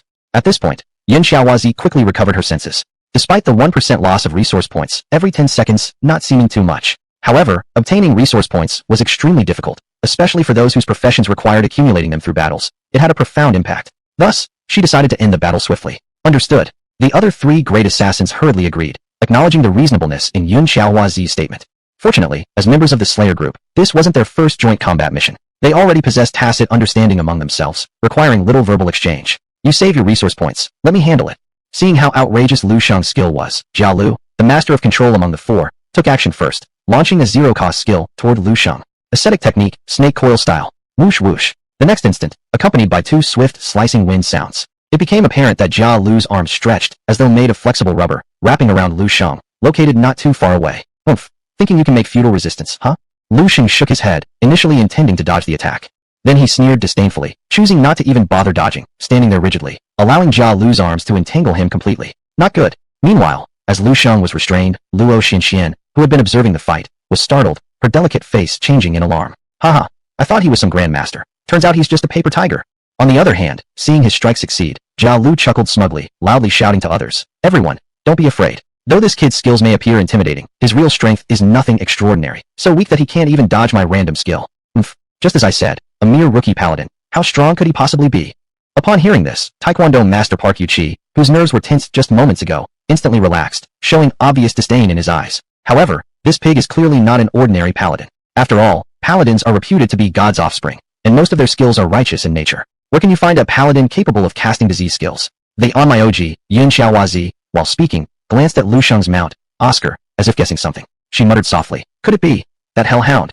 Well, he's just a trash paladin, no need to waste time on him. Let's quickly finish him off, then take care of that Chinese woman. We should hurry back to clean up, otherwise, if others see us like this, we'll lose face big time. Finally, the eastern samurai, Xiao Wuji Talong, could no longer bear it, and urged impatiently from the side. You're right. Upon hearing these words, the other three killers snapped out of their daze, also feeling somewhat embarrassed about their soiled appearances. They immediately prepared to launch the final assault and eliminate Lu Shang completely. Lu Shang, let me help you. At this moment, Luo Xianxian, who had barely recovered some of her strength, stood up directly, ready to come to his aid. But before she even reached Lu Shang, she saw Lu Xing scolding her with obvious impatience on his face. Stay away from me, don't mess up my game. You. Hearing this, Luo Xianxian was almost driven to the brink of fury. She never imagined that even though Lu Shang was in such dire straits, he didn't want her help. Isn't this just asking for death? But Lu Shang couldn't be bothered to care what she thought. After all, he had just signed a contract with Oscar and hadn't fully figured out all the various abilities Oscar possessed. And these four killers in front of him were simply the perfect punching bags for practice. He absolutely wouldn't let Luo Xianxian ruin his fun. With that thought, Lu Shang hesitated no longer and spoke again lightly. Torturous madness, hematemesis, buzz. Almost simultaneously, four strange symbols appeared above the heads of the four killers. Huh? What's going on? Before the four killers could react to the strange symbols above their heads, they felt a tumultuous surge in their stomachs. Puke. In the next moment, without exception, all four killers bent over, spitting up violently. Even more absurdly, what they vomited wasn't food debris but thick blood. Chapter 80, Outbreak. Fatal Diseases, Carcinogenesis. HP 122. HP 147. HP 169. A series of damage numbers popped up in succession above the heads of the four people. What? Another disease effect. The four assassins were all startled and quickly glanced at their attribute panels. Torture disease, hemoptysis. Negative disease effect. Loss of 1% health every 10 seconds, along with placing the target in a vomiting state for 15 minutes. Phew, good thing this disease continuously drains our health points. But the loss isn't that much and can't threaten us too severely within a short time. Upon seeing the negative effects note of torture disease, hemoptysis, Park Yuji quietly sighed in relief. The other three killers also eased their expressions slightly. Because on today's Blue Star, professionals, thanks to their spiritual attributes, could gradually recover health points even during combat. And torture disease, hemoptysis, caused only 1% health loss every 10 seconds. This kind of loss was entirely acceptable to them. So the four assassins didn't take it too seriously, planning to regroup and continue attacking Lu Shang. But then, a skill Lu Shang used plunged the group, who had just gained a glimmer of hope, into an abyss of despair. Fatal diseases, carcinogenesis. Bang, bang, bang, bang. Ah! With a series of piercingly agonizing screams, it became evident that the four assassins, caught off guard, were struck as if by lightning. One after another, they collapsed weakly onto the ground. Simultaneously, a sequence of shockingly high damage numbers leapt from their heads. HP 7033, HP 7208, HP 8753, HP 7600. What? How come my HP dropped so much all at once? Seeing his health bar plummet by 90%, Park Yuji nearly fainted on the spot. This can't be possible. The other three assassins were also terrified to the core. Lu Shang, what did you do? Luo Xianxian was so startled her slender body quivered, making her speech slightly tremulous. What had just happened was simply too bizarre. The previously decently performing four assassins lost almost 90% of their blood volume in an instant. Moreover, Yun Xiaohua, the only one among the four with mana points, also lost 90% of her mana. Park Yuji, who possessed 100 energy points, now had only 10 energy points left. This is no longer fair or impartial combat. It's practically naked health bar disappearance technique. Actually, not just them, even Lu Shang, the originator of all this chaos, couldn't help but widen his eyes. Damn, why is it so strong? Heaven pity him. When Lu Shang worried that Luo Xianxian would interrupt him practicing again, in haste, he commanded it to release the third skill, without even glancing at Oscar's skill efficacy. Now, watching this skill exceed expectations to such an extent, without even realizing it, Lu Shang searched through Oscar's skill list, and finally found the one he released earlier, while blindly closing his eyes. Fatal disease, carcinogenesis. Negative disease effect, fully ignites all diseases present on the target, causing all damages accumulated during the duration to erupt in one massive burst. Holy crap, it bursts all at once. Looking at the detailed explanation of this skill, Lu Shang immediately became confused. Indeed, the power of fatal disease, carcinogenesis, was far too horrifying. It managed to instantly trigger both the other two disease effects. You see, whether it be painful disease, rotting guts, or torture disease, hemoptysis, these skills had durations lasting a full 15 minutes. Within those 15 minutes, theoretically speaking, the combination of these skills would cause any target hit to lose a total of 90% of their health and 90% of their resource points. Of course, that's theoretical. After all, professionals aren't wooden stakes. After being affected by negative skills, there are many life-saving measures available, like healing spells to restore health, or various items to increase vitality and resources. Even if a professional does nothing, merely the support from their spirit attribute alone could already restore around 20% of their health in 15 minutes. So although these two skills are bothersome, the actual damage they cause is extremely limited and takes a long time to accumulate. Before this, the four assassins had exactly the same reason. They hadn't taken those two disease skills seriously. They even wanted to take advantage of this opportunity to bring down Lu Shang and Luo Xinxian all at once. Until now, right at this very moment. Seeing how one skill from Lu Shang managed to clear 90% of their health bars made the four assassins absolutely terrified. Not good. This guy has been pretending to be weak the whole time. He has the power to instantly kill us, but held back and didn't attack. Park Yuji cried out in a trembling voice. He plans to torment us to death. Once these words came out, the other three killers also looked extremely pale. Lu Shang was simply too mysterious. As a paladin, instead of using any conventional Holy Knight tactics, he merely stood still, spoke a few words, and already tortured the four killers so thoroughly. Even more absurdly, up until now, the four assassins still couldn't figure out how many hidden cards Lu Shang had left. No way, this paladin is too terrifying. In my current state, staying here can only lead to certain death. Thinking of this, Park Yuji acted without hesitation and immediately pulled out a life-saving item from his portable pouch. Confusion smoke bomb. Bang! Strange red smoke rose into the air, instantly obscuring Lu Shang's view. And taking advantage of this, Park Yuji turned around and ran away as fast as he could. Acceleration scroll. Invisibility scroll. Teleportation scroll. At the same time, Xiao Wu Jitan, Yun Xiaohua, and others didn't hesitate either. Seeing Park Yuji flee without warning them, the trio dared not delay for a second and quickly mimicked his actions by pulling out their own life-saving items from their pouches, attempting to escape as well. Interestingly, the four were pretty coordinated even in fleeing. They didn't run in the same direction, but split into four completely different directions. However, could Lu Shang, who has watched as his enemies were on the brink of collapse under his hands, possibly let such beasts who are covered in the blood of his compatriots walk away? How dare you try to run from me? Dream on. Snap. A smirk of disdain curved on the corner of his lips, and with just a flicker of thought, Lu Shang acted. Chapter 81. The National Exam 2 months later. Flesh curse, aging. Buzz. Once again, four eerie symbols appeared simultaneously above the heads of the four killers. Pitifully, the four killers hadn't yet realized what had happened when they felt their feet sinking and a pressure like a mountain pressing on their shoulders. Their originally rapid speed almost stopped visibly. In the end, the escape of the four killers seemed as if someone had pressed the slow motion button, and their movements were hilariously comical. What? My movement speed has decreased by 80%. Just as he noticed that he was hit by another negative effect. This time it was also an unremovable curse spell. Finally, Park Yuji could no longer contain his shock and turned to Lu Shang with a scream. What kind of monster are you? Upon hearing these words, the other three killers also stopped their footsteps and looked at Lu Shang with doubt. Why don't you run anymore? Keep running. Lu Shang gave an odd laugh but didn't answer. Instead, he patted Oscar beneath him smugly. Howl! And Oscar, receiving affirmation from its master, roared, lifting its massive head. Surprisingly, its voice sounded exactly like a pet dog begging for affection, without any bit of the dignity and pride belonging to the dragon race. Chinese pig, I will fight you till death. Meanwhile, noticing Lu Shang's expression similar to that of a cat playing with a mouse, finally the four killers abandoned the last thought of escaping. Shockwave. Without hesitation, Park Yuji made the first move. Swinging both hands, a mighty air current rushed towards Lu Shang's face. Austerity technique, snake wrapping technique. Jia Lu quickly followed, repeating his technique. His arms twisted snake-like towards Lu Shang's lower body. Yin Yang art, spirit doll of death. Double knife flow, cross decapitation. Subsequently, Yun Xiaohua and Xiao Wu Zidalong launched attacks against Lu Shang. However, it was unfortunate that under the dual disease effects inflicted by Lu Shang, not only were the four killers nearly out of health points, but their resource points had been drained by 90%. Not even decent ultimate moves could be cast, leaving them capable of performing only basic non-consumption techniques. Facing such weak attacks, Lu Shang lost all interest in battling them. You idiots, if you'd shown me your true abilities from the start and fought me to death, there might have been a sliver of hope for survival. But you should not, above all, act arrogantly in front of me. Now, regret it. Do you know what happens when arrogance meets misfortune? With every sentence uttered, Lu Shang ordered something down to Oscar underneath him. Go, eat them, but don't let them die too fast. Roar. The next moment, a terrifying howl echoed through the mountains. Who knows how long after? This. Looking at the four blood-soaked remains in front of him and Oscar still eating on the ground. Lu Shang, you. At this moment, even the renowned Paladin knight, Luo Xinxian fell victim to fear-induced weakness in her legs, collapsing onto the ground with a loud thud, unable even to utter a complete sentence. Indeed, Lu Shang's combat ability was simply too terrifying. These four individuals were known fearsome assassins in the Bloodsand war zone called the Dragon Slaughter Team. Before then, countless professional warriors of the Xinxia Kingdom had died cruelly under their hands. Even the top echelons of the Xinxia Kingdom had no way to handle them. Yet even in her prime, Luo Xinxian couldn't stand up against any one of the four in a one-on-one battle. But Lu Shang, with a support profession like a holy knight, didn't move from his spot and played until the four killers perished. Yes, played until death. Because throughout the entire encounter, not even a single drop of his own blood was lost. Where was the equality in this battle? It was nothing more than a unilateral slaughter. Lu Shang, your mount. If I'm not mistaken, it shouldn't be just an ordinary hell three-headed dog, but rather a rare mutant magic beast, right? At this point, Luo Xinxian suddenly narrowed her eyes as if guessing something, pointing toward Oscar at a distance, her voice trembling in inquiry.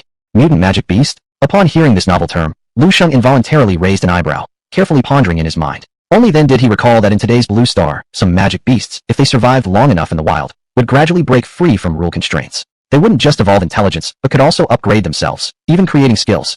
This kind of magic beast was precisely the legendary mutant magic beast. How could Oscar be a mutant magic beast? It's a dragon, to begin with. Of course, as a Chunjura, Lu Shang understood the principle that excellence invites jealousy. Therefore, he didn't reveal Oscar's true identity to Luo Xinxian. At this moment, seeing Luo Xinxian assuming Oscar was merely a mutant magic beast, Lu Shang went along with it, nodding and agreeing. That's right, my mount is indeed a mutant magic beast. What? It's really a mutant magic beast? Upon hearing this, Luo Xinxian seemed to finally understand, muttering to herself. No wonder, a mere holy knight could play around with the 4 killers of the Dragon Slaughter team, all because of the help from a mutant magic beast. Speaking here, she seemed to feel something was still off, looking at Oscar again and whispering.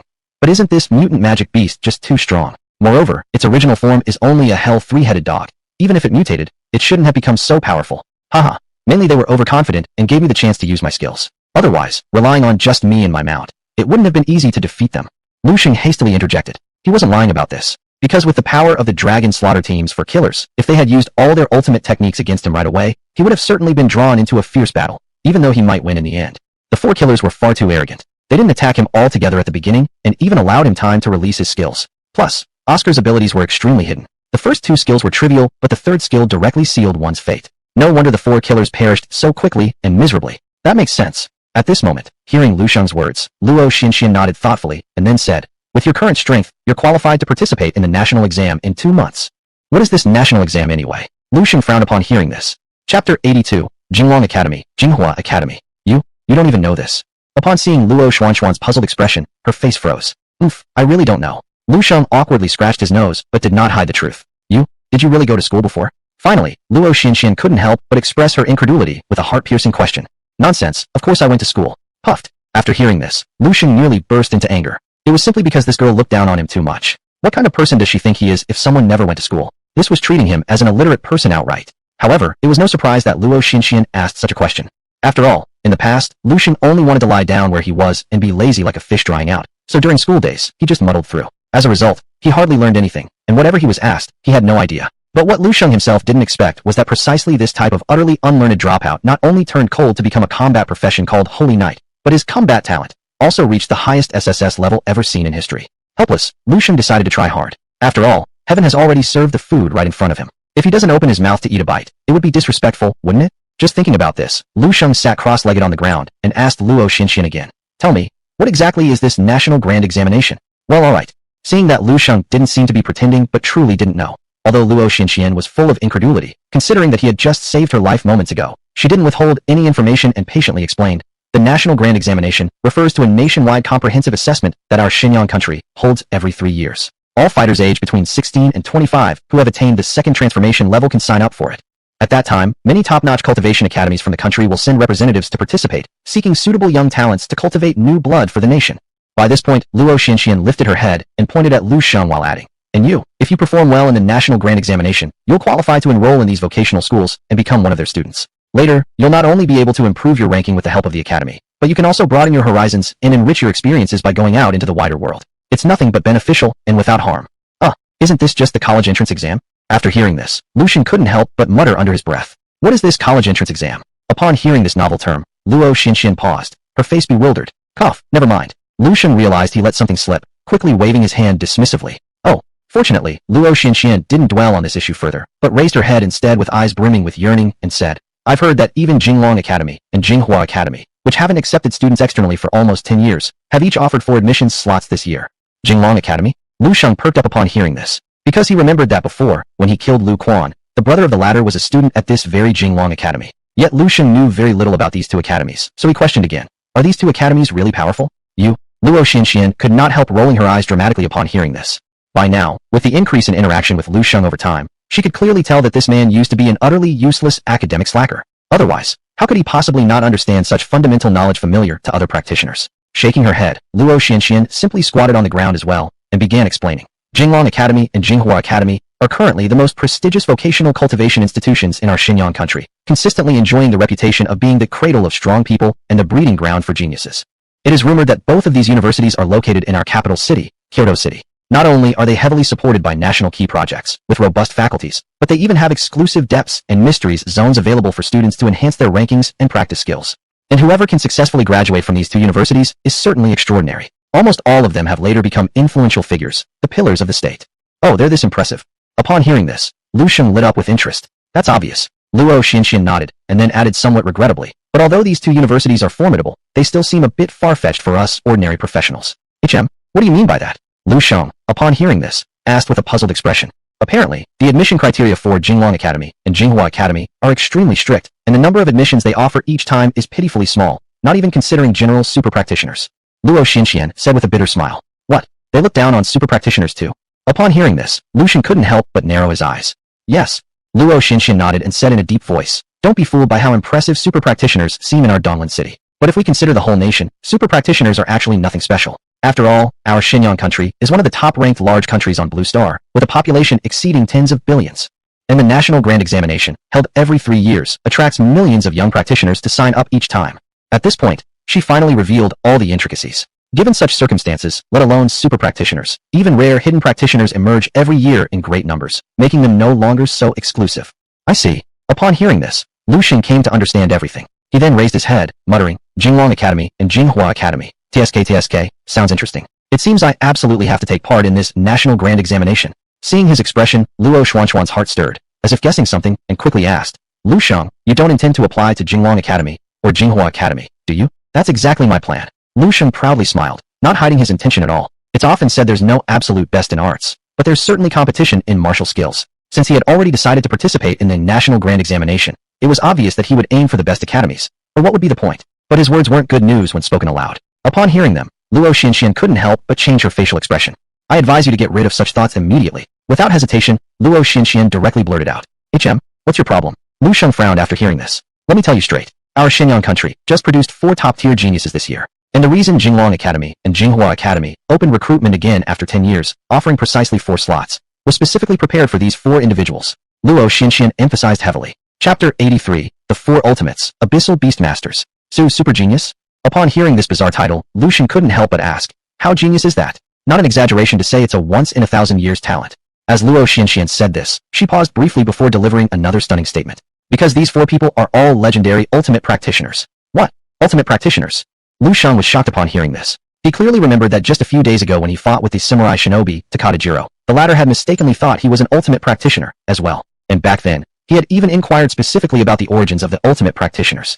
According to what Lu Shang knew, only those with combat talent, rated S or above were worthy of being called ultimate practitioners in today's world on Blue Star. Prior to this, not only had he never seen one, but he hadn't even heard of them. Until now. Until this very moment. To think that in this year's national exam, held by Xinxia country, for ultimate practitioners would suddenly emerge. How could Lu Shang not be astonished? Exactly. At this point, Luo Xinxian nodded again. Who are these 4 mysterious figures? Finally, unable to hold his curiosity any longer, Lu Shang looked at Luo Xinxian and asked her. It's not wrong to tell you. Luo Xinxian grinned smugly upon seeing his eagerness, though she didn't reveal everything immediately. Instead, she teased him slightly by first taking out a small pink water bottle from her portable travel bag and drinking 2 sips elegantly. After finishing, she sighed and leisurely explained. The 4 ultimate practitioners are Long Chun, the Abyssal Beastmaster from the Southeast Province, Chu Ao, the Immortal War Berserker from the Northwest Province, Wang Tianyi, the Space Mage from the Coastal Province, and Yin Tianlan, the Leisure Sword Immortal from the Yunshan Province. Oh. Upon hearing this, Lu Shang became more curious, yet chose to remain silent and patiently wait for Luo Xinxian to continue. Let's start with Long Chun, the Abyssal Beastmaster. Fortunately, Luo Xinxian didn't make him wait long and directly stated. Strictly speaking, Long Chun isn't really a true ultimate practitioner. Huh? What do you mean? Hearing this, Lu Shang furrowed his brow, confused by her explanation. To my knowledge, Long Chun was originally just an ordinary beastmaster, with unremarkable combat talent rated only B class, which wasn't even enough to qualify him as a super practitioner. Luo Xinxian patiently explained. But whether a beastmaster is strong or not has less to do with the beastmaster himself, and more to do with the strength of the beasts he commands. And this Long Chun just so happens to be the heir to the largest trading house in our country, Tianqing Trading House. With such a background, naturally, he doesn't lack access to high-quality beast eggs. Ah, I see now. Hearing this, Lu Shang finally understood and couldn't help but ask eagerly. So what exactly is his beast? Abyss Plane Magic Insect Race's final empress, Abyss Mother. Luo Xinxian said solemnly, a serious expression flashing across her face. Abyss Mother. Hearing this new and unusual name for the magical creature, Lu Shang raised his eyebrows in interest. That's right. Luo Xinxian nodded and added further details. It's rumored that this Abyss Mother was accidentally discovered by a 9-transformation war god within a hidden realm. Her power is extremely terrifying. Not only can she give birth to dozens of different types of abyss magic insects to assist in battle, but each time she hatches her offspring, the quantity is immense, ranging from tens to hundreds, or even thousands, making her practically a mobile army. With such a powerful companion, Long Chen quickly ascended from an ordinary beastmaster to become the famous abyssal beastmaster of our Xinxia country. His strength is so formidable that even an ultimate practitioner cannot best him in direct combat. Is it really that powerful? Upon hearing this, Lu Shang furrowed his brows skeptically, finding it hard to believe. Of course, his reaction was understandable. After all, a single magical creature had enabled an ordinary beastmaster to become a figure rivaling an ultimate practitioner. This sounded more like a tale of fantasy than reality. But then Luo Xuanxuan's next words shattered Lu Shang's preconceived notions completely. It's more than just impressive. Luo Xinxian spoke gravely. I've heard that Long Chen, while still at level 100, killed an enemy assassin from another country who is at level 200. His combat prowess has reached a level where he can ignore the rules altogether. Upon hearing this, Lu Shang couldn't help but let out a bitter laugh, unsure of what to say for a moment. Even though he had just killed 4 assassins from the Dragon Slayer squad in a level Kalyut battle, still, his steed Oscar was originally from the very peak of the Blue Star's life pyramid, the dragon race. Having such combat power wasn't unreasonable. And yet, this Abyss Mother, which Lu Shang had never even heard of before, also possessed the ability for level-surpassing battles. This undoubtedly far exceeded his expectations. Fortunately, a mere rich second-generation bug enthusiast was not enough to concern Lu Shang. After all, if he were to take it seriously and unleash his tenfold talent, any so-called ultimate occupation would be child's play in front of him. Thus, Lu Shang didn't dwell on Long Chen for long, and instead asked directly, what about the other 3 people? Don't rush. Let me explain one by one. Luo Xinxian rolled her eyes and, incredibly, took another sip from her water bottle before slowly saying, the second among the 4 ultimates is named Chu Ao, known as the Immortal War Berserker. It's said that his combat talent is S-ranked, Will of Death, allowing him to reduce all damage taken by 99% when his health drops below 20%, while simultaneously increasing his attack power by 300%. What? Reduce 99% of damage and increase attack by 300%. Lu Shang's pupils constricted upon hearing this, and before he could fully comprehend the implications, Luo Xinxian continued. That's not all. Allegedly, once Chu Ao's combat talent is activated, if the enemy can't kill him within 1 minute, he automatically recovers to full health and full fury, making him almost invincible, essentially an indestructible cockroach. And this is precisely why he earned the title Immortal War Berserker. My god, that's too outrageous. At this point, Lu Shang finally couldn't suppress his shock and exclaimed aloud. Indeed, the combat talent of this Immortal War Berserker was simply ridiculous, reducing damage by 99% and simultaneously tripling the attack power, and regenerating completely if not killed within a minute. It was as if he was given a second life, along with a winning card that could reverse defeat into victory. Chapter 84, Free and Easy Wandering Sword Immortal, Yun Tianlan. Indeed, it's a bit absurd. Even Luo Xinxian sighed helplessly with a look of frustration on her face. Because compared to these freaks, even she, who was under a mandatory kill order by the Tri-Nation Alliance, seemed perfectly normal in comparison. So his combat talent is rated as S-class. At this point, Luo Xinxian added another sentence. What about the other 2? Finally, Lu Shang's curiosity was completely piqued, and he asked again. The third person among the 4 ultimates is named Wang Tianyi, an extremely rare space-type mage. His combat talent is S-class Space Mastery. Although it may not sound as intimidating as Long Chen and Chu Ao's trump cards, you mustn't underestimate him. In our Blue Star, there has always been an ancient saying, when time doesn't show up, space reigns supreme. Luo Xinxian explained thoroughly. It's rumored that Wang Tianyi has researched this space-type magic before the second transformation to its peak. Even ordinary attacks have evolved into group damage skills called Spatial Slash, and he can perform short-distance instantaneous teleportation, etc. Fighting him, you need to consider not whether you can defeat him, but whether you can get close to him. When she finished speaking, Luo Xinxian didn't wait for Lu Shang to ask further questions, and said voluntarily. As for the last one, Free and Easy Wandering Sword Immortal Yun Tianlan. At this point, she paused for a moment before frowning and saying, it's said that this person is the most mysterious and peculiar existence among the 4 ultimate career professionals. Oh, what do you mean by that? Lu Shang instinctively asked. As for Yun Tianlan's deeds, we, the Divine Summer Kingdom, almost have no official information available. There are only a few folk legends, so my understanding of this person is also very limited. Luo Xinxian said seriously. I only know that Yun Tianlan is an extremely rare exclusive profession sword immortal in our Divine Summer Kingdom. His combat talent is S-class, 10,000 swords converging. His strength is absolutely not inferior to the other 3 ultimate career professionals.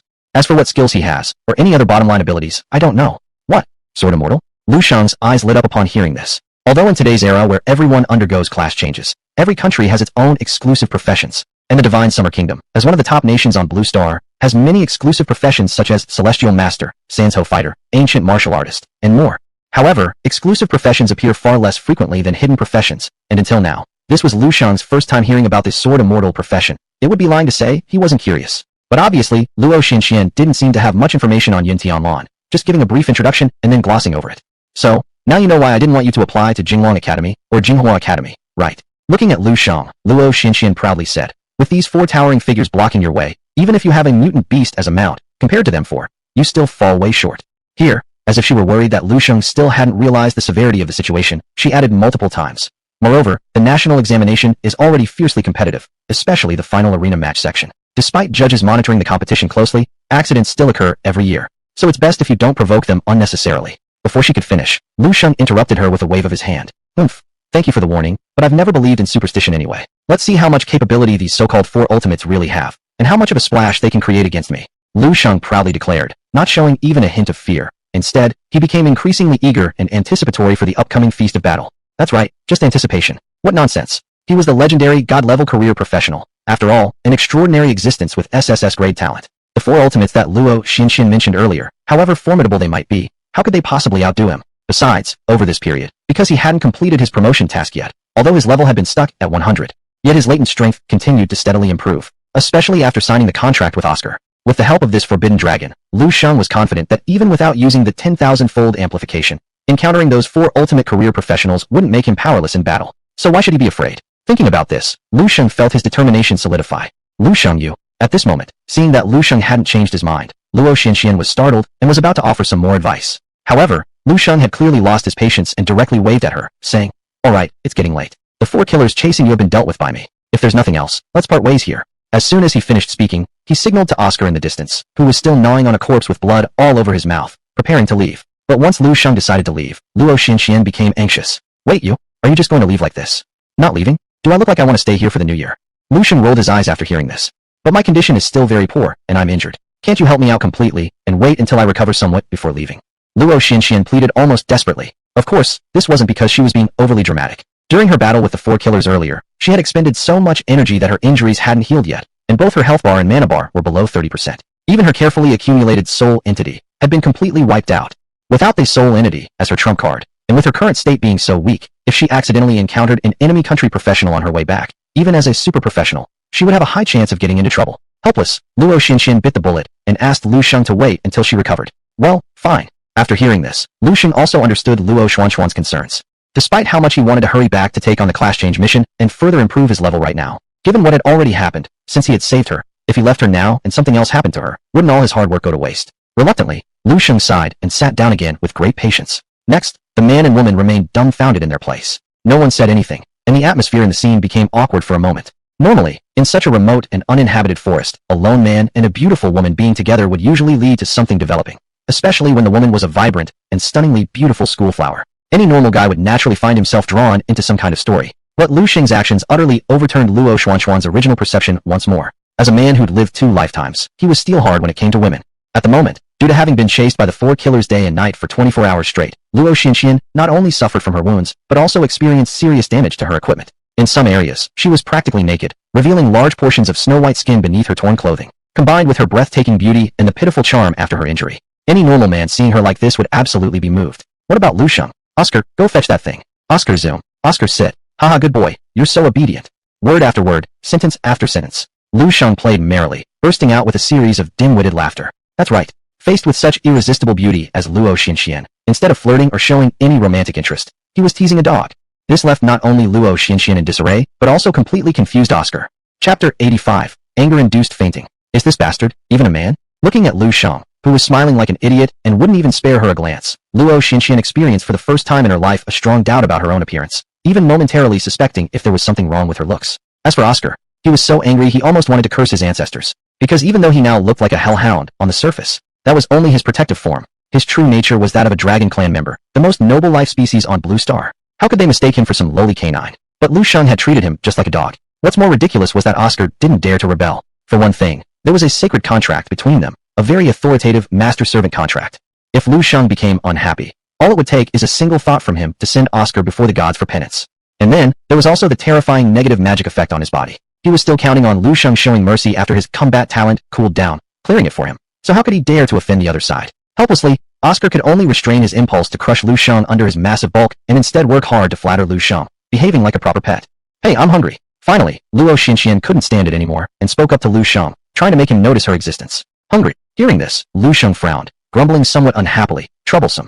After muttering this, he rummaged around in his travel pouch, eventually pulling out a strange object wrapped in seaweed leaves, which he handed over to Luo Xianxian. What is this? Seeing what Lu Shang handed her, Luo Xianxian asked curiously. This is called onagiri, a specialty of Weinu country. Lu Shang explained and proudly added, impressed? Haven't seen it before, have you? Onagiri. Upon hearing this, Luo Xianxian instinctively opened her small mouth and took a bite of the onagiri in her hand. Instantly, a peculiar taste spread through her mouth, making her eyes brighten. Hey, it's not bad. Do you think so? Then have more. Lu Shang said, laughing foolishly. Alright, Luo Xianxian nodded. At this moment, she was really starving. After all, she hadn't had time for even a sip of water during the prolonged chase earlier. Moreover, she had injuries on her body, making nutritional supplementation urgently necessary. So without much thought, Luo Xianxian quickly devoured the onagiri in her hand until it was gone. It has to be said, although the people from Weinu country were despicable and base, they weren't half bad when it came to cooking. As half an onagiri went down, Luo Xuanxuan's complexion improved, and she was ready to eat the remaining half. Just then, she noticed Lu Shang looking at her with amusement. Huh? Why aren't you eating? Almost instinctively, Luo Xianxian blurted out the question. I'm a bit of a germaphobe. I don't like eating things others have already spit out. Lu Shang replied with a grin. Spit out stuff? Hearing this, Luo Xuanxuan's face turned pale as she instinctively asked, this onagiri wouldn't by any chance be. Yup, Lu Shang nodded, not hiding anything but admitting frankly. This onagiri was just now personally picked up by Oscar from those few corpses. Personally, picked up? Upon hearing this, Luo Xianxian glanced at the half-eaten onagiri in her hand, then looked at Oscar nearby, whose mouth was full of drool. Ugh. The next instant, she could no longer suppress the upheaval in her stomach, bending over and throwing up uncontrollably. Shit, are you pregnant or something? My mom says only pregnant women vomit for no reason. Seeing this scene, Lu Shang couldn't help but be deeply shocked, immediately asking with feigned concern beside her, but it was better not to say anything at all. As soon as these words were spoken, Luo Xianxian, already overwhelmed with shame and anger, lost her breath momentarily, rolled her eyes, and fainted on the spot. Yes, she had been angered into fainting by Lu Shang. Just as Lu Shang and Luo Xianxian were bickering fiercely at a critical juncture. At the same time, thousands of miles away from the Blood Sand combat zone, in Weinu country, within a square filled with teleportation arrays. Buzz, buzz. As two beams of dazzling magical light quietly rose, two imposing figures appeared in the field. These were two practitioners with entirely different appearances. On the left, the person had dark skin, sunken eyes, thick body hair, and an unkempt beard, clearly hailing from Xinyu country. The other person had a flat, round face, small eyes, was not only short in stature, but also wore an arrogant expression as if he were the best in the world, clearly hailing from South Stick country. Upon the arrival of these two individuals, a man dressed in a kimono with a slightly plump figure quickly approached and bowed deeply to them.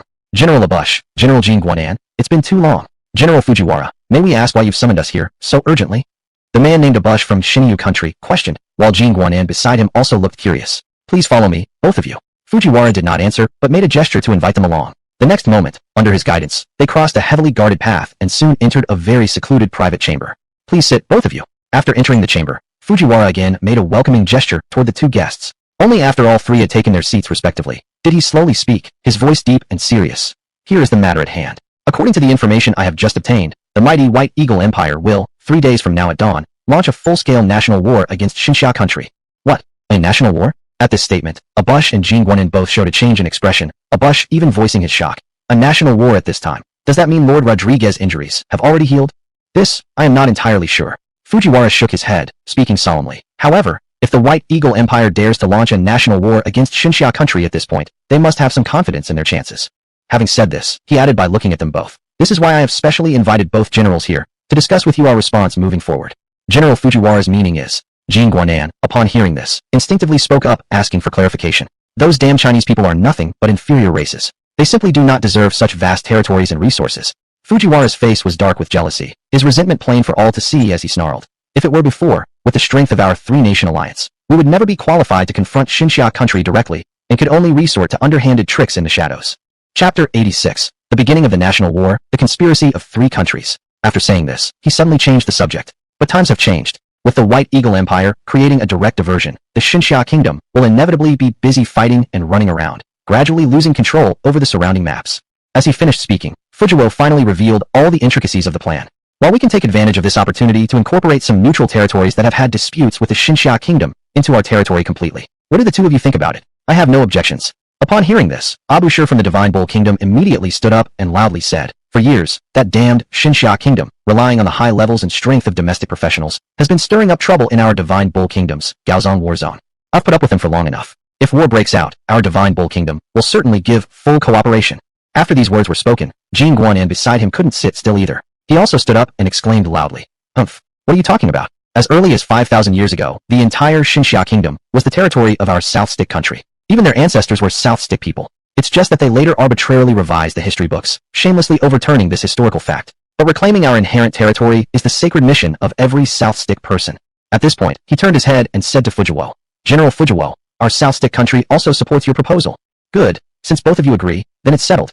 Upon hearing this, Fujiwo was greatly delighted. He is the chief governor of the external province of the Dwarf Slave Nation and also a general in the Dwarf Slave Defense Force, specifically responsible for foreign expansion matters. The Jin Guanan and Abushir sitting at the same table as him have almost the same status. They are true figures of power, the top generals, in their respective countries. But still, after all, the Xinxia kingdom is a populous country. Although it is much weaker now than before, it still cannot be underestimated. After all, a dead camel is bigger than a horse. At this moment, Fujiwo spoke again. "Therefore, I believe that we should still be cautious. It's best to start by targeting an inconspicuous neutral area and testing the Xinxia kingdom's reaction. If they are truly too busy fighting against the White Eagle Empire to pay attention elsewhere, we can launch a full-scale attack then." "Great." Abushir nodded and asked, "So where should we start?"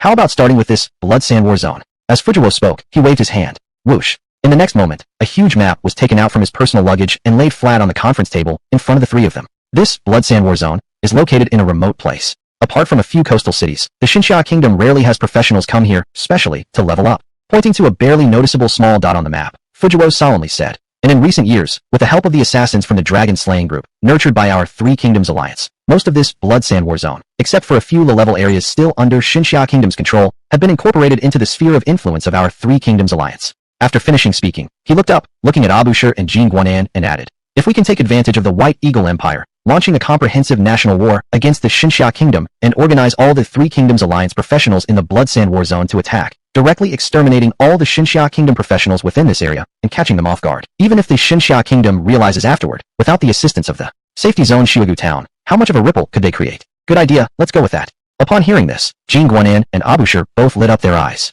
And Jin Guanan, whose country has a small land area, licking his lips, revealed a greedy glint that was hard to hide, repeatedly saying, "This Blood Sand War Zone is really a great place. I hear it's very suitable for novice professionals to level up. If we really capture it, it will play an extremely important role in cultivating our new generation of professionals." Speaking of this, regardless of what Fujiwo and Abushir thought, he continued, "I'll first contact our South Stick country's Taekwondo Master Park Yuji, letting him give those Chinese people a taste of something first. Our Divine Bull Kingdom's austerity demon monk Jialu isn't bad either. With him, capturing this Blood Sand War Zone is like picking something out of a pocket." Not to be outdone, Abushir also opened his friend's panel. "Hee, I'll inform the three members of the Dragon Slaying Group from our Dwarf Slave Nation in the Blood Sand War Zone as well, so they can make preparations ahead of time."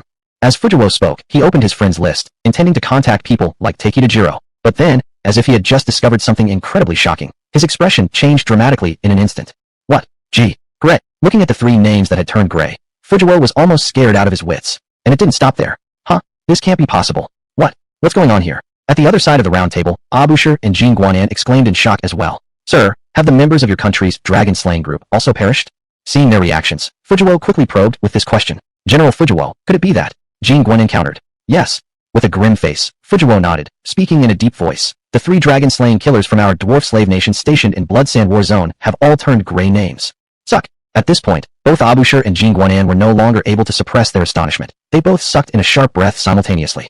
Who could possibly cause such total annihilation of 5 members of our Three Kingdoms Alliance's Dragon Slaying Group? Jin Guanan rasped. "Ah yes." Suddenly, Abushir seemed to remember something. He raised his head and loudly said, "I recall Jialu sent me a message not long ago, saying he was hunting a so-called super professional from the Xinxia Kingdom named Luo Xianxian.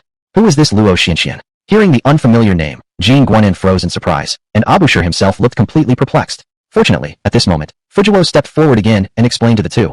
"You may not know, according to the reports we've received from spies who have been embedded in the Xinxia Kingdom for years, this Luo Xianxian seems to be a very rare kind of super professional, with a terrifying growth potential. No matter what, I must eliminate her, so I secretly gave a death order to the Dragon Slaying Group members, planning to inform you after the task was done." But, as Fujiwo finished, he did not continue but couldn't help sighing deeply. Chapter 87. Why are you pointing a weapon at my waist? What? Is there such a thing? Upon hearing this, Abushir was shocked and couldn't help but ask, "So does that mean the 5 assassins of our Dragon Slayer group all died at the hands of this woman named Luo Xianxian?" "It's very likely." Fu heavily nodded his head, although he didn't want to believe this cruel fact. But up until now, apart from the only clue left by Luo Xianxian, he couldn't think of any other possible explanation. This woman must not be allowed to live. We must find a way to permanently eliminate her. At this moment, Jin Guanan finally snapped out of it and shouted loudly, "Exactly right." Abushir also followed with a heavy nod. After all, If the existence that made the 5 great Dragon Slayer group killers in the Blood Sand War Zone completely annihilated continues to grow stronger, the consequences would be unimaginable. I understand. Seeing this, Fu nodded his head, then sighed helplessly. But after this assassination attempt failed, that woman is likely already on guard. It won't be an easy matter to kill her again. What should we do then? Should we just let her be? Jing Guanan and Abushir both looked extremely reluctant. Both of you don't rush. Leave this matter to me. I will surely give you both a satisfactory answer. Fu hurriedly consoled them and added, however, given the current situation, our immediate priority still needs to be about finding ways to quickly capture the Blood Sand War Zone first. After all, opportunities don't come easily. If we miss this opportunity, we don't know when we'll be able to find such a rare chance again. This is indeed true. Upon hearing this, Jing Guanan and Abushir instinctively exchanged a glance and realized that what Fu said made sense. They forced down the anger in their hearts. If that's the case, I'll go prepare first then. General Fu, goodbye. Without further delay, Jing Guanan left a parting comment and turned around hastily to leave. I'm leaving too. Abushir soon followed and also departed from the secret room. He appeared to be making arrangements for the upcoming Blood Sand War. Take your time leaving, both of you. After seeing them off, Fu quietly took a deep breath and glanced at the 3 gray names on his friend list panel, feeling more and more frustrated the more he thought about it. Luo Xinxian, huh? Finally, Fu's gaze hardened and casually tapped a familiar name on his friend list. Xiao Yuzhen. 3 whole hours later.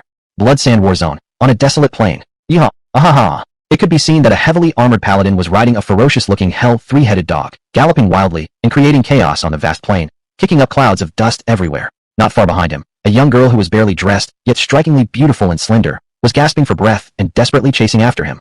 Yes, the paladin was racing ahead as fast as he could, while the girl chased him with all her might. Although this scene might not be unprecedented, it was definitely a spectacle worth noting. As for the identities of these 2 individuals, they were none other than Lu Shang and Luo Xinxian. At this point, Luo Xuanxuan's injuries had healed about 70 or 80%, even though she wasn't fully recovered yet. But due to Lu Shang's eagerness to return and complete the promotion quest, he didn't wait for her to fully recover. Instead, he forcefully dragged her along under the guise of escort protection. Bastard. Shameless. Don't have a face. Rotten scum. During their journey, Luo Xinxian had almost exhausted every insult in her arsenal, cursing Lu Shang's entire female ancestry.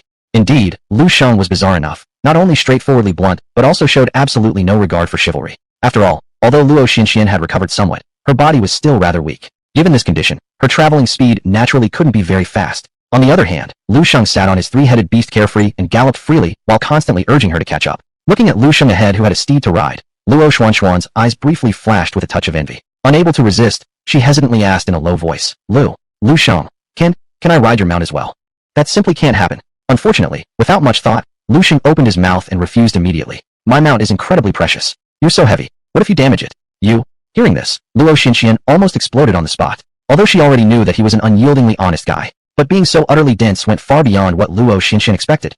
After all, this was the first time in her life she actively requested to share a ride with another boy. If Lu Shang were to agree to her request, it would inevitably mean they'd have to be tightly pressed against each other. This was a once-in-a-lifetime opportunity that even Oscar, the dragon, was moved by. Yet, Lu Shang remained utterly unfazed. What the hell, this wasn't just a straightforward guy. It was like he had titanium alloy brain damage. Finally, Luo Xinxian couldn't take it anymore and simply plopped herself down with a plop sound right on the spot. Huh? Why did you stop? Seeing this, Lu Shang quickly rode his hell 3-headed dog back, looking thoroughly confused as he asked, I can't walk anymore. Or you go ahead first, let me die here. Luo Xinxian said this lightly, appearing emotionless and cold as ice.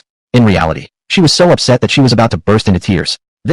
Upon hearing these words, Lu Shang frowned deeply. With all his intelligence, how could he not see that Luo Xinxian was throwing a little tantrum? But leaving Luo Xinxian alone here was truly something he dared not do. After all, it took him great effort to save this woman, leaving her behind in such an exhausted state. What if she encountered high-level practitioners from enemy countries? That would be catastrophic. Women are really troublesome. With no choice, Lu Shang could only reluctantly scoot over with obvious reluctance. Get on. Really? Hearing this, Luo Xuanxuan's eyes lit up instantly. Of course it's real. Lu Shang sighed wryly. Alright, remember what you said, don't change your mind later. Without hesitation, Luo Xinxian leapt directly upward, her frail but supple figure soaring through the air before gently landing on the broad back of Oscar. While Lu Shang, sitting behind her, hadn't even fully processed what had happened when suddenly, he felt an overwhelming scent of sweetness envelop him. What's more, after jumping on, Luo Xinxian kept fidgeting around, trying to find a comfortable position. Little did she know, this small act almost sent Lu Shang over the edge. What the heck? Can't you move forward a bit? Don't get so close to me. Lu Shang spoke while flusteredly shuffling himself backward, making every effort to distance himself from Luo Xinxian. Why are you scared? I won't eat you. It seemed Luo Xinxian still didn't realize the gravity of the situation. Seeing Lu Shang avoiding her like the plague, the young girl furrowed her willow-like eyebrows slightly, seemingly miffed, and instead of stopping, actually shifted her body closer again. And then, why are you pointing a weapon at my waist? Chapter 88, Luo Xuanxuan's Combat Talent. Luo Xinxian muttered something under her breath, then suddenly changed expression as if she had just remembered something. Wait a moment, Let me explain. Seeing this, Lu Shang was about to make up an excuse to brush it off. But before he could finish speaking, die, slap, all. In the next moment, an ear-piercing scream rang out across the vast plains and echoed for a long time without fading. An entire hour later. Finally, after an eventful but bumpy journey, Lu Shang and Luo Xinxian managed to spot the safe zone of Xinxia Kingdom, the outline of Bloodbone Town, in the twilight. At that moment, Luo Xinxian sat proudly alone on Oscar's broad back, as proud as a little peacock. On the other hand, Lu Shang trudged listlessly behind with his head drooping, half of his face swollen like a pig's snout. Well, what could he do? It was his fault in the first place. Even Lu Shang himself hadn't expected that he would be so powerless against her. However, upon further reflection, he came to terms with it. Although he had been a well-versed old-timer in his previous life, due to having lived 2 lifetimes. This life, his body was completely new. He had never been with a woman, making him 100% pure and straightforward. Caught off guard, reacting instinctively to Luo Xuanxuan's provocation was entirely reasonable. As for Luo Xinxian, though she was very annoyed by what happened earlier, amidst her annoyance, there was also an indescribable feeling. If one were to describe her current mood, it would be a mixture of embarrassment, anger, and a hint of secret delight. Yes, exactly, delight. After all, Lu Shang had always been cold toward her before, making her doubt herself. She didn't expect him to react before she even made her move. Isn't this exactly the case of someone pretending to be noble while secretly suffering?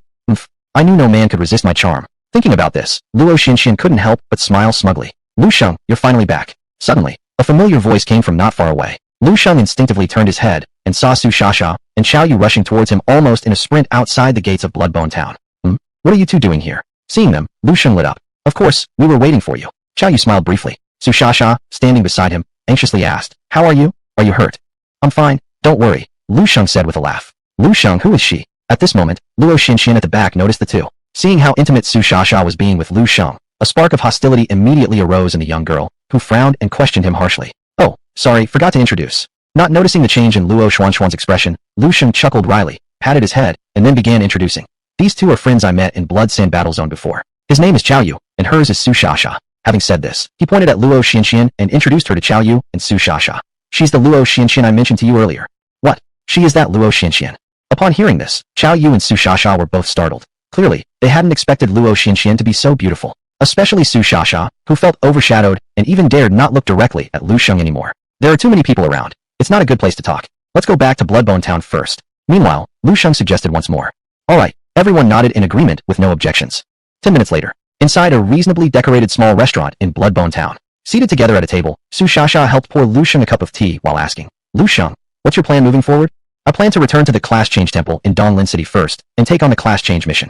Once my rank improves to 2nd class, I'll continue leveling up in the Blood Sand Battle Zone, Lu Shang truthfully replied. Ah, hearing this, Su Shasha nodded, looking earnestly at Lu Shang and saying, then I wish you success. Thanks to your good wishes. Lu Shang smiled, then looked at others and asked in return, and you guys? What are your plans? I might have to temporarily leave the Blood Sand Battle Zone and level up on other maps. Sighed Luo Xinxian, somewhat reluctantly. What? Leveling up on other maps? At this, Lu Shang couldn't help but furrow his brow, somewhat perplexed as he asked, but as far as I know, there doesn't seem to be a better leveling map around our Donglin City than the Blood Sand Battle Zone, does there? There really isn't. Luo Xinxian shook her head and then bitterly smiled, saying, but with my current combat strength, continuing to stay in the Blood Sand Battle Zone is just courting trouble. What do you mean? Lu Shang asked, puzzled. After hearing this, Luo Xinxian paused briefly for thought. Then she fixed her gaze, as if making a significant decision, and gritted her teeth as she said to Lu Shang, I'll tell you the truth, my combat talent is called Goddess of Redemption. It allows me to save the souls of any experience-granting or soul-possessing life forms after killing them, turning them into my followers who will fight for me, without any quantity limit. It's a combat talent that can grow over time. What? Goddess of Redemption? A growing combat talent. Suck. Upon hearing this, not only Su Shasha and Xiao Yu, even Lu Shang himself couldn't help but inhale sharply. Of course, it was no surprise that everyone reacted like this. It was simply because Luo Xuanxuan's combat talent was incredibly astonishing, capable of controlling the souls of demonic creatures to fight on her behalf, and without any restriction on numbers. Though compared to Lu Shang's 10,000-fold amplification, this Goddess of Redemption was still far from matching up. Yet compared to other ordinary practitioners, this combat talent was undoubtedly what could be described as a game-breaking bug-like ability. No wonder Guzi from the Three Kingdoms Alliance had regarded her as a thorn in his eye and a bone in his throat, wishing nothing more than to kill her immediately. If such a combat talent were left unchecked and given time to grow, it would indeed pose a significant challenge to the enemy nations opposing Xinxia. Exactly. At this moment, Luo Xinxian nodded and continued. Initially, through leveling up during the earlier period, I once accumulated thousands of soul bodies to assist me in battle. But after these few days of being hunted, almost all of those thousands of soul bodies have been depleted. Chapter 89. Return to Donglin City, the Promotion Temple. At this point, Luo Xinxian let out a wry smile and finally revealed all the twists and turns. And with the loss of the spiritual body's help, I am now only considered an ordinary ranger. If I happen to encounter some powerful enemy nation professionals, I would have no leverage left to negotiate with them. That's why I decided to temporarily leave the Blood Sand War Zone, and first find a relatively safer map to level up, quickly accumulating some spiritual body. Even if the speed of leveling up slows down slightly, at least it will be safe. I see. Upon hearing this, Lu Shang finally understood, and asked Su Shasha and Xiao Yu, what about you? We plan to continue staying in the Blood Sand War Zone to level up, and strive to reach level 200 before the national exams begin. Xiao Yu truthfully replied, oh, are you also planning to participate in the national exams? Lu Shang raised an eyebrow upon hearing this. Of course. Su Shasha nodded her head and said, the national exams are an important turning point that every professional in our Xinxia nation must undergo. Missing it might lead to lifelong regret, so we are definitely participating. In that case, Lu Shang grinned upon hearing this and immediately said, since such is the case, after I finish my promotion task, I'll come back and bring you along to level up together. That's great. With these words, Xiao Yu and Su Shasha couldn't hide their excitement. After all, they had personally witnessed just how terrifying Lu Shang's combat power was. How could they possibly refuse? If there's nothing else, then we shall part ways here. After making a brief explanation, Lu Shang could no longer contain his eagerness, stood up, and bowed to everyone saying, farewell until next time, everyone. Having said that, he made a move to leave. However, at precisely this moment, Su Shasha suddenly reached out and stopped him. Wait. Is there something else, Shasha? Seeing this, Lu Shang turned around somewhat puzzled and asked, these are the spoils from the Despair Valley you had us collect for you. They should rightfully return to you. As Su Shasha spoke, she pulled out a large pile of various quality equipment from her carry-all bag. And Xiao Yu followed suit, also pulling out a large number of pieces of equipment, leaving Luo Xinxian speechless beside them. What? This much? And they're all silver grade, or above? Luo Xinxian was shocked because she hadn't known that Lu Shang had single-handedly wiped out the entire Despair Valley before. Since Lu Shang was short on time, he didn't deliberately explain but instead looked at Xiao Yu and Su Shasha helplessly and said, didn't I say earlier that since we're all teammates, the spoils should naturally be divided equally? That cannot be. Xiao Yu frowned as he began to decline, but was cut off by Lu Shang waving his hand. Alright, if I say divide, then we divide. Lu Shang waved his hand dominantly and added with a bitter laugh, besides, with so much equipment, even my carry-all bag can't hold all of it alone. Well, okay then. Hearing this, Su Shasha and Xiao Yu reluctantly accepted Lu Shang's generosity, dividing the confiscated equipment into 3 equal parts. However, both kept supervising as Lu Shang filled his own carry-all bag completely and ensured there was no room left, only then letting him go with satisfaction. After bidding farewell to Su Shasha and the others, Lu Shang didn't linger any longer in the Blood Sand War Zone, but directly teleported back to Donglin City through the teleportation array. Donglin City still retained its bustling appearance, peaceful like usual. However, Lu Shang had no time to appreciate the beauty of the city but hurried straight toward the Promotion Temple, located at the center of the city. The Promotion Temple not only stands as a tower-shaped building over 100 meters tall, but also serves as Donglin City's landmark, easily recognizable. Therefore, Lu Shang found the location of the Promotion Temple without much difficulty. Hello, may I assist you with anything? As Lu Shang entered the temple, a strikingly beautiful and elegant female employee approached, giving him a sweet smile. Where do I go for promotion? Lu Shang asked promptly. This way. The female employee pointed behind her, then turned and led the way. Lu Shang followed closely. In no time, the two arrived at an altar covered in mysterious runes. Please stand on the altar ahead. The temple will soon issue 9 tasks based on your current profession, combat talent, and overall potential. The difficulty ranges from 1 star to 9 star, with task details only displayed upon acceptance. The female employee patiently explained. Is there any difference between these task rankings? Lu Shang casually asked. Of course there is. The female employee nodded and seriously elaborated. The higher the star ranking of a promotion task, the greater the difficulty. However, the rewards will be better accordingly. But I advise you not to be too greedy for rewards. After all, promotion tasks can only be accepted once by each individual, and they must be completed alone without teaming up. If the task fails, you'll forever be stuck at your current level with no chance to advance. After saying this, she instinctively cast an insight spell on Lu Shang. Target, Lu Shang. Profession, Paladin. LV, 100, first promotion. HP, 2230.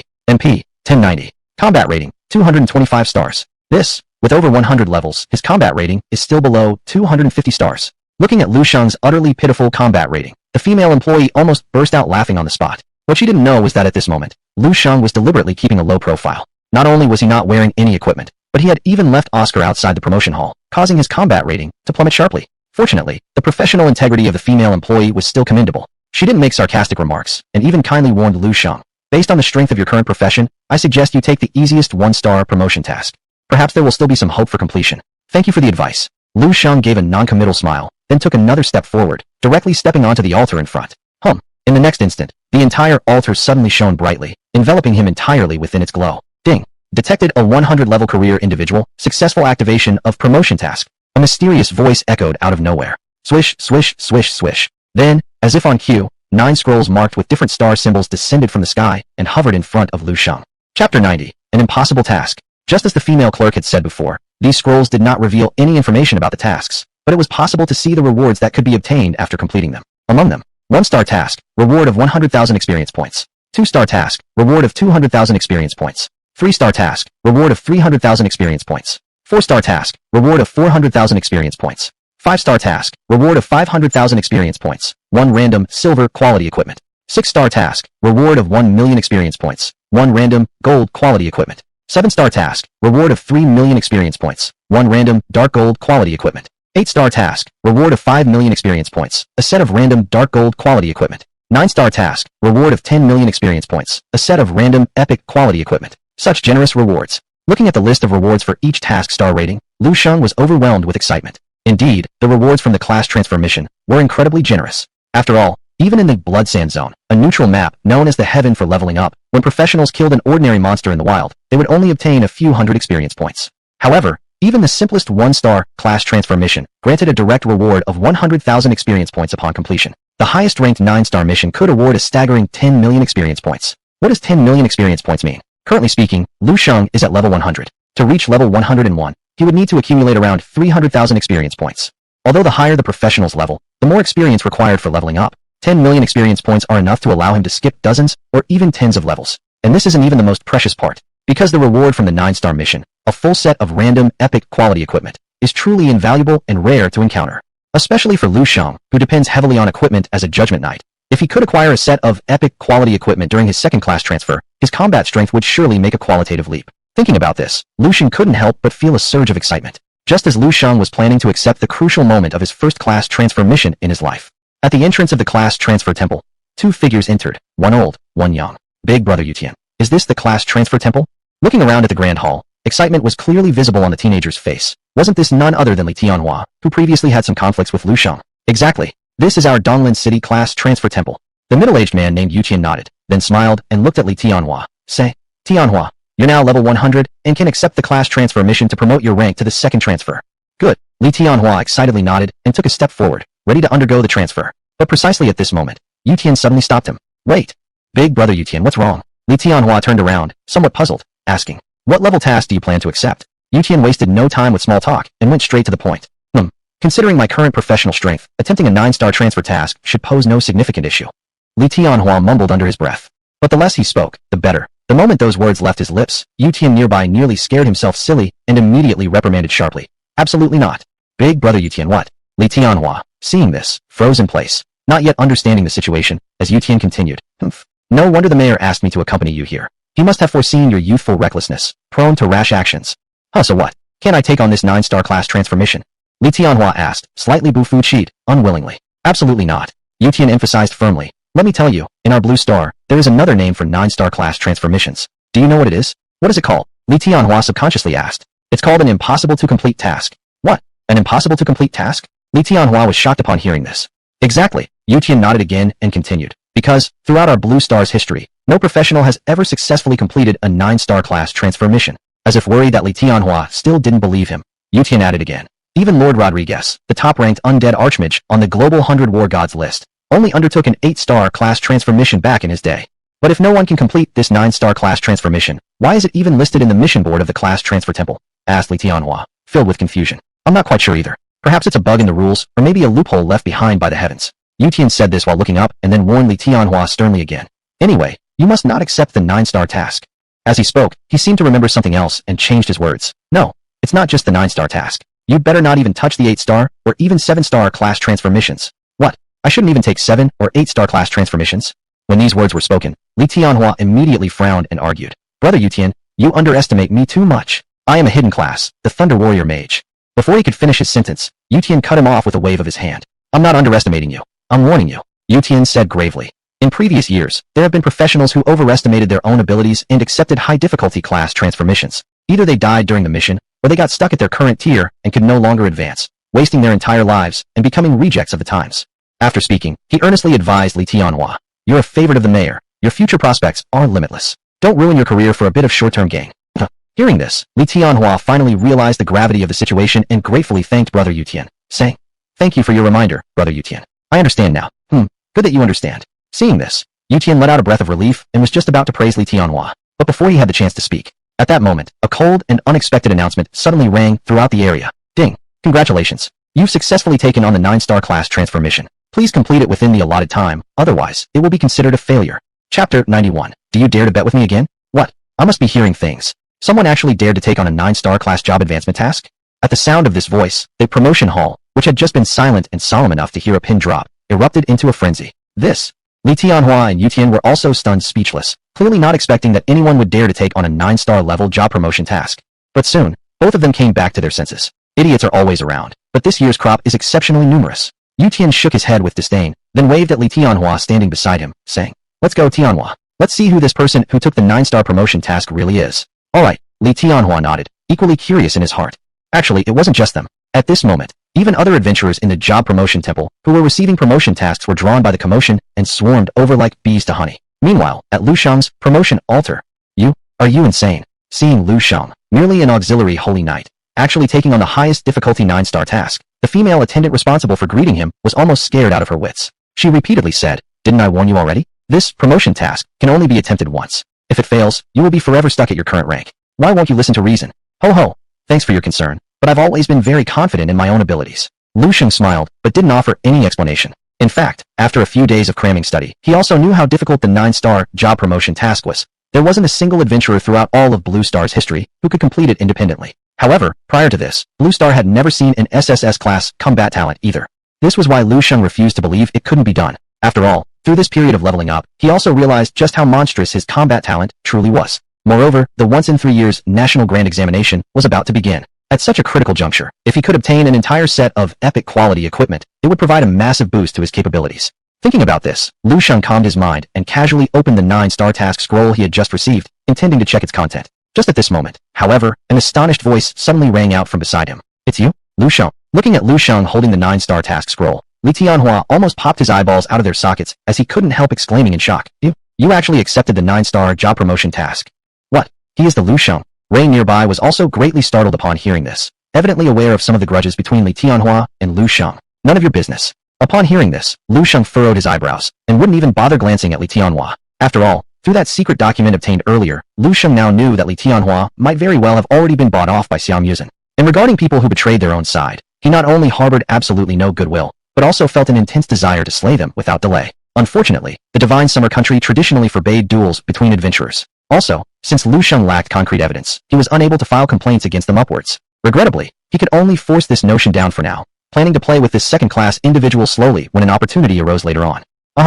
Truly a useless moron. At this point, Li Tianhua finally regained his composure, unable to suppress laughter. With an expression full of disdain, he exclaimed, "Surely you don't think, because you narrowly beat me once using unfair means in the dark swamp, you're now invincible under heaven.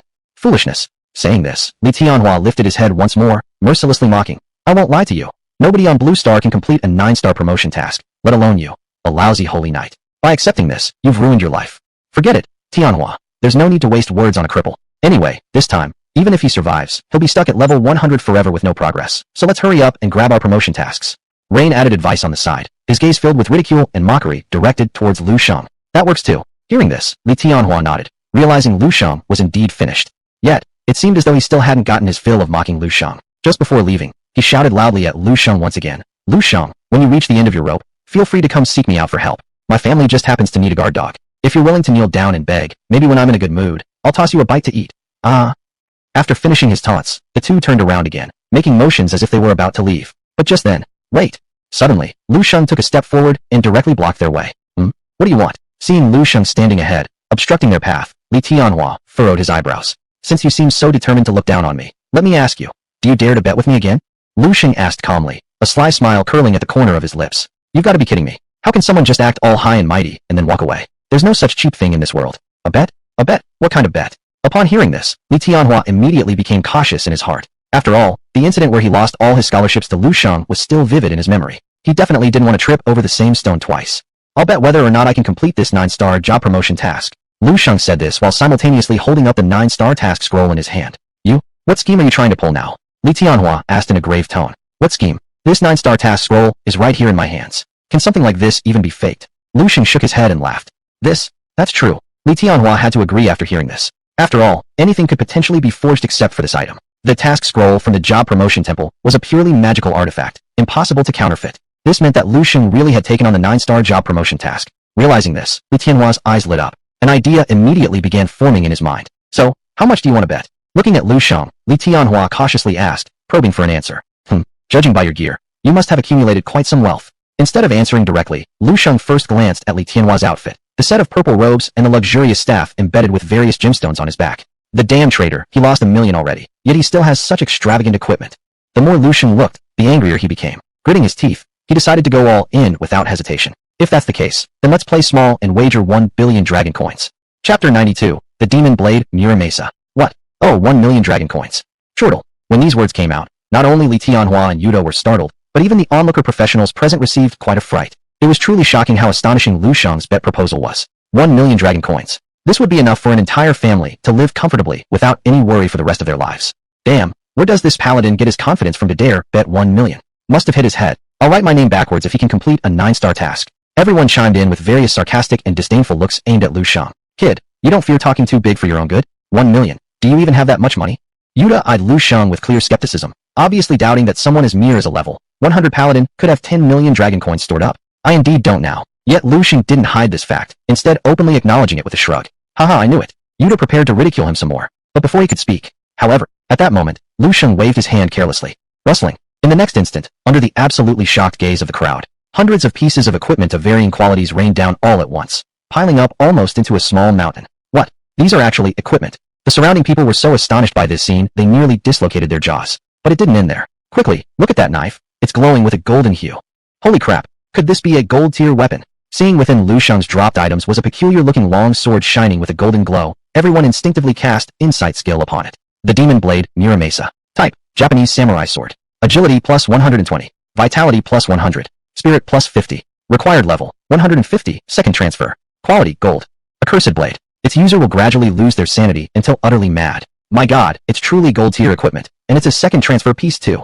How is this Lu Shang, who is only level 100, able to obtain so many high-level equipments? This revelation completely sent the crowd into uproar. Lu Shang, where did you procure this blade? Yuta exclaimed, eyes locked tightly onto Lu Shang. Mind your own damn business.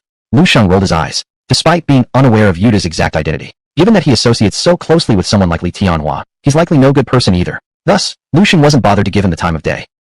Seeing Lu Shang's reaction, Yuta couldn't help but narrow his pupils. For the blade right before his eyes was one he recognized far too well. Wasn't this precisely the personal weapon of Little Wu Zotaro, the dedicated samurai of the Wo Slaves Nation? Moreover, Little Wu Zotaro, a killer trained by the dragon-slaying group, often frequented the Bloody Sand battlefield zone. Being a true samurai, the Demon Blade Mira Mesa was always among his most treasured possessions, something he wouldn't let go of even when sleeping or using the bathroom. So why would it appear here without reason? Could it be? Suddenly, Yuta considered a possibility that almost scared him to death. When he looked at Lu Shang again, every trace of previous contempt and disrespect was gone, replaced instead with unprecedented shock and apprehension. That's right, apprehension. All these pieces of equipment together should easily reach the value of 1 million, right? By this point, Lu Shang asked Li Tianhua again. Poor Li Tianhua still had no idea what to say after hearing this. Lu Shang was too enigmatic, like a deep pool whose bottom couldn't be seen. The longer Li Tianhua interacted with him, the less he understood him. Hey, what are you still standing around stunned for? Are you willing to make this bet or not? Seeing Li Tianhua stood there stiffly like a wooden pole, not responding for such a long time. Finally, Lu Shang couldn't hold back anymore, looking irritable and shouted, "If you're not brave enough, next time you see me, just stay far away. Stop uttering useless windblown talk, because you're unworthy."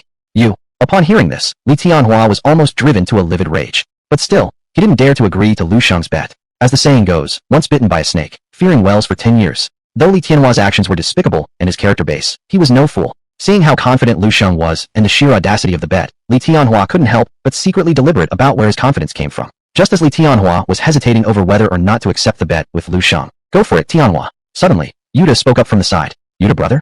Hearing this, Li Tianhua frowned in confusion. "Don't be afraid. He's just a paladin. I'd like to see what makes him think he can complete a 9-star level transfer mission." Yuta's face showed disdain, seemingly not putting any weight on Lu Shang at all. However, deep down, Lu Shang had already become an infinitely terrifying figure in Yuta's mind. Because not long ago, he had received news from General Fujiwara. The 5 assassins from the dragon-slaying group stationed in the Bloody Sand Zone had been completely wiped out. Even though according to Fujiwara's estimation, the 5 assassins from the dragon-slaying group had all fallen at the hands of Luo Xianxian, the Paladin. Yuta didn't share this belief. As the chief advisor to Xiang Yuzhen, Yuta knew more detailed information about the top-level professionals in Donglan City than even Xiang Yuzhen himself. In Yuta's view, although Luo Xuanxuan's combat talent was frightening, the idea that she could take down 5 dragon-slaying group assassins single-handedly was pure fantasy. This meant that there was another mystery surrounding the deaths of the dragon-slaying group members. Over these past days, Yuta had been tirelessly pondering who might be the true mastermind behind the assassin's demise, but he'd uncovered no clues until now. right at this very moment. Seeing how Lu Shang had casually produced Wu Zitoro's personal weapon, Yuta realized that all these years, he might have completely misjudged the person standing before him. And this was exactly why he was prodding Li Tianhua into betting against Lu Shang. If Lu Shang hadn't completed the 9-star task, then it would be the best outcome imaginable. After all, failing the job means he wasn't the one responsible for those mysterious killings, plus he would have no chance to further level up. Hardly something worth worrying about. But if Lu Shang had completed the 9-star task, then, things could get extremely problematic. Chapter 93, Divine Xia Kingdom, not a bit less. At this point, with Yu Tian already speaking up, Li Tianhua no longer hesitated and sternly said to Lu Shang, "Fine, I'll bet with you. Great, then we'll meet here again in 7 days." Upon hearing this, Lu Shang's face lit up with joy as he added, "Make sure you bring enough money then." I think the one who needs to bring enough money is you." Li Tianhua retorted with an indignant expression. Let's just wait and see." After uttering these words, Lu Shang didn't waste any more time. He picked up the equipment from the ground and turned on his heel to walk away. He wasn't worried about Li Tianhua reneging on the deal. After all, there were many spectators present during this wager, and even the staff of the vocational god temple was present. Given such circumstances, if Li Tianhua dared to back out, without needing Lu Shang to spread the word, other people's gossip alone would ruin his reputation. With this thought, Lu Shang couldn't help but smile smugly. Meanwhile, watching Lu Shang's departing silhouette, Li Tianhua finally couldn't contain the anxiety building in his heart. He turned to Yu Tian beside him and asked, "Big brother Yu Tian, could there possibly be any changes in the stakes of this bet?" "Don't worry. Regardless of win or loss, we won't lose anything with this bet." Yu Tian replied somewhat absent-mindedly. "Huh? What do you mean by that?" Hearing this, Li Tianhua's face froze with confusion. "You'll find out eventually." Yu Tian didn't answer directly, but stared at Lu Shang's retreating figure for a long time without being able to look away. After leaving the vocational god temple, Lu Shang first beckoned Osakar, who had been hiding in the corner all along. He then hurriedly returned to his own apartment, where he lived alone. Having not come back for a few days, the small apartment was already piled with dust. But Lu Shang didn't have time to clean. Instead, he hastily sat down on the bed and opened the 9-star task scroll he had just collected. The next moment, a flood of content immediately caught his attention. Mission name: Divine Xia Kingdom, not a bit less. Mission goal: completely conquer the Bloodsand War Zone. Mission overview: the Bloodsand War Zone has historically always been an inherent territory of our Divine Xia Kingdom. In recent years, however, there are always some shameless and debased foreign nations wanting to take advantage of us being off guard, stealing our land and resources. As a member of the Divine Xia Kingdom, it is your responsibility and duty to protect the sacred homeland from infringement. Please retrieve the Bloodsand War Zone for the motherland within 7 days. Mission reward: 100 million experience points, a set of epic quality equipment, random. F*******. It turns out I need to occupy the entire Bloodsand War Zone. Looking at the mission details on the scroll, Lu Shang nearly shouted in shock. Even though he had heard that vocation missions were completely random, adapting to the user's conditions, and filled with unknowns and uncertainties, he never expected the difficulty to reach such a ridiculous level. You see, Bloodsand War Zone was a neutral map for levels 50 to 200, and he was only at level 100. Even with his powerful combat capabilities against 200-level users, he'd still be heavily restricted due to rules, often making his attacks ineffective. This much was evident from the time before the 10,000-fold amplification, when he encountered the 4 dragon-slaying group assassins and opted to run rather than confront them head-on. Yet, this 9-star vocation mission wanted him to occupy the entire Bloodsand War Zone. What's more, vocation missions couldn't be done in teams. You see, occupying a neutral map involved more than just killing enemies. As far as Lu Shang knew, if one wanted to fully occupy a neutral map in today's Blue Star world, they had to complete 3 conditions. First, eliminate every enemy national practitioner within the area. Second, uproot their safe zone. Third, completely destroy the enemy's teleportation array. Not one of these conditions could be missed. Even missing one item would prevent it from counting as a complete occupation, which meant that in the following 7 days, he might have to fight alone against all the enemy nationals in the Bloodsand War Zone. This is what a 9-star vocation mission is like. No wonder it's called an impossible task. The difficulty is simply outrageous. Lu Shang mumbled under his breath, shaking his head with a bitter laugh. Still, despite the daunting nature of this 9-star task, it wasn't entirely impossible for Lu Shang. After all, Osakar could casually unleash 3 skills capable of brutally slaughtering the 4 dragon-slaying group assassins, a downright heavenly existence. And this was achieved while it was still in its defense mode and hadn't yet utilized its full strength. The reason why dragons are so powerful is not merely because of their strong skills and high attributes. An even more crucial reason is that they possess teeth and claws comparable to divine weapons, as well as nearly indestructible dragon scales. With this thought, Lu Shang could not help but calm his mind, and he directly waved to Osakar who was inside the room.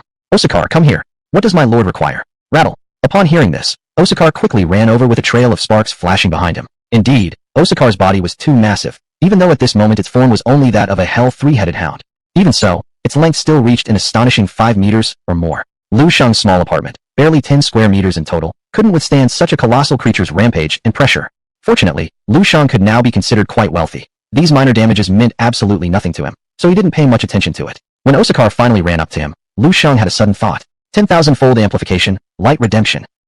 The next instant, an almost tangible milk-white glow descended from the heavens, falling straight onto Osakar's body. Before Osakar even realized what was happening, it felt a sudden lightness in its body. Puffed. With a peculiar sound, the tormenting, destructive dragon flame, eternal suffering, that had plagued it for years dissipated into a wisp of smoke, gradually vanishing into the void. What? Osakar first froze at the sight of this scene. But then, it came back to its senses and couldn't resist howling toward the heavens. Gone. The negative magic effect on my body has really disappeared. Ah! Roar. A terrifying dragon cry reverberated through the heavens and earth, shaking the entire room 3 times, and sending countless specks of dust raining down. Damn it! Do you want to demolish my house? Seeing this, Shang hurriedly stopped its mischief. Sorry, I got too excited just now. Please forgive me, master. Osakar was overwhelmed with emotion, a magnificent, forbidden dragon, shedding tears out of sheer excitement, showing just how cruelly it had been tormented by that negative magic effect over the years. It was literally a living death. Chapter 94, The Blood Sand Transformation. Thank you, master, for making this possible. Thank you, master. At this moment, Oscar knelt down on his front limbs and repeatedly bowed to Shang, gratitude clearly evident on his face. No need to be so polite. This was something I promised you before, and now I am just fulfilling that promise. Shang smiled slightly as he stepped forward to help him up, saying with a smile, besides, I will have much use for you in the future. I hope you can do your best for me. Master, rest assured. I, Oscar, swear from this day forward to follow only you. Whatever you need, I will give it my all, and even if I die, I will never let you down. Upon hearing this, Oscar solemnly affirmed, his 3 tooth-filled heads showing no trace of concealing their dignity and solemnity. It was evident how deeply his respect and admiration for Shang had grown after Shang successfully helped clear the negative magical effects from his body. Good. Your words are enough. At the same time, Shang first praised him, then looked up at the clock in the bedroom, not wanting to waste a single minute as he continued. It's getting late. We should set off. Set off? But didn't we just get back? Oscar furrowed his brow upon hearing this. Fear not. I just accepted a 9-star level advancement task at the Advancement Temple. Shang laughed easily and did not conceal the truth. But the mere mention of this almost scared Oscar to death. What? Hey, a 9-star level advancement task? Oscar asked shakily, looking at Shang with eyes wide like he'd seen a ghost. That's right. And this task has a time limit. It must be completed within 7 days, so every second is precious. Shang added again. Master, could I take a look at the task scroll you received? Finally, Oscar recovered his wits and asked Shang insistently. Of course. Shang nodded without refusing and once again pulled out the 9-star task scroll from his satchel, handing it over to Oscar. After taking the scroll and casually glancing at it, Oscar could not contain his shock and immediately exclaimed aloud. What? Capture the Blood Sand War Zone. My goodness, master, do you even realize what you've done? So, you don't think I can accomplish it either? Seeing Oscar's reaction, Shang helplessly shook his head. Master, please don't be angry. I do not underestimate you. But this simply isn't something one person can accomplish. Oscar hurriedly explained while laughing bitterly, clearly surprised that Shang had taken on a 9-star level advancement task so recklessly. After all, he was bound to Shang by the sacred contract, meaning they would share both prosperity and adversity. If Shang failed to complete the 9-star level advancement task within the stipulated time frame, not only would he be permanently stuck at level 100, but Oscar himself would also be affected by the power of the contract, never advancing again. This concerned his own future. No wonder Oscar displayed such anxiety and helplessness. Isn't it just about capturing the Blood Sand War Zone? Can it really be that difficult? At this point, Shang asked with some confusion, clearly still unaware of the severity of the situation. Harder than you think. Upon hearing this, Oscar couldn't help but sigh deeply and looked up, smiling bitterly. Even when I was at level 200, I wouldn't dare say I could conquer the entire Blood Sand War Zone by myself. What? Not even you can manage it. As soon as these words left his lips, Shang's heart clenched. If it was just killing outdoors, I, the mighty forbidden dragon, certainly fear no one at my level. Oscar helplessly explained. But to occupy an area, we need to destroy our enemies' safety zones. These safety zones are fundamental for a country's ability to hold its ground on this neutral map. They not only gather an enormous number of enemy professionals, but also deploy terrifying defensive structures like group-stunning mana cannons, magic-absorbing devouring magic barriers, and paralysis-inducing electric shock formations, and more. It was here that he finally revealed the full complexities. Under these circumstances, even with my dragon scales protecting me, if these things hit me directly, I'd either die or at least lose a layer of skin. I see. Upon hearing this, Shang finally understood and also realized that Oscar's words were true. Every country indeed constructed a number of defensive fortifications within their safety zones. And in this era of universal job advancement, some of these defensive structures had powers so extreme that they weren't something even professionals could confront head-on. Fortunately, Shang never entertained the thought of using his own body to withstand enemy cannons. Because the moment he clearly understood the requirements for this 9-star advancement task, an extremely outrageous idea sprang up in his mind. Yes, it was outrageous. So that's why I said this mission is definitely not one to be completed single-handedly. At the same time, Oscar sighed deeply again and looked at Shang, asking solemnly, Master, what should we do now? Shouldn't we just give up on this task? Before he could finish his sentence, Shang interrupted him with a wave of his hand. Of course we're going to Blood Sand War Zone. Shang said decisively without any hesitation. What? I've already explained everything so clearly, yet you're still not giving up?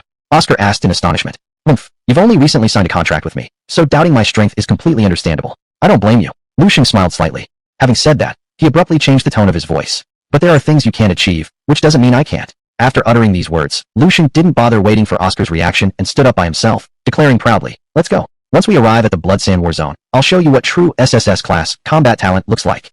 And when that happens, you'll probably understand how fortunate it is to have signed this sacred contract with me." As midnight approached, the bright moon hung high on the southeastern border of Xinxia country, within the Bloodsand War Zone and specifically at the Bloodbone Town teleportation square. Buzz buzz. With two powerful magic fluctuations, two figures slowly materialized within the array. One wore heavy armor, draped in a blood-red cloak and held a giant scythe, none other than Lu Shang. The other figure resembled a bull calf, entirely black with three large, menacing heads full of fangs that dripped saliva, inspiring awe and fear. Obviously Oscar. Phew, are we finally back? Looking around at the familiar surroundings, Lu Shang muttered under his breath. He hadn't even fully stabilized his stance when, right then, Chapter 95, the National War begins. Take advantage of the chaos. Boom. Suddenly, a thunderous roar erupted from the ground. Not far off on the city wall, a massive magic energy cannon, over 10 meters long, suddenly spewed out a scarlet flame, engulfing the sky in fiery brilliance with an awe-inspiring roar. And that wasn't all. This scene was vastly different from the peaceful one when Lu Shang had left before. The Bloodbone Town now looked like a boiling pot of chaos. Numerous Xinxia occupational warriors hurried to and fro. Some were busy restoring their magic, while others were transporting supplies. In the distance, shouts and cries reverberated through the air from the city walls. An overwhelming number of enemy countries' occupational warriors surged towards Bloodbone Town, like locusts. Skills of all kinds illuminated the void with dazzling streaks of light, resembling a rain of meteors falling from the heavens, turning the night into day. Huh? What happened here? At the sight of this, Lu Shang was startled, not yet understanding what was happening. "Hey, you there, Holy Knight, quick, heal me. I can't hold on much longer." Suddenly, a voice of anxious shouting came from nearby.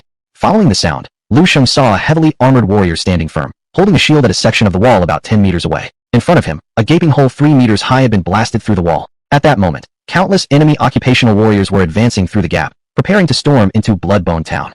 Just as things were reaching a critical point, "Oscar," Lu Shang shouted out loud. "Yes, master." Upon hearing the words, Oscar immediately grasped his master's intent. Without hesitation, he unleashed a skill at the group of enemy occupational warriors outside the gap. Flesh Curse, Aging. Buzz. A series of eerie symbols appeared above the heads of the enemy occupational warriors, reducing their movement speed by a stunning 80%.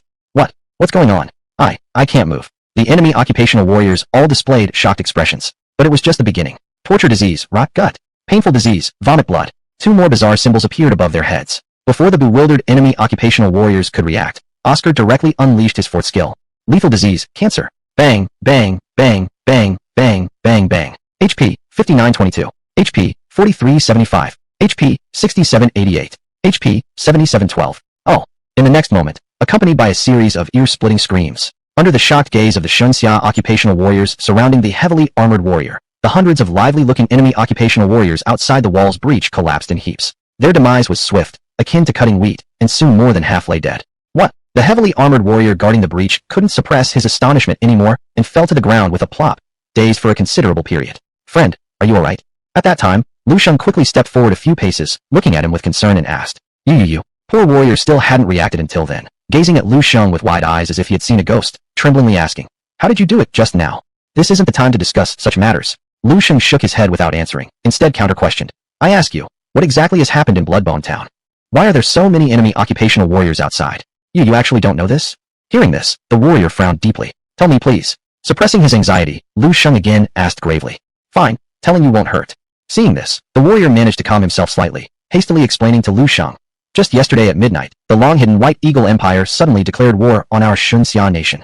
"What? National war?" Hearing these words, Lu Shang's pupils constricted sharply, clearly unprepared for the national war to begin precisely at this time. In today's Blue Star, if any nation boasts the strongest overall strength, the White Eagle Empire in the north dares to claim first place, with absolutely no rivals challenging second. As the mortal enemy of the Xinxia nation on Blue Star, over the years, to maintain its position as the global hegemon, the White Eagle Empire almost initiates a national war against the Xinxia nation every few years. Once a national war is launched, it means that the two nations are completely positioned as adversaries, and defeat for either will leave only the outcome of national annihilation. This was a war concerning the survival of everyone. No one dared to be even slightly careless. Fortunately, although Xinxia nation did not have as much strength as the White Eagle Empire, it was still one of the top-ranked nations on Blue Star. In terms of the number of occupational warriors, the quality of powerful individuals, and the seats among the global top 100 war gods, it was by no means to be underestimated. Thus, over the years, although there were frequent frictions between the two countries, most were minor skirmishes, rarely reaching the point of severely damaging either side. Great. At this moment, the warrior added. However, only occupational warriors who had reached the 5th level of transformation or above were qualified to participate in the national war. Warriors like us, at lower levels, simply didn't have the qualification to approach the battlefield. After saying this, he looked at the corpses of enemy occupational warriors scattered outside the breach with anger and said, "As for these beasts from the Alliance of Three Kingdoms, they probably intended to take advantage of our main forces being pinned down by the White Eagle Empire and launch a surprise attack, since they've done similar things before." I see. Upon hearing this, Lu Shang finally understood, and a surge of intense anger arose within him. It was truly despicable how the Alliance of Three Kingdoms could stab them in the back at such a critical juncture, completely reprehensible to the lowest degree. "Brother, I think you're pretty strong. If you're free, why don't you go out there and rescue some of our compatriots?" At the same time, the warrior said anxiously, "The sudden attacks by the Alliance of Three Kingdoms caught us completely off guard. There are still many people practicing their skills outside, likely already surrounded by enemies. If we don't hurry to save them, they'll end up being overwhelmed and killed sooner or later." "What? Is that really the case?" Lu Shang's pupils contracted sharply upon hearing this. He quickly opened his friend interface and sent a message to Su Xiaoxiao and Xiao Yu, because he remembered that when he left the Blood Sand combat zone, both of them had mentioned wanting to stay here to level up further. So he wanted to first confirm whether they were safe. Unfortunately, after sending the message, Lu Shang waited for quite a long while, but neither of them replied. Damn! In that instant, Lu Shang panicked entirely. Even though on the friend list, their names were still green, not gray, it meant they were still alive. But responding through the friend panel took merely a few seconds. If they couldn't find even that much time, it very likely meant they were trapped in an extremely dangerous situation. Otherwise, why would they not be able to spare just a few seconds?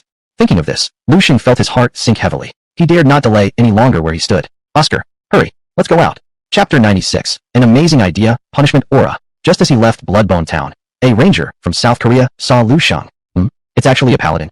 Seeing Lu Shang, merely an auxiliary class paladin, dare to leave Bloodbone Town on his own, the South Korean ranger couldn't help but sneer. You damn Chinese pigs, you never learn, do you? Isn't it better to just stay in the safe zone and wait to die? You have to come out and offer yourselves up for slaughter. Well, since you're so eager to meet your compatriots, I'll help you along. Arrow of demon breaking. Dot. Whoosh. The next moment, an arrow glowing with intense magical light shot directly toward Lu Shang's face, leaving behind a series of sharp whistling sounds. But faced with such a powerful attack, Lu Shang didn't even glance at it. He simply moved his thoughts. Evil breath. Boom, boom, boom. Three completely different streams of terrifying light erupted from the three heads of Oscar, not only shattering the arrow released by the South Korean adventurer where it stood, but also retaining their power to strike down the South Korean adventurer themselves. HP, 2022. HP, 1977. HP, 1849. Aya. The next instant, accompanied by an ear-piercing scream, the unfortunate ranger from South Korea hadn't even realized what happened when he was instantly killed by Oscar's three breaths, his bloodline drained entirely. What? Lee Sung-hyun was taken out in one shot. This is impossible. That Chinese person, isn't he just a support class paladin? How can he be this strong? Look fast, the mount under him. Could it be a mutated beast? At the same time, seeing that their side's ally had been instantly killed, the remaining members of the Three Nations Alliance adventurers were all startled, and none dared to immediately continue attacking Lu Shang. And Lu Shang didn't bother with them either, because at that moment, he already saw the tragic sight outside Bloodbone Town. There, across the vast plains, countless corpses lay scattered chaotically on the ground. Some people's bodies were split clean in half, with intestines spilled everywhere. Others had eyes wide open, unable to close even in death. Others were burned until their bodies turned black, making them unrecognizable. Some, tragically, did not even leave behind a single complete corpse. Everywhere one looked, there were mountains of bodies and rivers of blood. It could genuinely be called a hell on earth. These damned beasts. Upon seeing this scene, Lu Shang's eyes turned red immediately, because these people were all his compatriots. And just not long ago, they were all still alive and full of life, possessing promising futures and brilliant prospects. But now, they had become nothing more than cold, dead corpses without any warmth left. How could he not feel anger? How could he not feel rage? As Lu Shang prepared to act without hesitation and order Oscar to mercilessly slaughter, suddenly, "Help! Save me quickly!" A distressed cry for help came from the dense forest in the northwest. There seems to be one of our Xinxia Kingdom adventurers calling for help over there. Hearing this voice, Lu Shang hesitated for a moment and swiftly gave Oscar an order. "Quickly, go check it out." "Yes, master." Oscar acknowledged with a response and was about to take a step forward when suddenly another voice came from the southeast. "I'm here. Is there anyone from Xinxia Kingdom who can help me? My HP is almost gone. Is there anyone who can lend me a hand? I've got 4 enemy adventurers after me here." No. One voice after another, sentence after sentence. In a short time, cries for help came from all directions, leaving Lu Shang unsure whom to save first. Not good. Too many people need rescue. There's nothing I can do alone. Lu Shang became increasingly angry, pacing anxiously like an ant on a hot pan. Indeed, the sudden attacks launched by the Alliance of Three Nations caught Xinxia Kingdom's adventurers completely off guard. Almost without resistance, they fell into a deadly encirclement. Yet how could he sit idly by while watching his compatriots slaughtered? He couldn't do it. What should I do? Lu Shang gritted his teeth, forcing himself to calm down while swiftly contemplating possible strategies in his mind. At that moment, the Oscar beneath him suddenly spoke up. "Master, I remember you mentioned before that your combat talent allows you to enhance a skill's effect by a direct factor of 10,000 times, correct?" "Exactly." Lu Shang nodded, not bothering to conceal the truth. Since Oscar was his mount, and they were bound by a sacred contract, if he died, Oscar would also pass away. So, he didn't worry at all about Oscar betraying him. In that case, I have a plan which might help relieve your troubles. Oscar said again. What plan? Tell me quickly. Upon hearing this, Lu Shang's eyes lit up, almost pointing at Ly asking. Have you ever heard of the punishment aura skill?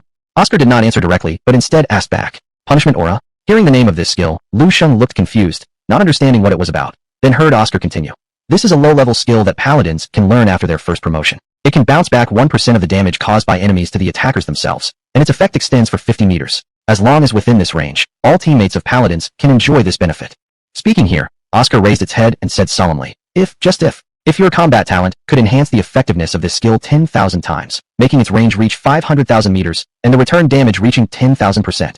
Your meaning is.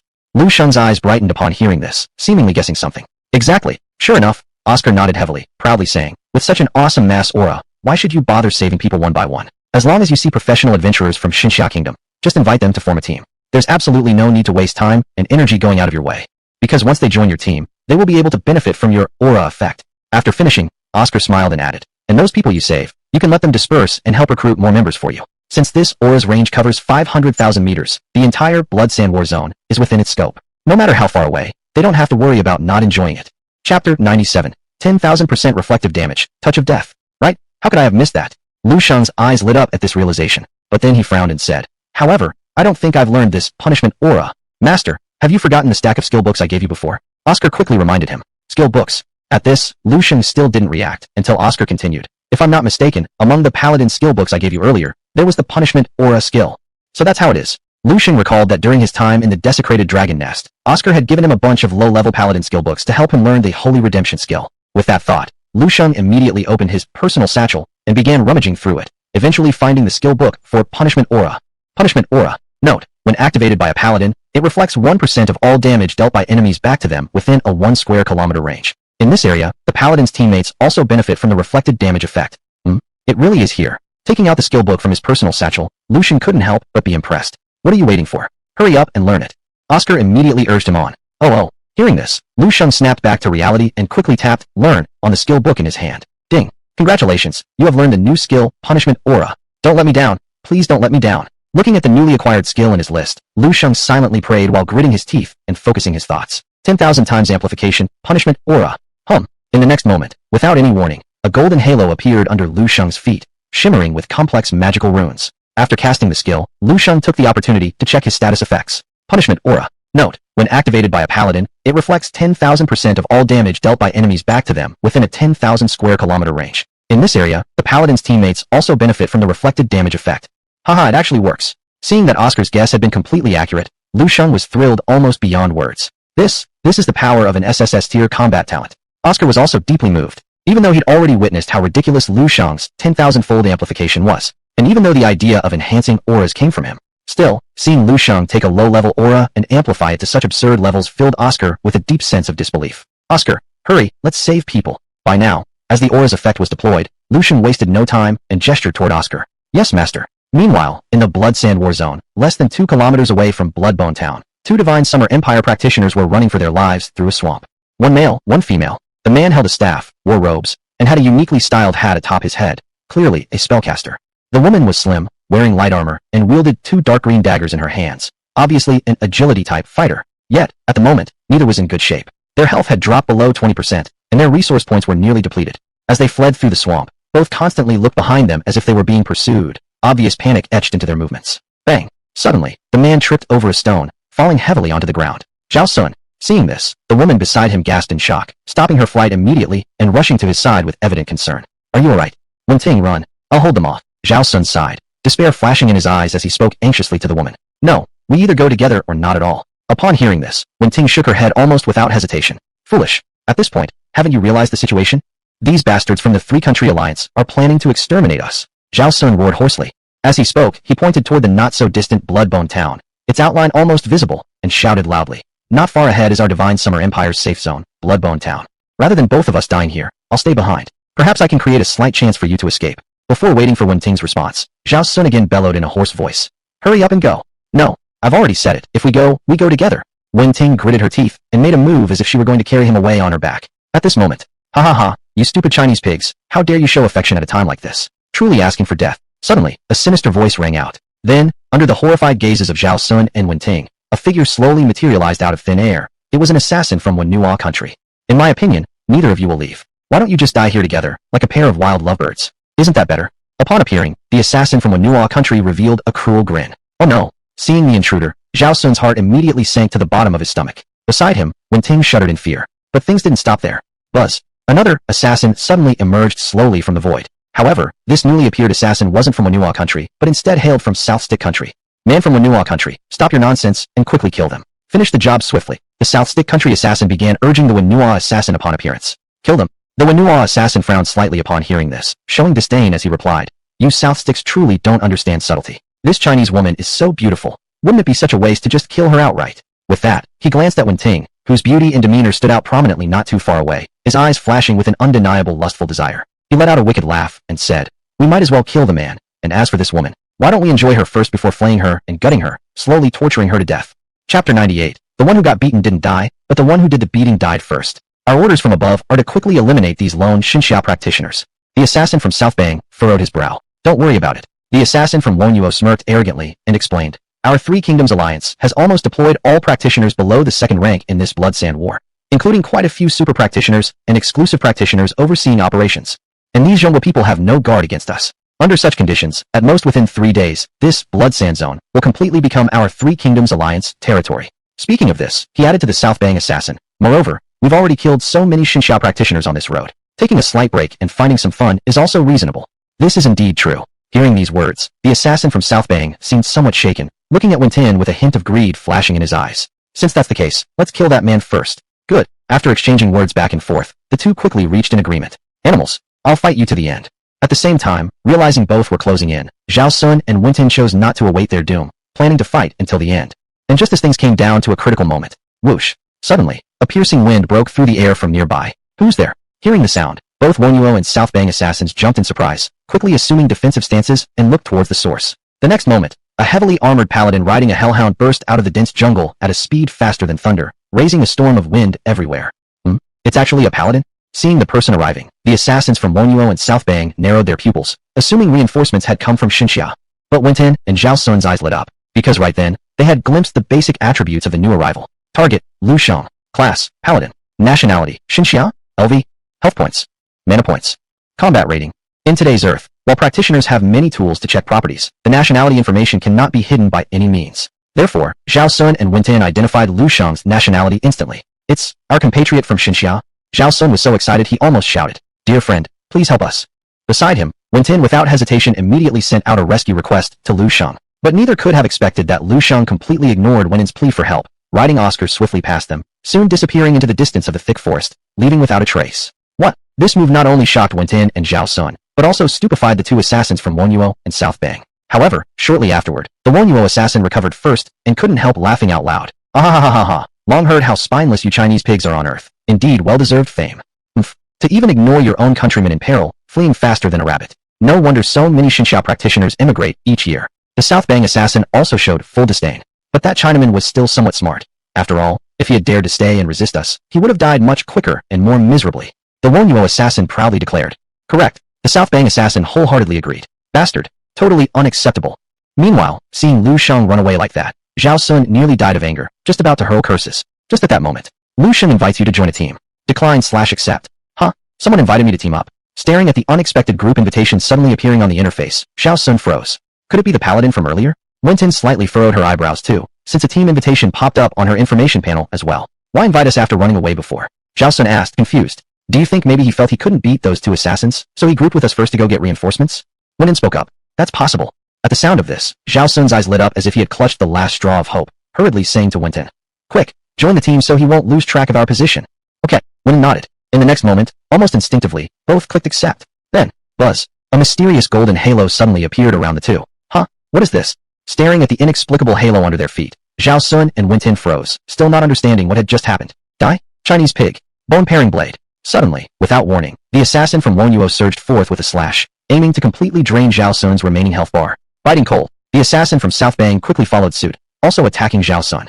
Watch out! Wentin panicked, about to step forward for rescue. But the assassin class inherently belonged to the agility type and was extremely fast. Even though Wentin had reacted, she was still a step too slow. Bang bang. HP 277. HP 312. Ah! In the next moment, with a shrill scream, Zhao Sun was cleaved into the air by the two assassins. Zhao Sun. Seeing this, Wen was shocked and wanted to go see how Zhao Sun was. But she hadn't even reached Zhao Sun's side when.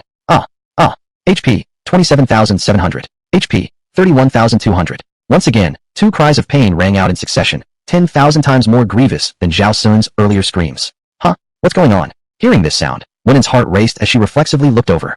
She immediately witnessed a scene that would remain forever etched in her mind. The two assassins, who moments ago had been nearly full health, now lay silently on the ground, lifeless. That's right, they were dead, and they had been instantly killed in one fell swoop. What exactly happened? At this, Wen was utterly confused. Chapter 99, what kind of big shot? Call daddy. The scene before him was simply too bizarre. It was like a paranormal event happening in broad daylight. Huh? How did they die? Zhao Sun was equally stunned, his eyes wide and unblinking for a long moment. Even though he had been successfully ambushed by the two assassins earlier and had taken 2 direct hits. Before that, his health bar was still at around 20%, coupled with the fact that their levels were quite close to his. After the ambush, his remaining health hovered around 7%, but it wasn't completely drained. Yet here he was, beaten but alive, while those who struck him had fallen first. This thoroughly baffled Zhao Sun. As Zhao Sun and Wen were deep in thought about what just happened. Suddenly, a bold, anonymous message appeared in their team chat. Brothers, please disperse as soon as possible. Head to other parts of the Blood Sand War Zone to find our compatriots from Xinxia, then share the halo effects on your bodies with them. This is important, so act fast. Halo effect. Glancing almost instinctively at the information flashing in his team chat, Zhao Sun looked down at the status of the halo effect on his body. But what he saw next shocked him profoundly. What the heck? 10,000% reflect damage? 10,000 square kilometers range. Choking back a breath, Zhao Sun finally lost consciousness after realizing how absurd the situation was. He was scared unconscious. At the same time, within the safety zone of the Varanasi town under control by the Xinyu Kingdom in the Blood Sand War Zone, inside an extravagantly decorated room. Commander, here's the Assam tea you requested. A lean young man carrying a tray respectfully addressed a South Asian man sitting at the head of the table. This man had his leg crossed over the other, deep-set eyes, and dark skin. The South Asian man nodded, then sipped lightly at the tea offered on the tray before letting out a contented sigh. He was named Jigaru, a 200-level wizard, and also the supreme commander of the 3 countries alliance in the Blood Sand War Zone. In reality, the Blood Sand War Zone was merely a low-level neutral map, which usually didn't have a supreme commander. However, this time around, the 3 countries alliance dispatched Jigaru specifically to take command of the professionals, devise strategies, and oversee the battle operations in order to conquer the Blood Sand War Zone more quickly. The plan to ambush Xilagu town and encircle Xinxia Kingdom professionals was masterminded entirely by him. How's the front line going? Jigaru casually inquired at this moment. Reporting to the Supreme Commander, based on intelligence reports received previously, the front lines are progressing ideally. The Xinxia Kingdom has no defense organized, unable to counterattack effectively. Even professional players outside practicing leveling up were ambushed and surrounded by our operatives, responded the thin young man truthfully. Is that so? Hearing this, Jigaru couldn't help but reveal a confident smile, proudly saying, it looks like this Blood Sand War Zone will soon fall into the hands of our 3 countries alliance. Before he finished speaking, the nearby lean young man suddenly changed expression. Trouble? Jai, what's wrong? Reporting to the Supreme Commander, just now we received news from the front. Our 3 countries alliance professional players, they seem to be dying in large numbers, and the rate of casualties is extremely fast, stammered the youth named Jai. What? A massive death toll. Whoosh. Upon hearing these words, Jigaru immediately stood up in panic, grabbing Jai's shoulders and shouting loudly. What's going on? Why are our professional players suddenly dying in such great numbers? Wasn't the Xinxia nation caught completely off guard? I don't know. Jai trembled as he said. According to new reports from the front, in just this past half hour, over 7,000 of our professional players from the 3 countries alliance have already been lost. What? In half an hour, 7,000 people died. Upon hearing this, Jigaru nearly fainted in fright, bellowing urgently. Quick, bring all our professional players back. Don't let them attack those Xinxia nation players anymore. Continuing this, still feeling it wasn't enough, he anxiously supplemented. Furthermore, until we figure out what exactly is happening, order them all to stay in the safe zone, and forbid anyone from leaving. Yes.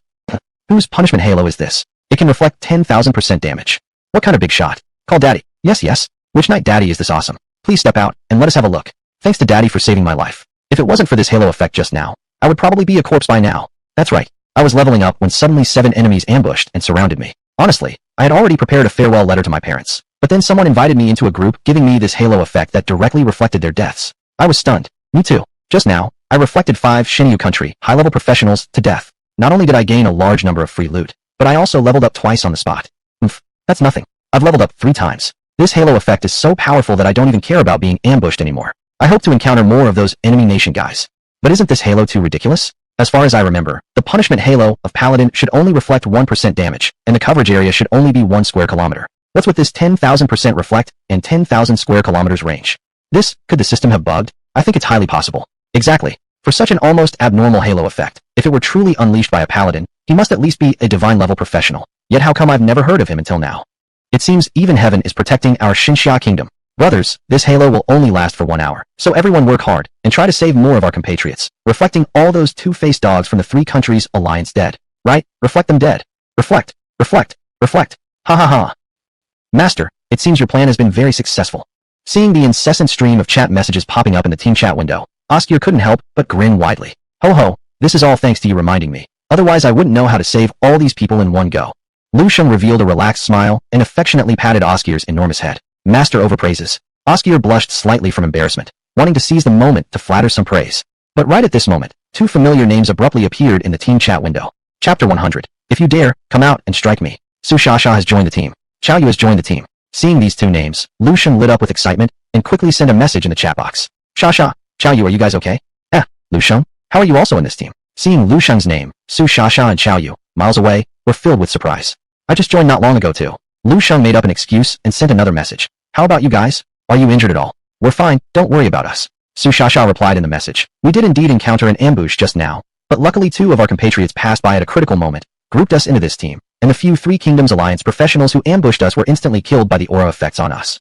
After reading this, Lu Shang didn't even have time to respond as other members of the team exploded into cheers again. Haha, there are 2 more compatriots who have successfully retaliated. Congratulations, congratulations. This feels good now. Those beasts from the 3 Kingdoms Alliance thought they could sneak attack us while we weren't ready, but ended up losing big time. The Halo still has 20 minutes left. Let's all work hard. It seems those beasts from the 3 Kingdoms Alliance are starting to flee. What? They're fleeing? I'm not done yet. Damn it. Don't run. I dare you to hit me.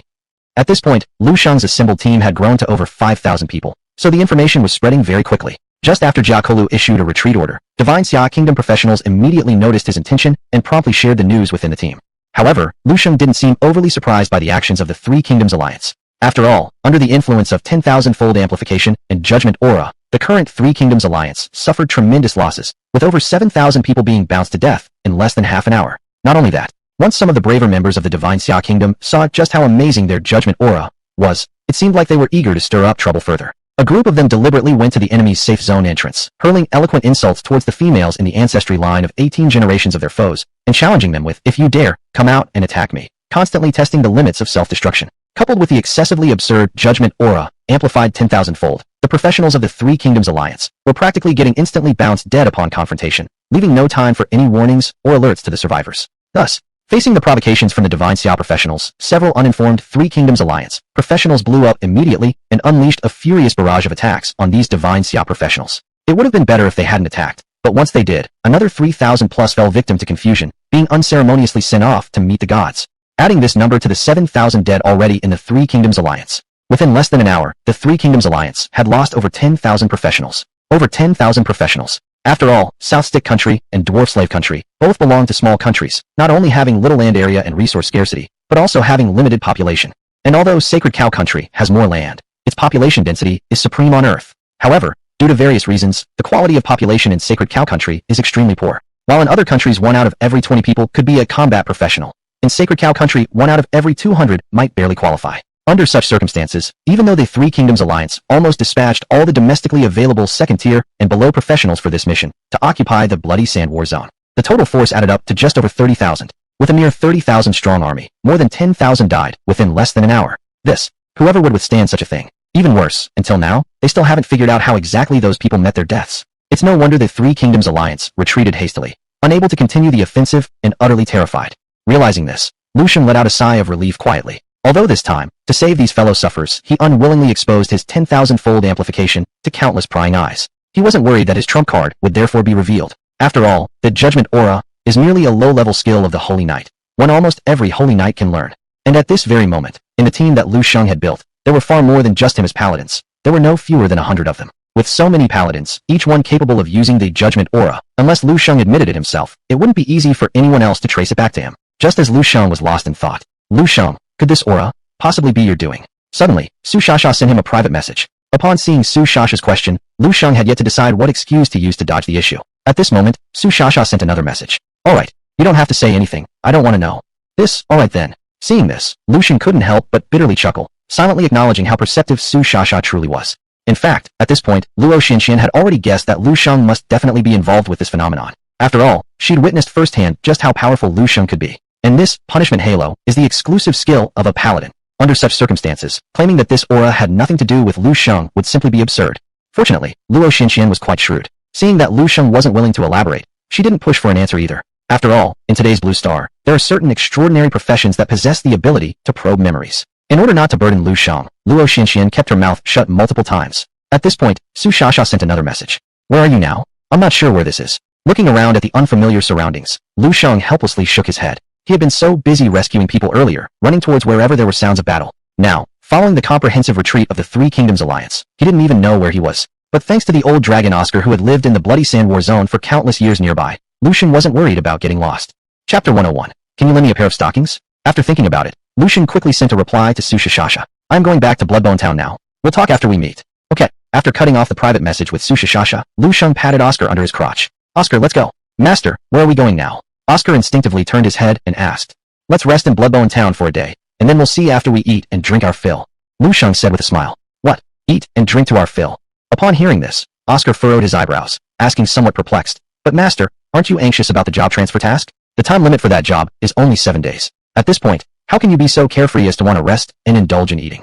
Ho ho, that's none of your concern. I know what I'm doing, just follow my instructions. Lu Shang chuckled without explanation. The truth was, it wasn't that he didn't want to start the transfer task immediately, but rather his 10,000-fold enhancement was about to enter a 24-hour cooldown period. Without the 10,000-fold enhancement, his previous plan couldn't proceed. Helpless, Lu Shang decided to first return to Bloodbone Town, to rest for a day and make plans again after tomorrow when the 10,000-fold enhancement cooldown period would be over. Alright, Oscar, seeing this, despite being full of doubts, dared not utter more since Lu Shang had already spoken. He could only suppress the anxiety in his heart, and carried Lu Shang towards the direction of Bloodbone Town. Half an hour later, Lu Shang returned once again to Bloodbone Town, the safe zone of Xinxia country in the Bloody Sand War Zone. At this time, there were still corpses scattered outside Bloodbone Town. Only most of these corpses belonged to the practitioners of the Three Kingdoms Alliance, with very few belonging to the practitioners of Xinxia country. Although during this incident, facing the sudden attack of the Three Kingdoms Alliance, many Xinxia country practitioners died unexpectedly at the beginning. However, as Lu Shang joined the battlefield, the balance of this battle tipped severely. Thanks to Lu Shang's aura assistance, the Xinxia country practitioners not only successfully counterkilled the opponent, but also obtained the war loot and a large amount of kill experience left by the enemy. Right now, anyone who had previously been in Lu Shang's team had at least leveled up by 3 levels. And those who were braver, having specifically run into the enemy's safe zone to taunt and challenge, had even leveled up by more than 10 levels. It was clear that this battle had been a resounding victory for Xinxia country. Returning again to Bloodbone Town, before Lu Shang had even settled down, a familiar voice came from the street side. Lu Shang. Hearing this, Lu Shang quickly looked around, and saw Chao Yu and Su Shasha standing not far away, waving their hands continuously, clearly having waited quite a while. Shasha Chao Yu. Seeing this, Lu Shang smiled faintly, greeted them, and rode toward them on Oscar, only after arriving at their sides. Lu Shang, thank you. Suddenly, Su Shasha said seriously, why are you thanking me? Lu Shang raised his eyebrows upon hearing this, and Chao Yu beside him was also full of confusion, but Su Shasha didn't explain. Instead, she waved her hand and said brusquely, come on, I just seized a lot of war loot. Let me treat you to a big meal. Good. Lu Shang chuckled upon hearing this and didn't refuse. Next, the three casually made their way to a restaurant along the street. After finding a private room and ordering some good dishes, everyone, after a whole night of battle, felt hungry. Thus, they directly devoured the food like a whirlwind. After 3 rounds of wine and 5 courses, Lu Shang belched, suddenly raising his head and opening his mouth to Su Shasha sitting across the table. Shasha, I want to ask for your help. What kind of help? Su Shasha curiously asked. Ahem, it's like this. Upon hearing this, Lu Shang first awkwardly touched his nose, seemingly organizing his words. It took him quite a long time before he finally mustered the courage to say, this. Do you have any stockings on you? Stockings. Su Shasha's face froze as she shakily asked, W. What do you plan to do with them? Don't misunderstand. I don't have any perverted skills. It's just that the job transfer task I need to do next requires this kind of prop. Lu Shang seriously explained. What job transfer task requires stockings as a prop? Are you trying to fool me or something? Su Shasha rolled her eyes, while Chao Yu beside her laughed snidely. Clearly, neither of them believed his excuse. Well, I cannot explain right now, but I really need a pair of stockings, preferably dark-colored ones. Lu Shang, while saying this, helplessly added, if you don't have any, then I might have to ask other women on the street. No, please don't. As soon as she heard this, Su Shasha immediately panicked and quickly said, I do have stockings, but they're all worn, and I haven't had time to wash them yet. Ones with original flavor? That could work. Lu Shang grinned strangely. Lu Shang, are you sure you want to use stockings for the task? At this point, Su Shasha looked at Lu Shang again and asked one more time. It was just too bizarre for Lu Shang to require stockings for a job transfer task. She'd never heard of anything like it in her entire life. Of course I'm serious. Lu Shang firmly stated. Alright, then I'll lend them to you. Finally, Su Shasha clenched her teeth, almost with a face redder than a tomato, took out a black stocking from her portable pouch, and handed it over to Lu Shang. Shasha, thank you. Fortunately, Lu Shang had no other intentions. He simply received the stockings and directly tossed them into his own portable pouch. After finishing everything, He patted his bloated stomach with satisfaction and said, "All right, I'm full. If there's nothing else, I'll find a hotel room to rest first. We can chat later via private message." "Okay." Su Shashasha, her face still red, nodded lightly. "See you later," Chao Yu added from the side. "All right." Upon seeing this, Lu Sheng turned around, leading Oscar, and left the restaurant private room. Only after watching Lu Sheng leave did Chao Yu turn back and ask Su Shashasha, "Shasha, if you're willing to even lend him something so intimate like stockings, could it be that you've taken a fancy to him?" "Don't talk nonsense, I haven't." Hearing this, Su Shashasha's already flushed face almost turned purple as she instinctively tried to deny it. However, before she finished her sentence, Chao Yu sighed deeply and continued, "I know, Lu Sheng is someone who values loyalty and friendship. Plus, he has high talent and great strength, so it's no surprise he appeals to girls." Having said that, his tone shifted. "But have you ever considered whether we belong in the same world as him?" "You, what do you mean by that?" Su Shashasha frowned and asked. "He is an ultimate vocationalist. The reason why he remains unknown now is because he's been deliberately hiding himself all along." Chao Yu bitterly smiled and said, "But who can hide themselves forever?" Chapter 102. Strolling around the safe zone with invincibility. By this point, he had finally revealed all the twists and turns of the story. On the day when he reveals his talents to the world, on the day when the world knows just how outstanding he truly is, do you think that as an ordinary priest, you will still be worthy of him? This. Upon hearing these words, Su Shasha was utterly stunned, momentarily at a loss for how to respond. And Chao Yu didn't continue speaking either. He simply sighed deeply. Afterwards, the small private room fell into a profound silence, broken by no one for a long time. Day turned into night, and time flew by quickly. An entire day passed after that. Blood Sand War Zone. The safe area of Divine Bull Nation, Varanasi Town. What? You're saying those professional players from Divine Xia Nation have a new aura effect that can reflect 10,000% damage back to their attackers? Jia Kulu's face changed drastically, almost fainting right there due to the incredible news. "Report to Commander. This matter is absolutely true. It's fresh intelligence sent back by our spies in Divine Xia Nation." As Jia spoke, he added, "Moreover, the spy himself was also in that team and personally verified the effect of that particular aura. But how is this possible?" Jia Kulu's voice trembled, feeling like his entire worldview was being overturned. "I find it hard to believe too, but yesterday our Three Nations Alliance professional players suffered heavy losses indeed." Before Jia could say more, he was interrupted by Jia Kulu waving his hand. Did the spy determine which paladin had this skill of judgment aura? Jia Kulu pressed anxiously, staring fixedly at Jia.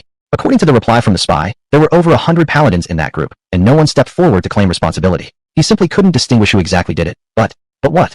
Jia Kulu immediately followed up. It said that even the professionals of Divine Xia Nation suspect this might be a bug in the rules. Otherwise, if any paladin could strengthen such a low-level aura to this extent, then he should at least be an ultimate class professional. Jia bitterly laughed. But so far, Divine Xia Nation hasn't even seen an ultimate level paladin, let alone an in-stage paladin. Oh, according to what you're saying, it must really be a bug in the rules. Jia Kulu's words were cut short when suddenly, bang, the door to the room was forcefully slammed open from outside. Immediately afterward, a dark-skinned, diminutive South Asian burst inside, looking thoroughly panicked. Even before stabilizing, he shouted, Commander, big trouble has happened. Idiot, what are you so worked up about?" Jia Kulu harshly barked. It. Seemingly stricken by some monumental shock, the South Asian messenger stuttered for a while without managing to utter a single coherent sentence. Fool, whap. In the end, Jia Kulu snapped. He delivered a forceful slap across the man's face and roared furiously.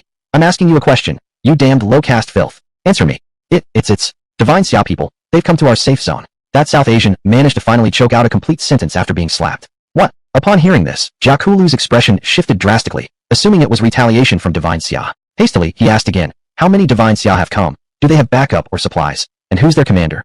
No, it's not an army. It's one person." The nervous South Asian shakily replied. "One person." Once the words left his mouth, Jia Kulu froze briefly before quickly regaining his composure. Without much thought, he lashed out violently against the cheek of the South Asian once again. Whap! With a resounding slap, Jia Kulu cursed again. "Are you an idiot? Just one person? You couldn't notify your own commander? Kill him yourself already."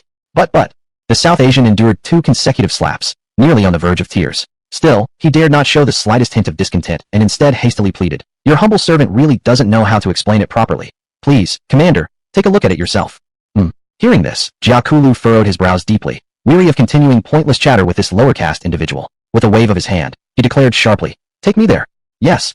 Upon hearing this, the South Asian got to his feet hurriedly, leading the way forward as Jia Kulu and Jia followed closely behind. Soon, the trio arrived at the scene. At the entrance to Varanasi town, a large number of Divine Bull Nation professional warriors were fully armed and prepared for battle, their eyes wide with confusion and bewilderment.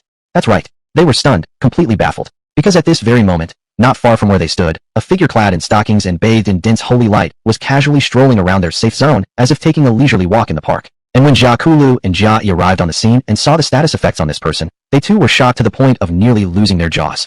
Divine Shield. Remaining duration 59,633 seconds. What? Over 50,000 seconds of invincibility? This is impossible. Looking at the absurd status information displayed on the person before them, Jakulu felt as though his entire worldview had been overturned. Commander, what do we do now? At this moment, the low-caste South Asian who had just sent the message finally found some confidence and looked at Jakulu with a bitter smile. This Paladin, he's literally a bug. Did you try attacking him? Is that shield really the divine shield of a Paladin? Jakulu seemed skeptical and asked another question. Yes, it's indeed divine shield. Just moments ago, we all attacked him, but he shrugged off everything. Even the mana cannon and energy field mounted on the city walls couldn't hurt him even a bit. The low-caste South Asian replied shakily. This suck. At this point, Jakulu could no longer suppress the shock in his heart and sharply sucked in a breath of cold air. Almost instinctively, Jakulu cast a perception spell on the approaching person. Target. Class, Paladin. Nationality, Xinxia. LV. HP. MP. Combat rating. Can't see any attributes at all. Looking at the attribute panel filled with, for the opponent, Jakulu furrowed his brows deeply. Because in today's Blue Star, once a professional hides their face, even a perception spell cannot identify the person's name. But nationality and class are something no item can conceal. So, the group of professionals from Divine Bull Nation realized that the person was an enemy from Divine Xia Nation.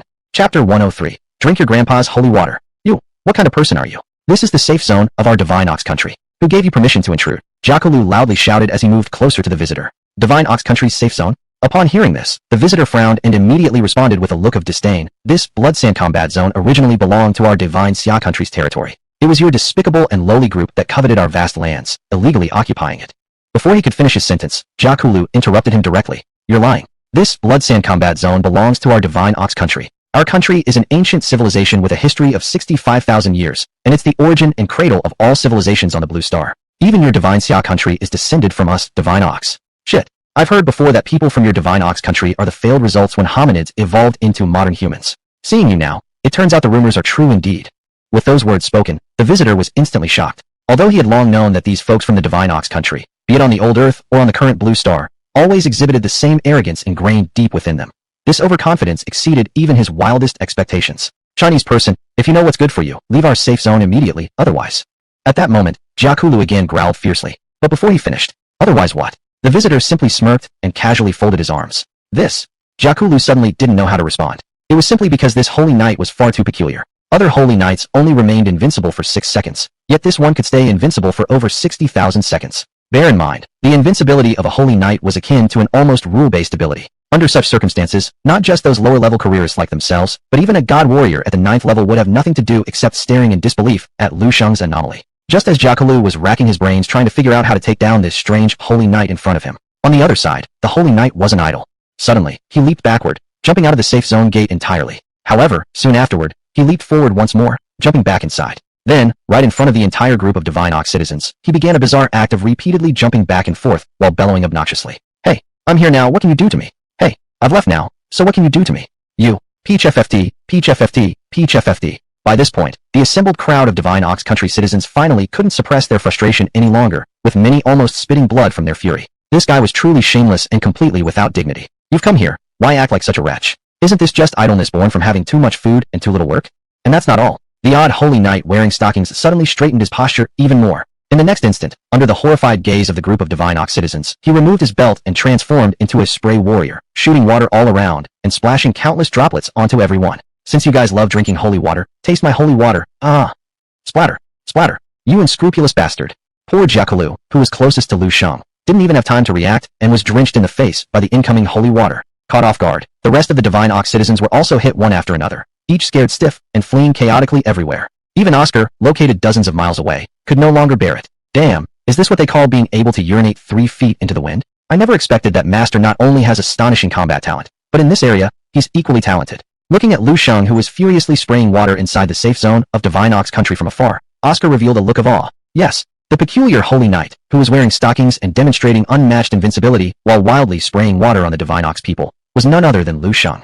Actually, a day earlier, Lu Shang had already informed Oscar of his plan to destroy the enemy country's safe zone alone. Initially, Oscar thought Lu Shang's plan was a bit far-fetched. After all, for one individual to destroy the enemy's safe zone seemed like a fantastical tale. Until just a few minutes ago, when Lu Shang demonstrated his invincibility lasting over 16 hours right before his eyes. And Oscar finally realized he had been underestimating this young master all along. 16 hours of invincibility. What does that mean? It means that within the next 16 hours, Lu Shang can literally do whatever he wants, acting without restraint. Remember, a holy knight's invincibility is truly invincible. It's the most unsolvable skill on the Blue Star, the most outrageous one, and there's none other like it. Fortunately, a Holy Knight's invincibility lasts only a brief 6 seconds, and during that time, their attack power drastically decreases. Therefore, in today's Blue Star, even though the Holy Knight's invincibility appears unsolvable, in practice, it is more of a symbolic meaning rather than practical use. Until today, until this very moment. With Lu Shang, this freak's sudden emergence, history was destined to be rewritten completely. At this point, after Lu Shang had expelled all bodily waste, he slowly pulled up his pants and strode leisurely into the deeper parts of Varanasi town. Hurry, follow him and see what he wants to do. Looking at Lu Shang, who was strolling around as if taking a peaceful walk in their safe zone, Zhuge didn't even have time to wipe the urine off his face before rushing after him with a group of subordinates. Because since the moment Lu Shang appeared at the entrance of their safe zone, for some unknown reason, an extreme sense of ominous foreboding had arisen in Zhuge heart, as if something extremely serious was about to happen. And his premonition was not wrong at all. Lu Shang arrived at the center of the town and first took a look around. Completely different from the bustling, lively and clean Bloodbone town, this Varanasi town was dirty, chaotic, with decrepit buildings and piles of garbage stacked everywhere, resembling a small slum. Sniffing the heavily putrid smell in the air, a trace of uncontrollable disgust flashed across Lu Shang's face. Even though he knew in his previous life that these guys were both filthy and inferior, he had only seen them on TV before. Now, being placed in such an environment in person, he couldn't stand being here even for a single second. You disgusting lowlifes, get out of the Blood Sand combat zone now. Chapter 104, the 3 major safe zones, uprooted. Whoosh. The next moment, a burst of fire appeared. What is that thing? Poor bunch of Indians hadn't realized what had happened yet, when suddenly an enormous fireball shot straight out toward the defensive fortifications on the city wall. Boom. The next second, with a tremendous explosion, one mana cannon was utterly destroyed by the fireball and turned into debris flying all over. No, stop, quick, stop. Zhuge almost died from fright at the sight. It must be known that this mana cannon had cost their Holy Bull Nation a great deal to buy from White Eagle Empire. It was irreplaceable once damaged. But Lu Shang didn't even bother paying attention to his reaction as he took out another fireball scroll. As its name suggests, the fireball scroll allows a professional user to instantly cast a great fireball spell, dealing over 300 points of fire damage to the target. This is a purely consumable scroll. Before coming to Varanasi town, Lu Shang had spent a fortune buying 3,000 scrolls in one go at the Bloodbone town scroll shop. Because under the invincible state, his attack power would drop by 60%, making it impossible to kill anyone. Fortunately, he hadn't planned on killing this time anyway. He came here purely for destruction.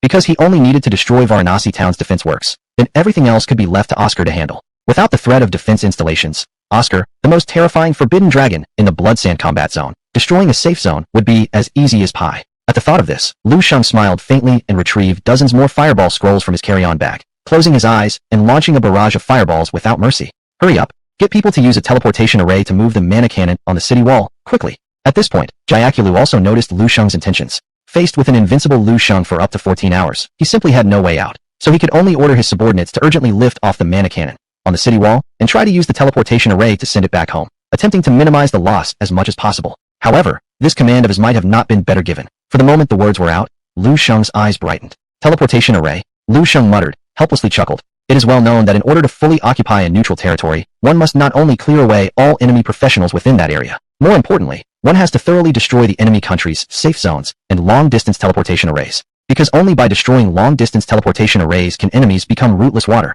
and destroying safe zones will disperse them like sand. Poor Lu Shang was just contemplating where exactly this long-distance teleportation array of Varanasi town was located, but unexpectedly, Zhuge revealed it to him immediately afterward. It was truly like someone handing you a pillow when you're sleepy or a teapot when you're thirsty. So, Lu Shang deliberately spared a complete mana cannon for these guys. And sure enough, these not-so-bright Indians carried that lone remaining mana cannon towards the direction of the teleportation array, exactly as he hoped. They really are adorable. Watching a group of completely unprepared Indians, Lu Shang shook his head, laughing and followed closely. No good. The direction he's heading towards. It's our teleportation square. Meanwhile, realizing that Lu Shang actually turned around and headed toward their teleportation square, Zhuge, who wasn't all there, finally snapped out of it, scared nearly wetting his pants right then, about to order people to stop him. Just at this time, whoosh, boom, accompanying a violent explosion, flames scattered in all directions, smoke soared into the sky. Intense magical waves spread outward in every direction, leaving a group of Indians unable to resist, knocked down on the spot. Even Zhuge, the strongest among them, was no exception. No one knows how long after, when the surrounding smoke slowly dissipated, Zhuge finally managed to crawl back up. What he saw immediately afterwards was a scene that would stick with him forever. He saw an invincible paladin casually standing outside the ruins of their incomplete teleportation array, hurling harsh words at him. You fools, you're all thinking about competing with our divine summer kingdom, and you're this damn stupid. Who gave you such confidence? Or who did? No. At this point, Zhuge could no longer suppress the despair building in his heart, letting out a blood-curdling scream. 2 days later, in Blood Sand combat zone, at the transmission plaza of Bloodbone town, buzz. Together with a dazzling magic light, a graceful and enchanting figure appeared out of thin air right in the center of the transmission array. Phew, finally back. I hope it's not too late. Looking around at the familiar surroundings, the visitor let out a quiet sigh of relief and looked up, revealing a youthful and stunningly beautiful face. None other than the Light Ranger, Luo Xinxian. But she didn't even have time to step out of the transmission array. At that moment, a series of vigorous shouts suddenly echoed from all around. Anyone want to team up to snipe the stragglers from the Three Kingdoms Alliance? Hurry, and add me to your group. I'm a little mage looking for some strong teammates to chase down those bastards from the Three Kingdoms Alliance. Private message me if you're interested. Heard that the bastards from the Three Kingdoms Alliance have already fled to the southern coast. Everyone, quickly form groups and go kill them. If you don't hurry, they'll all be dead by the time you get there. One voice after another rang out. The streets around were filled with professional adventurers eager to jump into action, ready to go, excitement, agitation, and enthusiasm etched on every face. What's going on? Seeing how everyone was behaving, Luo Xinxian couldn't help but look slightly startled. Without hesitation, she reached out and stopped a nearby adventurer who happened to pass her. Hey, friend, could you tell me what's going on? Asked Luo Xinxian. Wow, so pretty. That adventurer, catching sight of Luo Xuanxuan's looks, couldn't help but exclaim in admiration and asked, Lady, would you like to add me as a friend? You tell me what's happening here first. Wasn't the Three Kingdoms Alliance sneaking an attack on our Divine Summer Kingdom inside the Bloodsand combat zone? Why does everyone look so calm, even excited? Luo Xinxian asked in a firm tone. Haha lady, you must have just arrived in Bloodbone Town. The adventurer did not answer directly, but instead shot back with a question. That's correct. Luo Xinxian nodded, not bothering to hide her true identity. Chapter 105. Oh no, that stalking knight is here again. Because she truly received news from a friend that the Triple Alliance had joined forces to ambush Bloodbone Town. She hastily rushed over, hoping to support her compatriots in resisting foreign enemies. Originally, in her view, under the joint ambush of the Triple Alliance, the professional practitioners of Xinxia country were completely unprepared, responding in a panic, and the battle situation should have been extremely brutal. In fact, before coming, she was even mentally prepared for there being no safe zone. But to her great surprise, reality was vastly different from what she expected. Not only was their Bloodbone Town safe and sound without a single sign of attack, but also all the practitioners of Xinxia country did not show even a hint of panic. What on earth was going on? That's why you don't know. At this point, the practitioner finally revealed the twists and turns of the situation. To be honest with you, just 2 days ago, the Triple Alliance's safe zone has already been wiped out entirely. What? The Triple Alliance's safe zone was completely wiped out. Upon hearing this, Luo Xuanxuan's pupils contracted sharply as she almost instinctively asked, but how? How could this be possible? The Triple Alliance has operated in the Bloodsand War Zone for so many years, and their safe zone has always been renowned for being impenetrable. How could it possibly be breached so quickly? I have no idea either. The practitioner shook his head upon hearing this, then added, however, I heard that the Triple Alliance must have done something, probably angering the most terrifying presence in the Bloodsand War Zone, the Forbidden Dragon Oscar. Thus, he destroyed their base in his rage. What? Forbidden Dragon Oscar? By this point, Luo Xinxian could no longer contain the shock in her heart and exclaimed aloud. Hey, beautiful lady, can we become friends? Beautiful lady. The practitioner continued chattering nonstop. But at this moment, Luo Xuanxuan's heart had already drifted away into the farthest realms, completely unaware of what he was saying. Because at the moment she heard the dreaded name of the Forbidden Dragon Oscar. For some reason, a familiar face involuntarily surfaced in her mind. Shang. Meanwhile, at the southernmost coast of the Bloodsand War Zone, on the outskirts, inside a makeshift temporary camp. Lo, Leader Duran, have they replied yet? When exactly will the ship arrive to pick us up? We can barely hold on any longer. A gaunt, emaciated South Korean professional with dark sunken eyes stared intently at Gakuru in front of him, his eyes glowing greedily, causing Gakuru's scalp to prickle. Well, please don't worry. General Abush has dispatched 10 warships to rescue us. They're en route right now. Everyone, please keep holding on. Gakuru repeated insistently. At this moment, as the first commander of the Triple Alliance in the Bloodsand War Zone, he too had lost the gracefulness he displayed 2 days ago. His eye sockets were deeply sunken, his lips cracked and dry, and a thick bandage was wrapped around his arm, a clear sign of an injury.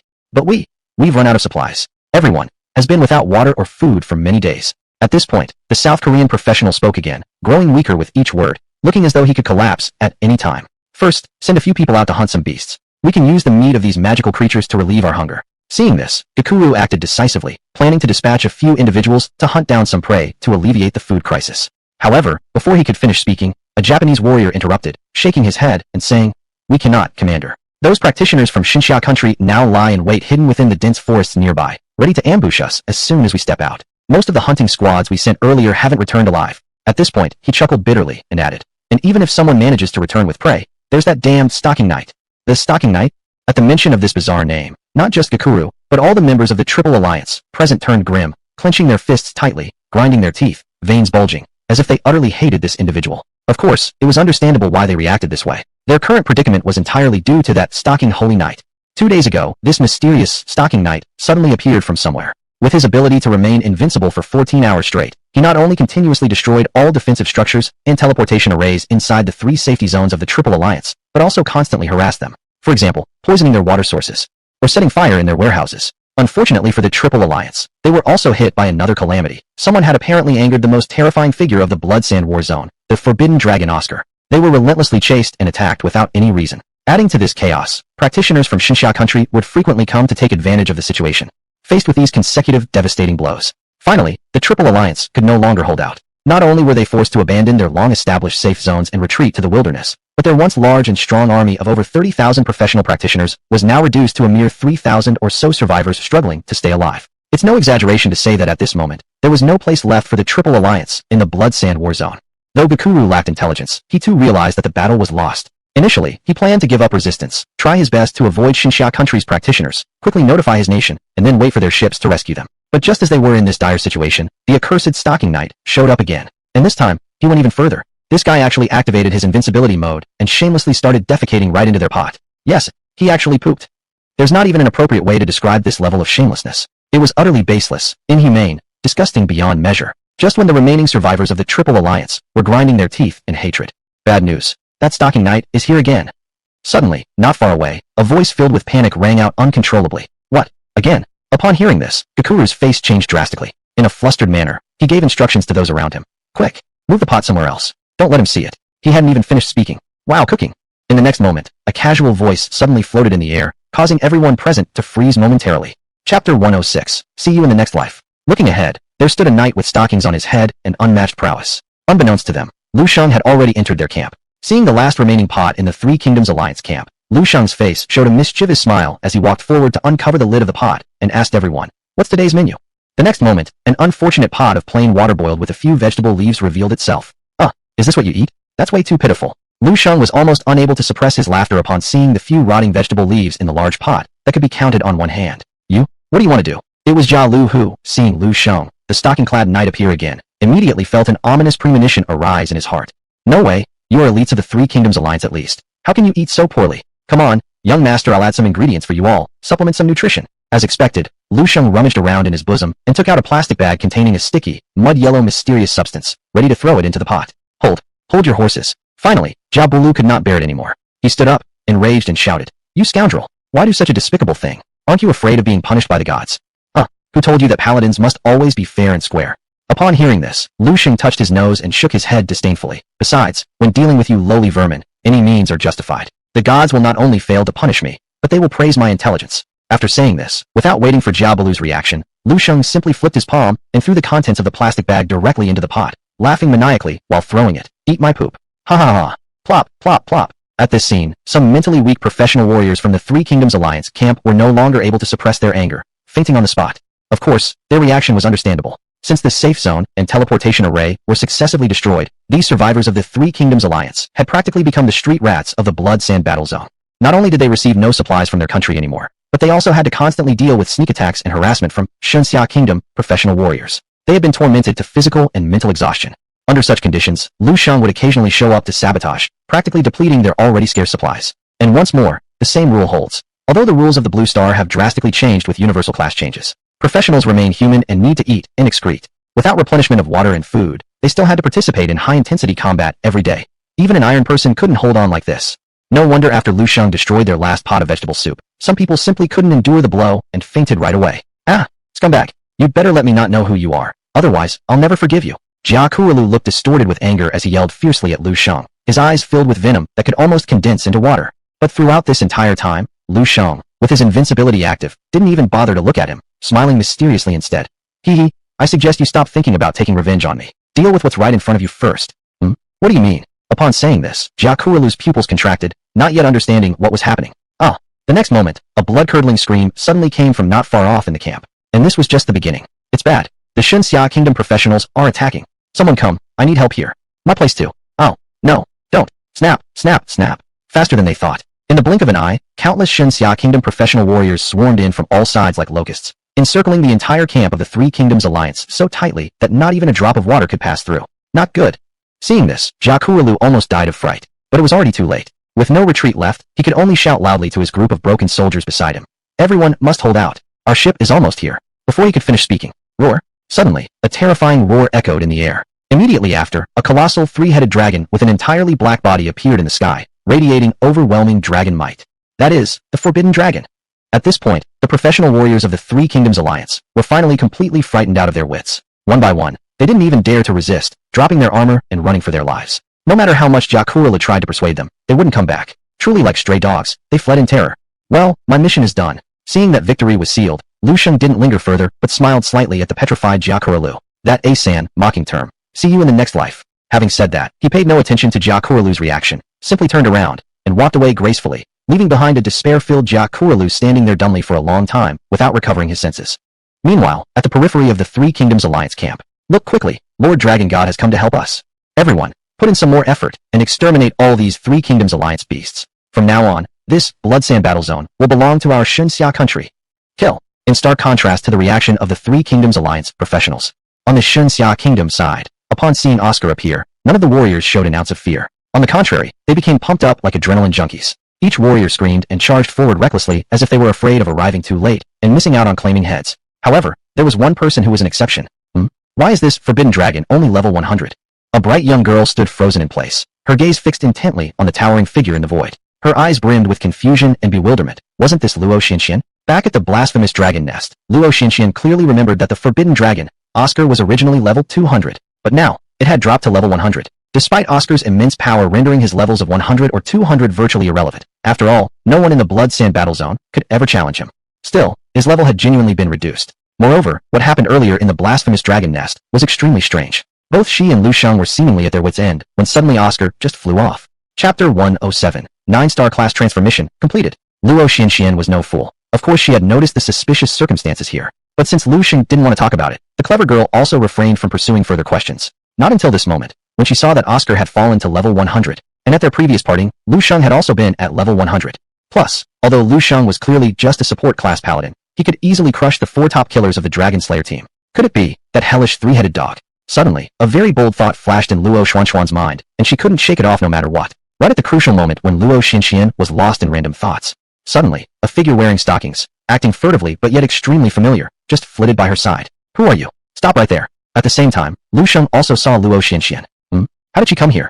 Lu Shang frowned and intended not to bother with her, just to walk away directly. But unexpectedly, Luo Xinxian suddenly appeared in front of him and blocked his way. With no other choice, Lu Shang could only try his best to deepen his voice, pretending not to know Luo Xinxian as he asked, "May I ask what is your business?" After staring at Lu Shang's masked face covered with stockings for a while, Luo Xuanxuan's eyes brightened all of a sudden. You're Lu Shang. What the heck? Even after I'm dressed like this, you still managed to recognize me.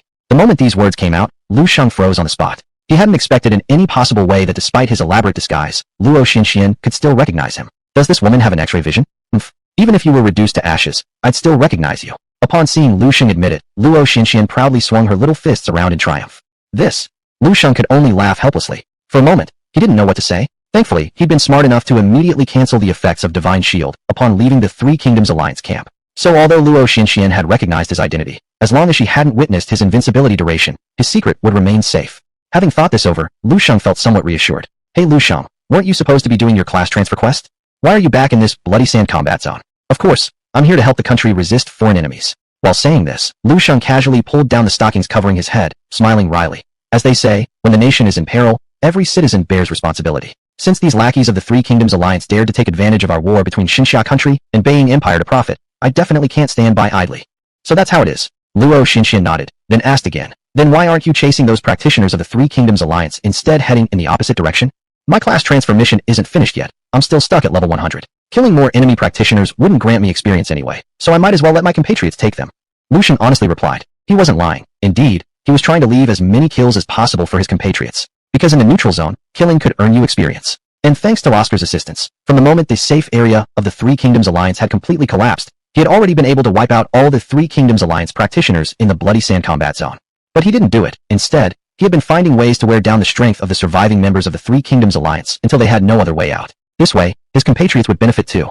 I see. At this point, Luo Xinxian pondered for a bit more, thinking about how she should phrase her next question to uncover Lu Shang's secrets. But precisely at that moment, with the last scream of agony fading from the Three Kingdoms Alliance camp, Lu Shang heard a familiar system notification sound in his head. Ding. Congratulations on successfully completing Xinxia Nation, not a bit less. Please return to the job transfer shrine quickly to claim your rewards.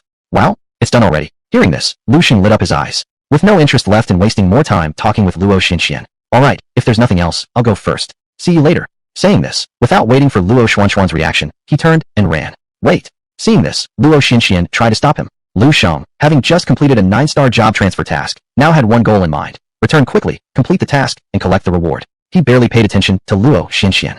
Whoosh. The next moment, Lu Shang disappeared in a flash, vanishing into the dense forest ahead without a trace, leaving Luo Xinxian standing there blankly. It took her quite a while to regain her senses, and she stomped her feet in frustration. What an infuriating guy. Not long after parting ways with Luo Xinxian, Lu Shang rushed through the dense forest for more than 10 li without stopping, quickly arriving at the prearranged meeting point with Oscar.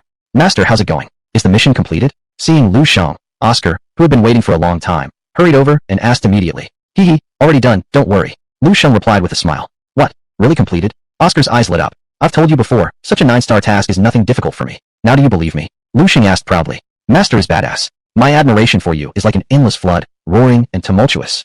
Oscar exclaimed loudly. That's enough, stop flattering me like that. Lu Shang couldn't help but laugh hearing this, clearly not expecting this side of the three-headed evil dragon. In fact, ever since the negative magic effect on him was cleared, Oscar's personality had become increasingly cheerful over this period. Sometimes he would even take the initiative to chat with Lu Shang or crack jokes with him. This shows that the infamous, forbidden dragon, who left a terrifying legacy in the bloody sand combat zone, was not as wicked and horrifying as the rumors suggested. Of course, Lu Shang understood very well the transformation Oscar had undergone. After enduring so many years of torment from the destructive dragon flame, eternal torture, anyone would have suffered a twisted mind. Yet, it was already commendably rare for Oscar to remain in his profane dragon lair, all these years without indiscriminately harming innocents. At this moment, Lu Shang looked at the sky again, then waved to Oscar and said, It's getting late. Let's head back first to submit our job transfer quest. Speaking of this, he raised his head, his eyes gleaming with barely concealed anticipation as he murmured softly. A complete set of epic gear, right? Please don't let me down. Chapter 108. Epic Set, Glorious Punisher. The next day, when Lu Shang returned to the Class Change Temple in Donglin City, the female clerk who had received him before happened to be greeting guests at the entrance. She almost immediately recognized him. Huh? Is that you? Seeing Lu Shang, the female clerk's eyes lit up as she exclaimed, You're that paladin who accepted the 9-star class change mission. Hee, I didn't expect sister to remember me. Truly an honor. Lu Shang chuckled while rubbing his nose. How could I forget? After all, you are the first professional in the 3 years of my service at the Class Change Temple to accept a 9-star class change mission. The female clerk smiled, and then looked at Lu Shang, asking, But since you've come back so quickly, you should know that you can't complete the 9-star class change mission, and probably want to switch to a mission with lower difficulty, right? At this point, without caring about Lu Shang's reaction, she shook her head and continued, Alas, I already warned you beforehand, but you wouldn't listen. The class change mission can only be accepted once. If it fails, it will be forever. Word by word, sentence by sentence. Watching the female clerk chatter endlessly, as if she'd already determined he couldn't accomplish the 9-star class change mission. Finally, Lu Shang could bear it no longer and muttered from the side, Cough, sister, I have actually completed the task. This time I came back to submit it. I understand. It makes sense that you couldn't complete the 9-star task. Wait, what did you just say? The female clerk was shocked by what she heard. You only need to tell me how to submit the task. Lu Shang saw her reaction, and didn't bother wasting time with her, directly cutting to the chase. Take out the mission scroll. Stand on that altar over there. The female clerk subconsciously responded. Thank you. After hearing her words, Lu Shang first nodded at the female clerk, then hurriedly rushed to the class change altar in the Great Hall. He retrieved the mission scroll following the female clerk's instructions.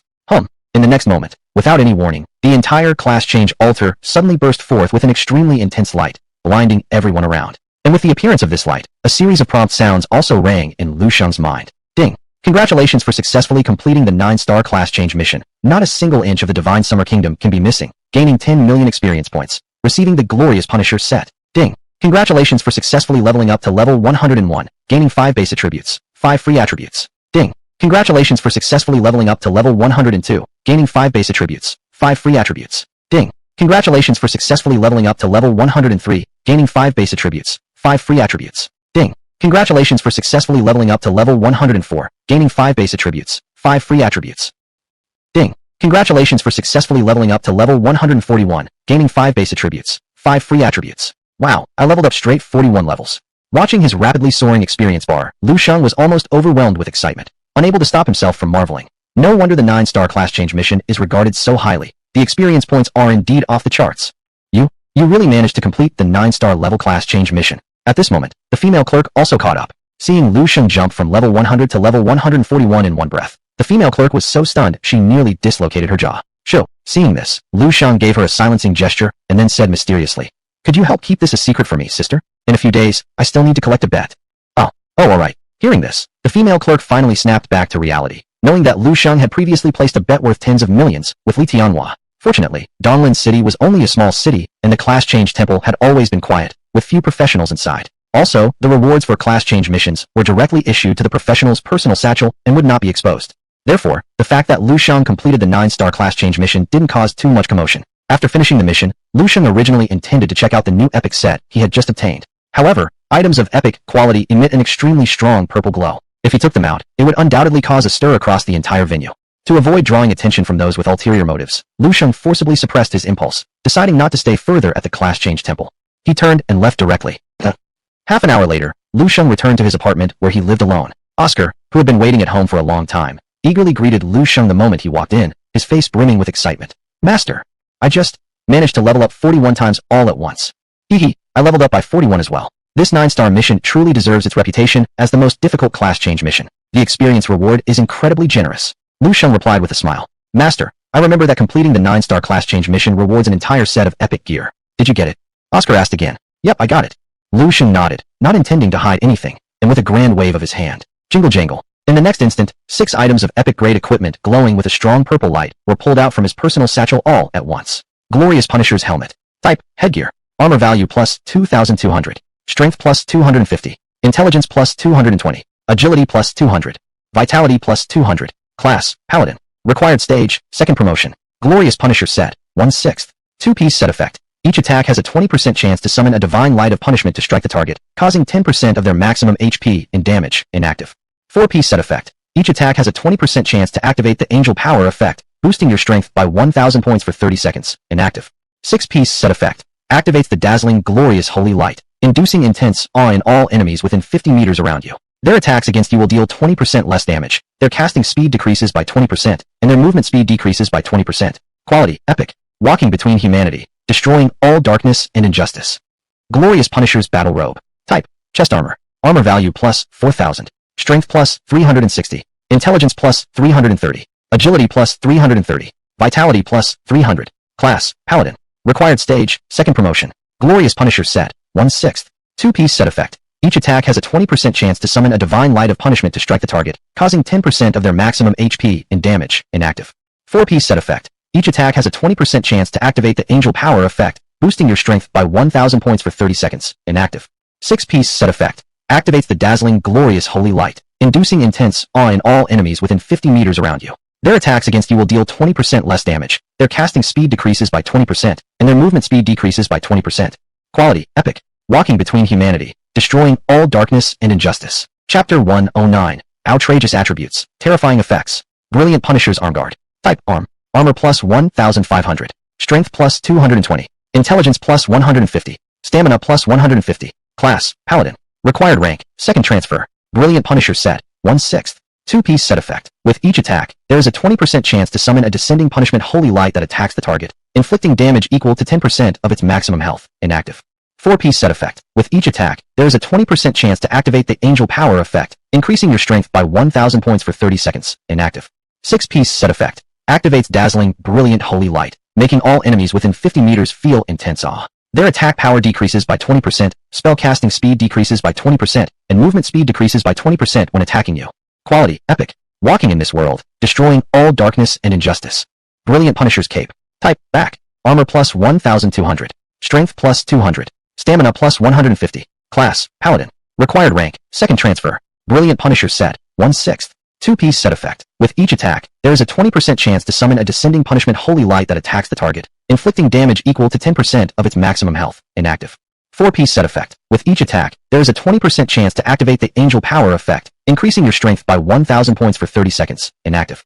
6-piece set effect. Activates dazzling, brilliant holy light, making all enemies within 50 meters feel intense awe. Their attack power decreases by 20%, spell casting speed decreases by 20%, and movement speed decreases by 20% when attacking you. Quality, epic. Walking in this world, destroying all darkness and injustice. Brilliant Punisher's leg armor. Type, legs. Armor plus 3,000. Strength plus 300. Intelligence plus 280. Stamina plus 250. Class, Paladin. Required rank, 2nd transfer. Brilliant Punisher set, 1/6. 2-piece set effect. With each attack, there is a 20% chance to summon a descending punishment holy light that attacks the target, inflicting damage equal to 10% of its maximum health, inactive. 4-piece set effect. With each attack, there is a 20% chance to activate the Angel Power effect, increasing your strength by 1,000 points for 30 seconds, inactive. 6-piece set effect. Activates dazzling, brilliant holy light, making all enemies within 50 meters feel intense awe. Their attack power decreases by 20%, spellcasting speed decreases by 20%, and movement speed decreases by 20% when attacking you. Quality, epic. Walking in this world, destroying all darkness and injustice. Brilliant Punisher's boots. Type, feet. Armor plus 1,400. Strength plus 220. Intelligence plus 190. Stamina plus 170. Class, Paladin. Required rank, second transfer. Brilliant Punisher set, 1/6. 2-piece set effect. With each attack, there is a 20% chance to summon a descending punishment holy light that attacks the target, inflicting damage equal to 10% of its maximum health. Inactive. 4-piece set effect. With each attack, there is a 20% chance to activate the Angel Power effect, increasing your strength by 1,000 points for 30 seconds. Inactive. 6-piece set effect. Activates dazzling, brilliant holy light, making all enemies within 50 meters feel intense awe. Their attack power decreases by 20%, spellcasting speed decreases by 20%, and movement speed decreases by 20% when attacking you. Quality, epic. Walking in this world, destroying all darkness and injustice. This equipment is absolutely insane. Seeing the 6 items flashing with strong purple light before him, attributes were not only outrageously high, but the effects were nothing short of terrifying. Shang got so excited, he almost shouted out loud. So, this is the reward for completing a 9-star transformation. It's really unbelievable. Even Oscar, being a member of the dragon race, couldn't help but sigh after clearly seeing the attributes and effects of these 6 epic pieces of equipment, showing just how extraordinary they truly are. Master, hurry up, try them on, and see how it feels. At this moment, Oscar suddenly looked up and urged Shang multiple times. Not in a rush. Seeing this, Shang smiled faintly. Even though he had long anticipated the epic quality set before him, and now couldn't wait to wear it immediately. Still, before equipping these items, Shang took a moment to evenly distribute the free attribute points he gained from leveling up between strength and stamina. After doing all that, he instinctively glanced at his current attribute panel. Host, Shang. Class, Paladin. Class specialization, Judgment. LV, 141, second transfer.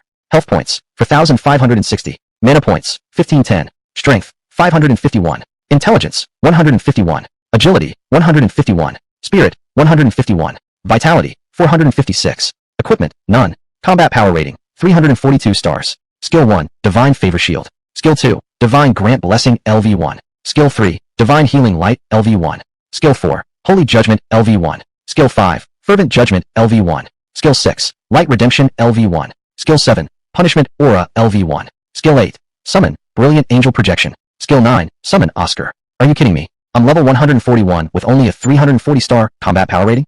Glancing at his pitiful stats and combat power rating, Shang couldn't help but roll his eyes.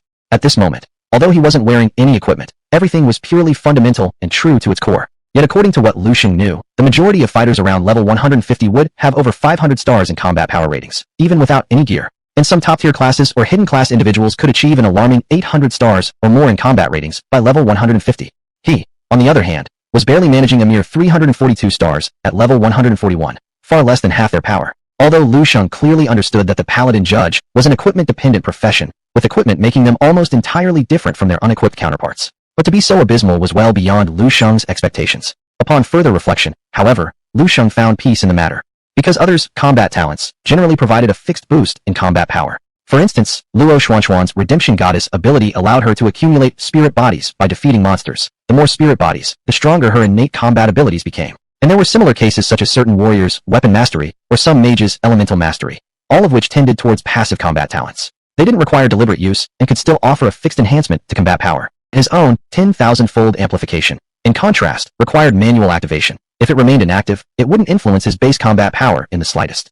Chapter 110. Special effects comparable to Dragon Might. No wonder his current combat power rating is so ridiculously low. Of course, as the saying goes, every gain has its cost. Although Shang's combat talent cannot enhance his fixed combat power, once successfully activated, the boost it brings is even beyond the calculation of rules, and can only be replaced with.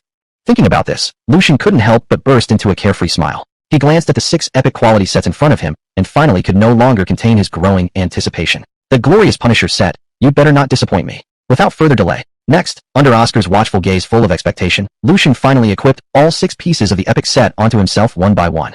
The moment Shang was fully dressed, a powerful burst of golden holy light surged forth from him, blinding like a burning sun, dazzling to the point that Oscar couldn't look directly at it. It wasn't until an unknown duration later, when Oscar gradually got accustomed to the strong glow and refocused his gaze, a paladin bathed in intense holy light stood before his eyes. He wore a thick silver-white battle armor, draped in a golden cloak. On either side of his sealed helmet were embedded 2 small, angelic wings, with his chest adorned by a giant cross entwined by flowers and a streamlined suit of armor. Everything combined made him look like a noble son of the gods, giving people a feeling of untouchability. Damn, this is too awesome. Seeing his brand new battle armor, even Shang couldn't hold back himself. Indeed, The style of this armor was so handsome that it reached unimaginable heights. And along with wearing the armor, Lu Shang felt a sense of unprecedented power. Without exaggeration, at this moment, if those 4 Dragon Slayer killers who had been toyed to death by Oscar came back to life and engaged in a confrontation again, Lu Shang was confident that he wouldn't need tenfold enhancement or Oscar's assistance. Solely relying on his current personal strength, he could kill all 4 Dragon Slayer assassins with a single punch each. Yes, that's strong. The built-in effect of this set, the glorious Holy Light, has similarities to our Dragon Clan's innate Dragon Might. Meanwhile, nearby, Oscar seemed to notice something and exclaimed in shock while looking at Lu Shang. Dragon Might. Hearing this, Lu Shang's eyebrows arched up, knowing that all members of the dragon race naturally possessed a kind of authority that caused inferior beings to instinctively feel fear. This authority is precisely known as Dragon Might. Dragon Might is something invisible and intangible, yet undeniably present. This is similar to how an ordinary person encountering a frenzied tiger in the wild will inevitably be frightened by the savage aura emitted by the tiger and run away, losing their fighting spirit. At the moment, due to great damage to his own power, Oscar's level was even lower than a newly born baby dragon, hence his Dragon Might hasn't shown yet. The 6-item special effect of the Glorious Punisher set, Glorious Holy Light, had an effect similar to Dragon Might, causing enemies to instinctively feel awe and thus reducing their strength. Thinking about this, Lu Shang unconsciously looked at his attributes again. Host, Lu Shang. Class, Paladin. Specialization, Judgment. LV, 141, Second Transcendence. Health, 16,760. Mana, 13,210. Strength, 2,101. Intelligence, 1321. Agility, 901. Spirit, 151. Vitality, 1676. Equipment, Glorious Punisher set 6 of 6. Combat power rating, 2,477 stars.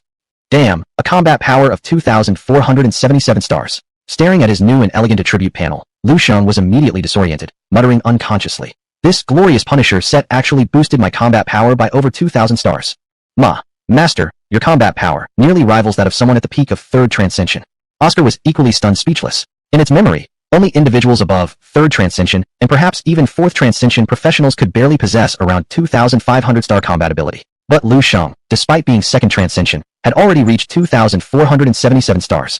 This isn't just talking about super professionals. Even those rare in a century ultimate professionals probably wouldn't have such a high combat power rating. Just as Oscar was astonished by how quickly Lu Shang's combat power had increased, the latter suddenly turned around and began to take off the Glorious Punisher set piece by piece. The next moment, the brilliant Holy Light disappeared all at once, and the small apartment returned to its usual tranquility. Master, why are you taking off your equipment? Oscar asked in confusion upon seeing Lu Shang's action. This equipment is just too conspicuous. If I wear it out like this, it would draw even more attention than if you revealed your true form. Lu Shang explained with a wry smile. I don't want to expose myself so early to others' eyes yet. Although I know I might not be able to hide for much longer, it's still better to keep a low profile and focus on growing stronger quietly while I can. I see. Hearing this, Oscar finally understood. After all, the Glorious Holy Light of the Glorious Punisher was practically a walking spotlight. People could probably see it clearly from miles away. For Lu Shang, who was fully focused on playing dumb before delivering devastating blows, this was indeed not ideal. But isn't it such a pity to have such good equipment and not use it? Oscar asked regrettably. I didn't say I wouldn't use it, just that it's not needed now. After all, going out in this thing to kill monsters feels no different from using a cannon to smash ants. Lu Shang shook his head and laughed, adding, however, when the time comes, I will definitely put it on again. You don't need to worry about this. Oh, Oscar let out a sigh of relief after hearing this and asked again. So, what do we do next? Shouldn't we hurry up and upgrade to level 200? After all, the national exam of the Shang Empire is about to start soon, and Master did plan to sign up, right? Not in a rush. With my current combat strength, reaching level 200 is as simple as killing some wild monsters out there. Lu Shang shook his head, and then looked at Oscar and said, besides, you've been following me and battling outside these past few days. It's been tough on you. Let's stay at home tonight, and rest well. Once tomorrow dawns, I'll first go check out the trading hall. Trading hall. Upon hearing this, Oscar's expression froze, and he subconsciously asked, why is the Master going to the trading hall? Chapter 111. The Blood Sand Battle, Dust Settles. I now have the equipment, but I still lack a good weapon. I can't even bother with ordinary weapons, so I want to try my luck at the trading house.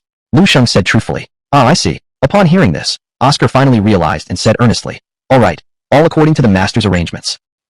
The next morning, as dawn was just breaking, Lu Shang woke up early and went alone to the Star Ocean Trading House in the Donglan City. Nowadays, with the national exam date approaching, business at the Star Ocean Trading House has been booming increasingly. When Lu Shang arrived at the entrance of the Star Ocean Trading House with familiarity, he saw on the vast street a long narrow queue that seemed endless, stretching from the street beginning to the end with countless professionals. Fortunately, with the Supreme Gold Card from the Star Ocean Trading House, Lu Shang did not need to waste time queuing slowly. Walking up to the counter outside of the Star Ocean Trading House, from far away, Lu Shang spotted Huang Diyuan, who appeared even rounder than the last few days. Without hesitation, Lu Shang greeted him. Huang manager, it's been a while. Huh, it's you. Upon hearing this familiar voice, Huang Diyuan first paused, then immediately regained his composure. In less than 3 seconds, his expression transformed from astonishment to obsequiousness. achieving a magnificent transformation. Oh my, who would have thought? This isn't Brother Liu. What wind brought you here? Under the shocked stares of everyone present, Huang Diyuan, weighing 200 kilograms, nimbly leaped out from behind the counter and called loudly toward Lu Shang. Quick, quick, please come inside. Inside please. Hee, thank you for your trouble. Lu Shang, upon seeing this, didn't refuse but followed Huang Diyuan, heading toward the back room of the Star Ocean Trading House. Who is this person, actually making Manager Huang from the Star Ocean Trading House greet him so warmly? It's a Paladin? Seriously? A level 141 Paladin only with a combat power rating of 342 stars. Am I hallucinating? At the same time, seeing Huang Diyuan being so courteous to a trash Paladin caused chaos among the other professionals waiting in line. However, Huang Diyuan paid no heed to others' reactions. Because of who Lu Shang was, he knew better than anyone else. He was an incredible existence who could clear the nightmare abyss within 2 days of switching jobs. And previously, the equipment purchased from Lu Shang had allowed Huang Diyuan to earn quite a significant sum. With these thoughts, Huang Diyuan became more and more excited. Once they entered the private room, even before Lu Shang could sit down properly, Huang Diyuan couldn't wait to ask eagerly, "Esteemed guest, what kind of surprise do you bring me this time? Please let me take a look quickly." Haha, no problem. Upon hearing this, Lu Shang wasted no time and, with a wave of his hand, dumped the equipment accumulated in his travel bag for many days onto the table. Clatter. In the next moment, various kinds of equipment of different qualities piled up into a small mountain inside the small private room, nearly blinding Huang Diyuan's 24K alloy eyes. What? How so many? Looking at the pile of equipment in front of him, Huang Diyuan stuttered while speaking. These things are all war spoils I've collected from the Blood Sand Combat Zone, Lu Shang said with a smile. What? Blood Sand Combat Zone? Hearing this, Huang Diyuan was first surprised, and then quickly understood, exclaiming, I see. Little brother could have gotten so much equipment, obviously after going through these days' Blood Sand battle. You actually heard about the Blood Sand battle? Seeing this, Lu Shang raised an eyebrow, clearly not expecting Huang Diyuan's information network to be so well informed. That's for sure. Huang Diyuan nodded and enthusiastically continued. As early as a few days ago, our Donlin City TV station started reporting on the Blood Sand battle. Now, not only me, I believe the entire nation must know by now. Serious question, why would the TV stations report if the Blood Sand Combat Zone hasn't been given much importance by the state until now? What's with all this hoopla? Lu Shang asked, perplexed. The Blood Sand Combat Zone, though indeed neglected by the country due to its remote location, we're currently at a crucial juncture in full-scale national warfare between our Xinxia nation and Beiying Empire. Even a minor victory would mean a tremendous boost in morale for our domestic professionals.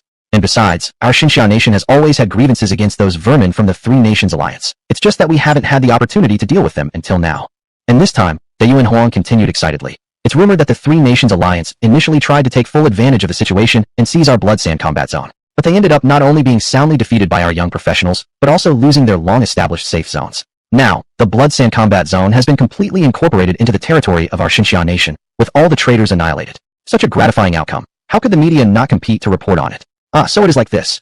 Upon hearing this, Lu Shang finally understood. Recalling what Huang Diyuan had just mentioned about the Beiying Empire currently in full-scale warfare against Xinxia, Lu Shang clenched his fists tighter, unable to resist. Though he was eager to fight for his country, and his 10,000X amplification punishment aura ability was perfectly suited for group battles. Only those who were 5 transformations or above in rank were eligible to participate in the national war front, and at his current level, he still didn't have the qualification to join. Looks like I need to speed up my strength enhancement. It's frustrating not being able to help when the nation is in trouble. With this thought, Lu Shang did not delay any further but turned to Huang Diyuan and said, You can first evaluate these items for me and tell me their value. I have some other matters that will require your assistance as well. Alright, Huang Diyuan eagerly nodded, ready to move forward to collect the equipment Lu Shang had displayed. However, right at that moment, Huang Diyuan raised an eyebrow, puzzled, asking curiously, What kind of help? Is there anything else, little brother? It goes like this. My purpose of visiting your Star Ocean Trading House isn't solely for selling items. I'm also looking to buy a decent weapon. I wonder if you have any weapons suitable for paladins available for purchase. Lu Shang truthfully explained. My goodness, you've come to the right person. We at the Star Ocean Trading House may lack other things, but we certainly have plenty of equipment. Overjoyed after hearing this, Huang Diyuan almost reflexively retrieved a thick inventory list from his pocket and handed it over to Lu Shang. He spoke aloud. Here is our current stock list of weapons. There are numerous power-oriented options suitable for paladins. Take a good look, and let me know if you find something you like. The price can be negotiable. Chapter 112. Unwanted Equipment. The Shijian Dragon Spear. Thank you. Upon hearing Lu Shang's words, he nodded and quickly took the list handed over by Huang Diyuan, opening it with great anticipation. The next moment, a series of densely packed weapons of various colors suddenly appeared before his eyes. The Star Sea Trading House truly lived up to its reputation as a nationwide large-scale chain establishment. The variety of weapons available was extremely comprehensive, ranging from swords, spears, staffs, and axes to halberds, and more, truly covering everything one could imagine. There was literally nothing that Lu Shang couldn't think of, nor hadn't seen. Moreover, every weapon listed had an extremely detailed quality classification, ranging from the most common black iron, bronze, and silver weapons, all the way to rare gold, and even dark gold, weapons priced so high that Lu Shang couldn't help but whistle in amazement. Yet, the Star Sea Trading House still managed to sell them. Looking at the myriad of inventive weapon names on the list in his hand, Lu Shang momentarily felt completely dazzled, unsure of how to make a choice, sighing repeatedly. Your trading house truly has substantial strength. Haha, we're just getting started. Huang Deyuan smiled, proudly saying, I'm not afraid to tell you, little brother, but this list in your hand is merely 1/10 of our entire inventory at the Star Sea Trading House. What? This is only 1/10. Huff. At this remark, even Lu Shang, who had lived 2 lifetimes, couldn't help but inhale sharply. Indeed, the Star Sea Trading House possessed overwhelming strength. After all, the single list in his hand already listed thousands of different kinds of weapons, and each kind was unique without repetition. But even with such a wide variety, it was only 1/10 of the total inventory of Star Sea Trading House. If all their stock were taken into account, how many types of weapons would there be? Lu Shang couldn't imagine, nor dared to think about it. That's right. At this moment, Huang Deyuan once again boasted shamelessly. No matter what, our Star Sea Trading House is still one of the top large chain establishments in the Xinxia Kingdom. Some second-level transformation weapons are simply... He didn't finish speaking. Could it be that epic quality weapons are also for sale? Suddenly, Lu Shang seemed to discover something extraordinary, and his eyes brightened immediately. Epic weapon? When Huang Deyuan noticed this, he hadn't reacted yet when Lu Shang pointed at a weapon name on the list and asked, Manager Huang, may I ask, what is the price of the Shijian Dragon Spear? Shijian Dragon Spear? Upon hearing the name, Huang Deyuan first paused in shock. Then he quickly regained his senses and shook his head at Lu Shang, saying, Young man, I advise you not to consider this weapon. Huh? What do you mean? Afraid I can't afford it. Lu Shang furrowed his brows and asked, No, I have no intention of looking down on you, young brother. It's just that the Shijian Dragon Spear isn't something ordinary people can handle. Huang Deyuan said bitterly smiling. How so? Lu Shang curiously followed up with a question. To tell you the truth, this Shijian Dragon Spear has been gathering dust in the warehouse of our Star Sea Trading House for over 10 years. Although some professionals have shown interest in this epic weapon, they would invariably abandon the idea of purchasing it after seeing the real appearance of the spear. Huang Deyuan said helplessly. Oh, why is that? Lu Shang asked again, clearly determined to understand fully. It was no surprise, given his reaction. After all, epic quality weapons are exceedingly rare, belonging to the realm of the fortuitous find, and if he could acquire one, it would significantly boost his capabilities. Thus, before knowing exactly what this spear was about, Lu Shang was reluctant to give up easily. Meanwhile, Huang Deyuan paused for a moment and revealed without further hesitation or concealment. Because this weapon is 20 meters long. What? A 20-meter-long weapon? Lu Shang was left stunned upon hearing this. Exactly. Huang Deyuan nodded once more. But aren't these polearms supposed to be used in close combat? How does such a length serve any purpose? Wouldn't it be easy prey if someone like an assassin gets close? Lu Shang questioned, clearly perplexed. I don't know about that, sighed Huang Deyuan, then added. But regarding this weapon, I've heard some rumors from some of our old predecessors at the Star Sea Trading House. What rumors? Lu Shang asked yet again. It's rumored that this spear doesn't originate from our Xinxia Kingdom, but is specially crafted for Dragon Rider professionals. Dragon Rider. Lu Shang's pupils contracted sharply upon hearing this. Exactly. Huang Deyuan nodded once more and asked in a low, serious voice. Young man, you should know what a Dragon Rider is, right? I've heard of it. Lu Shang nodded, also aware that in the current Blue Star, some nations friendly with the Azure Sky Dragon Cliff could allow their professionals to sign contracts with the dragon race. And that was what was known as the Dragon Rider. At this point, Huang Deyuan continued. It said that due to the massive size of dragons, close combat dragon riders who wish to cooperate in battle must use specially customized elongated weapons. Speaking of this, he finally revealed the reason behind it all. And this Shijian Dragon Spear was custom-made for exactly that purpose. I see. Upon hearing this, Lu Shang finally understood everything. Unfortunately, our Xinxia Kingdom has always been at odds with the Azure Sky Dragon Cliff dragons, and domestically there have never been any dragon riders. Thus, despite being an epic weapon, the Shijian Dragon Spear remains completely ignored. Huang Deyuan said with a bitter smile. Hence, hearing this, Lu Shang immediately became elated inside. After all, this Shijian Dragon Spear was simply too perfect for him. As the first ever Dragon Knight on Blue Star, although Oscar's current level is still low, and his size not yet overwhelmingly huge, still, his 10-meter body length and nearly 30-meter wingspan already surpassed most creatures in terms of sheer size.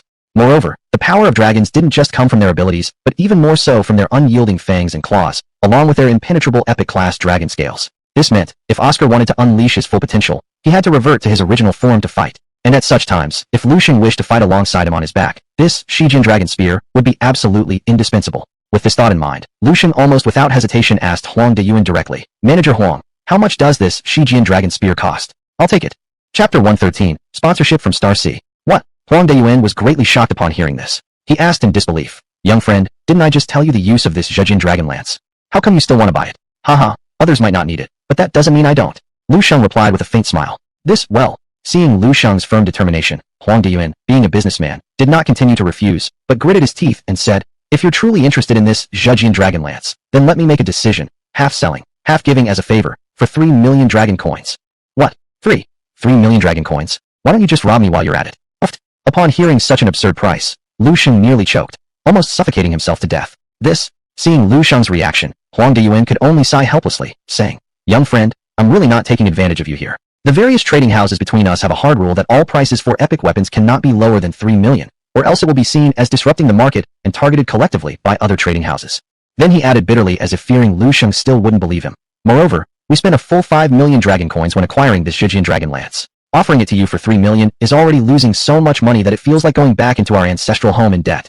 If you don't believe me, you can check around at other trading houses. If they're selling any epic weapons for less than 3 million, then I, Huang Deyuan, will tear my own head off and give it to you as a night pot." This. Upon hearing these words, Lu Shang found himself momentarily speechless, because no matter how he looked at it, he couldn't believe that an epic weapon, something that had been ignored and left gathering dust in storage for over 10 years, could still be priced at 3 million. 3 million. This sum alone would be enough to sustain a family living a luxurious noble life forever. Originally, after undergoing training during this period, Lu Shang managed to amass several million dragon coins through stealing and plundering, leading him to mistakenly think that he was accumulating some wealth. But he never anticipated that he was actually the naive frog stuck in a well the whole time, and a mere few million dragon coins meant absolutely nothing within the world of professionals. After all, one piece of equipment already costed 3 million, and that's just for second-tier gear. Then what about when he reached 3rd tier, 4th tier, or even 5th tier? How expensive would those future gears be? Damn it. Looks like I'll have to figure out ways to save more money. As he thought this, Lu Shang couldn't help but sigh ruefully, shaking his head. But regarding this Zhejian dragon lance, he had no intention of letting it go. Still the same old phrase, money is there to be spent. If spending it would help him grow stronger, then whether it be a mere 30 million or even 3 billion, he wouldn't hesitate to spend it. Thoughts raced rapidly through his mind. Alright, 3 million it shall be. Finally, Lu Shang stood up resolutely and declared. After delivering this line, he flushed red, quietly adding on sheepishly, "However, I don't have that amount with me currently. Can I purchase it on credit? This, although you are a VIP level P customer of our Star C trading house, I'm only a department manager. While transactions in the tens of millions I can handle, a loan involving tens of millions isn't something I can authorize," Huang Deyuan answered with difficulty etched across his face. "Well, then what do we do?" Lu Shang furrowed his brows deeply at Huang Deyuan's answer. Got it." At this point, Huang Deyuan suddenly lit up with realization, looking at Lu Shang and opening his mouth as if having thought of something. "Young friend, if you truly want this Zhejian dragon lance, you don't even need to buy it outright with money." "Huh? What do you mean?" Lu Shang raised his eyebrows in surprise. Huang Deyuan did not answer directly, but instead looked at Lu Shang and asked in return, "Judging from your age, you should participate in this year's national exam, right?" "Of course." Lu Shang nodded in agreement, also asking in return, "Why do you ask?" "Cough, it's like this." Huang Deyuan coughed dryly, seemingly organizing his thoughts. After a long pause, he continued, "Actually, for quite some time now, our Star C trading house has been looking for suitable talented professionals, aiming to sponsor them, and I think you fit the bill very nicely." "Sponsorship?" Upon hearing this familiar term, Lu Shang's eyes naturally brightened. "That's correct." Huang Deyuan nodded, pulling out a silver-white t-shirt with countless brilliant stars embedded on it from somewhere unknown, and explained to Lu Shang, "If in the upcoming national exam, you can wear this battle robe representing our Star C trading house and achieve a ranking within the top 100 nationwide, then I have the authority to directly gift you this Zhejian dragon lance." "Are you serious?" Upon hearing this, Lu Shang was so delighted that he almost couldn't contain his excitement, and asked again in disbelief. "More serious than gold," Huang Deyuan said emphatically. "Alright, remember your own words. Don't back out, oh, ha." At this point, Lu Shang could no longer suppress the thrill in his heart, and burst out laughing with an open mouth. "Don't worry, we Star C Trading House always value integrity as our foundation. We absolutely will not go back on our words." Huang Deyuan spoke while furrowing his brows slightly. However what? Lu Shang, seeing this, thought Huang Deyuan wanted to renege on their deal, and quickly asked nervously, "Little brother, we need to get this clear beforehand. If you fail to reach the top 100 nationwide, not only will I take back the Zhejian dragon lance, but I'll also have to charge you an additional usage fee," Huang Deyuan said gravely. However, before he finished, Lu Shang interrupted him with a wave of his hand. "Tisk, rest assured. It's just about reaching the national top 100. I could do it with my eyes closed." Lu Shang said proudly. What kind of joke is this? With his SSS level combat talent, plus the assistance of Oscar, the legendary taboo dragon, if he couldn't even make it into the national top 100, he might as well stop being a professional altogether and find a block of tofu to smash his head against. Seeing Lu Shang's response, Huang Deyuan, although unable to understand where his confidence came from, couldn't deny the fact that Lu Shang had cleared the nightmare abyss just a few days after his career change. Moreover, the better Lu Shang performed, the more rewards he would receive from headquarters. With this in mind, Huang Deyuan didn't ask further and smiled pleasantly, saying, "Then I wish you success, little brother."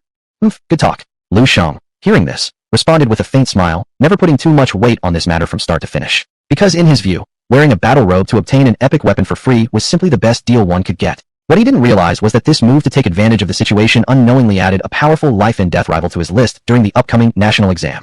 Of course, this is a story for another time, and we shall not mention it here. Chapter 114. The big exam approaches, turbulent times arise. Next, Huang Deyuan ordered someone to take the broken javelin dragon spear from the warehouse for Lu Shang. And finally, Lu Shang was able to obtain this long-coveted weapon as he wished. Broken javelin dragon spear. Type, two-handed weapon. Attack power 1500 to 2020. Strength plus 950. Required rank, second transcendence. Quality, epic. Painstakingly crafted by master weaponsmith Kells.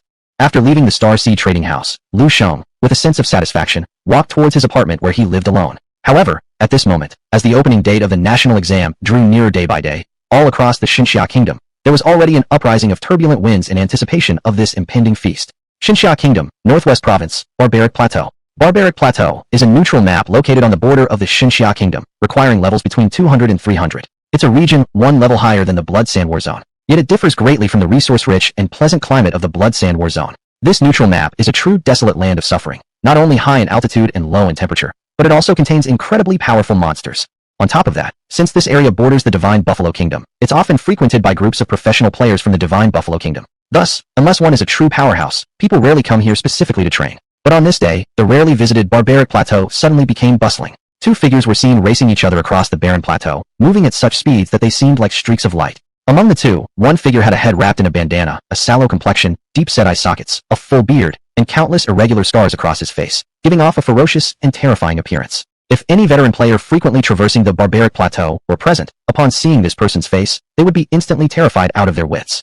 There's no other reason. Because this man is none other than the feared assassin of the entire Barbaric Plateau, Brad. It's said that Brad is a rare specialized class of the Divine Buffalo Kingdom, the Voodoo Shaman. His skills revolve around controlling venomous insects and curses. He has an unpredictable temper, is extremely cruel and bloodthirsty, and also has the vile habit of performing human sacrifices. Professional players of the Xinxia Kingdom, if they were to accidentally encounter him, forget about surviving. Even dying wouldn't be easy, a notorious reputation indeed. At this moment, however, Brad, known for his cruelty and bloodlust, looked utterly disheveled. Not only were his robes tattered and covered in wounds, some areas had already formed bloody scabs, clearly indicating he was already injured. Not far behind him, a towering youth over 2 meters tall, with a stern expression, pursued him relentlessly. The youth had a classic East Asian face, obviously a professional player from the Xinxia Kingdom.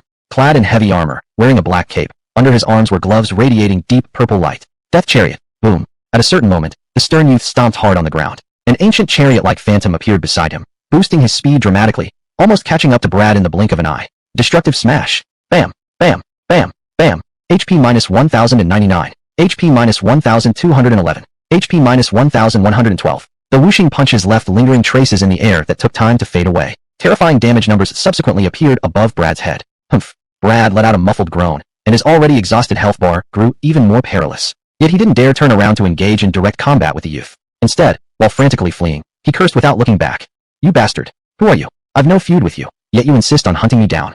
Brad screamed in rage. Of course, it's understandable why he reacted this way. Even now, he still hasn't figured out how he offended this youth, causing the relentless pursuit. 7 days ago, this stern youth had suddenly emerged from nowhere, attacking him unreasonably. Initially, Brad thought little of this Xinxia Kingdom fighter who dared to challenge him, assuming he'd just finish off the rookie who was barely over level 200. However, shortly after, he realized how wrong he was, terribly wrong. Because although the stern youth was young and low-leveled, his fighting strength was absolutely monstrous. With just 3 abilities. Just 3 abilities. Nearly 10,000 points of Brad's hit points were taken away. This realization couldn't help but make Brad suck in another sharp breath of cold air, sending chills down his spine.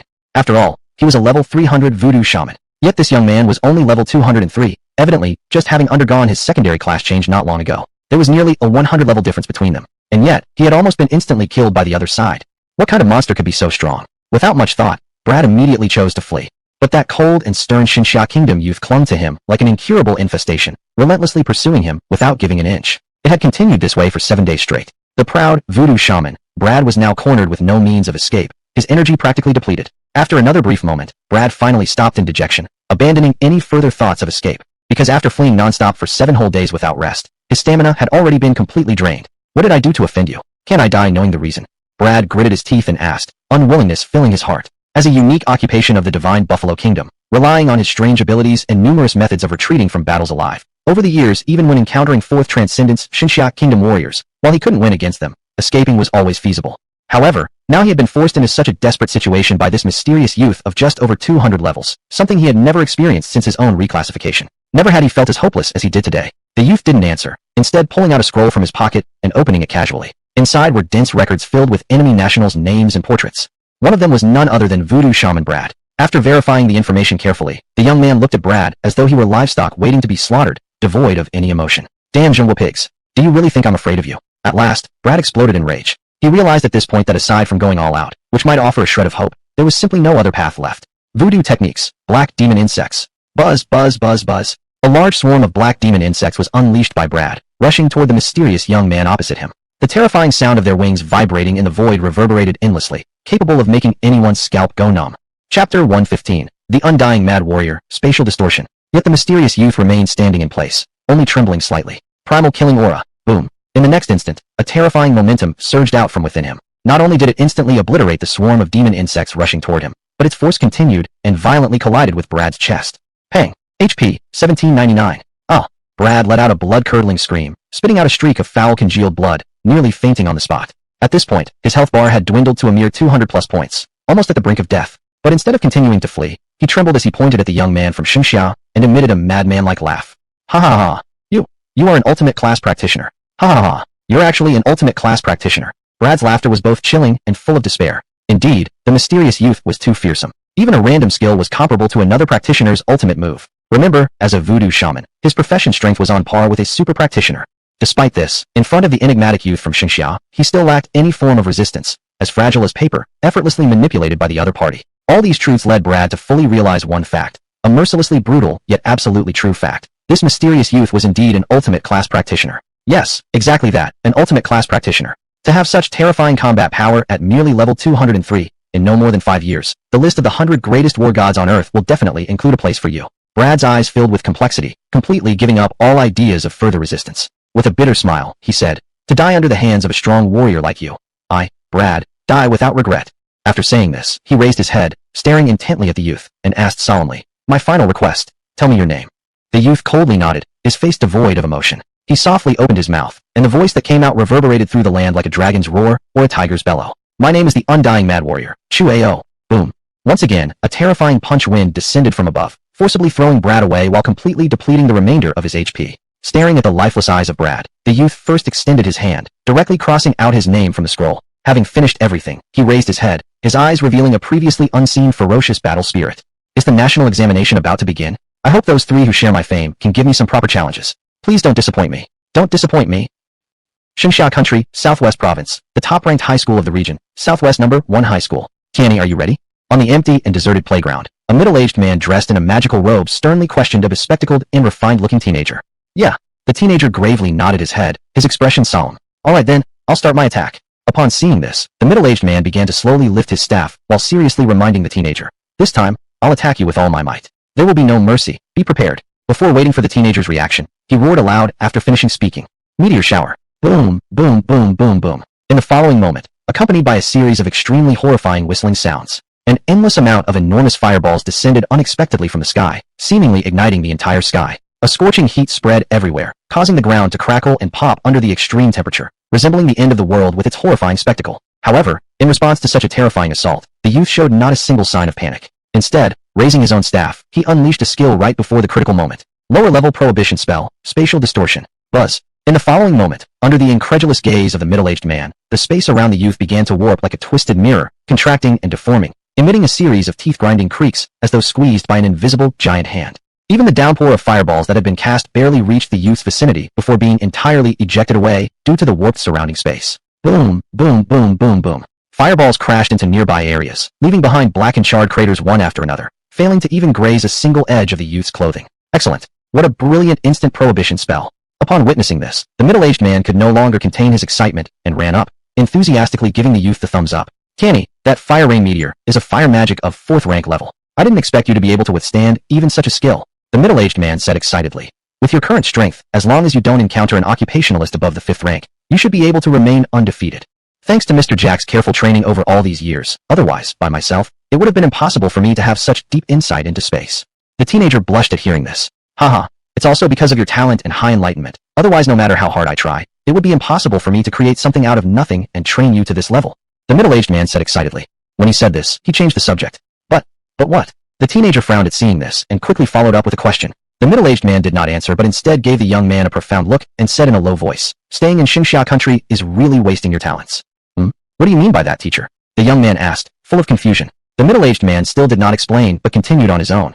"In recent years, the strength of Xinxia Country has been declining steadily. Not only has it become sworn enemies with the White Eagle Empire, but throughout the entire Blue Star, we face opposition everywhere we look." When he spoke of this, he couldn't help but sigh. Staying in a country like this will definitely have no future. After speaking, the middle-aged man once again shifted the topic. Only the great, white eagle empire can match your top-notch talents, giving you a better stage, letting you soar more freely through the skies. Do you mean, teacher, that I should study abroad? Upon hearing this, the youth's heart stirred. Yes. The middle-aged man snapped his fingers, seemingly very pleased with the young man's intelligence, so much so that in excitement, he even uttered a phrase in eagle speak. But, the country has nurtured me for so long, spent so many resources and human efforts, if I just leave like this, wouldn't it be? Seeing this, the young man expressed some concerns. Chapter 116. The Uprising of the Abyssal Worm Mother. Tiani, you are still too kind-hearted. The middle-aged man shook his head and said, as the saying goes, people always aim high just as water flows downhill. The White Eagle Empire is undoubtedly the first nation on the Blue Star, the land blessed by the gods, where it's rumored that even the air smells sweet. As for Xinxia country, not only is it resource-poor with fierce competition, but they are constantly engaging in national warfare with other countries, leading to heavy casualties among domestic professionals these years. In my opinion, their collapse is inevitable. After speaking here, he sighed again, adding dejectedly, our teacher is old and lacks enough talent to become a part of the great White Eagle Empire, which is indeed my biggest regret in life.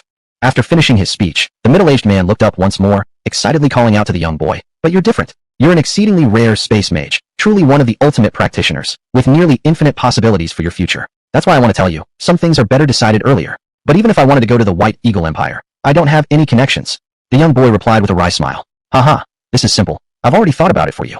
The middle-aged man said excitedly. I've heard that the Jinglong Academy has been striving these past few years to improve its international standing by establishing ties with top foreign institutions. They frequently send students abroad on fully funded scholarships for academic exchanges under various names. What? Is there such a good opportunity?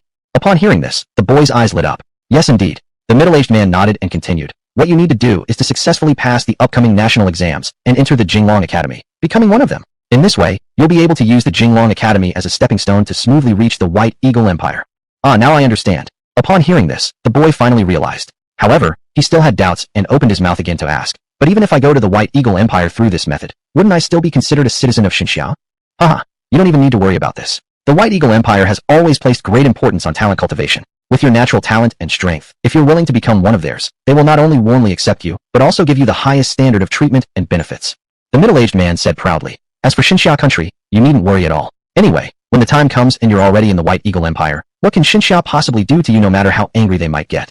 Besides, I've heard over the years that many talented practitioners from the Jinglong Academy have gone abroad in this manner and never returned. One voice after another, sentence upon sentence. Ah, now I understand. Finally, the young boy put down the last remaining worry in his heart, seriously telling the middle-aged man, thank you, teacher, for your guidance. Now I know what to do. Among those 4 spots at the Jinglong Academy, there will surely be one reserved for me, Wang Tianyi. Let's see who can stop me.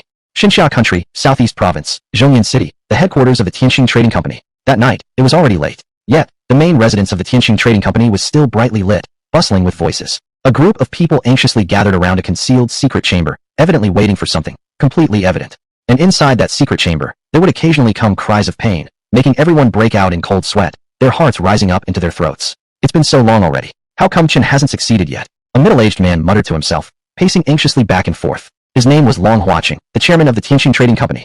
And the party currently suffering repeatedly within that secret chamber wasn't someone else, but his only offspring. One of the 4 ultimate professions that appeared this year in Xinxia, the Abyss Worm Master, Long Chun. The chairman need not worry. This isn't the first time Mr. Long Chun has handled such matters. It's often said that fortune favors the brave. I believe that young Master Long Chun will definitely succeed in suppressing everything this time and emerge safely. At this moment, an elderly man dressed as a steward consoled him with these words. May it be so. Upon hearing this, Long Huaqing's face relaxed slightly, but the anxiety on his face did not dissipate even a bit, clearly still in extreme tension. Just at that moment, the screams of pain from inside the chamber suddenly ceased. Creak. Then, the door of the secret chamber was pushed open from the inside. Next, Long Chun, with a pale complexion, leaned against the wall and walked out weakly. Chun, you've finally come out. Seeing Long Chun, Long Huaqing hurried forward a few steps. Supporting him while walking, he asked with full concern on his face. How about it? That Abyssal Worm Mother. Father, don't worry the worm. Abyssal Worm Mother has been temporarily subdued by me. Long Chun said weakly as if he had exhausted all his strength. His voice even trembled while speaking. Huff, that's good, that's good. Upon hearing this, Long Huaqing finally exhaled a heavy breath of relief. However, before he could fully relax, Long Chun continued to say, but the Abyssal Worm Mother hasn't genuinely submitted to me. Although I forcibly signed a partner contract with it, its recent resistances against the contract seem to be increasing in number. I'm really worried that one day if it might. He didn't finish his sentence before being cut off by a gesture from Long Huaqing. You must persevere. The Abyssal Worm Mother is an SS-level powerful magical beast. At the time when I went through unimaginable efforts to secure it for you, there was a high price paid. If it breaks the contract and runs away, not even I would be able to bear the consequences. Yes, father, I understand. After hearing this, Long Chun immediately responded with respect and humility. Seeing Long Chen's reaction, Long Huaqing nodded approvingly. He then spoke again. But you don't need to worry too much. This abyssal worm mother won't last long. As long as you can smoothly enter the Jinglong Academy during this year's national exam, you will have the opportunity to personally visit the War God Temple in the capital city to meet the Witch Queen and ask her to brainwash the abyssal worm mother. After saying this, he added in a deep voice, at that point, this divine-grade magical insect will become your most loyal battle pet for life, and you will become a true abyssal insect master. So, you must hold on, understood? Yes, father, your child will definitely work hard. Hearing this, Long Chun nodded heavily, and a glimmer of unprecedented anticipation appeared in his eyes. Long Huaqing nodded, observing how Long Chun gradually recovered some of his condition. He no longer lingered on this topic but intentionally shifted the subject. I've heard that recently, the Star Sea Trading Company has been trying to poach talents indiscriminately and seeking sponsors, apparently wanting to leverage the reputation of their trading company through this national exam. Chapter 117. A complete shakeup, Blue Star's Great Calamity? Stellar Sea Trade House. Upon hearing the name, Long Chen's face immediately showed a strong trace of disdain. He scoffed and said, Tisk, let them search all they want. I'm curious to see what kind of professional they can sponsor that could possibly surpass me. That may be true, but Stellar Sea Trade House is after all our old rival. They have been competing with our Tianqing Trade House for business over the years. Their strength must not be underestimated. Besides, this year's nationwide examination is reportedly the first time in our Xinxia country's history to feature a national live broadcast. Even the preliminary competition will attract countless viewers. Long Huaqing spoke heavily. Therefore, during the upcoming national exams, if you encounter any participant sponsored by the Stellar Sea Trade House, remember, under no circumstances should you hold back. Make sure to completely crush them, understood? Father, don't worry. It would be best if those participants sponsored by Stellar Sea Trade House don't cross my path. Otherwise, I'll surely make them regret coming into this world. Long Chen emphatically declared. In Xinxia country, Yinshan province, on a towering peak that pierced through the clouds, there sat an old man with both his beard and hair entirely white, alone on the edge of the cliff. He admired the vast sea of clouds beyond the mountains while leisurely drinking from his wineskin. Occasionally, he would lift his head and sing out, seemingly at ease and content. Just as the old man was indulging himself in such a self-enjoying moment. Master! Suddenly, a youth with short hair, a long sword strapped to his back, a face like a crowned jade, extremely handsome, slowly came up the only small path leading to the summit. Tianlong, you've come. Seeing the youth, the elder instantly revealed a look of comfort and smiled warmly. The reason? None other than that this youth was none other than his most accomplished apprentice who had recently become one of the 4 ultimate professionals in Xinxia country this year. Carefree sword immortal, Yun Tianlong. Seeing the elder, Yun Tianlong also gave a faint smile before walking up to him and respectfully performing an ancient junior salute before bowing his hands and saying, This disciple has specially come to bid farewell to master. Oh, upon hearing these words, the elder didn't show the slightest surprise. Instead, he counter-questioned, So, has the national exam finally begun? Master truly possesses divine calculation. Nothing escapes your attention. Yun Tianlong took the opportunity to subtly flatter without moving a muscle. You brat, you're just good at saying sweet things to make this old man happy. Hearing this, the elder couldn't help but laugh wryly and then shook his head. But talking about it, you followed me up the mountain since childhood. For all these years, you only went down the mountain once when changing professions. Now it's about time you go out and broaden your horizons. Experience the real world. Don't worry, master. After the exam is done, I will return to take care of you. Yun Tianlong hurriedly said. There's absolutely no need for that. Surprisingly, the elder firmly shook his head and sighed. In this day and age, everyone has already transitioned their roles. We don't need to continue sticking rigidly to outdated rules, forever guarding this barren mountain where even birds wouldn't crap. After speaking here, he shifted his tone. Moreover, we Qingyun sect have always adhered to ancestral teachings. In chaotic times descend from the mountain to save the world. In peaceful times retreat deep into the mountains. Having spoken, the elder then looked up and solemnly said to the young man, Nowadays, our Xinxia country faces turbulent times. Rumors say many countries on the Blue Star are intending to oppose us. As the last generation of Qingyun sect disciples, you absolutely cannot stand idly by when the nation is in trouble. Understand? Yes, master, your disciple understands. This time descending the mountain, I shall place the national interest as my top priority and will never disappoint you. Yun Tianlong earnestly agreed. Very well. The elder, seeing this, satisfactorily nodded and waved his hand. Go then. To serve the country is indeed a glorious matter. Your master won't stop you because this is your destiny, your predetermined path. But if I leave, who will take care of you, master? Looking at the solitary and somewhat desolate figure of the elder, Yun Tianlong appeared as though somewhat reluctant. However, before he could finish his sentence, the elder waved his hand to interrupt him. You don't have to worry about me. The elder proudly laughed. When I was young, I too fought for the country on the battlefield, shed blood, and sweated profusely. Now I am a person with a pension. If it comes to it, I might end up in a nursing home. Perhaps, I might even find an old companion and relive my second spring of life. You? Upon hearing this, Yun Tianlong also couldn't help but chuckle, although he knew clearly that this was the elder trying to console him. Yet, the sorrow of parting in his heart faded away significantly in an instant. He immediately did not linger anymore, but bowed his hands towards the elder, saying, All right then, master, take care. I will visit you again when everything is settled in the future. After saying this, he turned around, ready to leave. But just at that moment, the elder suddenly seemed to recall something and reached out to stop him. Wait, what is it? Yun Tianlong turned back, puzzled by the question. there's one thing I must warn you about. The elder's usual carefree demeanor disappeared, replaced for the first time by an expression of utmost seriousness. What is it? Yin Tianlan asked instinctively. Last night, I observed the star charts and noticed the Western White Tiger was unusually brilliant, even outshining the Northern Dipper. The Western White Tiger? The young man's pupils contracted sharply upon hearing this. That's correct. The elder nodded and explained. Since ancient times, the Western White Tiger has represented slaughter and chaos. Continuing, the elder added, though in this era of universal class changes, few still believe in the star charts, the wisdom of our ancestors is profound. Nothing they left us is simple. Master, what exactly are you trying to say? Yin Tianlan, completely baffled, couldn't help but ask. The secrets of fate are difficult to discern, and heavenly intent is hard to predict. How can we mortals fully understand it? Instead of answering directly, the elder looked up as if dreaming or talking to himself. But the words he spoke almost scared Yin Tianlan half to death. I only know that in the near future, our blue star will face an unprecedented great calamity. In this disaster, some countries will rise powerfully while others will suffer complete annihilation. Even our Xinxia country cannot escape this destiny. What? Such a thing exists. Finally, Yin Tianlan could no longer contain the shock in his heart and exclaimed on the spot. After a very long while, Yin Tianlan finally managed to regain his composure and was about to ask more about this calamity when, at that exact moment, the vast mountaintop was already empty. Except for the misty cloud sea far away and the endless sky, there wasn't a trace of any living being left where the elder had been. Chapter 118. Unusual events must have a hidden danger. Time flows like water, and the 3 days passed in the blink of an eye. In these 3 days, Lu Shang did not continue to level up, but instead stayed in his small apartment for 3 days of good rest. After all, leveling up requires a balance between work and rest. Blindly overindulging sometimes will not only be unhelpful, but may also backfire. Moreover, during this time, due to leveling up too fast, he had hastily learned many skills without even understanding their specific purposes. Including Oscar's skills, he didn't know how to properly cast them to form a perfect output loop. Therefore, during these 3 days, Lu Shang completely relaxed his mindset. When he had nothing to do, he watched TV, went shopping, and when inspiration struck, he studied the uses of his and Oscar's skills, living a carefree life. Until the 4th day, on that morning, as dawn just broke, Lu Shang got up early from bed. Master, why are you getting up so early today? Seeing Lu Shang wake up early, Oscar trotted over curiously and asked with interest. After resting for so long, it's about time to go out and loosen up, Lu Shang said with a smile, not hiding anything. Haha, Master is finally going out to level up. Oscar was overjoyed upon hearing this.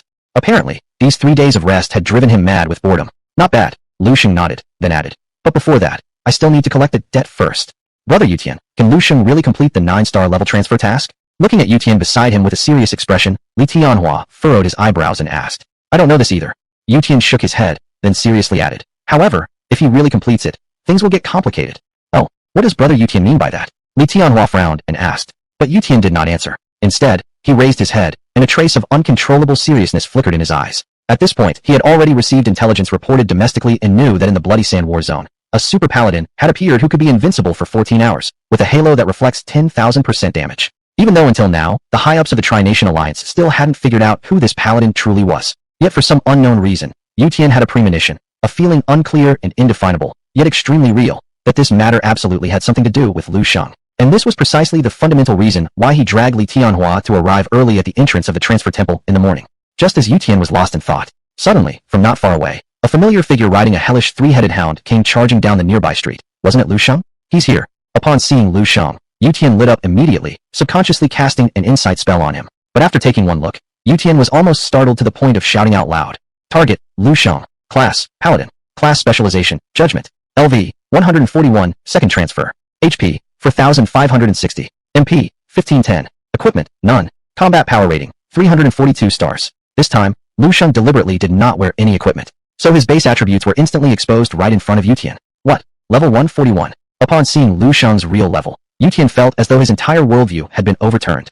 Because currently on Blue Star, once a professional reaches level 100, they must first complete the transfer task before being able to gain experience again. And Lu Shang's current level is 141. What does this mean? It means he has completed the transfer task, and it's the 9-star level transfer task at that. This is impossible. Li Tianhua also saw Lu Shang's level information and was similarly stunned, speechless, utterly bewildered. Hey, you're actually here this early. At the same time, Lu Shang also noticed the two of them. However, he didn't appear overly surprised but rode casually on Oscar up to the two people, directly calling out to Li Tianhua with obvious pride. Li Tianhua, looks like you've lost this bet again. Upon hearing this, Li Tianhua couldn't suppress the shock in his heart and asked in alarm. You can even complete the 9-star level transfer task. How exactly did you manage to do that? None of your damn business. Lu Shang rolled his eyes and simply ignored him, stretching out his hand, and said calmly, Quit beating around the bush. Bet lost is bet lost. Where's my 10 million? Upon hearing this, Li Tianhua's face changed instantly, subconsciously wanting to renege. But he hadn't even come up with an excuse to renege. It was at this moment. Give it to him. Yutian next to him immediately waved his hand and spoke out. Huh? Brother Yutian. Seeing this scene, Li Tianhua couldn't help but shrink his pupils in astonishment. But from start to finish, Yutian didn't even glance at him. Instead, he stared intently at Lu Shang, saying resolutely without turning his head, I said, give the money to him. This? Alright. Seeing that Yutian had spoken so decisively, though full of reluctance, Li Tianhua still obediently took out a bank card from his chest and handed it to Lu Shang. There's 10 million on this card. Huh. Witnessing their reaction, it was now Lu Shang's turn to be stunned. Things were progressing far too smoothly. He must know that before coming here, he had specially prepared countless contingency plans. After all, how shameless Li Tianhua could be, he had seen firsthand. Therefore, he never expected the other side to simply hand over the money willingly. But at this very moment, seeing Li Tianhua act unusually straightforward, Lu Shang instead felt somewhat at a loss. As the saying goes, unusual behavior must have a hidden danger. For someone like Li Tianhua, who usually acted shamelessly, to surrender and fork over the money so easily, it was hard for Lu Shang to believe there wasn't something fishy going on. Yet for the time being, Lu Shang couldn't guess what scheme or trick lay hidden behind this move. After some thought, still clueless, Lu Shang decided not to worry about it anymore. Anyway, when enemies come, block them. When water comes, Earth shall stop it. With 10,000% damage boost, such a bug-like amazing ability within his possession, did he really need to think about so many ifs and buts? Of course not. At this thought, Lu Shang laughed casually, then stepped forward, directly accepting the bank card passed by Li Tianhua. Having completed everything, he cheerfully thanked both Li Tianhua and Yutian with a simple thank you. Without caring about their reactions, he immediately turned and rode Oscar away, without pause, quickly disappearing at the end of the street, leaving no trace. Chapter 119. Identity confirmed, ultimate professional. Big Brother Yuta. So, are we just going to let him go? As Lu Shang's retreating figure disappeared from view, Li Tianhua asked with obvious dissatisfaction on his face. This matter has far exceeded our control. Yuta shook his head and said in a deep voice. Huh? What do you mean by that, Big Brother Yuta?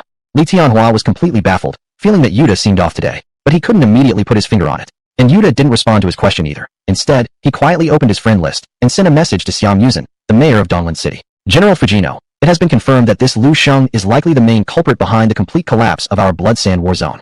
Meanwhile, tens of thousands of miles away, in a luxuriously decorated meeting room in Japan. What? Are you saying that the Paladin who rampaged through our safety zone back in the Blood Sand War Zone, was this Lu Shang? General Abush of the God Cow Nation suddenly showed signs of alarm on his face. Though we haven't fully verified it yet, based on the intelligence I currently have, there's no more than a 1 or 2% chance of error. The Japanese General Fujio looked grim as he stated solemnly. After all, a 9-star class transfer mission isn't something even Rodriguez Darren would dare attempt recklessly. But this Lu Shang not only undertook it, but also completed it alone. Continuing, Fujio added emphatically, moreover, judging from the video feed previously transmitted from the Blood Sand War Zone, whether in stature or aura, the Paladin capable of maintaining invincibility for 14 hours shares an astonishing 99% similarity with this Lu Shang. Upon hearing this, not only were Abush and Fujio shocked, but General Kim Gunam from South Korea was also visibly startled. Subsequently, none of the three generals spoke further, plunging the entire meeting room into silence as if the air had frozen. The atmosphere was tense and awkward. No one knows how long it remained like this. Finally, Abush broke the silence and questioned aloud. Then what exactly is Lu Shang's level as a professional warrior? His tone carried heaviness. I'm not entirely clear on that myself. We still don't know the exact effect of this kid's battle talent. Fujino laughed bitterly while shaking his head, then continued. However, based on the 10,000% group damage reflection he displayed earlier along with a 14-hour invulnerability, he might very well be an ultimate professional. What? An ultimate professional?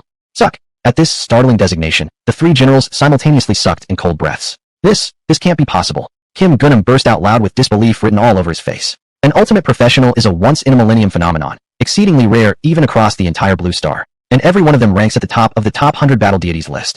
How could we encounter such a being so easily? But his abilities have already far surpassed what we can comprehend. Fujino sighed helplessly. Only a legendary ultimate professional can explain everything. Shit. Bang. Finally, Kim Gunam of South Korea could no longer suppress his inner indignation. He slammed the table and screamed hoarsely. Why should it be like this? For so many years, the Divine Xia Nation has been targeted globally, yet why does it keep producing such a multitude of powerful professionals continuously? This is too goddamn eerie. I've heard that the Divine Xia Nation recently churned out 4 ultimate professionals at once. If we add Lu Shang into the mix, Abush revealed unmistakable envy. Compared to Divine Xia, their domestic lower caste feces-making machines barely counted as people. They were nothing more than worms. The disparity was so vast that it made him almost impossible not to despair. No, under no circumstances can we allow Lu Shang to continue growing stronger. Otherwise, given his cruelty and willingness to resort to any means necessary shown in the bloody kill war zone, he will eventually become a mortal threat to our three nations alliance. Fujino emphasized heavily, his eyes revealing an unprecedented sense of urgency, clearly terrified by Lu Shang. Of course, it's no wonder he felt this way. Indeed, what Lu Shang did previously in the Blood Sand War Zone was outrageous, tearing down safe zones under invincible protection, poisoning water supplies, tampering with warehouses, and defecating in communal cooking pots. He was ruthless and without boundaries. Hence, Fujino was deeply apprehensive because Fujino himself was someone who would stop at nothing to achieve his goals. But even Fujino could not bring himself to defecate in another person's pot publicly. But Lu Shang took the action without any hesitation. What did this signify? It signified that Lu Shang was even more extreme than he, the Japanese lackey. This was what worried him the most. However, Lu Shang is currently in divine Xia Nation. Even if we wanted to act against him, it's no easy task. At this point, Kim Gunam said with a bitter face, and beside him, Abush also felt his headache worsening. Even though they were well aware that Lu Shang would definitely cause trouble. Killing an ultimate professional, especially one who could be invincible for 14 hours, a paladin at that, in divine Xia Nation was practically no different from a tall tale. Just as both generals were feeling utterly perplexed and powerless. We may not be capable, but isn't there the White Eagle Empire? Suddenly, Fujio muttered sinisterly from the side. The White Eagle Empire. Upon hearing this name, both Abush and Kim Gunam's eyes lit up. That's right. Fujio nodded, then stood up, looking proud as he continued. The White Eagle Empire is truly the first capital of Blue Star. Its power doesn't just match divine Xia Nation, it might even surpass them. And after a pause, he added, plus, over the years, their enmity toward divine Xia Nation has deepened significantly. If we inform them about this newly emerged ultimate professional in divine Xia this year, do you think they would sit idly by? Yes, why didn't I think of that? Up until now, both Abush and Kim Gunam couldn't suppress their inner joy anymore, bursting out in amazement. The Bloodsand War Zone remained as it always was, thick forests, dense grasslands, a primordial wasteland. Only now, with the total collapse of the Three Nations Alliance, this neutral map had completely fallen under the control of the divine Xia Nation halfway through the conflict. And without the interference of the lapdogs from the Three Nations Alliance, coupled with the looming National Grand Exam, this previously overlooked training paradise almost overnight became bustling with activity. Chapter 120, the final push before the big exam. Wow, there are so many people here.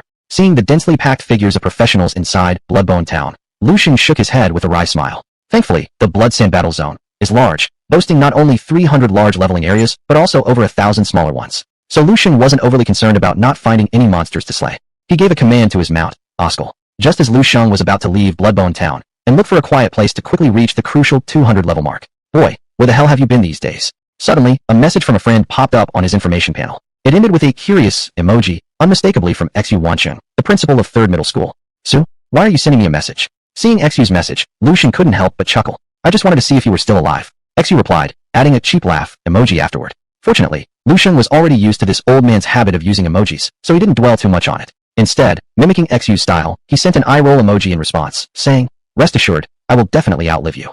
You really can't say anything nice, can you? XU shot back, ending with a crying laughing emoji. Fine, tell me why you're contacting me. Without beating around the bush, Lu Shang came straight to the point. In half a month, our Xinxia country will host its triennial national exam. You should know about that, right? Asked XU in his message. I've heard a bit about it, Lu Shang nodded. So, do you have time in a few days? XU asked again. After sending this message, without waiting for Lu Shang's response, he followed up. If you do, come with me to Kyoto, the capital of our Xinxia country. Even though you've only recently changed your class and don't yet qualify for the national examination, getting some experience and increasing your exposure would only benefit your future progression. Wait, XU, how are you so sure I don't qualify for the national examination? Lu Shang frowned and asked. How could you possibly be level 200 by now? XU responded with a question mark floating above his head emoji following it. Well, indeed not. Lu Shang chuckled ruefully in reply. That's settled then, isn't it? XU sent an expression of disdain, responding again. To qualify for the national examination, one must at least reach level 200. You, with merely a second-rate Judgment Knight class and having only just transferred, if you can level up to 200 before the national examination, I'll change my surname to yours. You mother. Finally, Lu Shang lost his temper. Seeing this old buddy being so conceited, he directly retorted. Alright, I accept you as my son. Get ready to change your name to Lu Wancheng. What does that mean? XU was taken aback upon hearing Lu Shang's words, adding an astonished emoji at the end of his text. No need to be surprised, I'm already level 141. If I wanted to, I could hit level 200 within a day, Lu Shang frankly said, without hiding anything. Because he trusted XU quite a bit. What? Level 141? That's impossible. At this moment, XU sent another message of disbelief, appending an emoji of incredulity. There's nothing impossible about it. Lu Shang disdainfully replied. You old man spouting nonsense all the time. Today I'm going to give you a lesson you'll never forget. No way. I was just kidding. Upon seeing this, XU realized Lu Shang had something mysterious, likely hidden cards unknown to him. So he believed what Lu Shang said without suspicion, instead sending a curious emoji. But anyway, boy, how did you manage this? To level up so fast? None of your damn business. Lu Shang rolled his eyes, replying without hesitation. Fine. If you won't tell me, I won't ask. However, if you're confident you can reach level 200 before the national exam, then you can represent our Donglin 3rd Middle School in the competition. Donglin 3rd Middle School? Lu Shang paused, stunned. Yes. XU explained. Our Donglin 3rd Middle School, as one of the key high schools in Donglin City, organizes students each session to participate in the national exam. Of course, this time will be no different, with more than a dozen people already signed up. After saying this, he added, of course, if you can manage to perform well in the upcoming national examination and get into a good cultivation academy, it won't have been for nothing that I've worked so hard training you all these years. training me all these years. Upon hearing this, Lu Shang was completely bewildered and couldn't help but reply. Your only contribution to me was that your wife is quite pretty and likes bathing with the window open at school. You, how dare you peep at my wife while she bathes? You disgraceful scoundrel. Xu Wanqing almost exploded with anger, sending a series of knife emojis. Cough, don't be so agitated, you're no spring chicken anymore. However, Lu Shang wasn't fazed at all, and even taunted further. Besides, your wife's figure isn't great either, she's getting fat. You little brat, tell me where you are right now, I'll settle this with you here and now. Xu Wanqing replied without any emojis, evidently about to lose control. Fortunately, Lu Shang didn't continue teasing him but instead responded, Alright. I will represent Donglin 3rd Middle School in the national examination. Happy now? You said it yourself. Seeing this message, Xu Wanqing's face eased somewhat as he replied, I will contact you before we set off. As he concluded this sentence, he couldn't forget to add, and by the way, you'd better watch yourself. If you dare to have any thoughts about my wife again, I'll castrate you. This old man. Looking at Xu Wanqing's reply, Lu Shang shook his head, half laughing and half crying. But going to the national examination with Xu Wanqing wasn't just a sudden whim. It was a carefully considered decision. After all, Lu Shang had never participated in the national examination before, having no experience in such matters, not even knowing how to register or where the exam would take place. As principal of 3rd Middle School, Xu Wanqing participated in every session of the national examination and was undoubtedly experienced in these things. Going with him would undoubtedly save Lu Shang a lot of time and energy. With this thought in mind, Lu Shang finally felt relieved. Having dealt with these trivialities, Lu Shang then set off on Oskal, plunging headlong into the vast wilderness of Blood Sand Battle Zone, embarking on the final push before the big exam. Chapter 121, Exam Day, Arrival at the Capital. September 1st, 3077 Blue Star Calendar. At dawn, just as the sky was beginning to brighten, the entire Xinxiao nation erupted into excitement. The reason for this commotion was none other than the triennial National Examination Day of Xinxiao Nation. As a grand event held only once every 3 years, the national examination always draws countless enthusiastic young professionals who actively sign up to participate. Naturally, this year was no exception. Numerous participants could be seen leaving their homes early in the morning. Some were flexing their muscles in anticipation. Others were filled with restless energy or nervousness. Expressions varied greatly among them. But one thing they all shared was their hope and dreams for the future. And the national examination undeniably provided them the best chance to leap from fish to dragon. Meanwhile, on the playground of Donglin 3rd High School in Donglin City, more than 10 students who had registered for the national examination were already waiting on site. Su Wanqing glanced at his wristwatch, then looked at the still empty school gates nearby, and couldn't help but frown with a sigh. Why isn't this kid here yet? Principal, it's getting late. If Lu Shang doesn't arrive soon, we'll be late. At that moment, a student from Donglin High School couldn't resist stepping forward and muttering under his breath. We'll wait another 2 minutes. He should already be on his way. Su Wanqing shook his head and spoke firmly. Upon hearing this, the student wanted to say more. However, before he could open his mouth, yes, let's wait a little longer. Anyway, a few more minutes won't matter. Suddenly, another voice chimed in with agreement. It was Li Tianhua, master of the Thunder Combat Technique. Not just the crowd of students from Donglin High School, but even Su Wanqing couldn't help but pause and look surprised at this scene. Because none of them expected that Li Tianhua, who had always been a bitter rival of Lu Shang, would speak up in support of him right now. Just as everyone stood there stunned by the unexpected twist. Pata pata pata, accompanied by a series of heavy footsteps. Out of the school gate appeared a tardy figure riding a hell three-headed dog. None other than Lu Shang had finally arrived. I'm sorry, something came up and delayed me. Everyone has waited too long. On reaching the playground, Lu Shang made an abrupt stop, not even catching his breath before repeatedly bowing to apologize to the others. You dare to be late even for something as important as the national examination. You're truly becoming less dependable. Su Wanqing rolled his eyes upon seeing this, then glanced at Oscar beneath Lu Shang's saddle with a curious tone.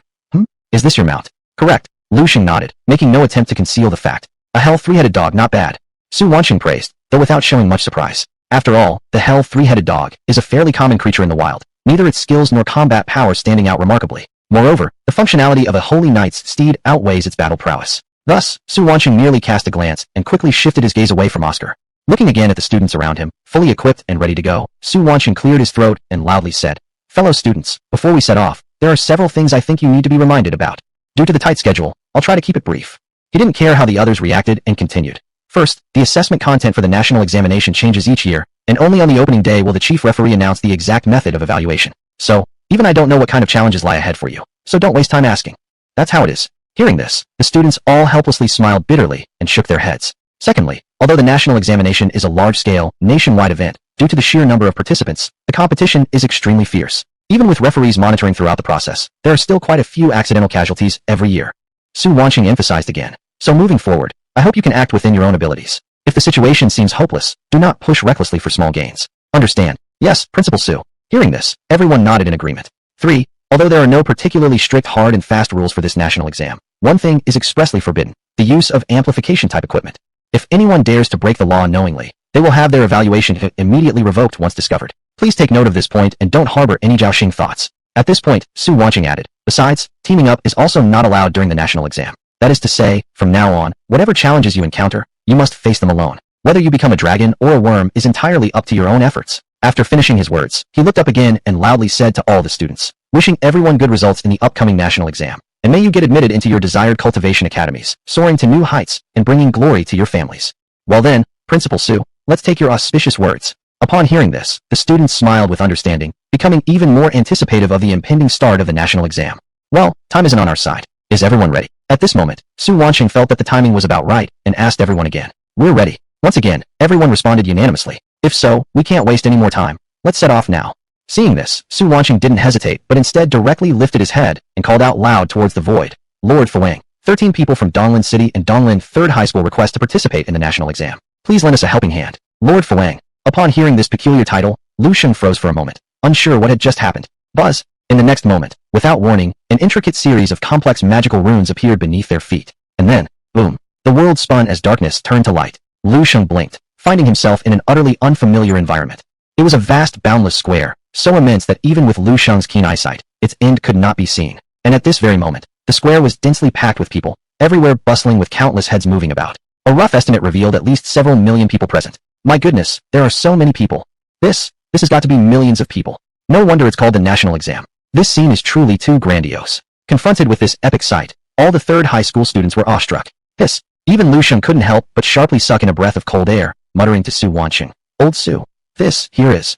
Chapter 122, ready for a fight, overbearing. Here is the capital city of our divine Xia kingdom, Kyoto. Su Wanqing grinned with an open mouth. What? This is Kyoto. Lu Sheng's face changed when he heard this. Because according to his knowledge, the Donglin city, where he was located, was more than 8,000 kilometers away from Kyoto. With such a long distance, Lu Sheng originally thought that he would need to use some kind of flying transport or directly come through a teleportation array to participate in the national examination.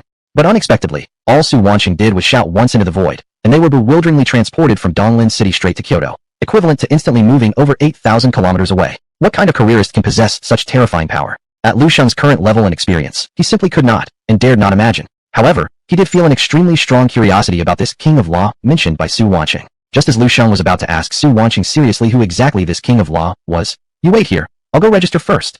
After saying this, Su Wanqing didn't care about anyone else's reactions, turned around, and left immediately, quickly disappearing in the throngs of people. Looking at Su Wanqing's departing back, Lu Sheng helplessly shook his head and decided to temporarily abandon his plan to ask. Just then, Lu Sheng. Suddenly, a familiar voice came from a distance. Upon hearing it, Lu Sheng instinctively looked in the direction of the sound. Not far away, middle school beauty Luo Xinxian was struggling out of the crowd and running towards his direction. Originally it's you. Seeing Luo Xinxian, Lu Sheng suddenly felt overwhelmed. Because every time he met this girl, he always got himself into trouble. According to Lu Sheng's original intention, he really wanted to stay as far away from this troublemaker as possible. But now, seeing that Luo Xinxian had already arrived, he found it hard to chase her away in front of so many people. Under such circumstances, Lu Sheng could only force himself to nod at her. Meanwhile, Luo Xinxian jogged up next to Lu Sheng and eagerly asked, do you want to do it together later? Together? Lu Sheng furrowed his eyebrows instinctively upon hearing her words. Together for what? Of course, for the evaluation. Luo Xinxian explained matter-of-factly. Even though this national grand examination doesn't allow teaming up, mutual assistance between professionals during evaluations is something everyone tacitly permits as an unwritten rule. Then, seemingly afraid Lu Sheng might still disbelieve her, she pointed at the surrounding crowd and added, don't believe me? Look, quite a few have already started privately discussing cooperation. Oh, hearing that, Lu Sheng instinctively glanced around and indeed discovered several professionals debating on how to cooperate. After all, even among non-team professionals, there are numerous skills that can provide each other significant boosts, such as a priest's shield, a knight's blessing, a marksman's marking, or an assassin's poison. Theoretically, these skills can be shared without being part of a team. And in such large-scale competitions involving millions, for average professionals, having just one more beneficial effect is no small amount of support. Realizing this, Lu Sheng was finally enlightened. Right as Lu Sheng was contemplating whether to handle the exam with Luo Xinxian. Xinxian, why did you run over here? I was just looking for you. Suddenly, another familiar figure ran over with excitement. The person turned out to be a youth. His tall and sturdy frame complemented his hardy appearance, along with a high-quality full-coverage armor that undoubtedly belonged to Zhang Liang, whom Lu Sheng had briefly encountered before. Hey, isn't it you? At that moment, Zhang Liang also noticed Lu Sheng. Instead of addressing Lu Sheng, he said to Luo Xinxian, Xinxian, haven't I told you? Don't hang out with these unsavory cats and dogs every day. Considering your status, isn't it embarrassing enough for you? Zhang Liang, will you ever stop? Who I make friends with is none of your business. Are you too full to do nothing? Luo Xinxian responded without hesitation. Boom. Seeing this scene, the surrounding crowd couldn't help but burst out laughing. Being scolded, Zhang Liang's face alternated between green and white, yet he didn't dare offend Luo Xinxian. Thankfully, at this time, Luo Xinxian still had Lu Sheng by her side. So, in the blink of an eye, Zhang Liang redirected his attack and yelled furiously at Lu Sheng. Shit. You useless piece of crap. I've already warned you before, and yet here you are harassing Xinxian again. Do you even want to live? Huh. Upon hearing this, Lu Sheng froze for a second, then he started laughing. Yes, he laughed, but it was laughter born of rage. This Zhang Liang was truly something else. After getting scolded by his idol and not daring to respond, he dared to take out his anger on him. This nonsense simply couldn't be endured, not even by his grandmother. Where did you rabid dog come from? Get lost. Lu Sheng didn't even think twice before hurling insults back with complete disregard. You dare insult me. After uttering these words, Zhang Liang also hesitated for a moment. But soon enough, he quickly snapped back to reality, and fury surged within him. I'll beat you to death, mother ******. In the next instant, under the astonished gaze of everyone around, Zhang Liang drew the short sword from his waist without any hesitation and swung it toward Lu Sheng's head as if determined to chop him down alive, showing extreme arrogance in his actions. What? Seeing this scene, the surrounding crowd jumped with fright. They hadn't anticipated that Zhang Liang would dare harm someone on the premises of the national examination. Even Lu Sheng hadn't expected this. But seeing that Zhang Liang actually dared to make a move, Lu Sheng gave him no quarter and instead immediately thought of something. Oscar. Yes, master. Oscar shared a mental connection with Lu Sheng and understood his intentions right away, lifting his front claw and swatting fiercely towards Zhang Liang. Don't, Lu Sheng. Lu Xinxian nearby panicked upon witnessing this and intended to stop them. However, as a forbidden dragon, Oscar's speed of attack was incredibly swift. Bang. HP, 1022.